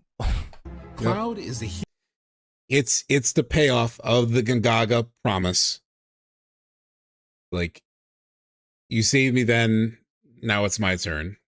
Right? And you are playing as him. The devs needed you to believe in him, needed you to believe you could be a hero that can overcome any odds, so they can strip it away in the second game. And now, and this is especially true when I wrote this. This is especially true for new players who don't really know Cloud that well and his whole journey well. Really make sure that they believe. Thank you so much, Harbinger of Madness, for subscribing. that's what Rebirth does. It begins to prove Sephiroth's point. Cloud can't save anyone. Even after defeating the Harbinger of Fate and creating the possibility of literal reality-breaking change, Cloud reaches a point of not believing he can. What was that thing we said, chat? I wish we had it. I wish I had a clip of it. What better way to set up the idea that you can save her for it eventually to be taken away? We definitely had this conversation at the end of part 1, where it was like, yeah, they want to make you feel like you can save her so that you can't. Amateur Hunter, thank you. It's robbed from you. Listen, you can't anymore, though? He did call that. He did talk about that. Nope, not even a bit. Whatever we had, I think the Whisperers took it from us when we left. Huh. Seems Arbiters of Fate can do whatever they want. So you told us. Oh, did I? Huh. I wonder if this means we'll eventually forget they even exist. We'd be better off if we did. It's funny because I remember Max saying that also, like back when he was streaming, of like, oh, they're going to make us believe we can. And the way they did it, because it's the, you did it, but you didn't, actually forgot that it's like, yeah, bang on. The prediction was bang on. That is exactly what they did. But the way they did it was so unexpected that I almost didn't consciously register. They did the thing, Zack, that they did the thing Max said was going to happen. Frankly, you know, there's no point in wasting our time worrying about fate. But the way they did it was so surprising that I didn't. Bro, they literally. Oh, and yeah. Fate. If we can't change it, there's no point in wasting our time worrying about fate. If we can't change it. Bro, they literally. Cloud is. Dude, Cloud is literally the fucking audience. It's so funny. They try so hard, dude. They're going so hard. He literally just. We don't even realize that he said that. Like. The zoom in on his mouth when he says it. The fuck is the point of all this shit if nothing's actually changing? Like, bro, the fact that Subtext puts this like together, I get it. It's a long game. There's 2 long games. A lot of shit is said, so it could be kind of hard to like contextualize all this shit if you're not like really hyper focused on it. But having somebody do that for us here is like, okay. Yeah, like it's pretty friggin' clear that Cloud gets it. What the hell's the point of fate if we can't change it? And then also, he is literally the audience at the end. You are literally hollow and void of emotion, while everybody else around you is big, sad, like proving the point even further. The reason why that dialogue was so stuck in my head was in all the marketing materials. Like they had this in a tweet and everything. There were like character profiles where they like, stop talking about the fucking demo. Just let me, oh wait. But they had this like, these like character profiles. They tweeted them out and everything. There was no point in wasting our time worrying about fate if we can't change it. And I remember thinking, that's a wild ass bit of dialogue to have and to promote, given what happened in Remake. And then I remember played through the entire game. I was like, where is that dialogue? It's like, I don't remember that dialogue happening. And sure enough, I watched all the dates and the fucking Red 13 date. The sort of like dialogue that they used to define the character for Rebirth in the goddamn Red 13 date. That lack of belief is likely driven by how Cloud perceives both his past and his future. every time Weird Cloud quote. has tried Feels like to a reason, control yeah. the outcome of events, at least as far as he remembers. Yeah, the Rebirth finale playthrough, if you go into the live tab on YouTube, it's the one, I think it's the first one, because that's the first stream that I was able to do on YouTube. So it's on there. Fails. During the Nibelheim incident, he laments being knocked out by Sephiroth too long to make a difference. He then sees himself crawling too slowly to stop what happens to the villagers, just as he finds himself in the same exact position while trying to stop Aerith from going to the Forgotten Capital alone. And while having to wrestle with that past, Cloud has to move forward on a journey that serves as a constant reminder of his seemingly inevitable future. Cloud spends the entirety of Rebirth following the Hooded Men, ex-soldiers just like him who have been reduced from magnificent heroes to mindless husks. And he sees that transformation right before his eyes. This is his fate, no matter what. There's no escaping the degradation.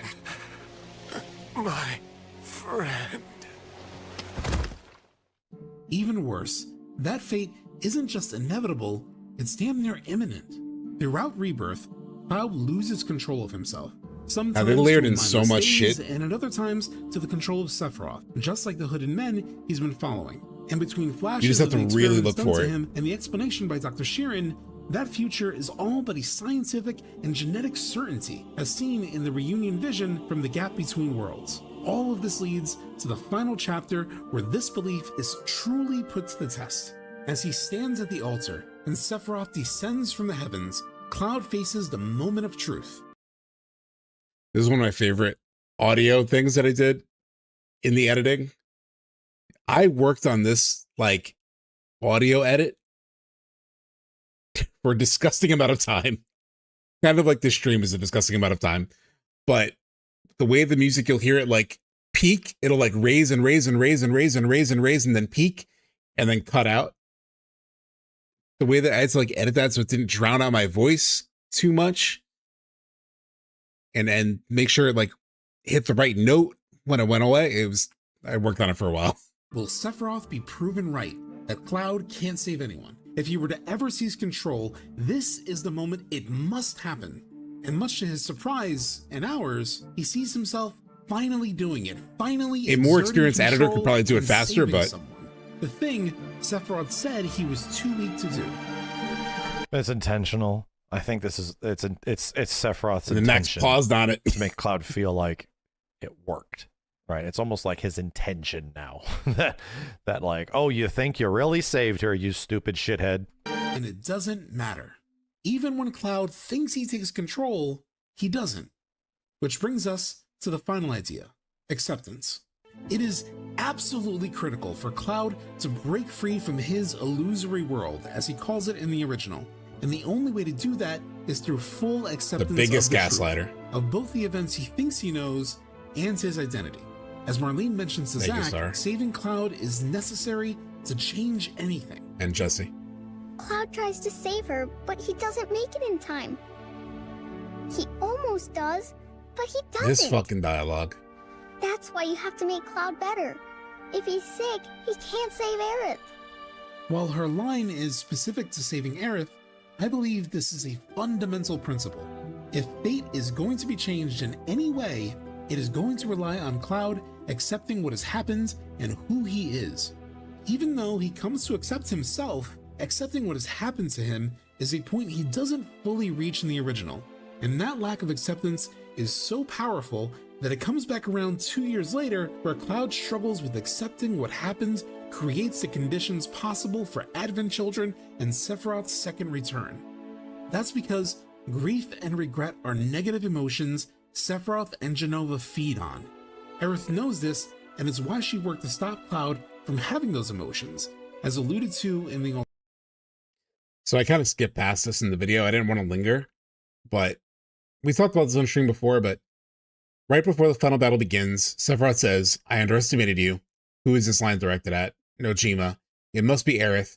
When Sephiroth started to put his plan to reunite the worlds into action, Aerith rose up to prevent it. It's mania.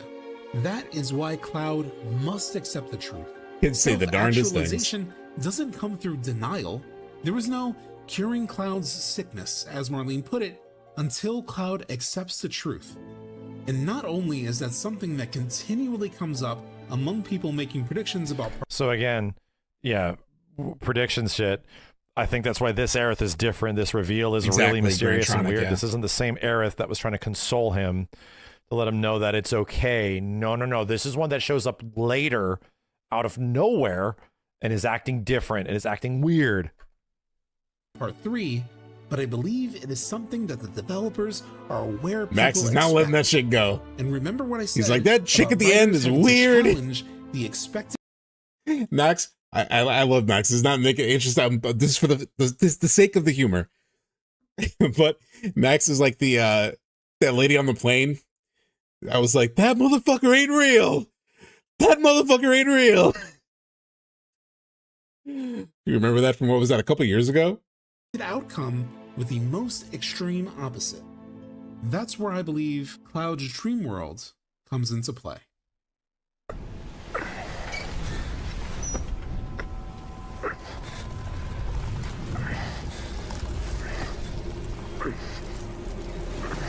Sleep and dream the sweetest dreams.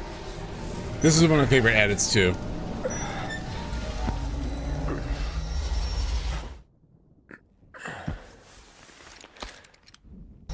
Like, in case you didn't catch it, although I'm pretty sure you did, but this starts with the remake sleep scene and comes out in the wake up in Rebirth. And this dialogue from Sephiroth, it's sus as fuck. Sleep and dream the sweetest dreams.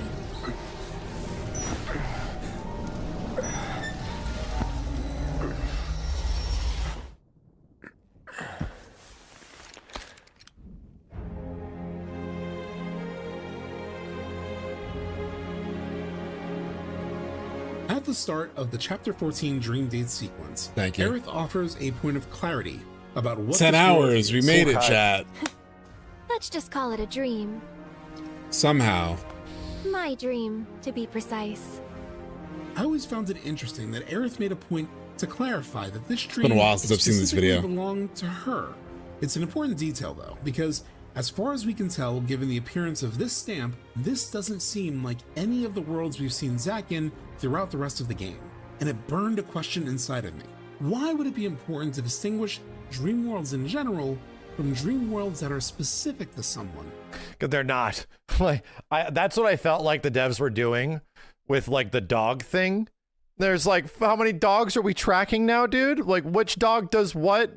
So there's 8 dogs, and there's at one point when there was more than 3, I'm like, dude, this doesn't mean anything. It's like it was here to set something up, but now like all the stamp theories and shit of like the different stamp timelines and them deviating and following the acts of the timelines. Once there was more than I'll raid into Max if 3, he I'm starts. like, all right, still dude. going. I don't know about this shit anymore. I think this is just here to sort of like almost misdirect you.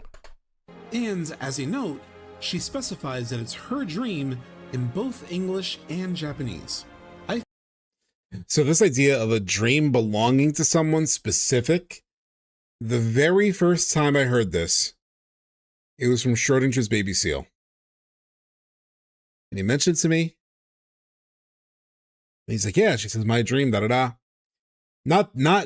It's not exactly what I describe here.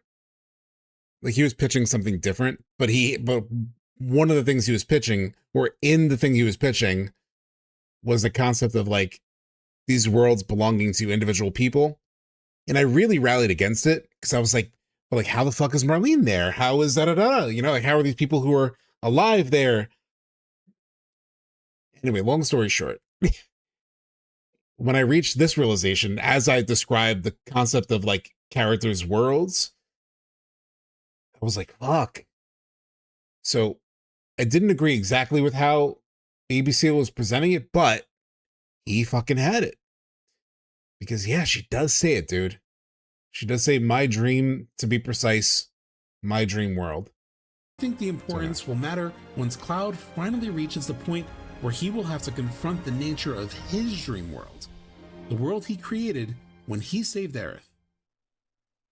There has been a lot of debate about whether Cloud actually created another world when he saved Aerith. With extra attention, that was one of my favorite finds.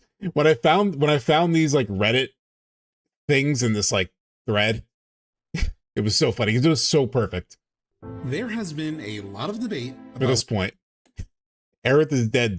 Aerith is alive. Like somebody wrote that and then somebody replied with the opposite. It was so fucking funny. Whether Cloud actually, it's like that sums it up. Created another world when he saved Aerith. Deleted user. With extra attention being given to the potential symbolism of things like rainbows. From what I've seen as the months have gone by, the fanbase at large seems to have come to the conclusion that he didn't. Or that even if he did save her in some other world, it doesn't matter because the true narrative purpose is to portray Cloud in a state of denial. After all, the developers have even said as much. To quote Nomura, when you actually lose someone you cherish in the real world, you aren't able to accept it right away. This time, we strove to depict that inability to accept the loss of someone precious to you. And while that makes sense, the rules of these worlds have been genuinely pretty confusing to me.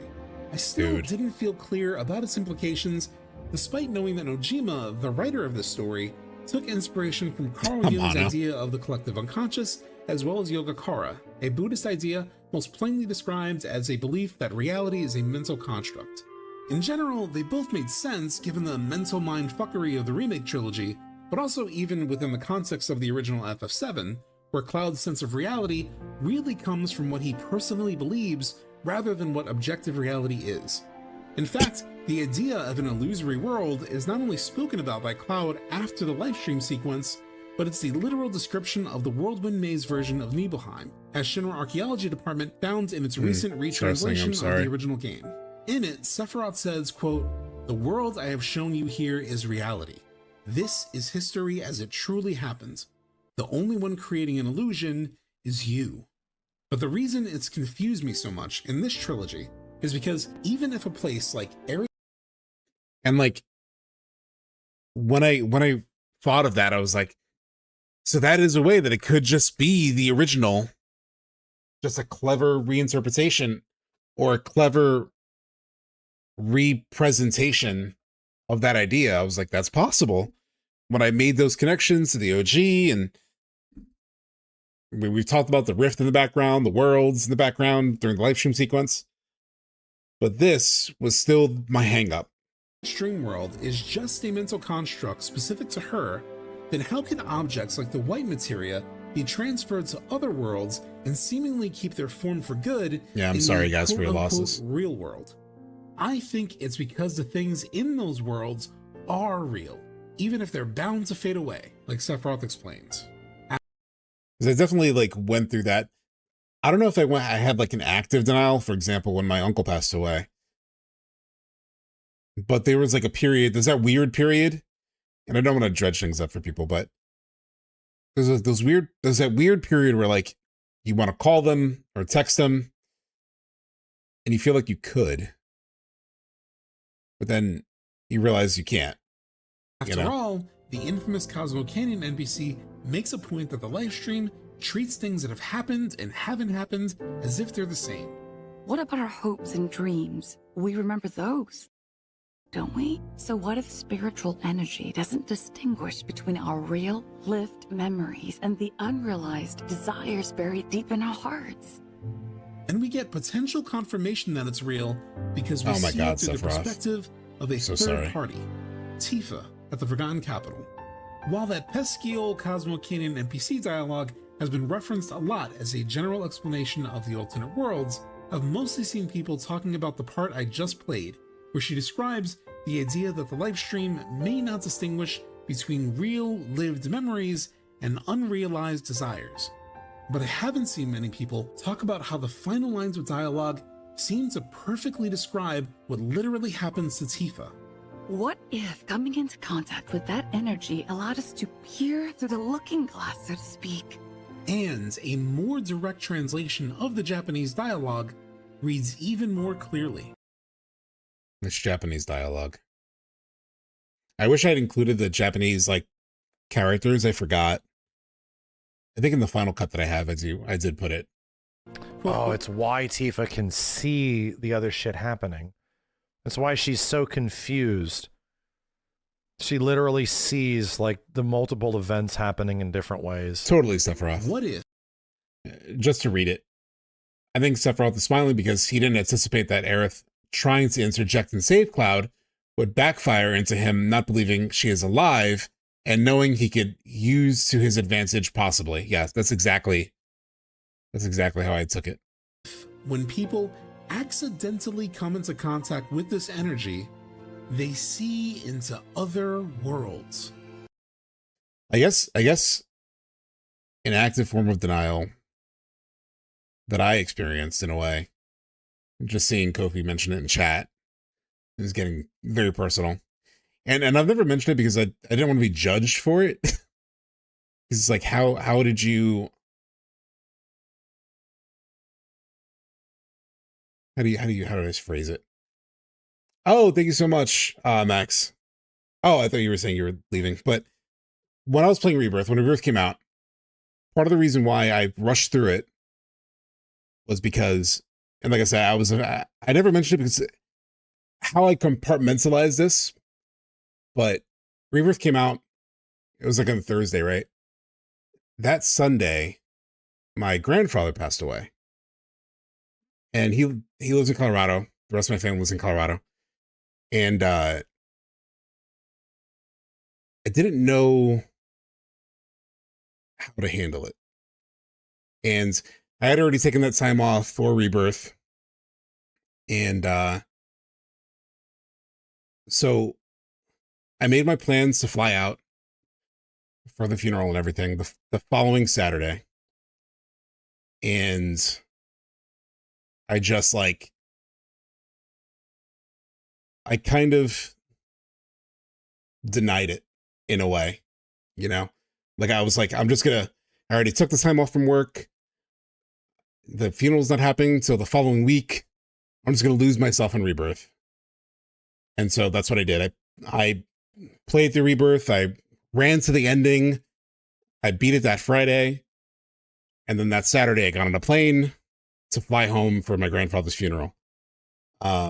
So I was part of the rush, why I like rushed through the game, because I sort of had that deadline and I didn't want it lingering over. It was weirdly like helpful to like compartmentalize and like not think about it for like a week.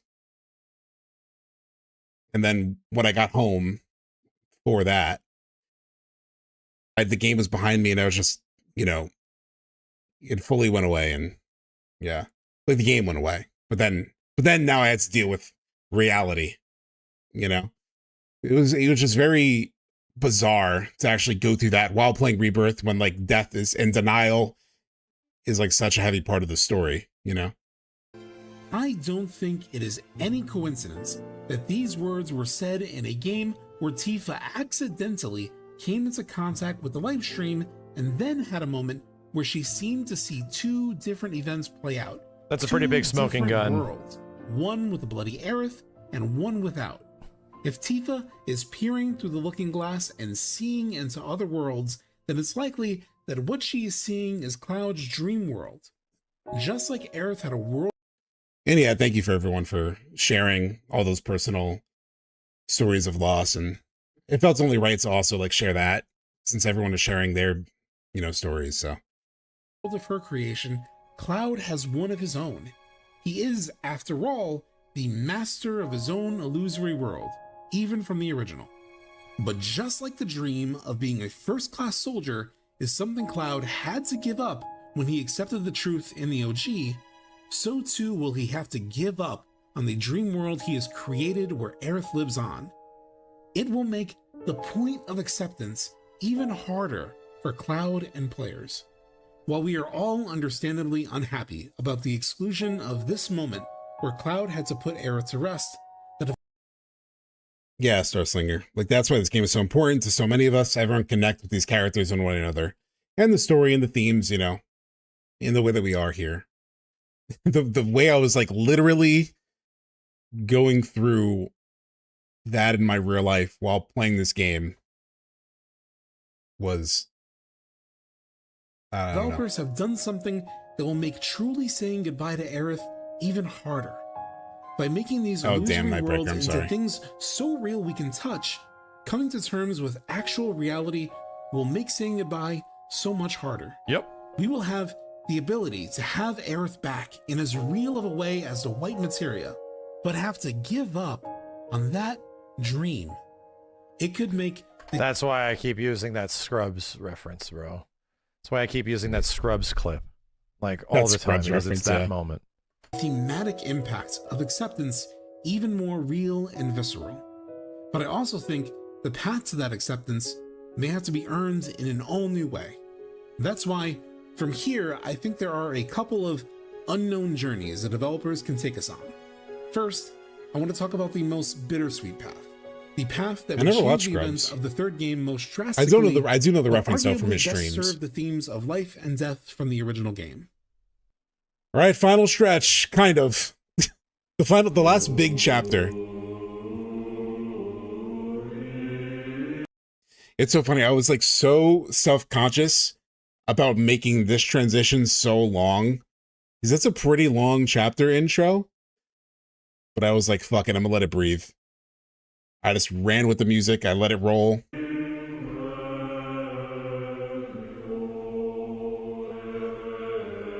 And then all these like live stream scenes. This is from Remake. Or Rebirth, rather. And then connecting to the Remake projector scene. And then connecting to the Dirge projector scene. Right here.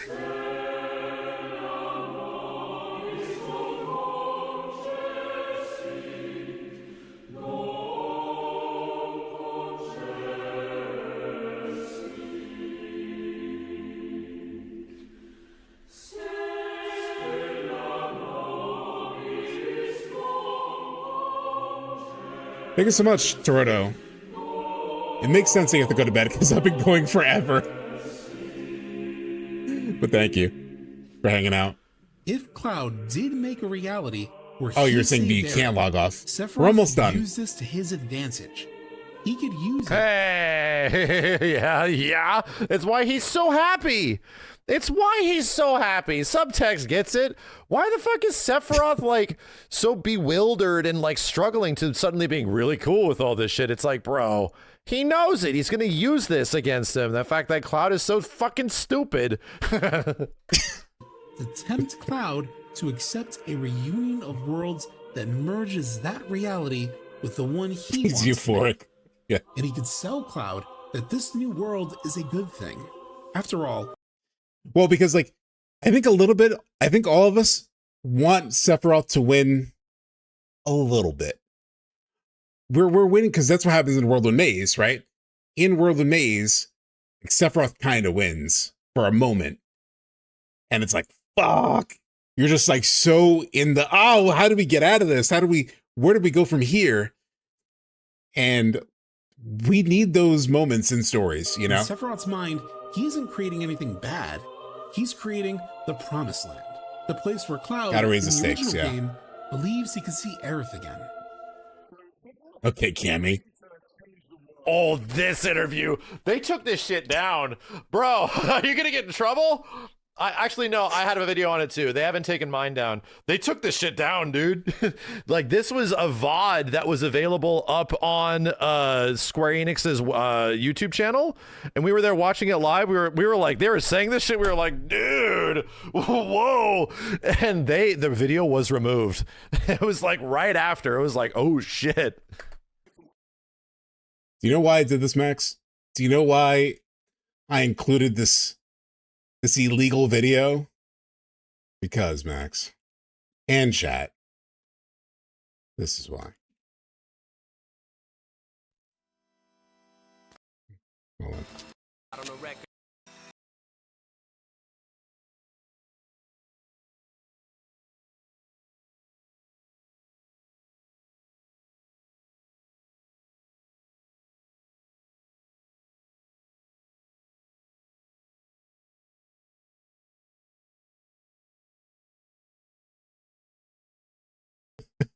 Because I'm a criminal.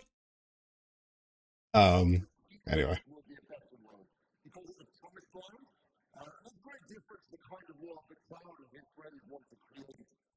That kind of an offer would be brutal for us and Cloud. It would mean getting what we really want, but having to give in to Sephiroth to get it. But giving in to Sephiroth is not something we could do. We would have to deny him and choose not to bring Aerith back. It would turn the act of accepting Aerith's death into an active choice. Oh, that's so fucking good. Oh, shit. That's so good. That's the fucked up thing. We've been saying it so many times that like what Sephiroth wants is fucked up. We're never connecting what is the fucked up part of it. Thanos wants to obliterate, wants to stop hunger and starvation in the galaxy. The fucked up part is that half of them have to die. Sephiroth wants to create a promised land where people don't have to die anymore. The fucked up part is that Cloud has to make the choice that we need to leave her behind because his idea is way too fucked up.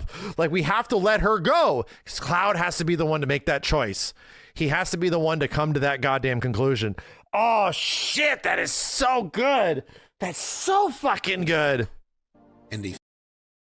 Or as stated in the marketing for Rebirth, the world will be saved, but will you? That's the trade-off. Far more difficult. But when Max had the reaction to it, I was so excited because, when I wrote this idea, I was like, man, that could be really cool. Will people think it's cool? And then seeing that reaction was like, okay, yeah, people think it's cool. Yet, as hard as that would be, it would make the theme of acceptance even more profound.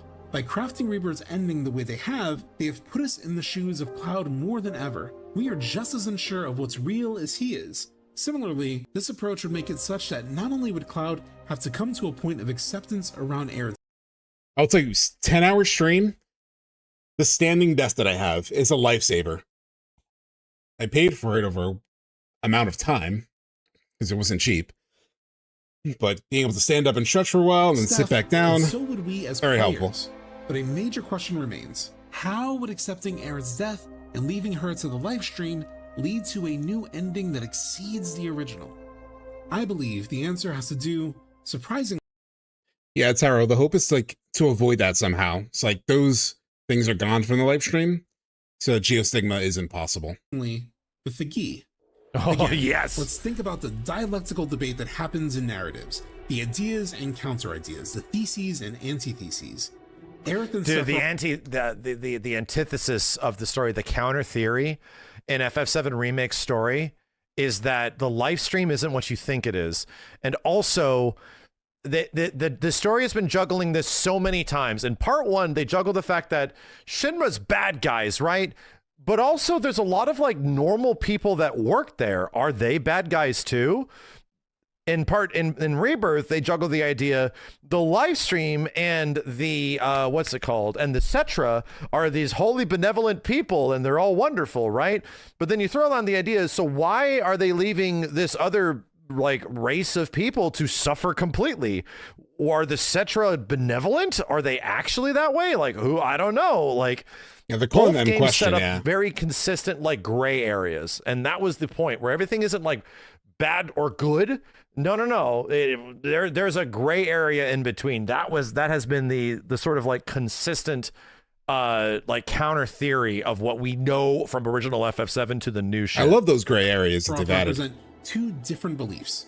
Aerith believes in the cycle of life and death. Sephiroth, Which I think speaks to Max's question in chat a while back, in terms of will they have it so Sephiroth, where we actually wonder, does Sephiroth have it right?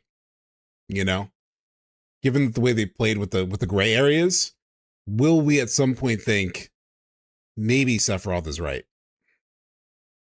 Especially if it's a Sephiroth who's relatively self-aware and is trying to break away from Genova and trying to break the story, and we understand what he's really trying to do. For a while, for a moment, will we think this other version of Sephiroth is kind of right? I wonder. He wants to live on forever, which Aerith doesn't understand. How can you want this, Sephiroth? Be gone. Your part.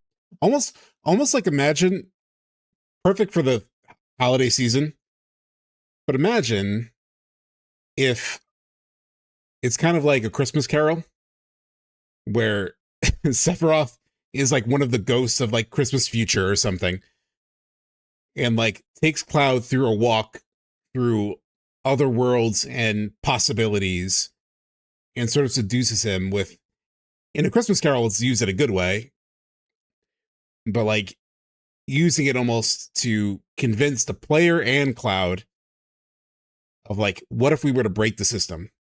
What would be possible? Fuck, that could be cool.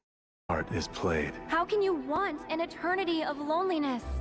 This philosophical war continues in the years leading up to Advent Children. Sephiroth refuses to dissipate fully into the life stream. I will never be a Aerith memory. Wants to, but she knows she can't, as long as Sephiroth lives on. Yes, yeah, Aerith, it's completely the antithesis of what Aerith is, right? To like manifest herself, to come back to life like she could, right? Like she could literally break the rules. She's the last Genova. She's the last Cetra, maybe the last Genova. She's like literally could force maybe her will Genova. onto the situation and stop shit, but she won't, because it's like the opposite. It's literally completely the antithesis of what she's all about. To quote On the Way to a Smile, she was an ancient. I Thus, agree, she was Kofi. able to retain her own selfhood, even within the flow of the life stream. When she wished it, she could dissolve that self and become a part of the planet forever. But it was too soon for that.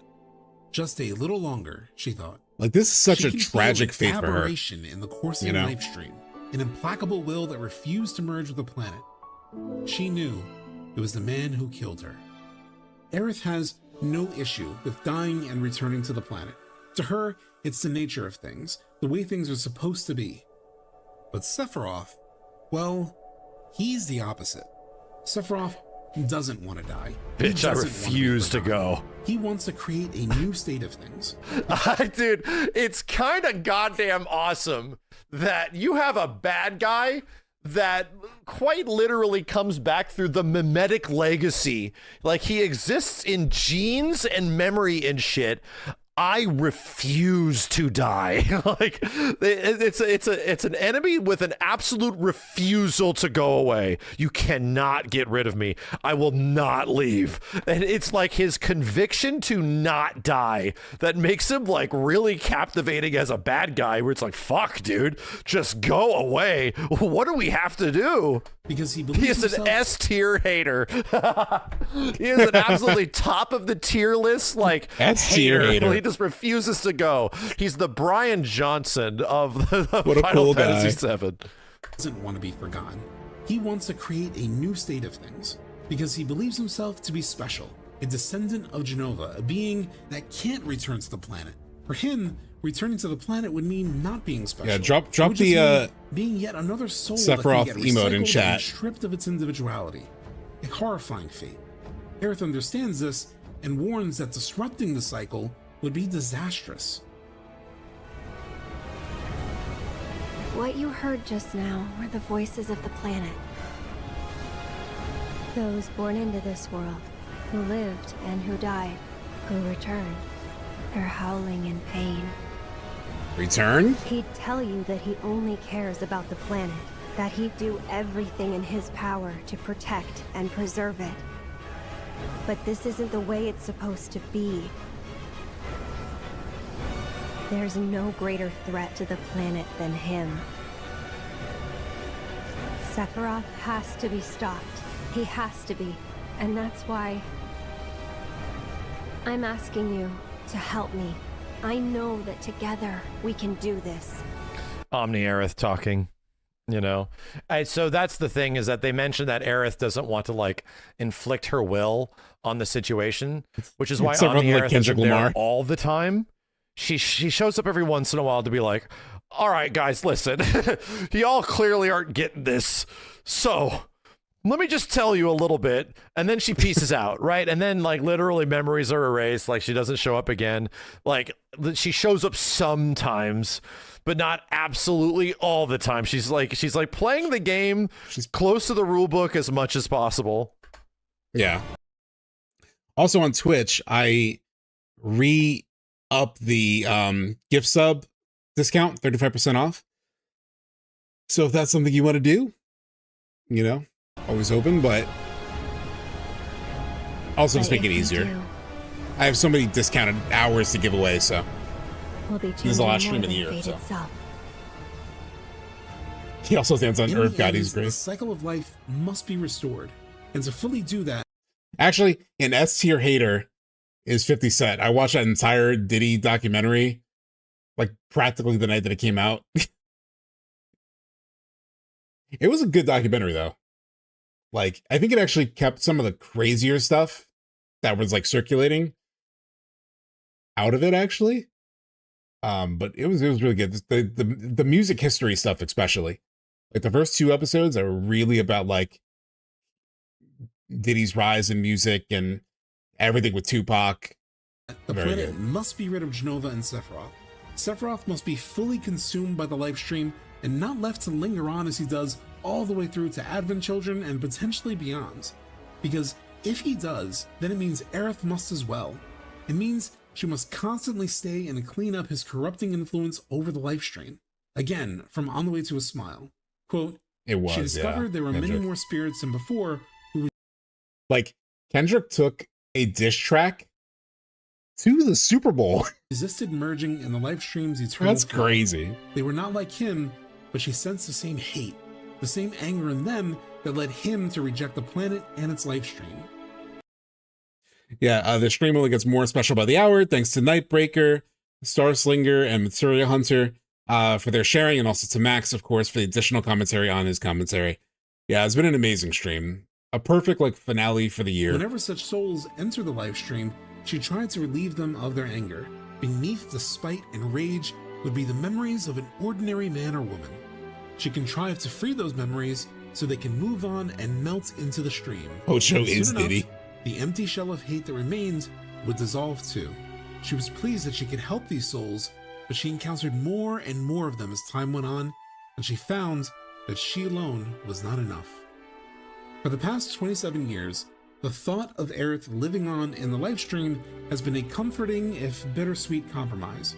We never wanted to lose her, but if the consolation is that she is still around even after death, then that is something we've all been willing to accept to some degree. Yet, this afterlife, one where she has to constantly Hojo is super freaky. Of Sephiroth, He uses not right. Nova tentacles and shit, I'm sure. Supposed to be.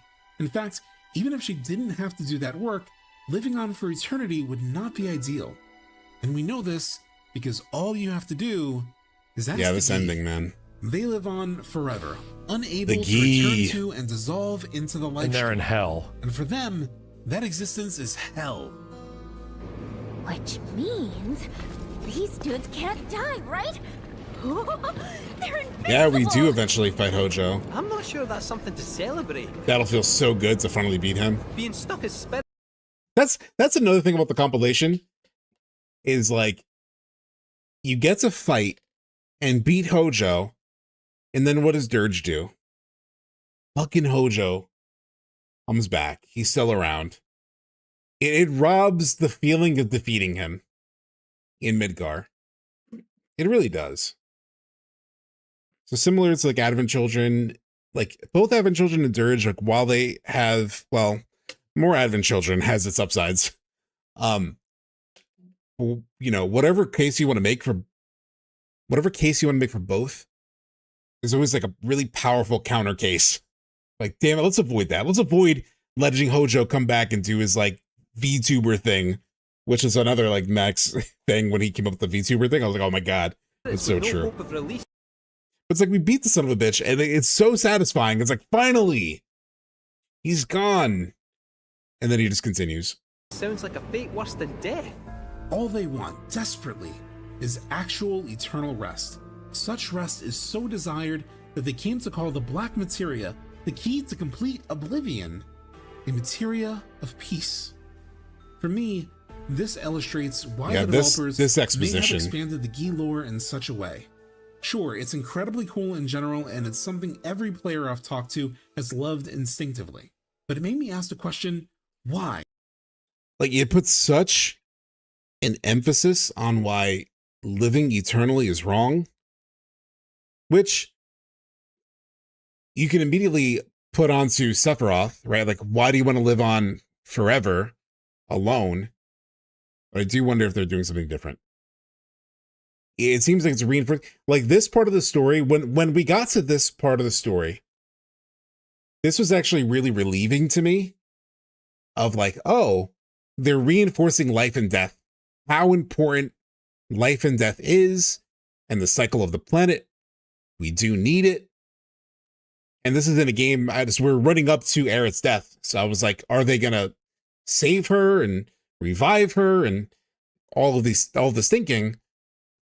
Which in my mind, I was like, I understand why they might want to do that, but life and death is so core to FF7. And so when we reached this chapter and we got this quest with the Gi, and he said all of this about like needing the cycle, it was like, okay, they're still locked into the core themes of FF7. Yeah. Why give the Gi this specific fate? What is it setting up? Because it's cool, or because it may have a bigger thematic role to play? I believe the answer is the latter. It even gives greater context to why Aerith nearly derailed the race. Yeah, they got you in feeling Section bad 7 for the Remake Gi. and Remake. Why was she so obsessed with helping these spirits, taking a moment in the middle of an emergency to free them and see them off? In a way that was reminiscent of the River of Lights in Rebirth, because she had known of them since she was a kid, known that they were there with no way to help them. And this chapter in Remake always bothered me. It felt like such a pacing drain. But when I connected this, if this is what they were doing, it's like, oh, that makes sense. Cirque True, thank you for the super chat. Can't wait till next year. Thanks for the passion you show for the game and bring to the community. Thanks so much, Cirque True. Until this moment, where she had the chance to set them free, to help them return to the live stream as it should be.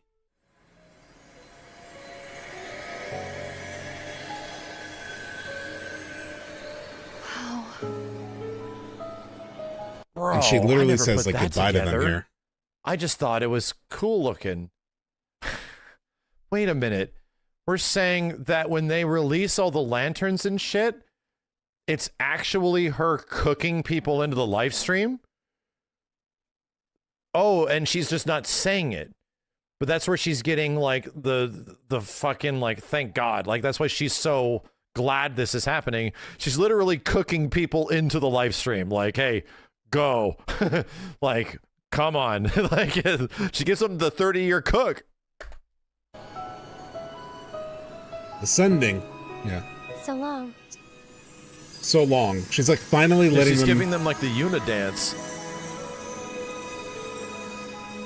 It also Same may writers. give us a way to come to terms with the fate the Loveless play reinforces as part of the core story, regardless of how much we hope to avoid it. And yet, all tales that begin with a chance encounter share the same end.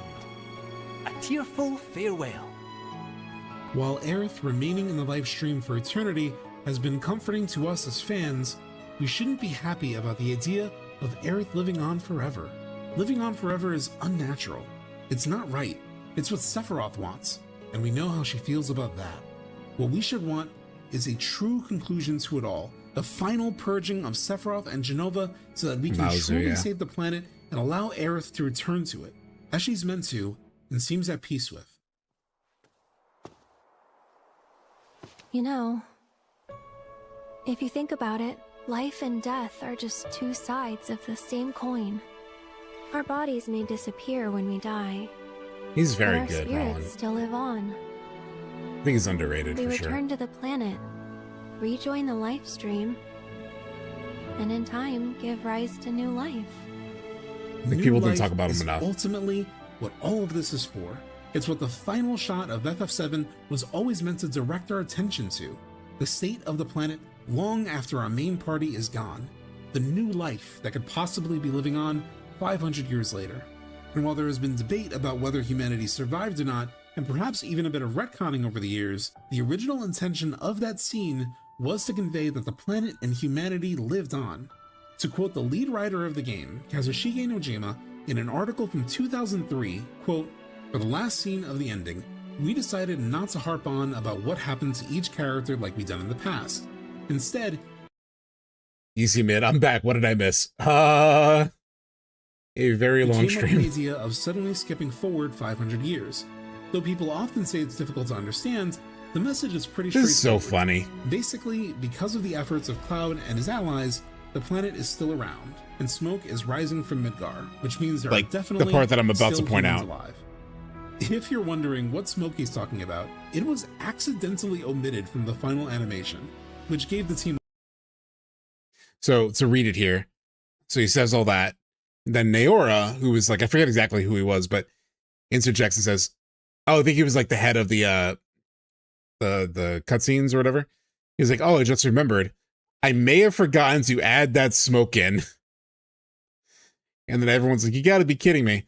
How did I find this? It was on the Shinra Archaeology website. They have a bunch of like interview transcripts. And so they had an interview from a magazine from like 2003, and it was in there. A good laugh later. Yeah, this... And it was a good find, but I knew about it from the guys at Shinra Arch. They've talked about it before, so I knew it from them. This is some crazy shit. So there's been this constant debate because of stuff like this, that the ending of FF7 is a bad ending. It's a planet devoid of people, that like there's no people around. But there's been some confusion in the narrative from the devs themselves because of actual fuck-ups in the CG. Children laughter always felt like a positive sign to me. And consistency with what they've said over the years. But you actually can see it in the original theatrical cut of Advent Children, even though the smoke was curiously removed once again in Advent Children Complete. And the guys at Shinra Arch did put me onto this, though. I didn't realize this until they mentioned it. And then they made a whole video about it on Last Elixir. Updated CG animation appears, but without smoke. Oz. That is potentially why Red 13 calls that fate a glimpse of tomorrow if we fail here today. A future without new life being born may be the ultimate fate that happens post-Advent Children, since ultimately neither Sephiroth nor Genova are fully dealt with. And working toward an ending about creating the opportunity for new life beautifully fits the story. A story that starts with the Avalanche trying to stop the Mako reactors because they're that's a good literally point, sucking up Wiz. souls as a finite resource. She may have. Thus preventing life from springing anew. That's why Aerith... Although Sephiroth says he'll never be a memory, so he continues to linger on even after AC, I presume. So it sounds like she might have to stick around, right? And this Stinky Duck, oh my god. How many are those? Is that like 20 gift subs? It doesn't say on my thing. I need to... Wait, hold on. Maybe it says it over here. No, it doesn't. I think it was 20 gift subs though, but thank you so much. 25 Stinky Duck. Holy shit. Thank you so much for the gift subs. Wow. Thank you so much. Oh my god. People need it in this chat if they're watching and they're getting ads, but thank you so much. Story deserves an ending where we restore the life stream that Sephiroth and Shinra are destroying so callously that she's unable to return to the planet in peace, truly stopping them, truly ridding the world of Mako extraction and the corrupting influence of both Genova and Sephiroth, or what's... Stinky Duck says, miss you, dude. I've been lurking these last few months because of work. I miss you, bro. Have a wonderful holiday. Thank you so much. I actually did meet Stinky Duck briefly at a Tribeca panel for FF7 Rebirth. He sat right in front of me and he turned around. I didn't expect anybody to recognize me because I'd barely been on camera up to that point. And he was like, he turned around and was like, are you SubTXT? And I was like, yeah. So yeah, so it was cool to see him. Needed to truly save the world in the way they always intended to end the story. Yet, it would also mean that there would be no reason for Aerith to... He was not Stinky, though. I hate to break it to you, chat. Stinky Duck, in real life, not Stinky. Very normal guy. Seemed well bathed, honestly. Not stinky. Which is a good thing, because I was sitting behind him. So, I'm glad he didn't stink. Just live on in the live stream indefinitely. It would mean she would be free to move on as part of... Is he at least a duck? Yes. I will not explain anymore. The renewed cycle of life and death. And as difficult as that ending would be, it would be a conclusion that reflects the quote I mentioned from Kitase earlier. Although we won't know how the story ends until it's actually finished, I'm personally wishing that it will conclude without any unresolved feelings remaining. It would be... That's where I said, like, where the hell does this story go? I didn't really think about the Aerith part of it, but it was me. I was thinking about Sephiroth. This story ends with Sephiroth true death. Like, he is gone. Like, this bitch just lingers around no matter what. He can exist in memories. He can exist in genes and shit. Like, he just keeps going and he just can't stop going. So to me, like, no, the actual end of this story is... I don't know, for whatever reason, but Max saying that reminded me of somebody in chat talking about living in jeans. And now I just want to see art of Sephiroth in a variety of denim. I just want to see Sephiroth in lots of jeans. Like literal jeans. Sephiroth is gone. Like, there's no coming back. He's finally cooked, dude. Like, send that bitch ass. Yeah, that should be the next Uniglow collab. It's done. But I didn't think of Aerith. I didn't think of that side of Aerith, where that means we also have to say true death, true goodbye to her. Be a final true goodbye. Just like another Final Fantasy these creators worked on. And it would lead to a new endpoint that exceeds the original game. An ending that wouldn't leave things in such a way that unresolved feelings this music too, on chat. And create unresolved problems like geostigma and another return to Sephiroth. And we should want that. An ending that leads directly into Advent Children would not only fail to pay off what was set up at the end of Remake, it would betray everything that's been built up in Rebirth. It would mean Zack, Aerith, and Sephiroth live on when they shouldn't. It would tether Aerith's fate to Sephiroth's. It means also true death for Zack. That's what it means. It means that Cloud has to let go of his best friend, and he's also got to let go of his ghostly girlfriend. An eternal future of never dissolving into the live stream, and an eternal, unending existence like the geese. Fighting against that, to find acceptance with the cycle of life and death, a theme we've all said we've loved since 1997, means saying goodbye to not just the things we want gone, like Sephiroth, it means also saying goodbye to the things we wish to cling to, like Aerith. But just like Cloud, we will have to accept the reality, because the past, as Aerith put it, is forever. It can't be changed. Her death in the prime reality, the reality we fought so hard to create at the end of Remake, must persist. It must live on. And in this reality, her death has now happened. But the future, even if it's been written, can be changed. And that future may not be the one we know from the original, where Aerith lives on in the live stream, nor the one we want, with Aerith ending up alive and well. But it will be a future that won't be mired in grief. Thank you so much, Amana. As in the one we know that emerges in Advent Children, a future with the same dynamic that eventually wiped out the Cetra. Though in time we triumphed over the calamity visited upon us by the stars, tragedy will nevertheless be our ultimate reward. Abandoned to unquenchable anger and unbearable grief. Yeah, we said this also before too. Sephiroth is Vigo from Ghostbusters 2. Has anyone ever seen this movie? I don't remember Ghostbusters 2. Max keeps bringing this up, but it's funny. Sephiroth the way he describes it is perfect. Like, actually, Vigo the Carpathian. The motherfucker exists on bad vibes. Like, he is his literal existence. He is reborn. I only remember because Ghostbusters people 1. in New York are so fucking bitter at each other. He's powered by bad vibes. The slime is powered by bad vibes in Ghostbusters 2. Like, has anyone ever seen this movie? Max, please! Max, please! Like, he is resurrected because of strife and anger and hate, you know? They found a way to exist through malice. Like, that is literally what Sephiroth is. Condemned and driven forth, powerless to forestall the coming of our end. Bro, that guy was scary as fuck as a kid in the cinema. Heed well our warning. He looks scary. Which is to come. The reunion.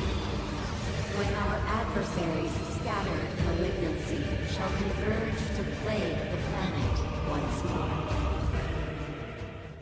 more. We must break the cycle, end Sephiroth and Genova for good, and reach some third possibility, some synthesis that we can't see just yet. It will be what needs to happen as an outcome of this war of possibilities of final possible fates, which is how the developers have described it. Here we go.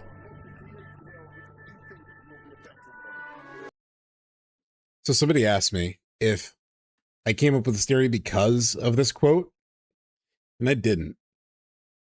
I thought of this whole concept, and then I was like looking back at footage, and I rewatched this. I was like, yeah. I was like, this seems exactly what they were hinting at. And so then I dropped it in here. Oh my god, Lazy Black Dragon, 1,000 bits, thank you so much. Thanks for the great content and being someone who brings such great minds together for such great discourse. I'm glad to be along for the ride. Enjoyed your holidays. Thank you so much, Lazy Black Dragon. Yeah, it reminds me of what somebody said earlier in chat when we were going through my whole approach, and a hype train started. Oh my god, a mono! Oh my god, how many is this? It's like with my multi-chat, it doesn't show me the number of gift subs, but thank you so much for, I think, 20. Thank you so much, Amano, for the gift subs.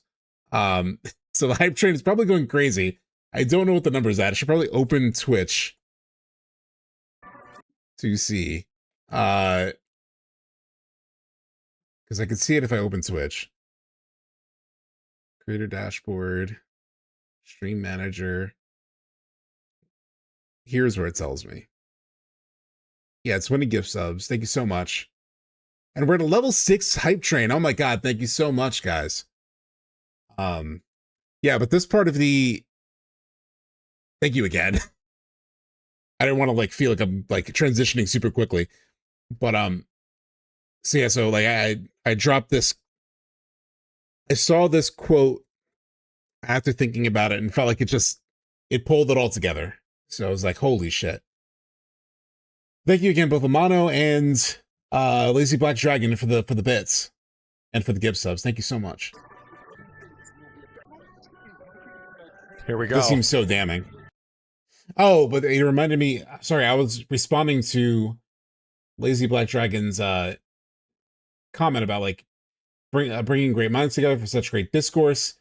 And it was when I was talking about my approach, and somebody described it as like the opposite of like toxic discourse. And that is exactly what I'm aiming for. Like what you just talked about in your bits message, in sort of like trying to like stir good discourse. That's what I've been trying so much to do. I tried so hard, but I got to go to bed. Okay, big pig. We're almost done, so you won't miss anything. This is just the final hurrah. Don't worry about it. Thank you so much for hanging out. I'm sure it's late where you are. I don't know how late it is, and I will feel guilty as hell if I actually know how late it is. But thank you so much. Respectful discourse, yeah. I'm just tired of like the fucking Twitter nonsense where it's like, oh, this is such shit, and oh my god, you like Expedition 33, it's overrated, and everyone just has to be a piece of shit online, and it's so annoying.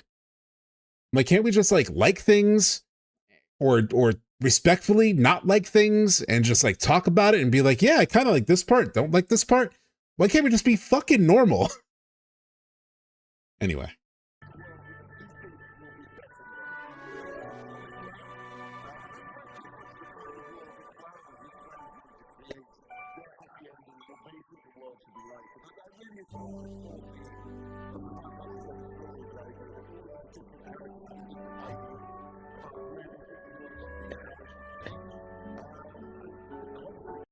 And it's not just the one person that people are mentioning in chat.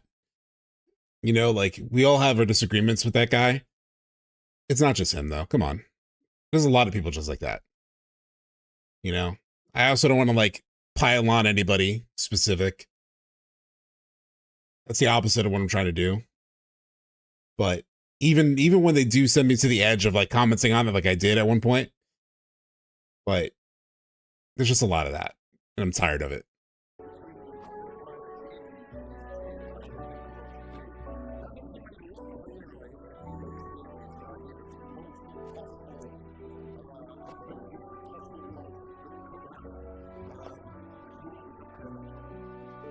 It really Just seems laying it out. like everything is building to a conclusion where we will be discovering which of these realities our characters choose.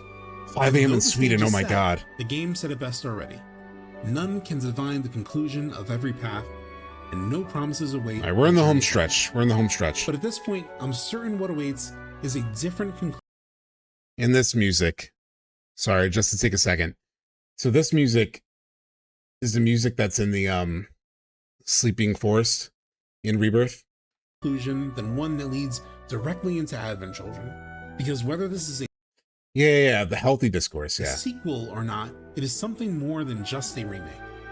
That's because there is one unrealized dream that may matter more than all the rest, and it was expressed by the creative director of this entire project, Tetsuya Nomura, in the behind-the-scenes documentary for Advent Children. 完結した感がないというか、なんかまあこれで終わりじゃないぞという予感。 I've been live for almost 11 hours, 10 hours, 58 minutes. We're almost at the end, though. 単純に受け取られると、じゃあまた映像を作るのかっていうふうに取られる。 It's the final stream of the year, Bryce, for me. So I'm indulging chat. They wanted to end up watching the Max reaction, so we're doing that. But this fucking quote from Nomura, chat. なんかそれを Like, look at these words. 完結した感がないというか。 There's no sense of closure. なんかまあこれで終わりじゃないぞ。 I don't feel that this is the end. 的なものでしょうか。なんかそれ This is for average children who are saying this. Taken literally, some people may think that that means I'm going to make another movie. そういう意味でのことじゃ But that's not really what I mean. これがあったから多分できることが But the experience I gained here これから増えそうな will enable me to do more in the future. That's why 意味で完結したものという I don't have a sense of closure. 何かここから先の大きなもの It's just one small step っていう to something bigger. Motherfucker, the 30-year cook! Piece of shit! The 30-year cook! He knew! Well, straight up, they said it. Like, they said it back in the day with the compilation of FF7, that after the compilation was over, that they were going to make Remake. Like, Remake and the story of Remake was always... And we found that quote also that was in the Ultimania, in the Remake Ultimania, that said that originally Remake was planned as part of the compilation. It was originally supposed to be the last thing in the compilation. Planned and was always going to be where they went. Square Enix. You had no idea? Let me pull it up real quick. Sorry. The stream's already 11 hours. Why not make it 12? But no, it's very fast. Hold on. It's just one quote. Where is it? I forget which fucking stream we did it. Not that one. Not that one. Oh, was it here? No. Is it this one?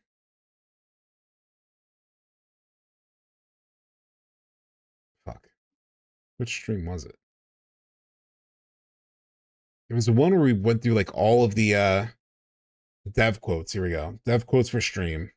Here it is. Here it is. Here it is. So I'll show you this quote in case you never saw it. Chat. He's even at 13-hour stream. So this was a quote originally. This is in the remake Ultimania. And the interviewer asked, roughly when did the Final Fantasy VII Remake project begin? Kitase said the project itself has actually existed for quite a long time. Nomura, back when we were developing the compilation of Final Fantasy VII, it was launched as the 5th entry after Advent Children, before Crisis, Crisis Core, and Dirge of Cerberus, though only as a project plan. However, since I was the only one attached to the project, it quietly went dormant after I became busy with other work. Now, it's easy to say, oh yeah, when we started thinking of Remake, this is when it happened. He specifically goes back and says that we planned this, like there's no reason to tie this to a compilation project unless it's directly part of the compilation in a similar way as everything else in the compilation. Hence, requel, sequel, whatever you want to call it. I wish I knew about this quote before the video because I would have included it. But I missed this quote.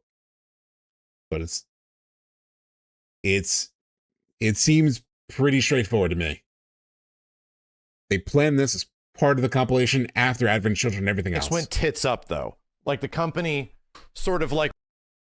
So we're just watching, we're just watching the Max reaction to my video as like a big celebration of the year. And this is the biggest thing I did in the year, obviously. So we're just watching this. We're almost done. We're unable to budget and fund it until a bit later, you know? Thank God IDOS. Thank God all that shit happened. So yeah, Nico reacted to it. Just Capricorn that sort of reacted is to an it. acknowledgement that yes, this was always been the plan of like Bryce this and Chat story and where it reacted to eventually goes. And we also shout out Bryce.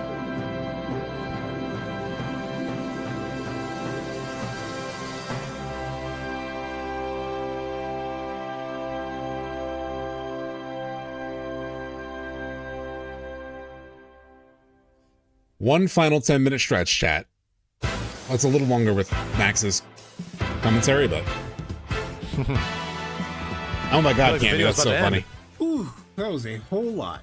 But like I said, there are actually a couple of unknown journeys. That's amazing. And weirdly enough, the tagline Forever Crisis kind of fits that perfectly. Another possibility for Remake. The first, more bittersweet journey that it laid out. This song is so good.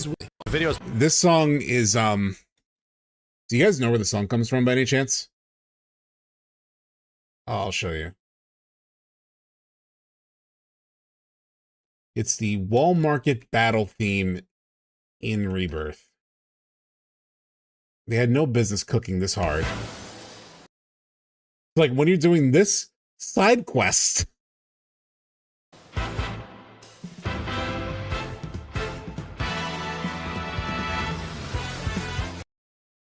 And so when I heard that, I was like, I need to fit this in my video somewhere. It was doing a goddamn side quest for Jules.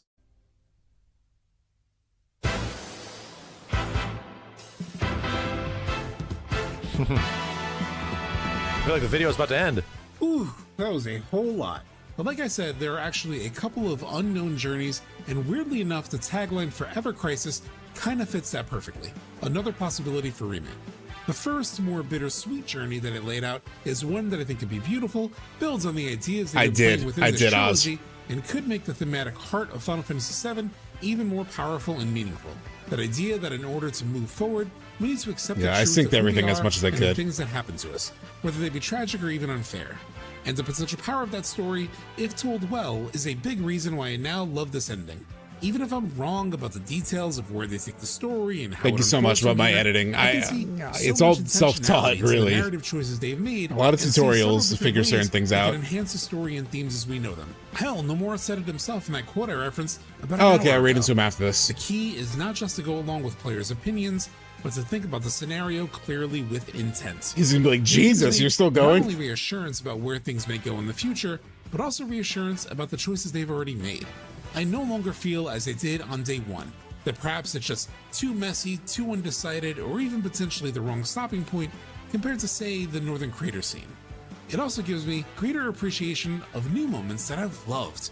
And I swear I will talk about the possibility for Remake that I teased, but I just gotta get this thought out.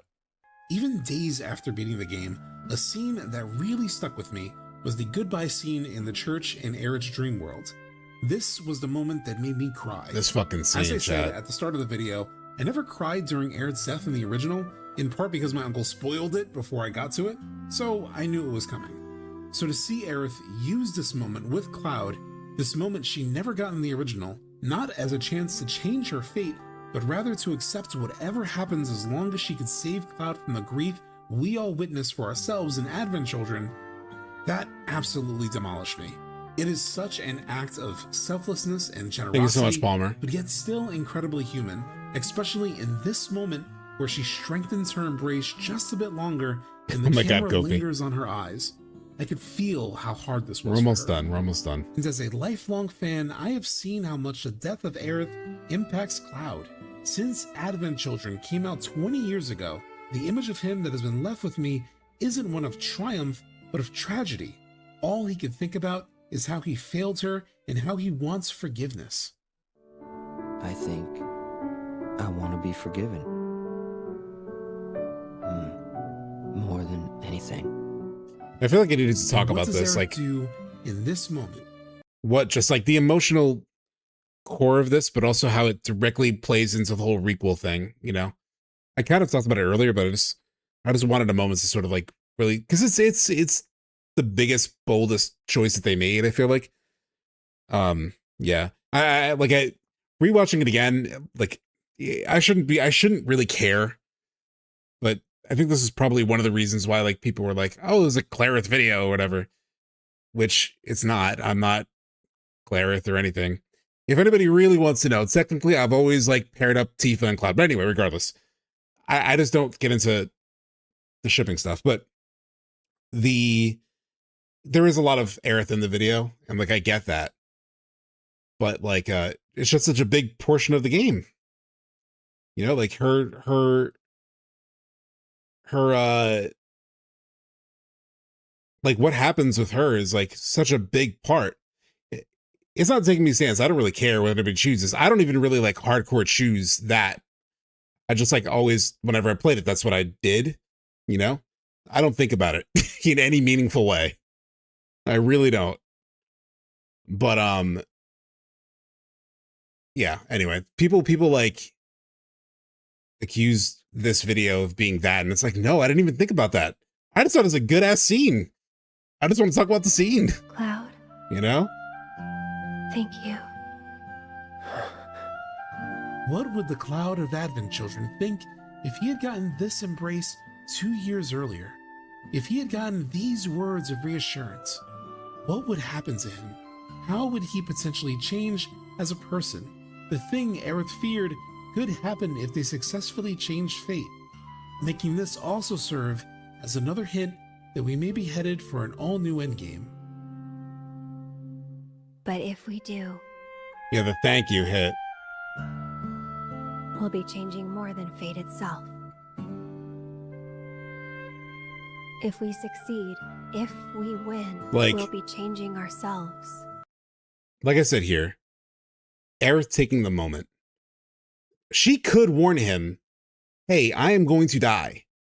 Hey, save my life. You know, she could say that. She could say that. But she chooses not to, right? What she prioritizes is like, I want you to be healthy. I don't want you to beat yourself up for this. You know? It's just like, man, how does that not hit you emotionally? Right? I guess maybe that's why Like it's such a selfless act, like I said, you know? That's why there is so much meaning packed into this scene that did more for me emotionally than a perfect 100% faithful recreation of her death. I know people say that the confusing way they handled her death scene ripped the emotionality out of it, and I felt that way too, but this scene will live on with me more than the death scene ever could. Yeah, we were saying this for a long time that like, dude, like the feelings that you get from this scene are what we were expecting from the ending. But since it doesn't come at the end, we don't validate the ending enough. Like, because we already felt that. It isn't, its positioning is odd because the ending goes for confusion and bewilderment. But like, no kidding, yeah, it's like Aerith, really cared so much that like just wanted to be happy or blame himself or hate himself. Because like, imagine it's like an Omni Aerith who has knowledge of everything, and she knows how much Cloud beats himself up, and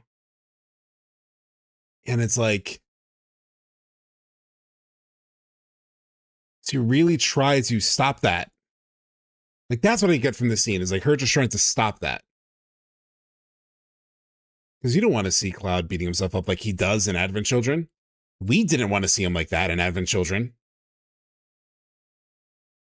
And it's just like, it's such a beautiful moment. Get those feelings. We just forget that we got them not even that long ago, when literally she says like, fusion and let me go back to Max's point. Enough. What we were because this Max point is actually very the feelings important. that you get long time that like, dude, like the feelings that you get from this scene are what we were expecting from the ending. But since 100%. It doesn't come at the end, we don't validate the ending enough. Like, because we already felt that. It isn't, its positioning is odd because the ending goes for confusion and bewilderment. But like, no kidding, we get those feelings. We just forget that we got them not even that long ago, when literally she says like, take this, leave with it, goodbye. And as you see Cloud fall into the thing, Sephiroth is literally showing up to murder her again, like actual, like true death potentially type shit. It's like, bro, whoa, this scene's crazy.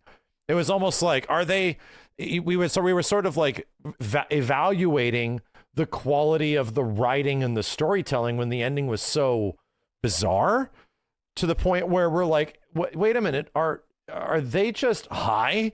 Are they just like crazy now? Like, where are they going with this? But then you have to go back and think about the rest of the game, because when the last thing of the game is what it presents to you, you almost think the whole game is that. It's not, dude. You go back to the rest of it and you get moments like this. You get all these other scenes, all these incredibly well-written character moments throughout this 150-hour fucking game. And you're like, brother, dude, no, this was intentional. Like, they specifically wanted you to feel this way at the end of this, when the majority of the game was a completely different, like, payoff. Now that I got all that gushing out of the way. It's a perfect point. Exactly how he said that, I can't even like comment on it. It's exactly that. There's still one more thing to talk about.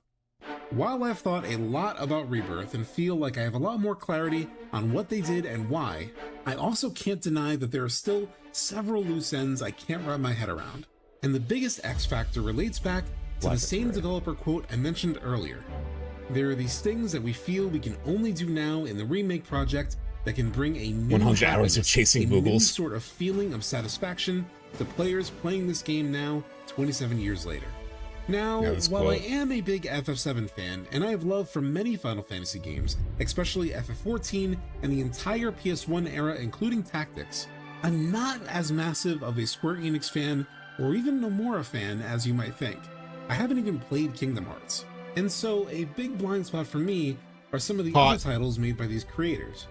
And one thing I have heard from friends is that although I did buy it, you did see it.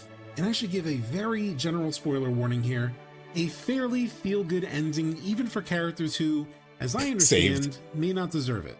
And there was one in-game hint of a happy ending for this trilogy that I can't shake out of my head. We might play it at some point, K-Tab. I did buy the big collection. This fortune has happened yet. Things are looking up, so throw caution to the wind. Put your trust in others, and a last-minute twist may... Yeah, easy way of saying, I thought the game was about relationships, non-sexual, the journey, and friendship. I lost someone before the game came out. So sorry, by the way. So her death hit especially hard and shaped how I accepted things in my life. That's why, now that I'm older, I wanted her to survive and have a happy ending. I hear you. Pleasantly surprise you? Like I really don't look at, there's no, I don't know why I don't want to get into it. I don't really look at any of the romantic relationships in any real way in this game. You know, like maybe when I was a kid a little bit, maybe, but it's really not something I think about anymore. I really love the characters. I love all their dynamics together. I actually like all of the like romantic options. I understand why people feel so strongly about each of their respective, you know, choices on that, because they are good. They're good stories. Like I totally get people getting very invested in either one that they choose, you know, because it is all about the relationships of the characters and how they interact with each other. That's really what I'm really focused on. Thank you so much, Astrid. I don't know what that currency is, but thank you so much for 125. I don't know what to call it, but thank you so much for that super chat over that donation. Thank you so much. Could the momentary saving of Aerith be what he's hinting at here? I'm not sure about that. While it's certainly a last-minute twist, it isn't really all that pleasant. Yeah, exactly, Let's Mosey. The women each play a unique and necessary role in Cloud's life, and that's what's important. 100% agree. Since it's immediately ripped away from us and leads to an ending with Cloud in a really bad mental place and the party not exactly on the greatest terms with him. That's why I believe the fortunes we received were given in reverse order. The last fortune, losing what Cloud cherishes most, was the first one we saw come to fruition. And the second fortune, watching our possessions for the lucky color black, came next. So if they are in reverse chronological order, then it means we have actually yet to see the first fortune. Quote, a last-minute twist that may pleasant. Cloud and Sephiroth teaming up to take down Genova. That was the shit we were just talking about. Max are getting Cloud crazy and now. Sephiroth Cloud putting his trust in Sephiroth and type shit.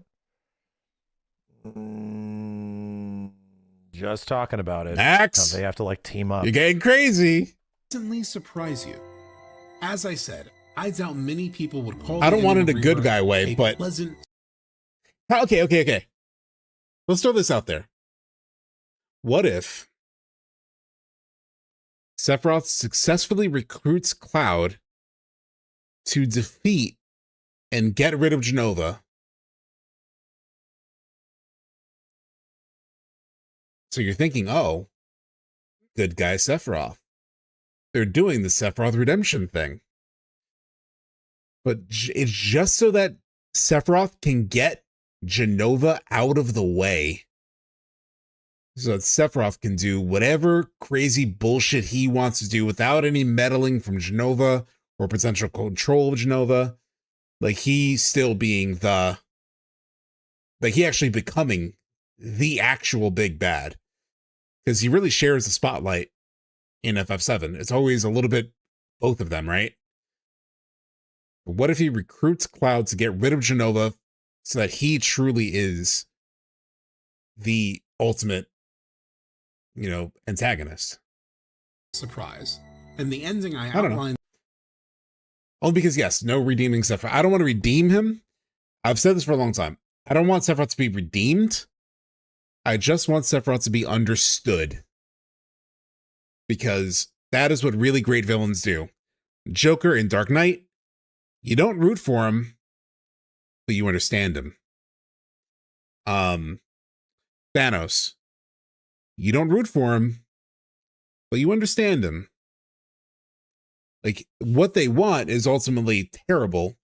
You don't want them to succeed, but you understand their psychology on some twisted level. You understand them, you know? About Aerith dissolving into the life stream also didn't quite feel like reaching a new happiness, like Kitase said pretty recently. Not that I don't think there's something beautiful about it. Thank you so much, Easy Mid. Really, what it's Philippines. It's Philippine currency. Thank you so much, Astrid. I would call a happy ending, especially compared to some other happy endings from these. Okay, thank you for making the goal 60. That last-minute twist that may pleasantly surprise us may be what actually awaits us at the end of Part 3. In fact, one way such an ending could potentially shake out is something I plan to explore in another video. and it's about how the idea of acceptance may actually extend to how we rid the world of Sephiroth in a way that prevents him from returning in Advent Children. But this video is definitely over an... Where's the video? Are you asking me where the video is?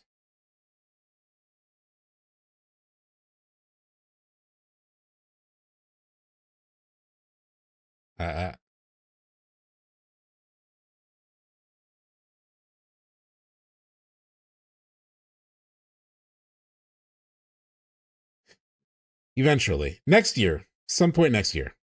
Hour and a half at this point, so I'll save that for a deep dive video. You see the quality I aim for. It takes time, okay, chat? Hold on a sec, chat. I gotta get something. Final stretch! Final stretch! Either way, both of these unknown journeys are really born from just investigating questions I have and seeing where they lead me, given what's been shown and explored in these games, as well as principles I've learned about storytelling. And that's my approach. I wondered why Remake showed Zack early in a way that potentially spoiled the biggest twist in FF7, and led me to the idea of the devs creating an unreliable world. Likewise, 7 minutes chat. Zack's survival would lead him to showing up at the Forgotten Capital to help save Aerith, but I wondered what would even lead him there in the first place. That question led me to speculate that he would never leave Midgar. I figured he would follow her last known location after being captured by Sung. I was wrong about the details. He didn't go looking for Aerith in the Shinra building after talking to Elmira and ends up face to face with Deep Grounds, which I thought was being set up in the DLC, but he did stay in Midgar. 7 minutes till the end. So that's what led me to the ideas in this video. The questions about why they ended the story where they did, 30-year shit feels like it. Questioning how that might reflect the story they're telling and what it's really about. I can't believe there are people here who have been here the entire time, like Sephiroth and... But man, does it feel good to be making these videos again. And with that, I'm so grateful to you if you made it all the way through to the end ready of this for video. bed? Oh my god. Of course, I'd really appreciate it if you could like, subscribe, and share this video around. I hate to do the YouTuber thing, but also hit the bell button because it really is the best way to know that I have a new upload, since I upload pretty infrequently.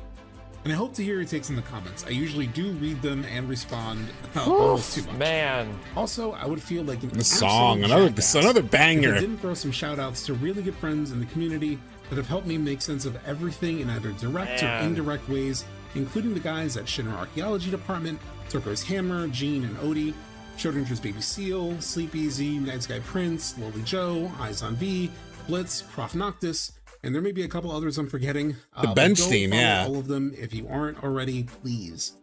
Anyway, thank you, and I have at least a few more Rebirth videos bouncing around in my head that I will hopefully drop soon. But in the meantime, see ya!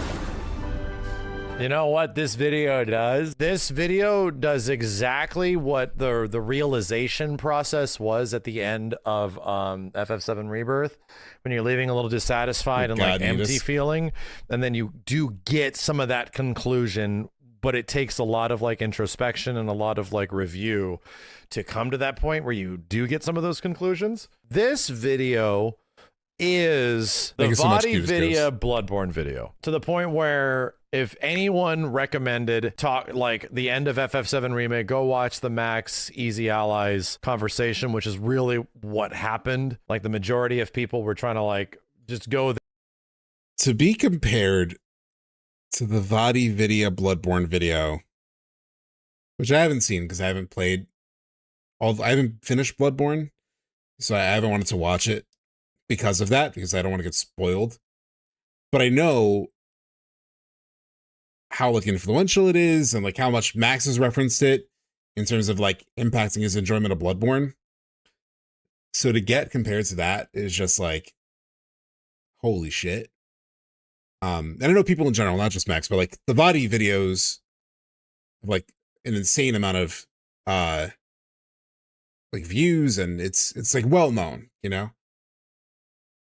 So yeah, it's just incredible to be compared to that, and flattering and humbling and all that stuff. There to get a better understanding of what the heck's going on with the story. I feel this is truly the video of like, to get a better context of what the story is and where we're at in the middle now, this is the spot. This will add a deep amount of like review appreciation, to the point where yes, what Subtext has done was come to a lot of the similar conclusions that many of us did, and also open up our eyes to many things. But this will change the way you replay the game. It will 100% make you reevaluate everything you kind of saw and what it is and what it means, which is what did so much for me on reviewing Bloodborne.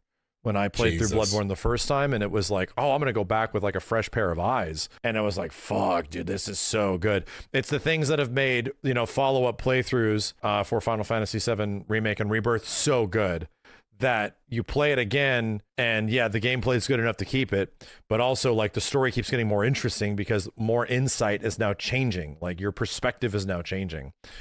So yeah, this is also critically changed the way we look at Final Fantasy VII as a whole, right? What the entirety of the story is based on literally Nomura's words at the end of Advent Children. Oh my but that God. wasn't supposed to be the end. It was not supposed to be true finality of what story they had. They're supposed to be much more. In fact, and I will say, like, you know, humility aside, that was my attempt. Like I wanted to give people a different perspective on the story, to look at it differently, because I thought, like I said, like so much of the Rebirth conversation died down, and I understood why, but I also felt like there were these things that weren't understood, or not to say I'm right, but like weren't examined to the level they could be examined, you know, and weren't discussed at the level they could be. And so I wanted to help stimulate that. And I do feel like so many people have popped up now, like John Q Gamer and a whole slew of people. People in my chat, like Wick have started making videos. You know, a bunch of people have like the conversation is a lot richer now, with a lot more people describing a lot more possibilities than what existed before I made this video. So that was really exciting to me, you know, that I helped stimulate that conversation, that people really did find something in this.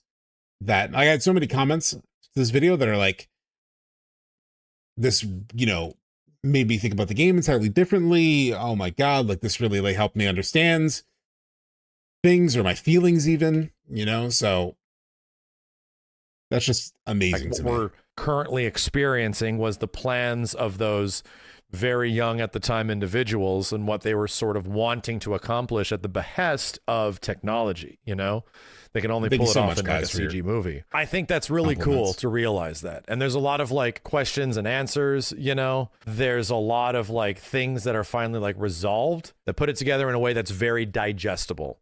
I never really felt like there was a point where I was like zoning out. I think it was structured in a way, Subtext, that made it very digestible, episodic. Definitely the intent. Which is great. And there was obviously the thematic beginning. I wanted to make it as digestible as possible, give people chapters so they can take pauses and breaks and come back later if they want to. You know? Middle and end to this situation as well. I also like the setup at the beginning that, like, you know, everyone was disappointed, or a lot of people. Yeah, I think what people wanted after playing Rebirth is a way to process the weird emotion that came out of playing the game. Yeah, didn't necessarily feel an emphatically, you know, positive way about the end of that game. We were not feeling that way, dude. The craziest part about it is that myself and many others, the conclusions we came to were like, I did not like this ending in the first day. I fucking love it now. Like, and I feel like that realization might have taken longer for some than others. If you're going to stand by your laurels and pretty much evaluate something, and that initial evaluation is the way you are and it's done. Oh, totally, Oz. Oz is saying, I'm sure Max's compliments mean a lot to you, but I hope the surge in positive discussion and content afterwards feels as good. It 100% does. Like, as amazing as this is for me, like on a personal level, like what you just mentioned, like all of the new conversations that have come out of this, and people that have taken my ideas and done their own thing with them and found their own ways and things that they wanted to, or things that they're connecting that I didn't connect. It's amazing. I feel like it just helped open up looking at the game in a new way than just what everyone sort of agreed on in the immediate ending, you know, like right after we beat it, we all kind of agreed on a certain thing. Oh, they're messing with Cloud's head, yada, yada, yada. And like, that was pretty much it. I think there's a lot more happening, a lot more things that are being discussed, you know? Then you're going to feel that way no matter what. But if you can like have a little bit of introspection about why you're feeling that way and like revisit those feelings, then dude, I think the ending of this game gets much better. And I don't think that's copium. I really don't, because it isn't just boiled down to, oh, this just bad writing. Oh, they don't care. They're just winging it. No, dude, it is actually the 30-year cook. The 30-year cook is not a bullshit thing we made up. They give a fuck. It is a legit thing. They give a damn, right? They've been thinking about this for a long time. The conclusion. And I understand that, Materia Hunter. I hated there was multiverse and I didn't understand how the world works. I totally get that. To this series, to these characters, to this trilogy, to this anthology, to all of this fiction is coming to a head in the next game. It's going to come to a head in a way that does not feel contextualized right now, but will probably get much better in the future. In fact, in the future, Rebirth might be looked upon as being the best one. No shit. I definitely think that could be the case, where like the context and perspective of the final game could actually make Rebirth even better. Oh, this video is wonderful. Yeah, there's a lot of pressure. Please, in the guys, third go one. sub to go subscribe to SubTXT. Unreal video. What a year. This was definitely the craziest thing that could have come out of like randomly 2 years ago, or wait, 3 years ago, 2022, randomly starting a YouTube channel and making some videos. Oh, thank you so much, Amano, for resubscribing for 6 months. Thank you so much. Definitely the craziest thing that could have happened was to, you know, make a video about FF7 that was 2 hours long, that so many people found value in, including Max, who actually watched it on stream and reacted to it, discussed it, shared it. He doesn't really react to videos very often, you know, except for like right after beating Rebirth. Like he watched a couple of the like ending explained, but in terms of like theory videos, he really doesn't. So the fact that he watched mine, he watched John Q Gamers, is a testament to sort of like those videos. So yeah, I mean, I can't say much else really. I mean, thank you so much, everyone. Let me just say, just get on. I wish I had music here, which I don't. Hold on, I could just SubTXT. You have fucking access to a computer right in front of you. Just turn the lo-fi on. Turn the lo-fi on. Lo-fi, FF7. So just real quick, thank you so much, everyone, for a hell of a year. Transformational in terms of like creating content, giving streaming a shot, and so many people showing up. It's been a heck of a ride. I'm glad you enjoyed this nearly 12-hour stream. Many of you were here the entire time, which is crazy. Happy holidays. We will be continuing. You're a true talent. For this 100% could be a screenwriter. Thank you so much, Sephiroth. Okay, so I don't want to belabor this too much. I've already held you guys hostage for way too long, but thank you so much. Rollin, EasyMed, Sour Artsy, Sephiroth, Grandtronic, Kofi, Farthers, Premier Avenue, Kate Tabbitt, Ashy, Drake Sparky, Materia Hunter, Oz, 1995 Dragon, Cammy, Stefan, Reignited, Amano, Let's Mosey, Distrega. Thank you all so much. Let's transition to the goodbye screen. For the last time in 2025, we get to hear the incredible, the absolutely incredible Hollow Lo-Fi. We'll be streaming next time. Wait for it. Beat drop. Sunday, January 11th is the next one we're going to do. Almost an entire month from now. Much needed break for me. Much needed break for everyone. Happy holidays, everyone. Let me start the raid up. We're going to raid over to MAXIMILLIAN, dude. You may have heard of him. He's mostly a fighting game streamer. He is really a cool dude. I think he's been in chat. So, you know, he's part of the community too. Let me start the raid. Thank you so much, everyone, for hanging out. Like I said, next year, 2026 will be even bigger, even better. The Sephiroth video will drop eventually. Okay, I'm gonna raid out. Thank you, everyone. Happy holidays. Happy New Year. See you in 2026. See you guys later.